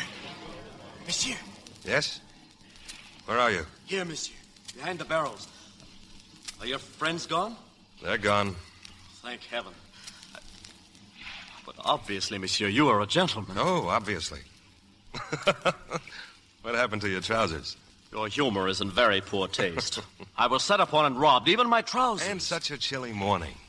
You're going to abandon me? Without trousers? Not necessarily. You want a pair of pants, I want a bath and a bed. Oh, you can have the whole house, the plantation. Keep quiet.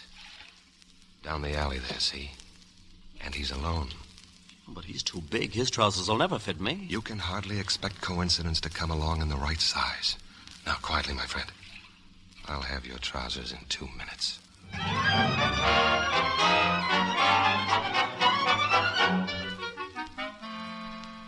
A bath, a bed, and now a fine breakfast. Andre, I'm afraid I got the better of our bargain. Surely you don't live alone in this palace. Oh, no. Oh, my father, poor man. He wants me to work.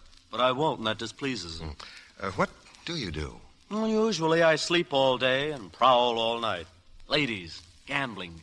The best place for gambling is Maspero's. I shall take you there tonight. And the best pawnbroker? Pawnbroker? I need money.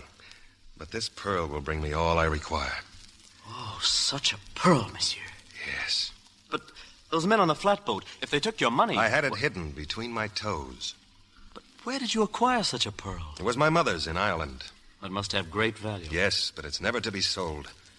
I've lain in gutters with my belly caved in, holding this pearl in my fist when it could have bought me half the food in the world. Well, then why pawn it now? Because something tells me that now is the time. And tonight at Maspero's... Oh, but I cannot. I forgot. Tonight's the charity ball. I won't be able to take you after all. Charity ball? In costume. At the Arsenault plantation. The 2 daughters are giving it. 2 of the finest flowers in Louisiana. Pretty? Exquisite, monsieur. The younger one is Aurora. Very sweet and very gentle. And the other? Odelay. Proud and beautiful. Andre, I think I'll go with you to the ball. Oh, it's impossible. A very private affair. One must have an invitation. In that case, I'll have to meet you there. But I just told you... In costume, you said. First the pawnbroker, Andre, and then to a tailor.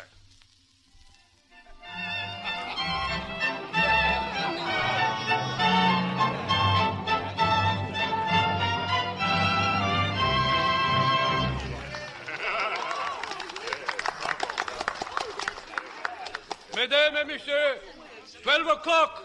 12 o'clock and everyone unmasked.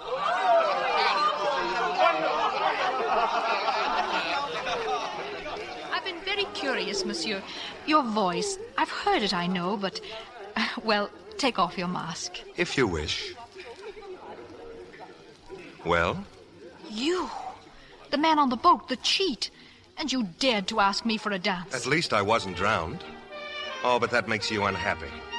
I regret it exceedingly, Mademoiselle d'Arsenault. If I didn't know you to be such a scoundrel, I'd almost take you for a gentleman. The difference is often exaggerated. You know, it's rather odd.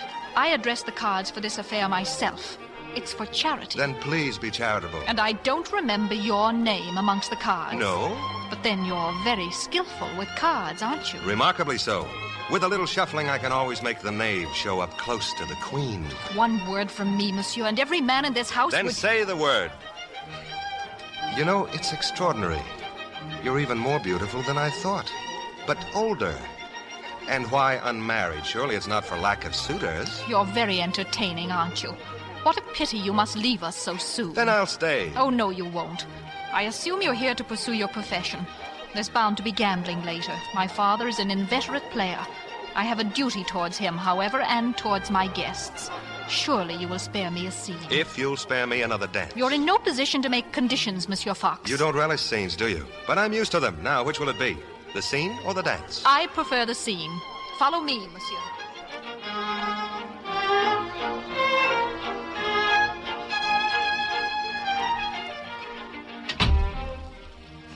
Father, this man... She wants to tell you, monsieur, that I'm an interloper here. So? But it's true, I am. I saw your daughter, admired her, and broke all etiquette to see her again. And permit me to add, monsieur, in all sincerity, that only a superb man and a superb father could have produced such a superb daughter. Ah, monsieur, quelle fille exquise. Digne de son père. Merci, monsieur. Vous êtes parisien? I've lived in Paris, yes. Ah, la ville de ma jeunesse. Comme je l'adore. Then we have something in common besides your daughter, la Parisienne.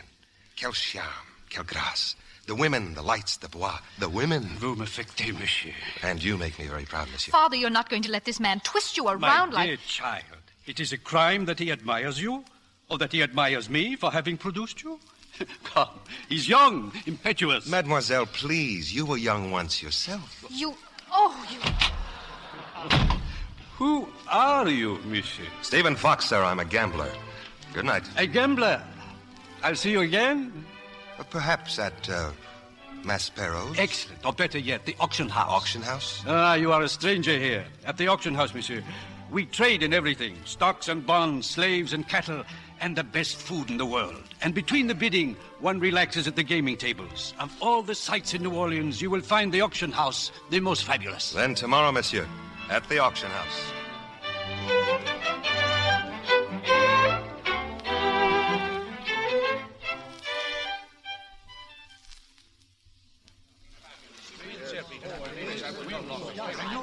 The old man was right, Andre.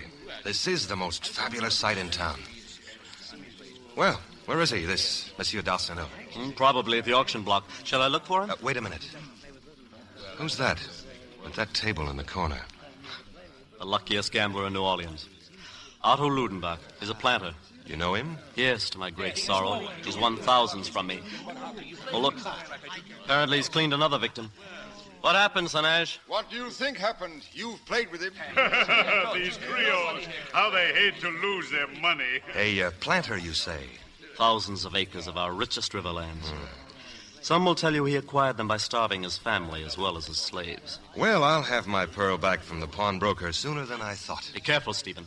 The man's a scoundrel and a cheat. That's the trouble with you fine Creoles. Even with cards, you have no industry. May I take a hand? Sit down, but I better warn you, today I cannot be beaten. Somehow I feel the same way. A stranger, huh? Kentucky? No, not Kentucky. To me, all Americans are from Kentucky, and all bad. What do you want to play, 21? 21 is fine. Deal the cards, sir. Deal the cards.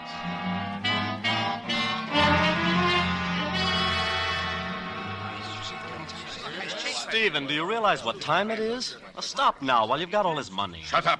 We play. We don't quit yet. Your cards, Ludenbach? 14. Too bad, Mr. Ludenbach. I have 20. Want to stop?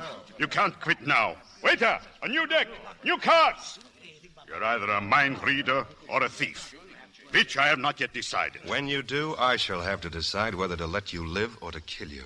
I have no more cash. Here are bonds. We play for the bonds. The cards! Where are the cards?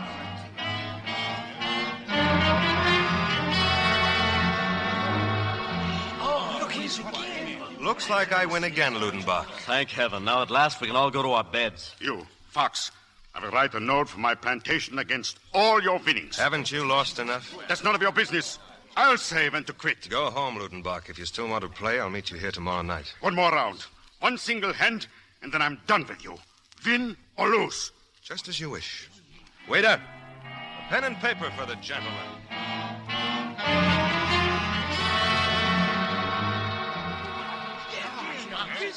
No, I won't let you have it. You can't have my lands. You insisted on that last round, Ludenbach. Just blame it on yourself. Shut up, d'Arsenault. You're all against me. Always you have been against me, the lot of you. You gambled and lost. You lazy, wine-drinking Creoles. Jealous of me, my lands and my slaves. That's why you take sides with this dirty Irish crook. So, I gambled and lost, d'Arsenault. What about you? Next you'll be giving him that girl of yours to be his woman. I'll kill you. I'll kill you! Monsieur, please not here. You cannot fight a duel here. I'm sorry, but it's here and now. I see you have a pistol, Mr. Ludenbach. Andre, if you can find one for me. No, it's impossible. Most unorthodox. It's irregular in every way, unbefitting the conduct of gentlemen. But we're not gentlemen, just two gamblers shooting it out. Here's a pistol, Stephen. The procedure, Andre, what's customary? You will each take 5 paces and stop. Wait for my count. Turn when I say 1, aim when I say 2, fire when I say 3. Are you ready? I am ready. Bien. Walk 5 paces, messieurs.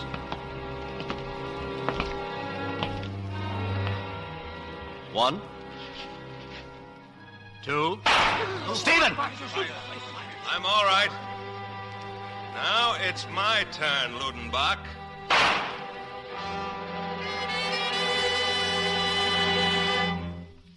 Then he deliberately aimed, I understand. Deliberately aimed and killed Mr. Ludenbach. But oddly, Andre said the German fired before the count. Before Andre had counted 3. Well, how dared he fight over me? Who gave him permission to link his name publicly with mine? I thought I explained what happened, my dear. Oh, what's the matter with everyone? Allowing a stranger to come here and put us all into such turmoil. And you, Father. You of all people. The next thing you know, you'll be inviting him here to the house. But I already have. Several times. He won't come. You couldn't possibly. Oh, Father's getting old. His mind must be failing him. Oh, if only I could think, if only I... Why, yes. Yes, of course. Orderly, what are you going to do? You'll find out. And so will Mr. Stephen Fox. I'll show that gentleman exactly what I think of his impudence.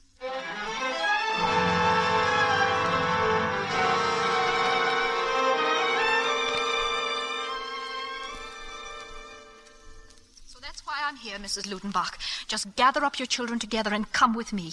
You'll stay at our home tonight, and tomorrow our lawyers will advise you what can be done about those ridiculous claims made by Monsieur Fox. I'm sure we can force him to return not only the plantation, Fräulein, you have it wrong. He is my friend, Herr Fox, my good friend. What? He shoot Otto, yeah, but sooner or later it must happen. Otto was not a good man, Fräulein. He beat me, even the children, and always he fights with everybody. So I cannot be sorry. But you must get help. Herr Fox gives me money, Fräulein, and he says he pays me for the plantation as soon as he can. Oh, I see. Then, good day, Mrs. Ludenbach. Good day, Fräulein.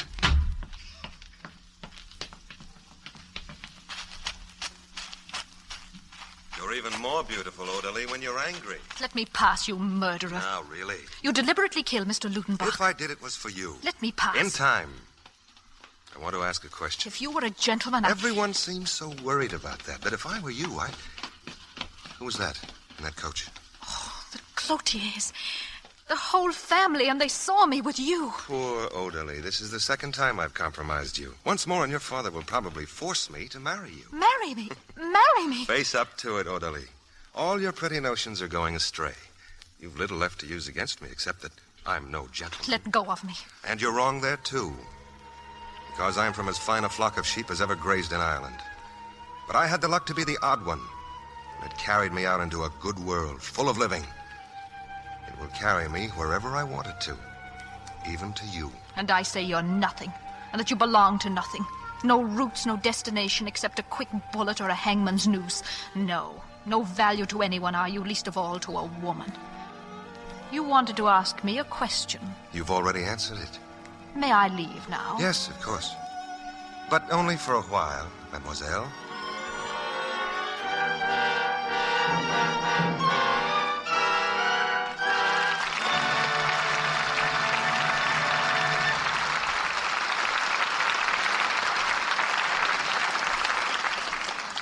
In a few moments, we'll bring you the second act of The Foxes of Harrow. And now, here's our Hollywood reporter, Libby Collins. Who's in the news tonight, Libby? That wonderful Betty Grable, Mr. Keeley. Have you seen her in When My Baby Smiles at Me, 20th Century Fox's new picture? Libby, I never miss a Betty Grable picture. Oh, it's delightful to see the team of Betty Grable and Dan Daly in action again. In addition to her dance numbers, Betty has a serious dramatic role in When My Baby Smiles at Me. Yes, as the wife of an irresponsible but lovable hoofer, she gives a heartwarming performance. You know, those dancing scenes are so smooth, you'd never suspect the days of rehearsing that went into them. Betty wears gorgeous costumes in the picture, but the one she was most devoted to, the audience won't see. You have me curious, Libby. Why not? Well, it was what she called her rehearsal uniform. Just a simple blouse and shorts. The wardrobe department kept 4 or 5 sets always ready for her. That I can understand. Rehearsals were strenuous. Yes. But Betty told me she developed a regular routine for keeping herself fresh for the next round of practice. I'll give you one guess, John Kennedy. Oh, that's easy, Libby. I'll bet she had a supply of the new bath-size Lux toilet soap in her dressing room. You're right. Betty has always been a Lux girl, you know. She loves that big new bath cake. A quick shower and lots of the creamy Lux soap lather makes her feel like new, she said. That big new bath-size cake was specially created to make a Lux soap bath more luxurious than ever. And it really is luxurious. The fragrance it leaves on your skin makes you feel good all over. Sweet and fresh, too. Everybody likes that generous satin-smooth bath cake, Libby. Perhaps some of our listeners haven't tried the new bath-size Lux toilet soap. So why not get some tomorrow? The whole family will enjoy this new large-size cake of Hollywood's own beauty soap. We return you now to William Keeley. Act 2 of The Foxes of Harrow, starring Maureen O'Hara as Odeley and John Hodiak as Stephen Fox.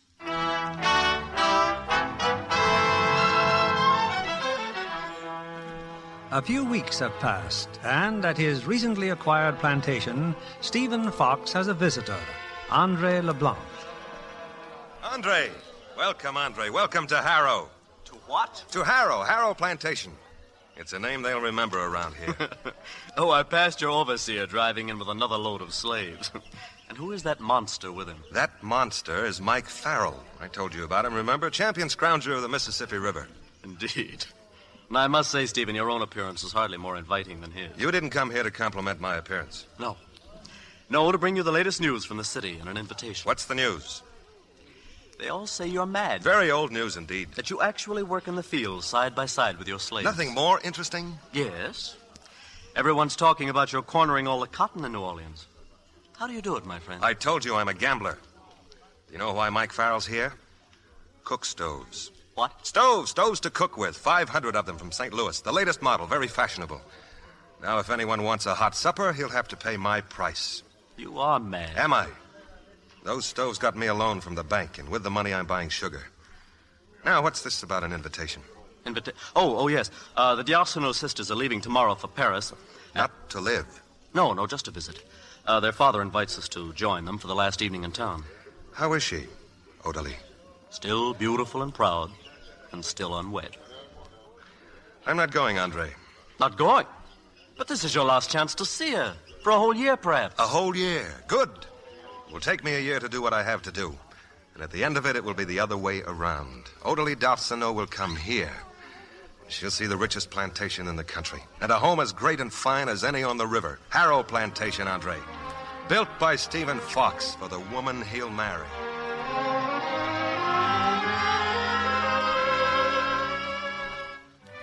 New Orleans, April 4th, 1828.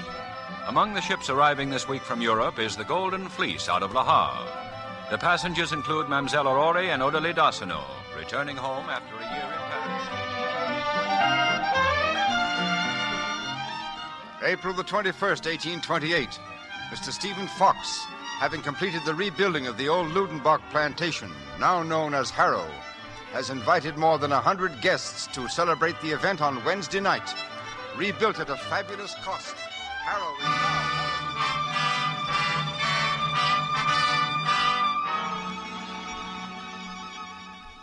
So your decision is final, Odalie?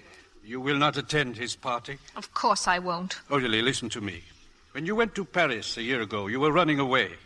When are you going to stop running? You're afraid of this man. Admit it. Does it matter so much to you, Father, what I think of him? Yes, because I worry about you. You are filled with a hate and a love, and you don't know which is which. How do you know all this, Father? I'm your father, and I know my daughter. And this man, there's a flame in this King Talk, as you call him, a burning desire that'll plague you until you give him yes or no, and there can be no more running away. Do as you please, my darling. Aurore and I are leaving for Harrow in an hour.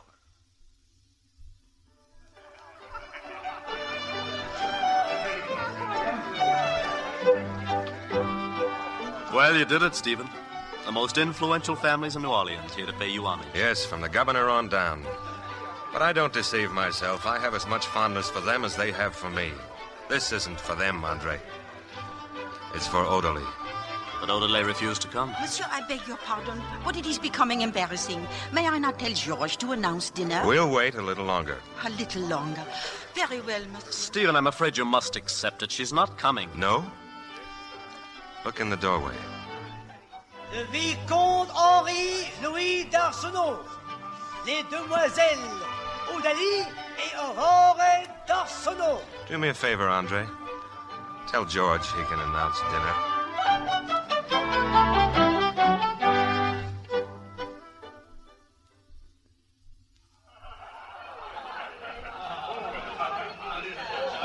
All I've heard about this place I can believe now. Thank you, Monsieur Fox, for showing me around. Odalie, a year ago we stood on almost the same spot. Do you remember what you said to me? Yes. Do you still believe it? I don't know what to believe. Look at me. But you're trembling. Are you cold? No. Afraid then? Now why? There's nothing to be afraid of. Nothing here but love for you. Odalie, why do you fight me so? I've asked myself that question many times. You're not quite like any other man I've ever met. You must know that.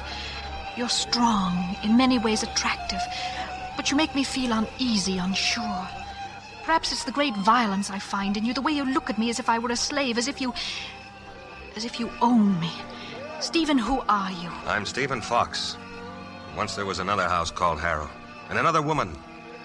My mother, whom I never knew. But this I do know. I've always dreamed of building a new Harrow. And with the thought of you, the dream became a need, an obsession. I couldn't have built Harrow without you, Odalie. And until you live here, it will have no life. And love? What if I cannot bring you love? Would you want me that way? I want you any way I can get you. We better go back to the house. Speak to my father, Stephen. It will please him to announce that we're going to be married.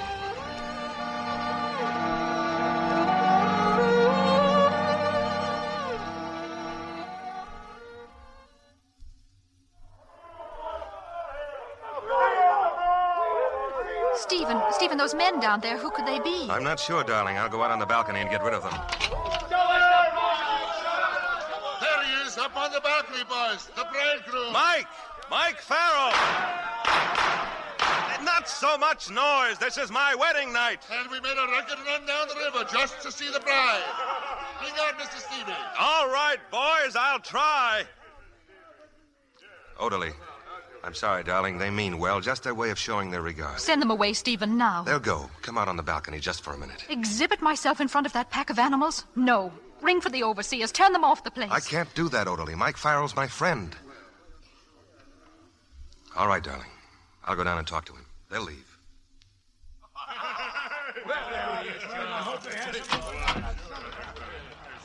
There you are, Mike, my wine cellar. But where is she? Where's the bride? She sent her regrets. Now drink your fill, but no more shooting. Now, where do you think you're going? Grab him, boys, and get to the door. Now, wait a minute. You're a fine lad, Steve, and it's the shank of the evening. You and me are having a drink. Of course. One drink. Gentlemen, I give you the face of the old baboon that picked me off the sandbar. And now, if you'll open that door. And what kind of manners would I have not to be answering your lovely toast? Fill him up, boys. To the bridegroom, and then to the bride, and then to the counties of Ireland, from Antrim to Wexford.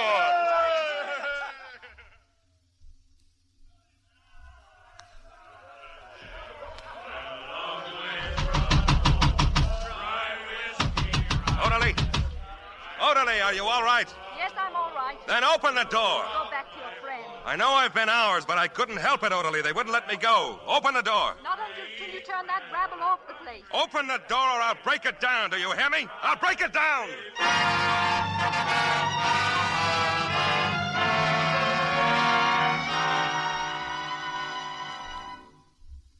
Good morning. Good morning. Forgive me, Stephen. I finished breakfast some time ago. Odalie, about last night. You asked me once why I was afraid of you. Now I know. For a moment I was deceived by your gentleness. But I know now that wasn't the real Stephen Fox. You showed me that man last night, and I want no part of him. This necklace, I wanted to give it to you last night. Please take it now. I suppose this sets everything right. Yes, Stephen. I'll take it and I'll wear it. Thank you. I'll wear your jewels, and I'll preside at your table. Will there be anything else? Odalie! No. Nothing else. The door to your room will be repaired with an extra heavy bolt. I'll see you at dinner, Odalie. Yes, Stephen. Of course.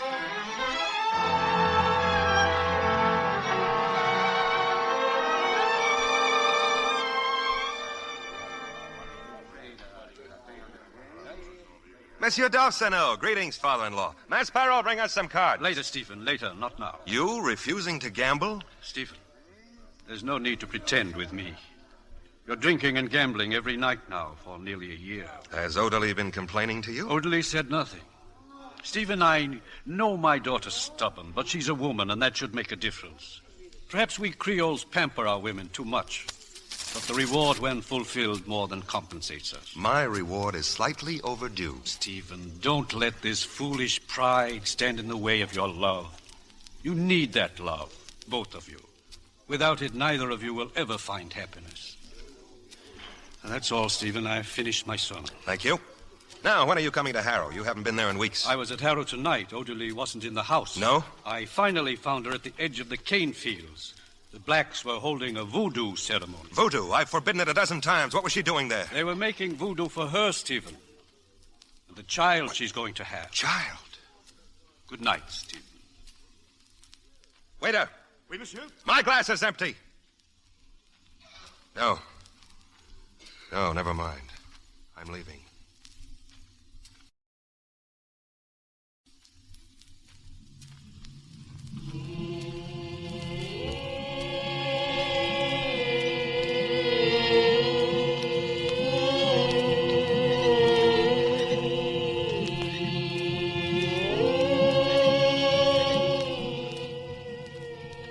Stop it! Stop this nonsense! Put out those fires! How many times have I told you this witchcraft is forbidden, you fools? What if that cane should catch fire? It's my fault, Stephen. We make voodoo, master. Powerful voodoo for your man-child to come. Orderly? Yes? What are you doing here in this damp night air? Come, I'll take you home. No, don't touch me. Orderly, come back! Orderly!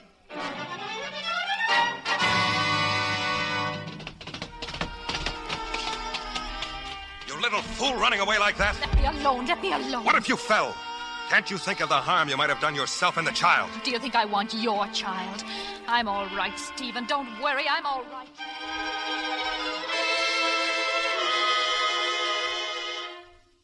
Stephen, thank heaven they found you. A child, Stephen, any minute now. My grandchild. And Orderly? How is it with her? Dr. Tyrone says her condition is excellent, but she won't give them any help in there. I should have been here, but Orderly said nothing. I didn't know it would be this soon. Things are no better then between you. We live like two strangers. I haven't seen her in 2 days. The child will bring you together. If not together, at least he will bring peace between us. Master, Doctor wants you now, Master, now.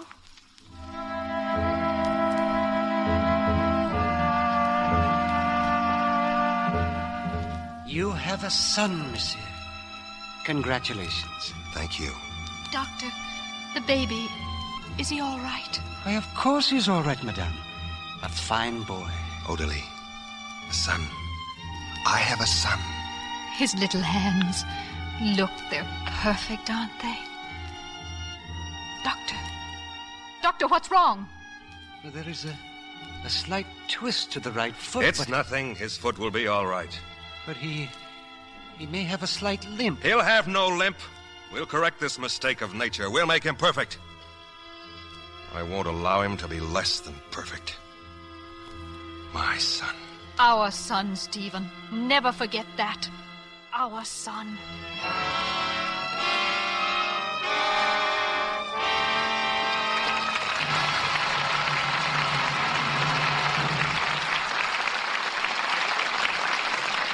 We pause now for station identification.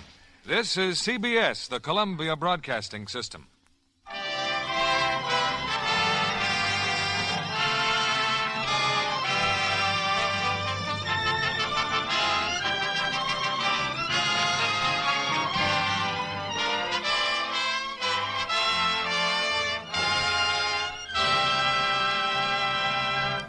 In a few moments, we'll bring you Act 3 of The Foxes of Harrow. Our guest tonight, Miss Helen Westcott, is a young actress whose career is off to a fine start with a Fox studio contract. What do you think of life in pictures, Ellen? Exciting and challenging, Mr. Keeley. And if I ever had any illusions about its being easy, I know better now. That's a lesson every famous star in Hollywood has learned. Well, I can't imagine anything tougher than being on location for the new Fox picture, Yellow Sky. Ah, yes, the story of a band of outlaws in the western Badlands. Mm-hmm. And the whole company moved to Death Valley.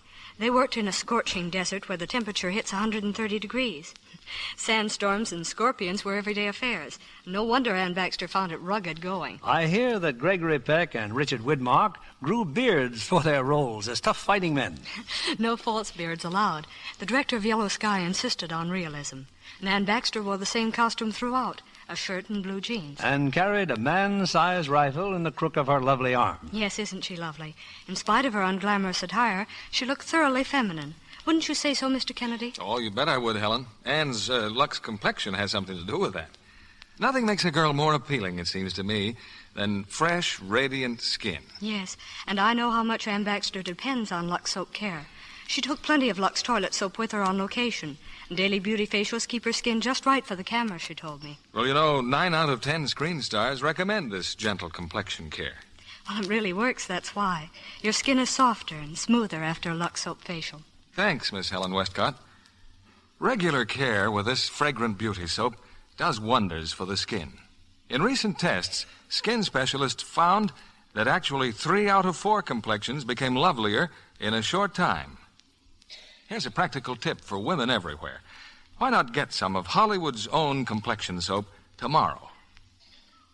Here's our producer, Mr. William Keeley. The curtain rises on the third act of The Foxes of Harrow, starring John Hodiak as Stephen Fox and Maureen O'Hara as Odalie.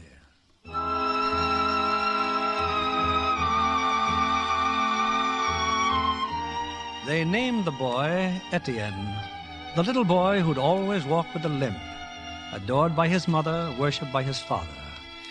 When Etienne was 3 years old... Come, darling, the children are all downstairs for your party. Now, come, I'll carry you. Let him walk. But down the stairs. Let him walk. He must learn to use his foot. Yes, Stephen. See, Papa? See how I walk? Better, Papa. It's better. There's a fine boy. There's a good, strong boy. Oh, careful, darling. Oh, please be careful.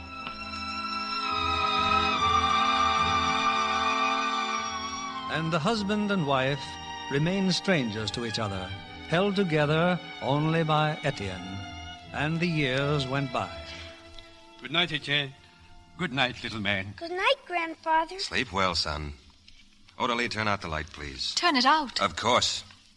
No man's afraid of the dark, is he, Etienne? No, Papa. Oh, Stephen, he's still a baby. A small light, please. Very well. Small light, then. Good night, little man. I heard you bought the Belfont place, Tyrone. Oh, yes. I meant to tell you. The Belfont place, but why? Someday it will make a fine wedding present for Etienne. Wedding present? Well, why not? The years go quickly. Steamboats, warehouses, plantations. What an empire you're building, Stephen. Yes, I've been lucky. And he'll have it all, Etienne. A prince coming into a kingdom. By the way, Odalie, I've told Colleen that her little boy is to be Etienne's companion and servant from now on. I'm glad. You should see him, Father. Little Inch. Black as ink and good as gold. They'll grow up together. I'll see that little Inch is educated. Etienne must have someone he can trust. Stephen, I appreciate the plans you're making for Etienne's future, His future's my future. I want him to have everything I never had. A home, love, something behind him. The first of a new line, the Foxes of Harrow. His foot's not much better, is it, poor little fellow? It doesn't matter what if he limps a little. At worst, it means he won't dance. Then he'll watch, and they'll all dance for him.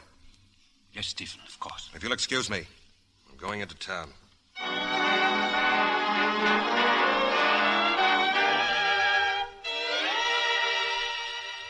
You sent for me, mistress? Come in, Zerline.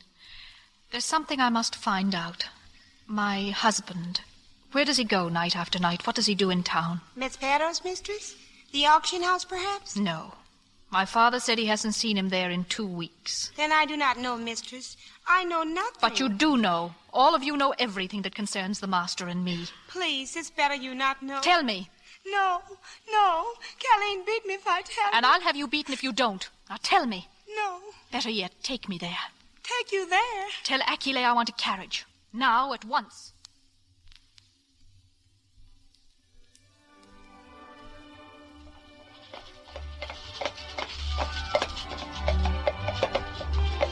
There, mistress, across the courtyard. That place. What place is it? Cafe, with much music and dancing and good times. I knew you were lying. He'd never go to a place like that. Here, give me the reins. Mistress, look. That barouche turning the corner. You still think I lie. Who's that with him? What's her name? Desiree. Where does she live? Answer me, where does she live? Down by the ramparts. Number 15. Mistress, no go there, no. No. I won't go there. What mistress do now, huh? There's nothing I can do. Nothing.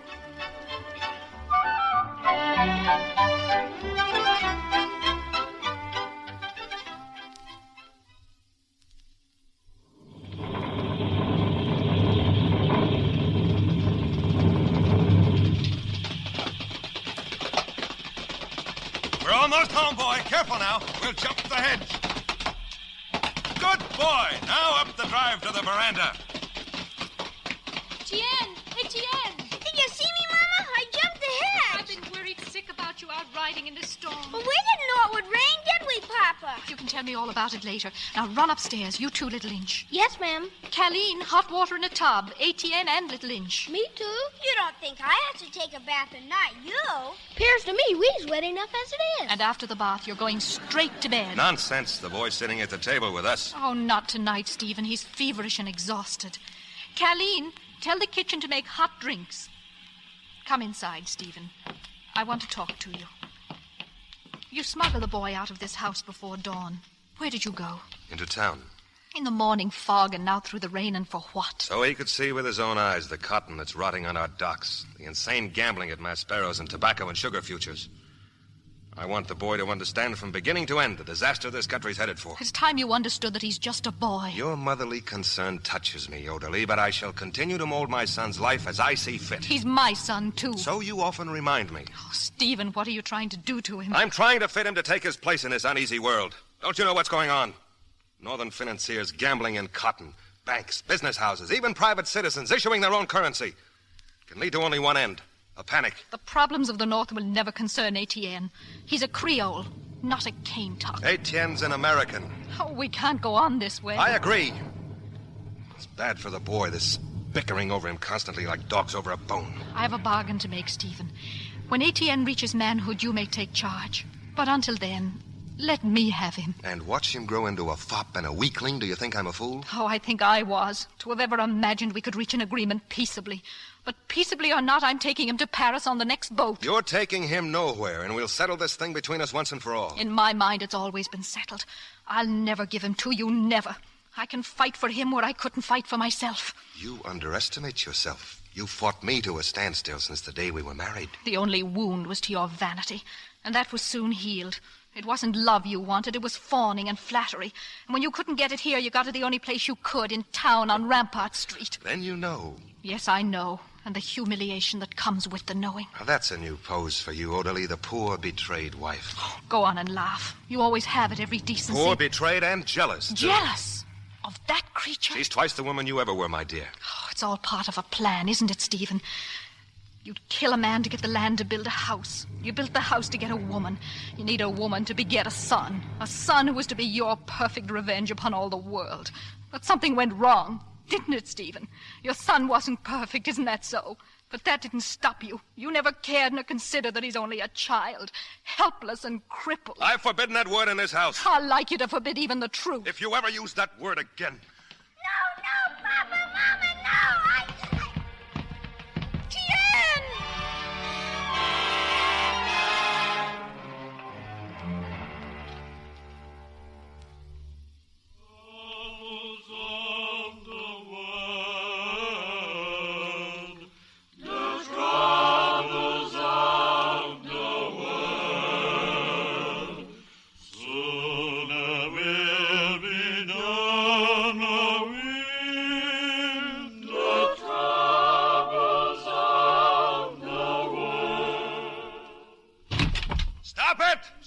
Crazy moaning.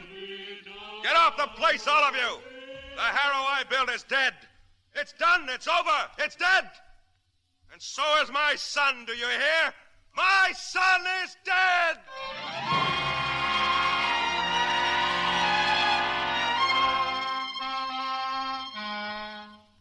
New Orleans, October 6, 1836. Advices from New York report the disastrous failure of the great banking house of Joseph & Company. 18 business houses have failed in the last 24 hours, a total to date of 190. Our own city has suffered no less in this great financial panic. Failure and collapse of personal and business fortunes are announced almost hourly at the auction house, where the leading planners and shippers of New Orleans gather.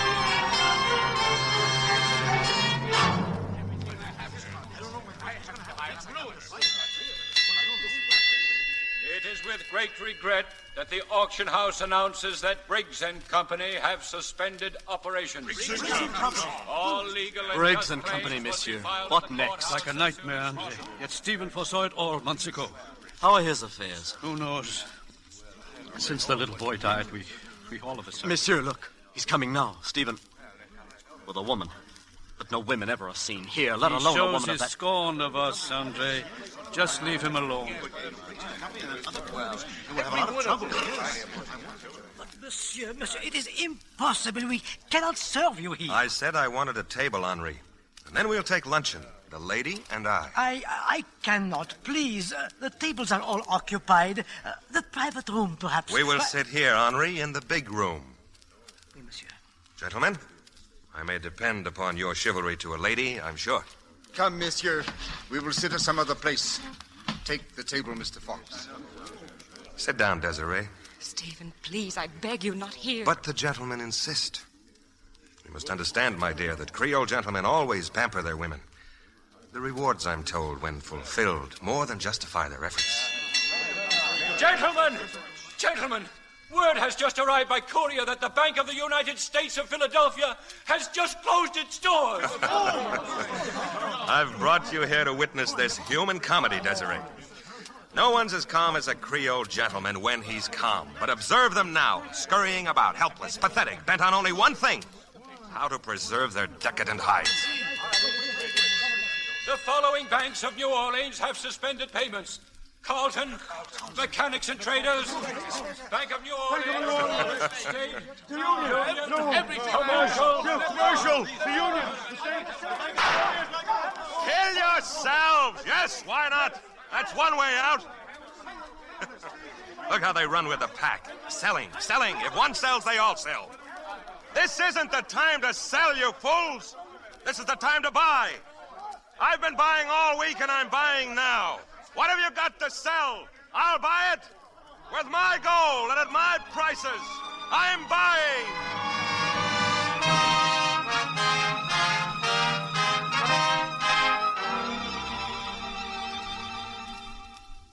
But you can't go on this way, Odile. Nobody wants you to forget Etienne. But this brooding, this melancholy. Oh, I know, Father. I know, and I try, but... Father, the panic. Things have gone bad for you. No worse than for all of us. Have you seen him, Stephen? Not in 3 days. He bombarded the market, buying when everybody else sold, trying to stem the tide of the panic. He helped a little, saved a few of his friends, perhaps. But in the doing, he lost his own fortune. Is there anything left? Only this plantation. Only Harrow. And that probably will have to go too. Is there something I should do? Yes. Come home with Aurora and me. Wait here. I'll be down in a minute.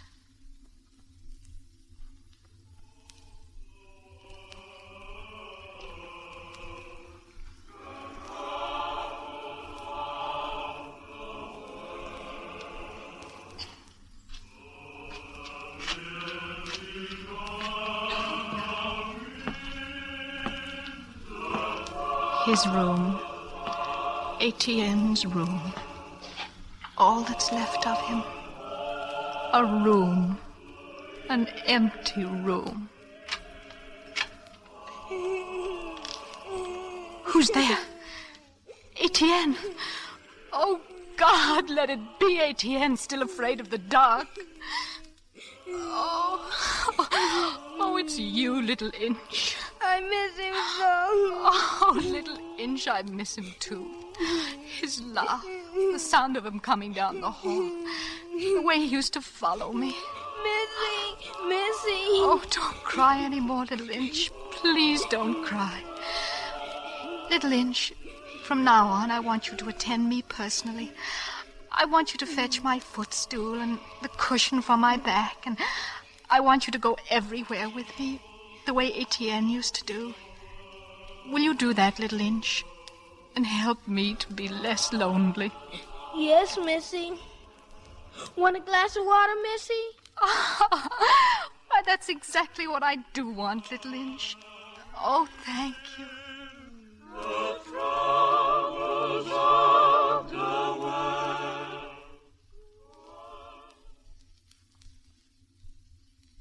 You're not coming, Odile. You're going to stay here. For a while, Father, I must. Now tell me about Harrow. Can it be saved? I don't know. Currency is worthless. Only gold and real property have any value My now. jewels, will they help? I suppose so, but not enough. Well, then there's only one thing left to do. Strip Harrow.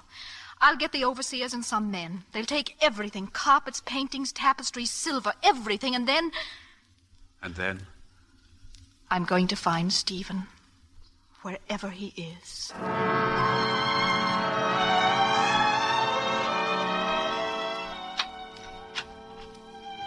May I come in, please? I'm Madame Fox. Come in, Madame. Thank you. I've been told that my husband is here, that he's ill. That is true. Somebody had to take care of him. You will find him in there, Madame.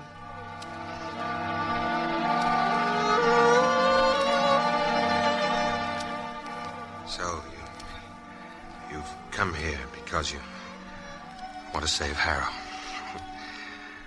Well, it's not worth saving. Oh, Stephen, please. I know how you feel about me, but don't throw Harrow away. Why not? I built it for you. You were the symbol of my success. Everything I ever wanted. And I don't want it anymore. Harrow can burn to the ground for all of me. Let it. And good riddance. And what about the little boy who's buried at Harrow? He'll always be between us, Stephen. You and I were responsible for his existence and for his death. Try as we will, we'll never escape that fact. Oh, Stephen, I was wrong from the beginning.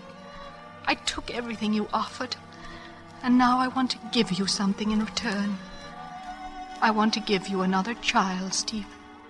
And if I can do that, Etienne will not have lived and died for nothing. It's too late, Ottilie. It's too late.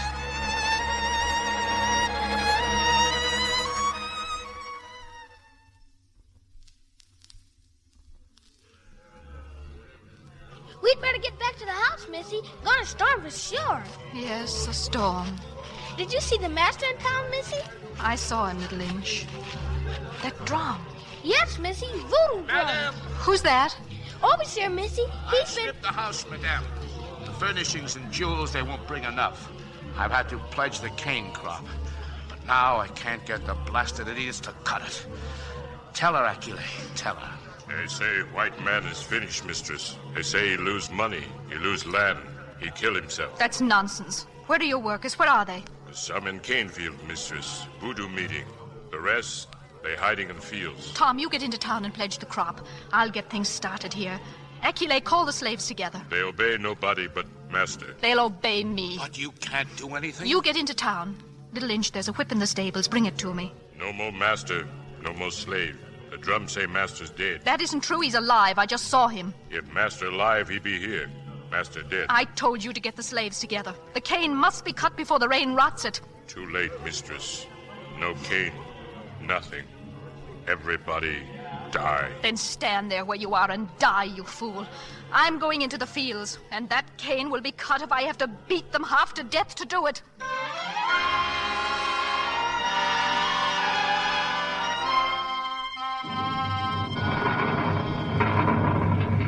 And that was 4 hours ago, Mr. Fox. When I got back here, I found her in the fields cutting cane with the slaves.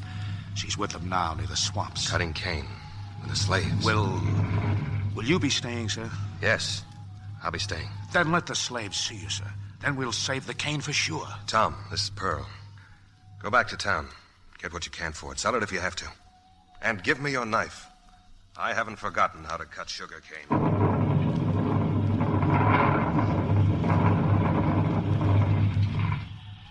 Sugar cane's in the wagon, Missy. Old Rain won't get our sugar cane. Look at the wagons, Missy, far as you can see. The master's back, Little Inch, isn't he? You don't see him? No, not yet. Where is he? When they load the last wagon, I think I see him walking by the cypress grove, by the burying ground. You and I should come with you, Missy? No, Little Inch. I'll go alone.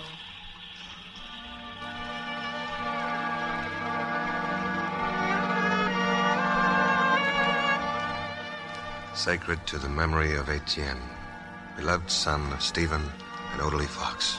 Such a little grave, Stephen. But at least the ground he lies in will always be his. And we'll be here, Ottilie, near to him. Oh, Stephen. Always, Ottilie. Always.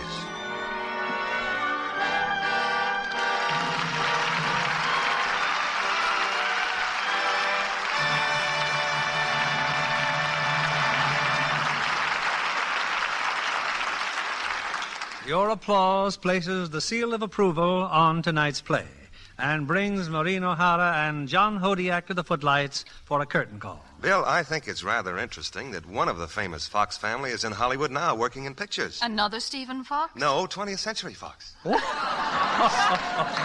Oh, John. So I'll cover up for you by asking Maureen how it feels to be in a London fog on Wednesday and rehearsing for the Lux Radio Theater in Hollywood 2 days later. Well, actually, it was rather a leisurely trip, Bill. I left London Wednesday morning by train because the fog was too thick for the planes. And we went by train to Bournemouth, and we flew from there that afternoon and had breakfast in New York Thursday morning. Then I sat around the airport for a couple of hours, took the next plane to Hollywood, and arrived here Thursday night. A leisurely trip, huh? Maureen, how far would you go in 2 days if you really hurried? Well, John, you never can tell. But I wouldn't be in so much of a hurry that I'd forget to pack a few cakes of Lux soap. And with that complexion, it couldn't be otherwise. I've used Lux soap for a long time, Bill. It's my favorite beauty care. What about next week's play, Bill? Next Monday night, we plan to have a play direct from the current screen. The Universal International picture, The Saxon Charm. And we've invited 3 stars to join our cast. Robert Montgomery, John Payne, and Gail Patrick. This is a story of Broadway and of a fabulous play producer whose private life is in itself an exciting drama. I'll be listening, Bill. Good night. Night. Good night, and thank you both.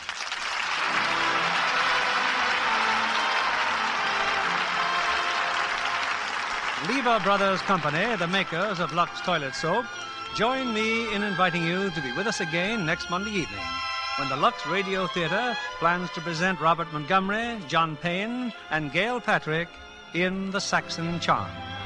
This is William Keeley saying good night to you from Hollywood.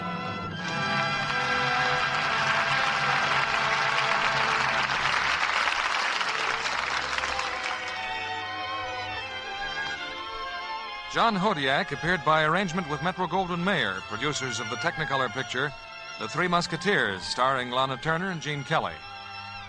Maureen O'Hara appeared by arrangement with 20th Century Fox, producers of The Snake Pit, starring Olivia de Havilland and Mark Stevens. Heard in our cast tonight were Jack Edwards as Andre and Herbert Butterfield as D'Arsenault. Our music was directed by Louis Silvers. And this is your announcer, John Milton Kennedy, reminding you to join us again next Monday night to hear Robert Montgomery, John Payne, and Gail Patrick.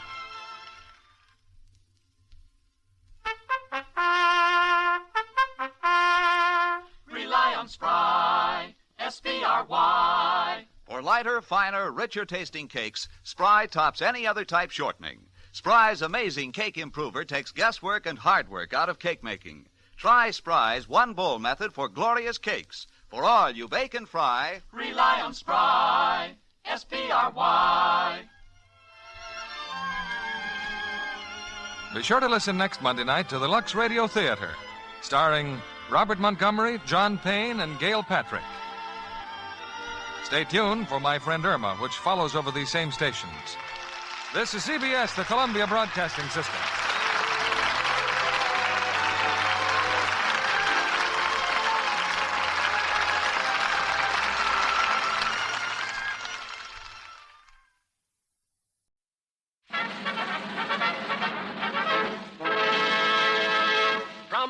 California, the Lux Radio Theater presents Merrill Oberon and Walter Houston in The Letter with Ralph Forbes and Eric Snowden.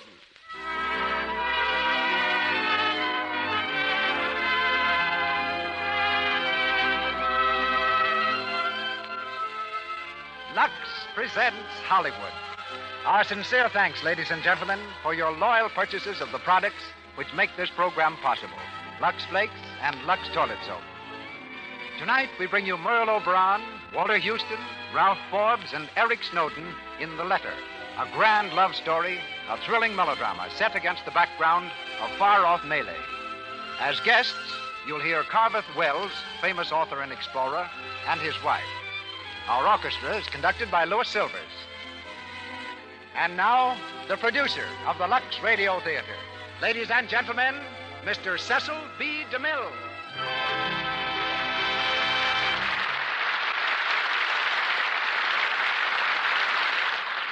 Greetings from Hollywood, ladies and gentlemen. Our play tonight ranks among the most distinguished works of one of the finest writers of our time, William Somerset Maugham, whose contributions to the screen include not only The Letter, but such memorable dramas as Rain, The Painted Veil, and Of Human Bondage. Educated to be a doctor, he received his degree but never practiced. He turned at once to writing and travel. The author of many great novels and more than 25 plays, he served during the war in the British Secret Service. Few writers have a keener appreciation of detail, and the notebooks he carries are crammed with notes so copious that Mr. Maugham usually has about 10 years' work planned in advance.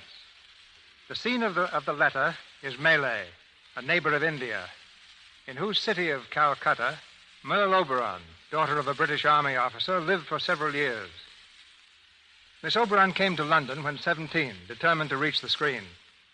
She had $100 and a steamship ticket back to India. Her money gone, she sold her ticket and wound up by working in London's Café de Paris.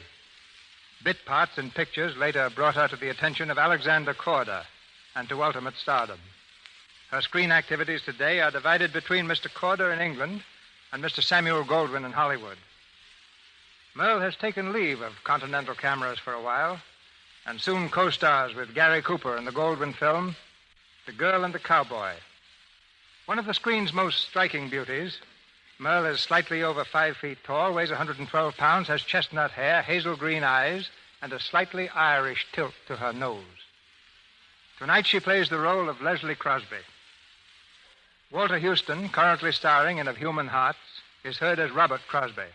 Ralph Forbes becomes Jeffrey Hammond, and Eric Snowden is Howard Joyce. It's curtain time now, and the Lux Radio Theater presents Merle Oberon and Walter Huston in The Letter, with Ralph Forbes and Eric Snowden.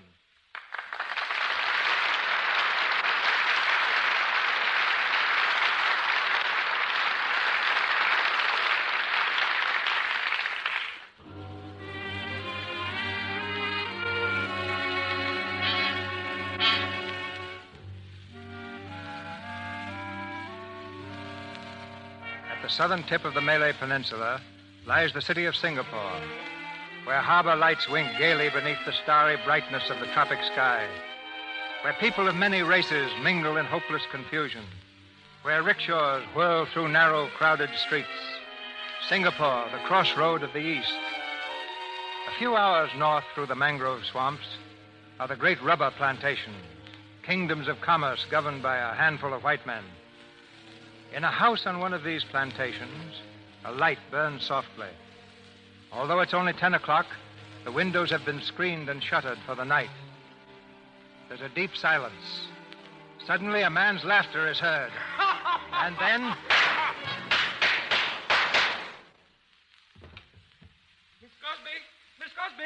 Miss Cosby, I hear some shot. It sounds like... Oh, that man. He is... Yes. He's dead, Chung.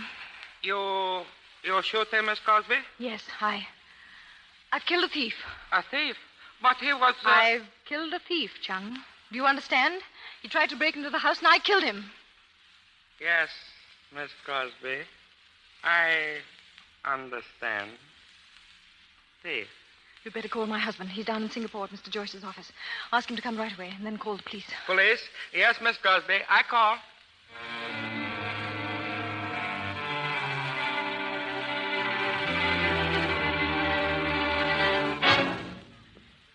Well, of course, if you really want to buy that plantation, I'll handle it for you. Yes, I want it, Howard. I've had my eye on it for a long time now, and I want it. Oh, just a minute, will you? Yeah. Hello? Yes. Oh, yes. Yes, hold on. It's for you, Bob. Me? Oh. Hello? Yes, Chung? Yes, this is Mr. Crosby. What? No, I can't hear you, Chung. Speak louder, will you? What about Mrs. Crosby? She did what? Good Lord. What is it, Bob? Wait a minute. Hello? Where is she now? Can she come to the phone? All right. Never mind. Tell her I'll be there just as soon as I can. Yes, I'm leaving now. Is there something wrong? Yes, it's Leslie. I left her alone tonight. Someone must have broken into the house and And she shot him. Is he dead? Yes, the police are on their way there now. I'll have to leave, Howard. Well, wait a moment. Perhaps I'd better come along with you. No, I don't think it'll be necessary. Perhaps not, but you can never tell. Come along.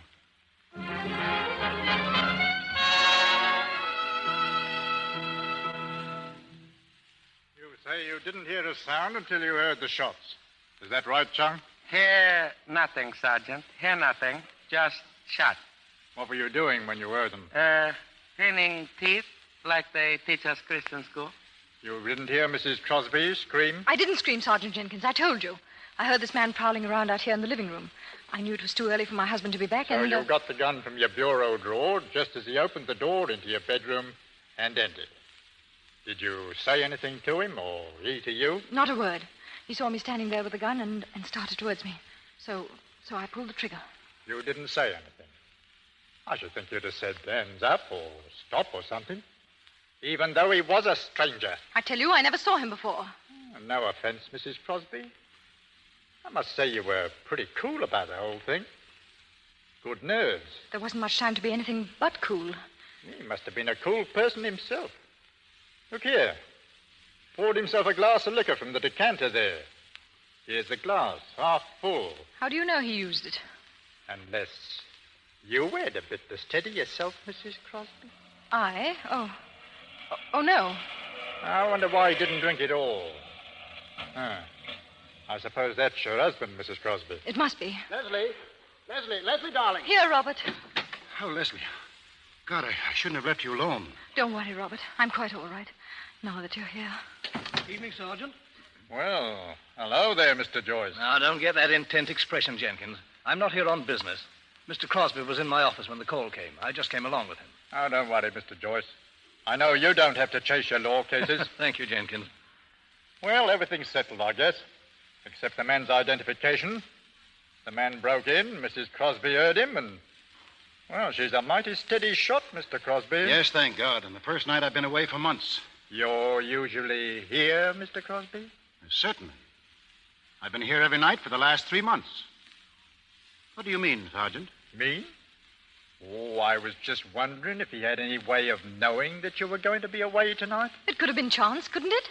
He must have been a patient man if he's been on the lookout all these months, waiting until you were gone, Mr. Crosby. If you mean that Mrs. Crosby was waiting for me to be gone... Oh, Robert. Please, the sergeant implied nothing like that. Well, I'm sorry, Sergeant. I was just going to say that if he'd been waiting all this time, he surely didn't know Mrs. Crosby was such a wildcat. Pardon me, Mrs. Crosby. I mean such a good shot with a gun. You've no idea who the man is, Sergeant? Not yet. We'll tag him, though, when we get the body down to headquarters. I imagine I know as many people as anybody around here. May I see him? If you want to, sir. He's in that room over there. Why does he have to be identified? Don't you believe he was a thief? Why, certainly, Leslie. No, she means why do any more tonight? I think she's gone through enough already. If Mr. Joyce can identify him, it'll be less bother for Mrs. Crosby. The inquest will be held sooner. The inquest? Don't you believe my story? The inquest is only a formality, Mrs. Crosby. Certainly we believe your story. You'll just have to tell it to Mr. Bentley, the coroner, that's all. You don't mind if they go in, Leslie? No, of course not. I'll have a look at him myself. You stay here, dear. Right in here, sir. There he is.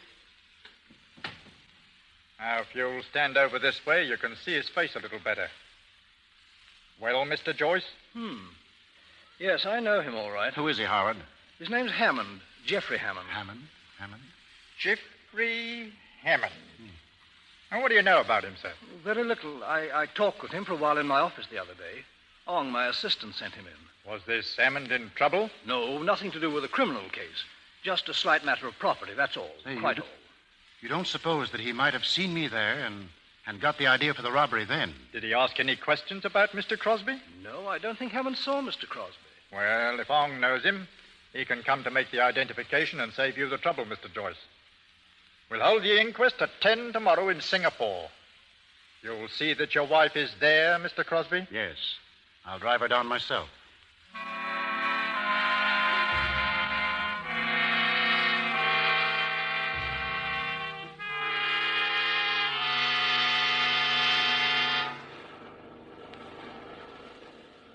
It won't take long, darling. The sergeant said it was just a formality. We'll be in there a few minutes, and Then we'll be on our way back by noon. Yes. Yes, we will, won't we? What's the matter, dear? Nothing. Nothing. It's so hot and I'm tired. I'm so desperately tired, Robert. Yes, I know you are. I wish there was something I could do to help you. But there doesn't seem to be a thing. You can love me, Robert. Why, I've always done that. Yes. But now I need your love more than ever. Leslie, you're making this thing much more important than it really is. I can't help it. It isn't easy to forget that you've killed a man. Leslie, You don't blame me, do you? blame you? For killing a thief? Why, he might have killed you first. Yes. Yes, he might. What'll they do to me? Oh, just ask a few questions, that's all. I'd like to see anyone try to do anything to you. But people will talk, won't they? I hate the idea of everyone talking about me. Whatever they say, you'll never believe anything against me, will you? What could they say? I don't know. You heard the sergeant last night. He seemed to imply that I'd invited that man. People are so unkind sometimes. They'll say anything. Leslie, look at me. You're my wife, and I love you. And because I love you, I also trust you. Wouldn't be much of a love if I didn't. Do you suppose I'd believe gossip against what you've already told me? No. Thank you, Robert. Now, come on. We're going in there and get this over with, and then we're going home. Let me help you out, darling. Do I look that bad? Well, you look a little pale. Don't worry. I'll be rosy-cheeked and merry when I come back. Of course you will. Good morning, Leslie. Oh, good morning, Howard. Oh, hello, Howard. I thought Jenkins said you didn't have to come to the inquest. Oh, I just thought I'd come along to lend a hand if I could. Is there anything wrong? No, but Coroner Bentley is apt to waste time on occasion. Well, I hope he won't today. Well, your hopes are dashed. He's put the inquest back an hour already. Why? You'll have to ask Bentley that. You run along inside, Bob. I want to talk to Leslie for a moment. But why does Leslie need a lawyer? I'm playing doctor, not lawyer. You're so nervous, you're making Leslie nervous. Now, go ahead. Well, all right. And I'll see you right after the inquest, darling. Well, Howard. How do you feel? Very well. Why? Leslie, I don't want to pry into your business, but is there anything you'd like to speak to me about? I thought you wanted to speak to me. Well, just to ask you that. Are you sure there's nothing you'd like to tell me before we go in there? What should there be to tell? Nothing, I guess. Just keep your head and don't let them...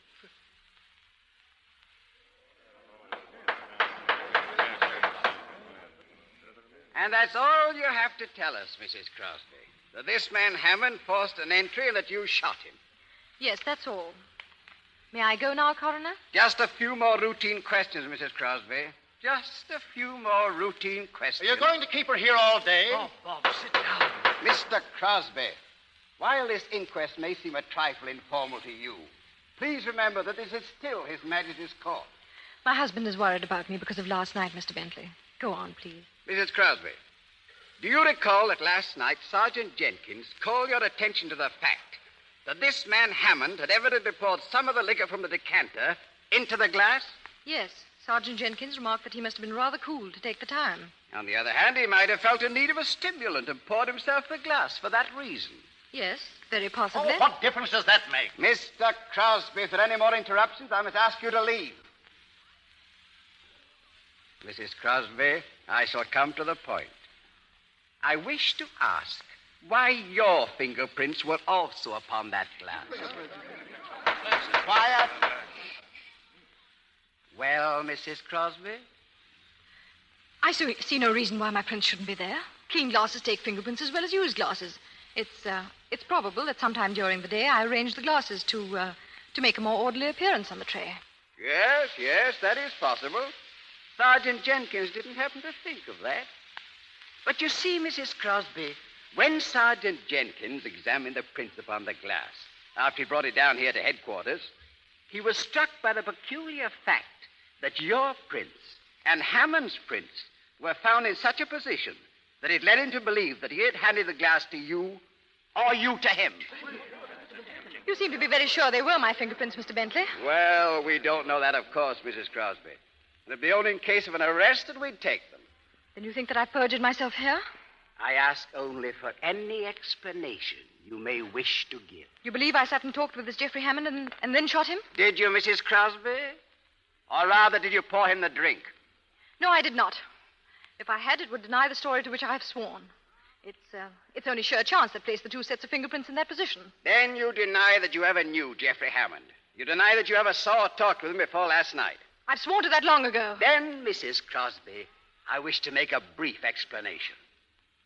The inquest was delayed this morning because Sergeant Jenkins made another trip to your home after you and your husband had left. Well? Mrs. Crosby, can you offer a logical explanation as to why Hammond's fingerprints were not also found on the decanter? Why were only yours found upon it? Can you explain that, Mrs. Crosby? You've got to let me think. There must be some reason. Yes, and the reason is that you poured that drink for Hammond. You testified you never knew him, yet the facts prove that you poured him a drink. Can you explain it? Yes! Well... I've known Geoffrey Hammond for years. He came to my house last night. We talked for a while and then... And then you shot him? Yes, I shot him. I shot him! Mr. Coroner, I refuse to allow my client to testify further without benefit of counsel. She may have counsel. Sergeant Jenkins, take the prisoner. Leslie Crosby, you're under arrest for the murder of Geoffrey Hammond.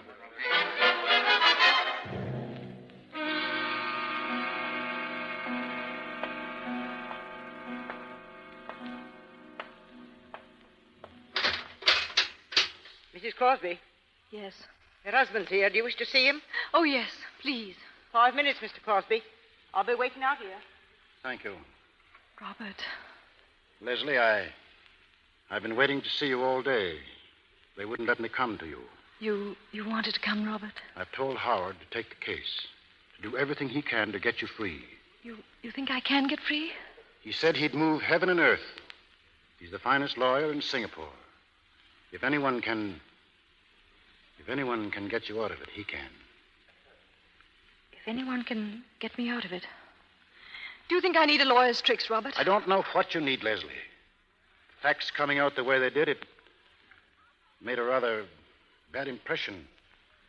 But we'll lick that. We'll fight together, the three of us. You're going to be loyal, aren't you, Robert? Even though I lied to you, you're going to be loyal. You've swallowed all your pride and your doubts, and you've come here to stand by me. Because you believe it's your duty. But what are you thinking, Robert? Leslie, I don't know what to think. You haven't even asked me to explain. Is it because you've already made up your mind? Because you think that Geoffrey Hammond and I... Don't, Leslie. Yes. I knew that was it. I saw your face in the courtroom. I felt it when you came in here. Well, you needn't torture yourself any longer, Robert. Matron. Yes? My husband is leaving. Leslie, you can't do this. I don't want an explanation. I just want you to tell me what... My husband is leaving, Matron. This way, Mr. Crosby.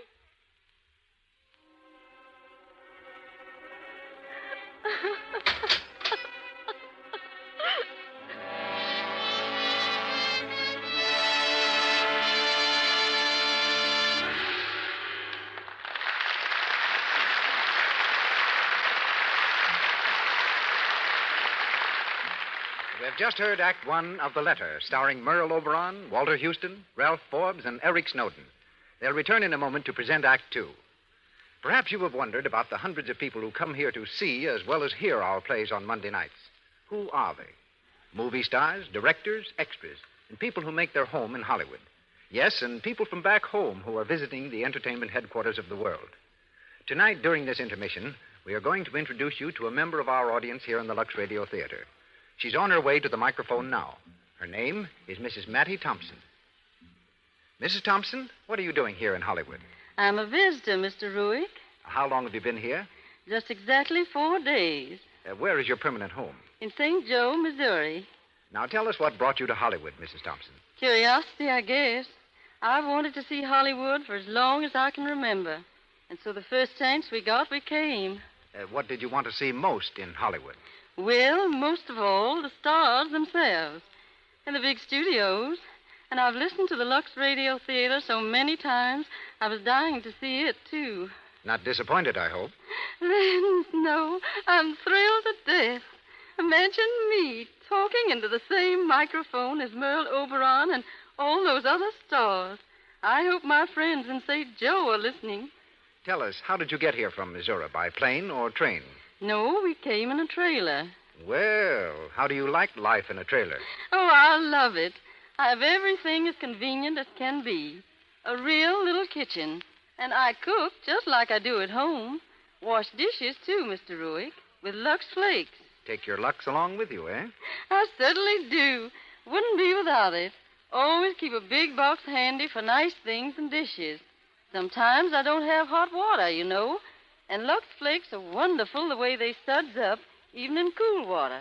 I'd like to say this, too, that it's absolutely true what you tell us about Lux being better for your hands. I'm glad to hear you emphasize that, Mrs. Thompson. Yes, it's true, and last winter it was brought home to me very decidedly. I visited my sister-in-law and helped by washing dishes several days with the soap she used.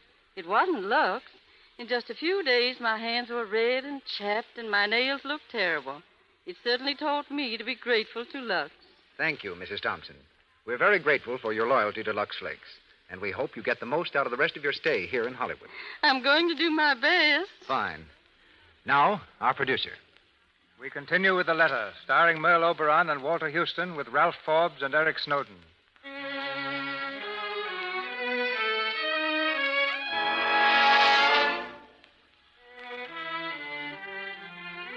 It's 1 week later, the eve of Leslie's trial for the murder of Jeffrey Hammond. Her own lack of interest in the case has given rise to the rumor that she intends to plead guilty. Steadfastly, she's refused to see her husband, or the lawyer, Howard Joyce. But now, only 12 hours before the trial's to begin, Joyce walks through the corridor and stops at Leslie's cell. That'll be all, matron. You can let me know when the time is up. Yes, sir. Leslie. Why did you come here? I didn't ask you to come. No, Robert did. Don't turn your back, Leslie. You've got to listen to me for his sake. Life isn't very pleasant for him these days. Is it pleasant for me? You can't help things by refusing to speak. Why didn't you tell Robert that you knew Jeffrey Hammond? Why didn't you tell me? You mean if I had, I wouldn't be here now? You'd be held in custody, yes, but not like this, not like a... Like a common murderess. You said if I told you that I knew Jeffrey Hammond. Yet you must have known. I did know, but you wouldn't give me your confidence. Hammond mentioned your name that day he came to my office. Yes? He said he'd known you back in England. Was that true? Was it? Yes. Oh, why did he come here? Leslie, please. I'm going to help you, but you have to help me, too. I want the whole story, Leslie. Everything. Will you tell me? Yes. It is true that I knew Jeffrey Hammond back in England. Years ago, long before I met Robert. Jeffrey and I, we were engaged to be married. Engaged? You loved him? Yes. Oh, I thought I did. I hadn't known him very long. I knew very little about him. But everything I did know made me love him more. When he asked me to marry him, he gave me a bracelet. A diamond bracelet. It was very beautiful, and I was happy to think he thought so much of me. And then one morning, I was alone in my flat. The doorbell rang.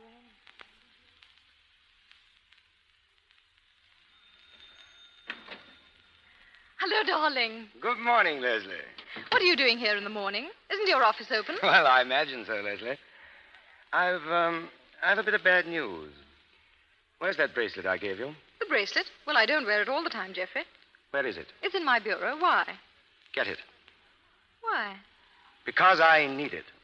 You want it back? Yes. You don't know the favor I'm doing you. I don't know what you're talking about. Hasn't it occurred to you that it was rather an expensive bangle for a man like me to be buying? But you bought it for my engagement. I bought it. Yes, that's good. Didn't I tell you never to wear it in public? I've only worn it once, the other night at the theater. Exactly. The one place Markau would see it. That bracelet, my dear, was stolen. Stolen? Jeffrey, you're joking. You're not a thief? No, not quite. Merely, shall I say, a broker. This Mr. Markau goes by another name in the very politest society. He gave me that bracelet along with some other stolen goods to sell for him. I kept out the bracelet, sold the rest, and added a few pounds of my own. He was quite satisfied until he saw that bracelet on your arm the other night. Oh, yes, he knows we were engaged. Now he believes I haven't played quite fair with him. You better give it to me, Leslie. You were going to marry me and then tell me this? Oh, now, Leslie. You really don't mean you didn't know? How could I know? What have you ever told me that I should know? Well, what difference does it make? You love me, don't you? Love you? How can I? Oh, nonsense. You fell in love with me, Leslie. With me, Geoffrey Hammond. That's all that matters. You'll forget about this. You will, won't you, Leslie? Yes. I'll get the bracelet for you.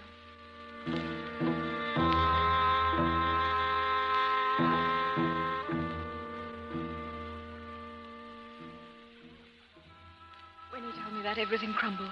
I left England the same night on a boat. I didn't tell him I was going. I just packed a bag and left. It was a boat to Singapore. And that's where I met Robert. He got on the boat at Port Said. He was coming back here to the plantation.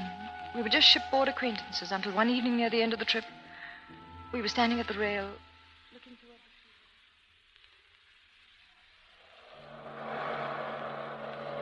the sea. You see along the shore over there how the jungle comes right down to the water's edge? Well, Miss Stevens, it's just like that on my rubber plantation. One moment it's cleared and civilized, and the next you're in the jungle. Well, I hope the captain steers well clear of it. I'd hate suddenly to find myself facing the jungle.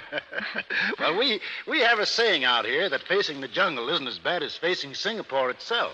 How long is it since you've been back to civilization, Mr. Crosby? If you mean England, I've never been. My father brought me out here from the States when I was a boy. After he died, I just never found time to get back. In fact, Port Said is the farthest away I've been in all that time. I'm glad, though, that I had to make the trip. Why? Well, if I hadn't, I wouldn't have met you. How very gallant of you, Mr. Crosby. Oh, I'm sorry. I'm not very much at ease with the women, Miss Stevens. If I've said anything that... Oh, please don't. But I thought Singapore was full of attractive women. Yes, it is, but, you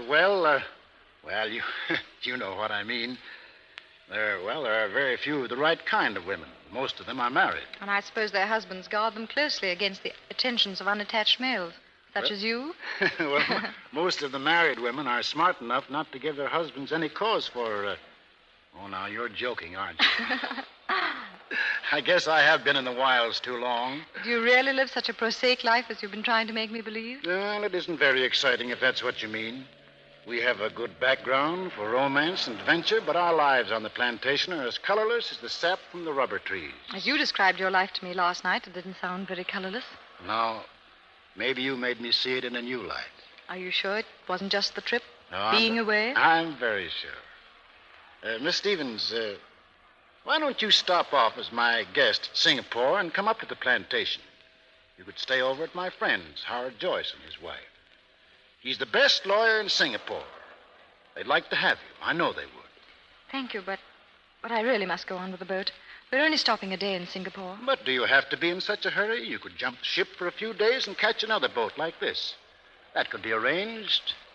Do you really think it would be possible? Of course. You will stop over then? Yes. I'd like to very much. That's fine.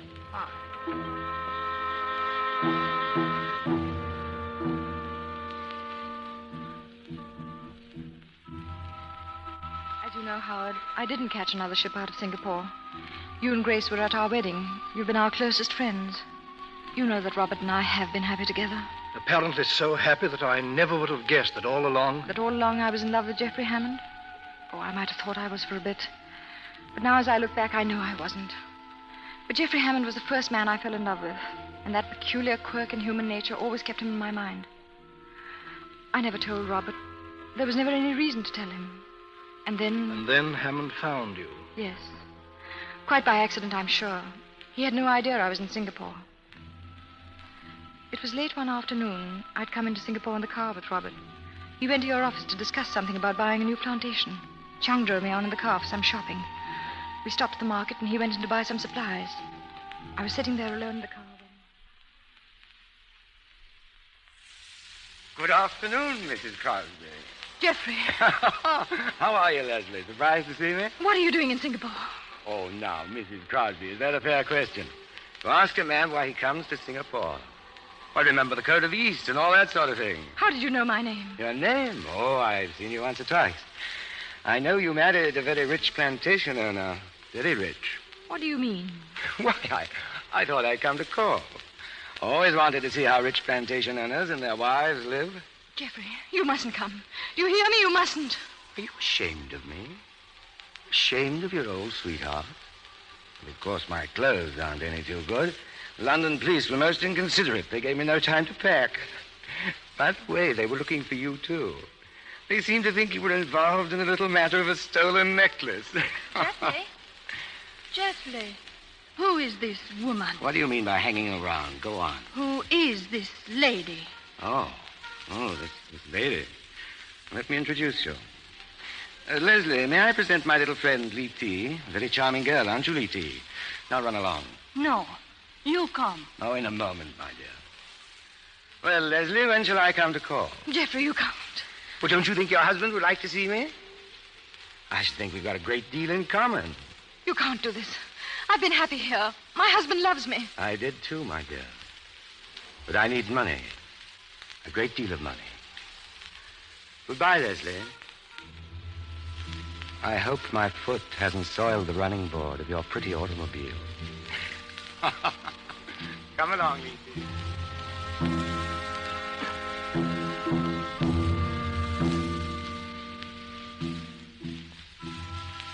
I was frantic after that. I saw everything shattered again. My life here, my love for Robert, and his love for me. I saw Geoffrey several times on the street. I tried to plead with him, but he only laughed and kept hinting about what he'd tell Robert. I couldn't stand it any longer. I sent for him that night. Robert was away. I wanted to ask him once more to please let me alone. He came about 10. I saw at once that he'd been drinking. He made me pour him a glass from the decanter. Your liquor's very good, Leslie. Very expensive, I imagine. May I have another, please? Haven't you had enough? Please go. Oh, I see. You're not very hospitable, Leslie. You asked me here as your guest, and then you... I asked you here for one purpose only. To beg you to let me alone. Now, Leslie, be reasonable. You know how fond I've always been of you. Would you deprive me of the pleasure of your company? You don't want my company. You want money. Well, one can always use money. This is blackmail. You're a blackmailer.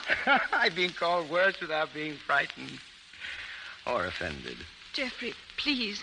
I have no money. If I had, I'd give it to you gladly. Anything just to be left in peace. But I'm not rushing you, my dear. You may have time. All you want. Very well. I'll get some money somewhere. But then you've got to promise to go away. For good. Oh, of course. Meantime, we can still be friends. Good friends. We can't. Why? We were good friends once. You haven't forgotten? You must stay away from here. If my husband found you... Yes. Husband's a very jealous man, isn't he? Then we mustn't let the husband know. What are you talking about? I'm talking about you, Leslie. And me. I don't... Oh, he must never know you sent for me, did I? No, that wouldn't do, would it? Because then he'd think we waited for him to be away. And then he'd see you'd given me a drink. And then... Well, then he'd look into your eyes and find that you really love me. You're mad. I don't love you. Not now, not anymore. You can't change, Leslie. You loved me once. Let me go. I'll never let you go. Don't touch me. Put me down. Leslie. Should have told me about that step being there. Might have hurt you. Come here. Don't move, Geoffrey. Oh, dear, unfortunate my falling like that. Gave impulsive little Leslie a chance to reach for a husband's gun. But you can't frighten me, my dear. Suppose the houseboy hears you shoot me after you sent for me.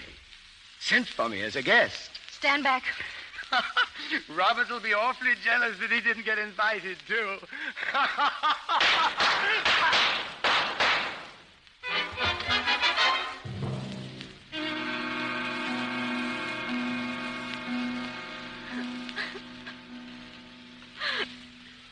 I shot him. Then I called the police.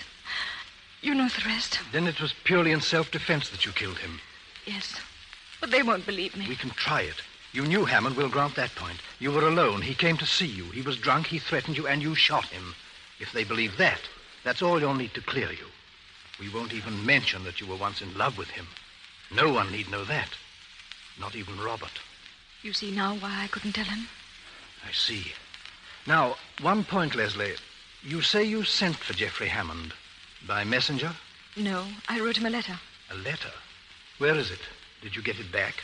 No, he probably destroyed it. There was no reason why he should keep it. Probably not. Just the same, I wish you had it. Your time's up, Mr. Joyce. Oh, in a moment. I'll be here to see you in the morning before the trial. I think we stand a fair chance, but you'll have to be brave for Robert's sake as well as your own. I will, for Robert's sake.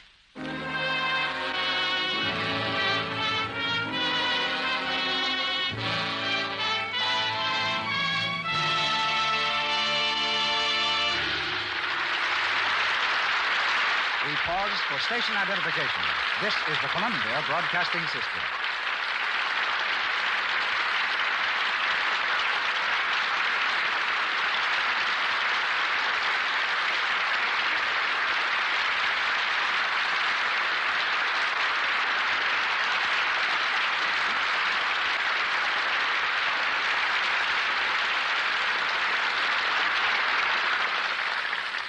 The second act of the letter is over.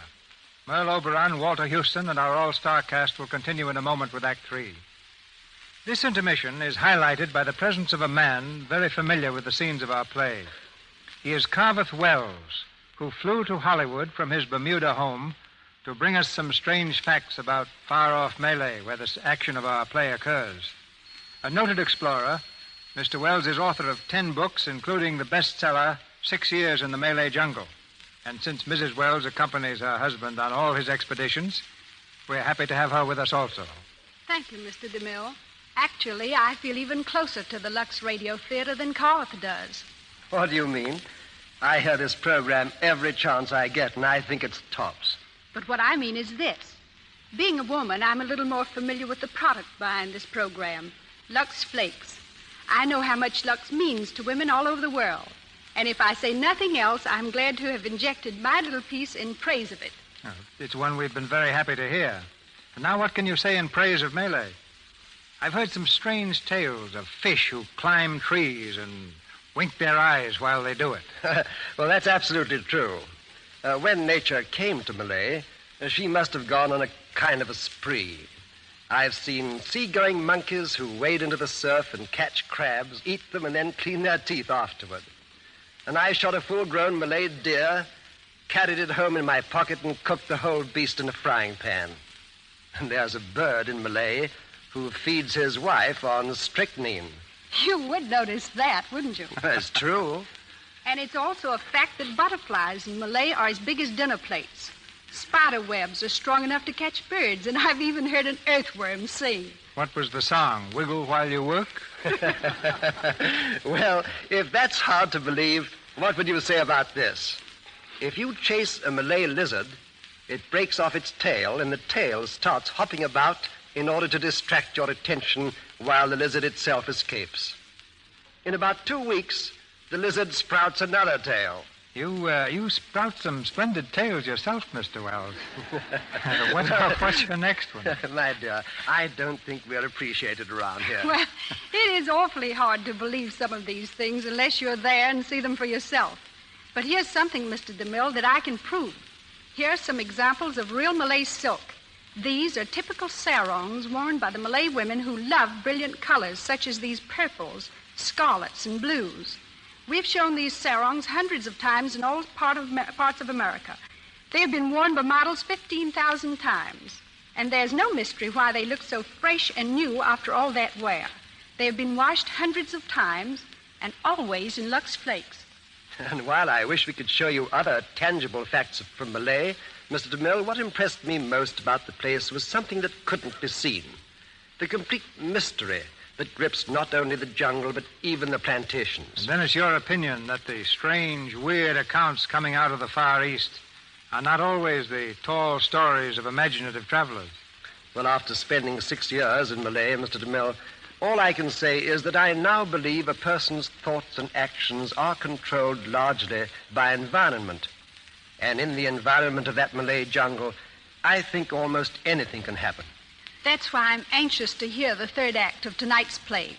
I'm told it has a real climax.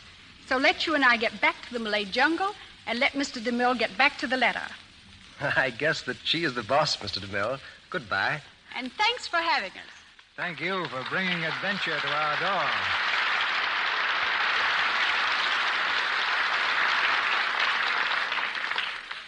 Once again, The Letter, starring Merle Oberon and Walter Houston with Ralph Forbes and Eric Snowden.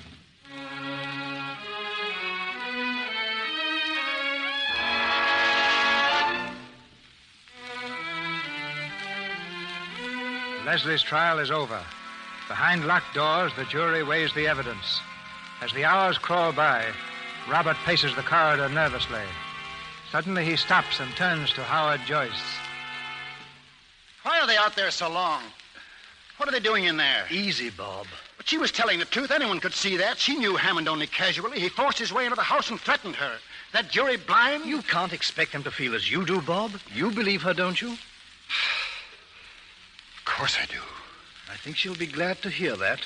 All I want to do is to get her out of this place, take her home and help her to forget. Oh, I was a fool ever to have doubted her. You're sure of the verdict, Howard? Practically. Hammond picked up a rather bad reputation for himself in Singapore. I think she'll be freed, Bob. Yeah, that's all I want now. I'll get her away, and I'll take her up to the Phillips plantation. You can put through that deal, Howard. £5,000 is a lot of money. Well, what of it? I've always wanted the place. Now I want it even more. For Leslie's sake. Mr. Joyce? I beg your pardon? I wish to speak with you, please. Oh, I'm sorry, but I wish to speak with you alone. My name is Lee T. Oh. Oh, yes. Excuse me, Bob. It's rather important. Yes, of course. This way, please. There's a room over here we can use. Well, what is it, please? I think you know already, Mr. Joyce. Do I? That was very clever way to defend Mrs. Crosby, Mr. Joyce. It was the truth. But not all truth. You see, I knew Mr. Hammond very well. Yes? Go on, please. As Mrs. Crosby's lawyer, you must know that on night Geoffrey Hammond went to Mrs. Crosby's house, he went because she sent for him. Did she? That would not be good for a jury to know. How do you know it?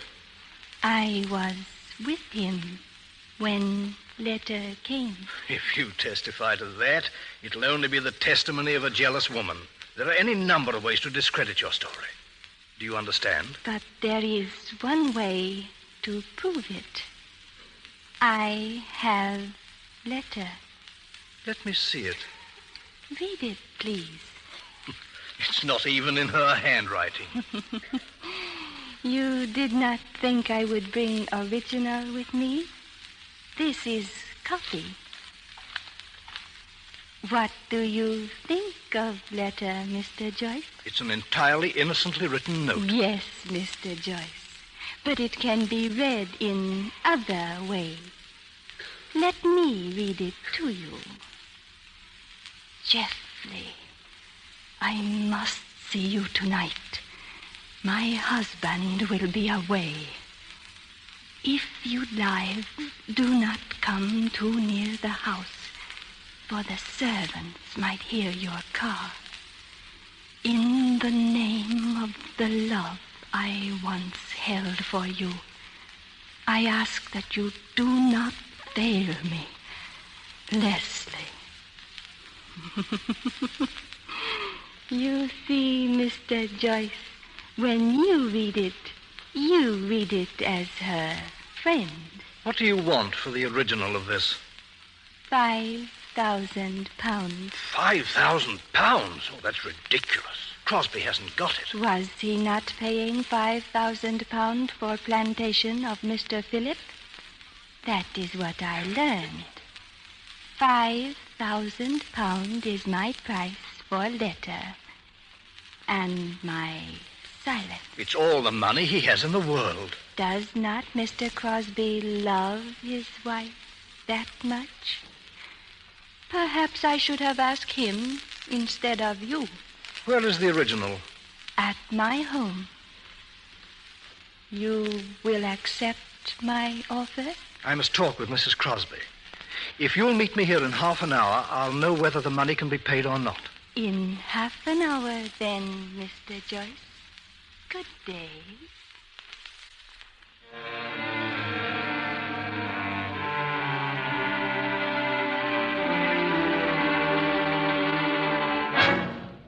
And that's the amount she asks, Leslie. £5,000. Robert's lifelong savings. Must it be bought? You have the note as she copied it. It's a true copy, isn't it? Yes. She could reopen the case with this. It would look very bad. I wish I could advance you the money and then say forget it, but I can't, Leslie. Robert will have to know you paid it. He told me to go the limit. It's not that I'm thinking of. You wonder how he will read it. Yes. Pay her, Howard. Buy the letter from her. I've gambled this far on Robert's understanding. And if he doesn't understand? Perhaps you can guess, Howard.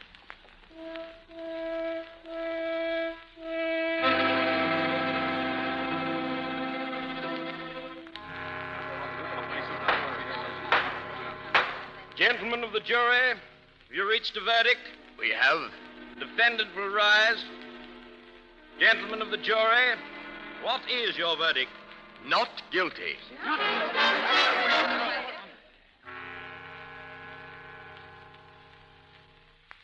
See, Leslie, I had Chung and the boys change the room all around.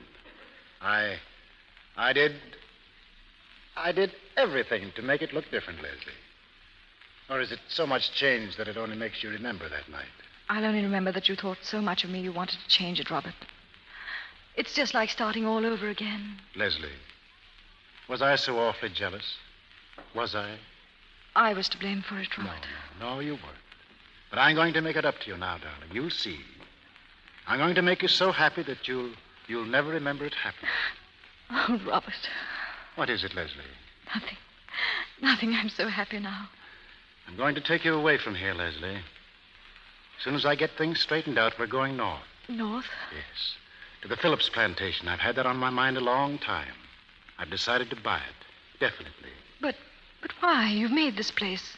It was nothing when you came here. It's like your child. Oh, I hate it now. I hate every tree on it. I want to get away, and so must you. But the risk, a new plantation. It's no risk, darling. It's like a gold mine. Here, look. I have some photographs of it. You can see for yourself. No, please, Robert. Not now.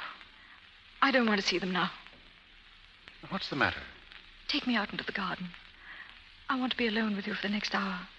I want to walk with you, laugh with you, hold your arm. For the next hour? I've only got an hour alone with you, Robert. I've invited the Joyces over for dinner. I want you to settle with Howard tonight. The first night you're home? Oh, Leslie, I thought... Please understand, Robert. But there's plenty of time. There's never plenty of time for anything. It all goes so quickly. Leslie. Even the next hour.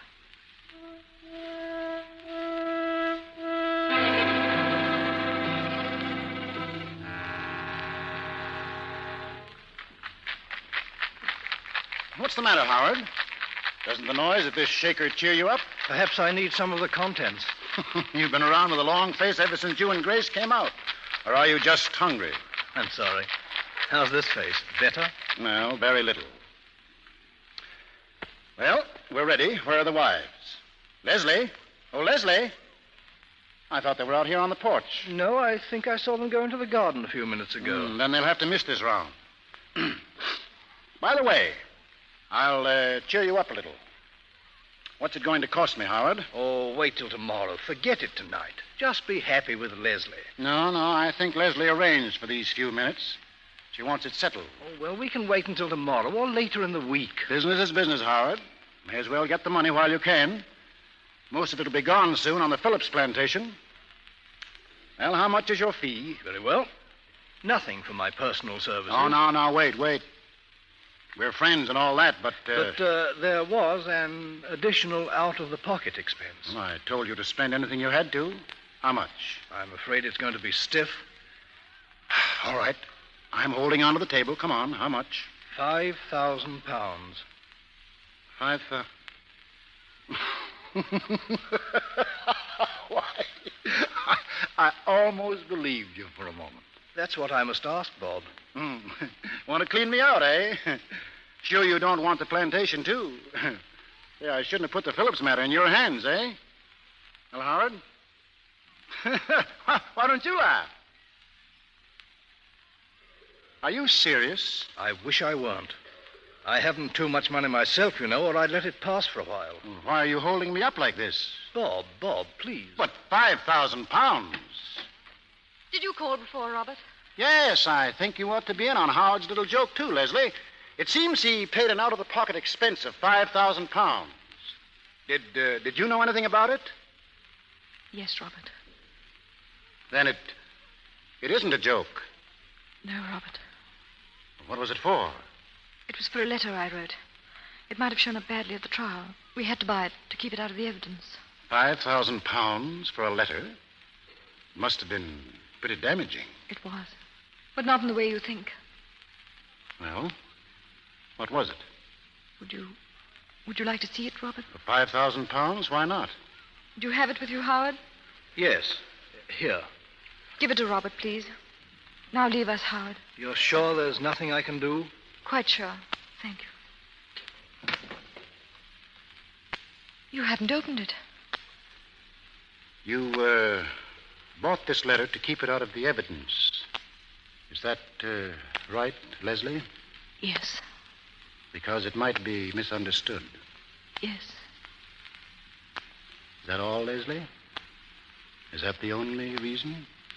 That's the only reason, Robert. Then maybe if I read this letter, I might misunderstand it, too. Will you hold that candlestick for me, Leslie? I think we'd better burn this. Oh, Robert. Steady, dear. Steady. There. It's gone. Robert, darling.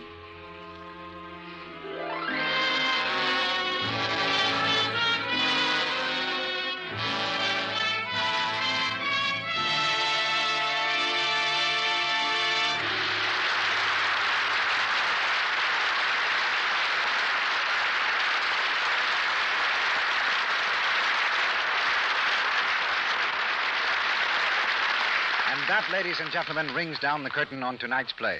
However, in just a moment, Merrill Oberon and Walter Houston will return with Mr. DeMille. At this point, may I remind you that next week is National Cotton Week, and your own favorite store will feature new cotton fabrics which are smarter, more beautiful in color and design than ever before. These new cottons and linens are really fine fabrics, and you will see them made up in all sorts of exciting new fashions, from fascinating town and country frocks to formal evening dresses. You'll enjoy wearing them because they look so fresh and so summery, and because with Lux Flakes they'll stay lovely looking so long. Hundreds of leading stores advise their customers to use Lux Flakes, and it's wise economy to follow this advice. You can depend upon the famous Lux promise. If it's safe in water alone, it's safe in Lux. Here is Mr. DeMille. The stars of the letter return now in a brief postscript. I have special thanks for Walter Houston, not only for his performance tonight, but for the distinction with which he replaced me as producer of this theater while I was in the hospital a few weeks ago. And I'm no less grateful to Miss Oberon for choosing the Lux Radio Theater for her first public appearance since returning from England. While there, she figured conspicuously in 3 smashes. 1 was in an automobile, 2 in motion pictures. And we hope, Miss Oberon, that from now on your hits will be confined to the screen or radio. Thank you, gentlemen. You know, Walter, I was quite surprised to learn from Mr. DeMille that you're a native of Canada. I've always taken you for a typical Yankee. Oh, you mean because I have that fine, virile profile, that strong, silent look that... Yes. But chiefly, I think, because you have the cutest Adam's apple. It's not an apple, it's a grapefruit. But tell us, Merrill, what about your experiences in England? Well, after all, Walter, there's nothing like experience. Well, that's very interesting. Would you care to commit yourself any further, Miss Oberon? Yes, aside from being featured in an automobile wreck, most of my time was spent before the camera. I made 2 pictures over there. One called The Divorce of Lady X and the other Over the Moon. They tell me they're your first comedies. Yes, and in case my acting shows it too plainly, they've bolstered the pictures with some really splendid Technicolor. Over the Moon, as far as I know, is the first feature picture in which Paris, Venice, London, Switzerland, and Monte Carlo are all seen in color. Tonight's play, Merrill, must have brought back to you many memories of the colorful scenes of India. Yes, Mr. DeMille. But I've never been in Singapore. The closest connection I have with the letter is the fact that I happen to be quite a close friend of the author's daughter. But now about you, Walter. How did you like taking Mr. DeMille's place here as producer? Well, Merrill, I thought it was great until after I got home. I drove back to where I live. That's about 100 miles from here up in the mountains. I was feeling kind of proud of myself, and I walked over to one of my neighbors and finally got around to, asking him how he liked the show. Well, he said he thought Deanna Durbin was just about the best thing he'd ever heard. I said, well, that's fine. Now, how did you like the program as a whole, the way it was put together, the production and so on? Well, he thought that was, everything considered, it was pretty good. But Mr. Houston, he added, there was something awfully queer about it. They had some man on there trying to take Mr. DeMille's place, and if I was you, I'd do something about it on account he was using your name. What did you do, Walter? I went home and built another chair. An amateur carpenter, eh? Yeah, so far, but if I get any more comments like my neighbors, I think I'll turn professional. Good night, CB. Good night, Mr. DeMille, and many thanks. Good night, Merrill. Good night, Walter. Thank you.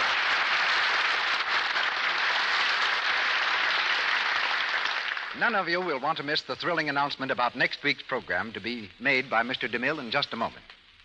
Ralph Forbes, who played Jeffrey Hammond tonight, is featured in the new Paramount picture, If I Were King. Louis Silvers appeared tonight through courtesy of 20th Century Fox Studios, where he was in charge of music for the new film, Kidnapped. Our cast tonight included Leonard Mudie as Coroner Bentley, Raymond Lawrence as Sergeant Jenkins, Lou Merrill as Chung, Celeste Rush as Lee T., Sybil Harris as the matron, and Frank Nelson as foreman. And now we want to join in the celebration of National Foreign Trade Week. Certainly, everyone who has the welfare of our country at heart must naturally be interested in increasing our share of foreign trade. So here's wishing an ever-growing development of this very important phase of our country's business life. Mr. DeMille. Every now and then, a drama comes quietly to the screen, and without fanfare or ballyhoo, is suddenly recognized as one of the year's most enjoyable pictures. Such a play we bring you next Monday night. I Met My Love Again. The story of a love greater than circumstance and stronger than time. In our production will be heard the same two stars seen in the film, the lovely Joan Bennett and the very popular Henry Fonda. Also, that distinguished character actress, May Robeson.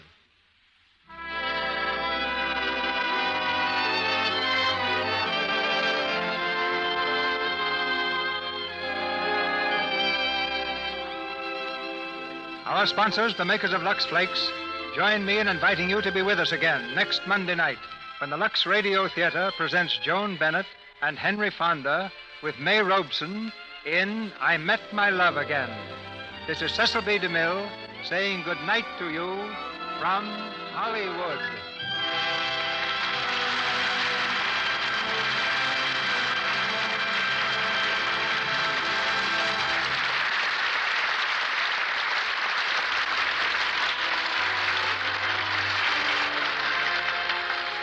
Your announcer has been Melville Ruick. This is the Columbia Broadcasting System.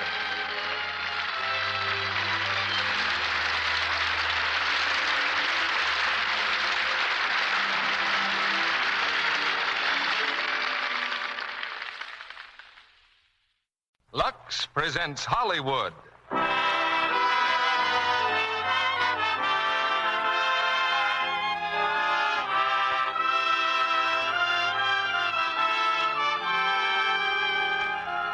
The Lux Radio Theater brings you Cary Grant, Jean Arthur, and Ronald Colman in The Talk of the Town.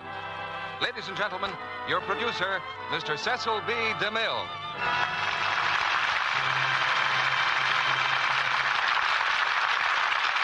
Greetings from Hollywood, ladies and gentlemen.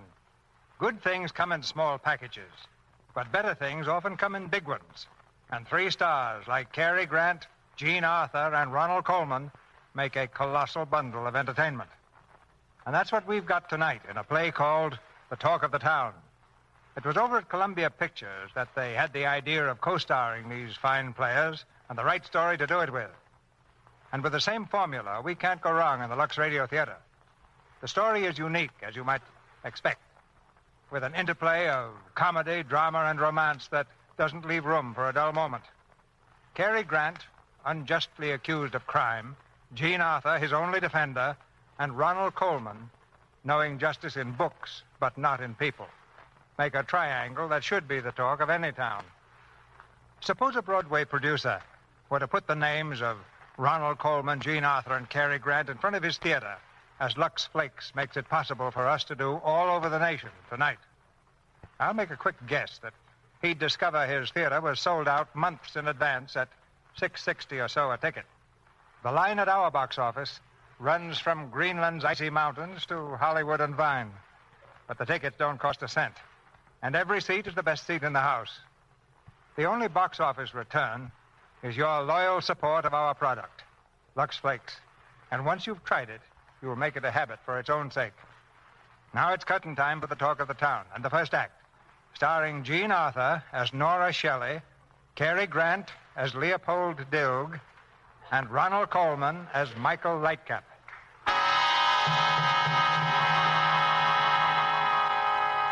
Lowchester Woolen Mill burns to ground. Mysterious blaze levels factory. Today, Andrew Holmes, owner of the Lowchester Woolen Mill, accused Leopold Dilg of setting the fire in which a foreman perished. Dilg, a factory worker, is being held by police. Dilg accused. Dilg held for trial. Maximum penalty asked for Leopold Dilg. Dilg escapes jail. Dilg escapes. Dilg escapes. My name is Leopold Dilg. I worked at that mill in Lowchester, Mass., but I never set that fire. All they had against me was that I once said the place ought to be burned. Well, it should have been. It was a rat trap. Anyway, the evidence seemed to be enough for the jury. I got one look at their faces when the judge was charging them, and I knew I was a dead duck. So that night, I escaped from the jail. I dropped from the second-story window, almost breaking my leg, and started hobbling away across the fields. They weren't long getting after me. I could hear them yelling in the woods right on my tail. It was raining. I guess that slowed them up. But I couldn't go much further. And then I came to Sweetbrook. That's Miss Shelley's cottage on the edge of town. I managed to get to the back door. Who's there? Who is it? Miss Shelley. I've got a baseball bat here. One move and I'll brain you. Miss Shelley, I'd appreciate the keys to your car. Leopold Dilg. You get out of here. I'm sorry, Miss Shelley, but it's very important. I'm warning you. All I want, Oh, you're hurt. Oh, Dilg. Just tired. Come on, get up. Here, let me help you. What are you doing here anyway? I broke out of jail. Oh, you fool. The whole police force must be looking for you. The whole country. I'd like to stay here, Miss Shelley. You can't. I'm fixing this house up for rent. It'll be occupied tomorrow. My ankle. Oh, my gosh. How far do you expect to get with that? And where are you going? I would appreciate any suggestions, Miss Shelley. Why didn't you think of that in the first place? Miss Shelley, you believe I could burn down a factory, kill a man, or... You're crying. One day you love the whole world, and all of a sudden everything you count on... Oh, for heaven's sakes, there's someone at the door. Get upstairs, quick. Go in the attic and keep quiet. Thanks, Miss Shelley. Now, don't even breathe, do you hear? And close the door behind you. Oh, my gosh. Just a minute. Oh, my gosh. Good evening. Yes? I am Michael Lightcap. Oh, Professor Lightcap. Why, you weren't supposed to arrive until tomorrow. Your secretary wrote My me that... secretary is getting married. Nothing deranges a woman's mind more than marriage. You must be the person with whom I've corresponded. Yes, Nora Shelley. An excellent name. Yes, it's raining, isn't it? Definitely. We're having an early summer. Yes, but could we continue the conversation inside? Oh. It's rather damp out here. Oh, nothing is ready. I thought that tomorrow about noon you'd... Really, I suggest a hotel. I plan to spend the night here, so I'll spend the night here. I'll get my bags. I had a good look at Lightcap from the top of the stairs. Very dignified gentleman. It was the beard that did it, I guess. A black Van Dyke. When he went out for his grips, Miss Shelley came flying up the stairs. Get back up in the attic. Go on. Who's the guy with the beard? The new tenant. He's the #1 legal genius in the state. He's dean of Commonwealth Law School. He eats with the governor. He writes to the president. Yeah, a very cold character, Mr. Lightcap. He's back. Now remember, keep quiet up here. And later, out you go. I wonder where. Miss Shelley, open the door. Oh, hello. Why did you lock the door? Why, did I? Why, isn't that queer? Miss Shelley, there seems to be a strange atmosphere hanging over this house. Oh, as soon as I get the curtains up, it'll be all right. Any improvement will be welcomed.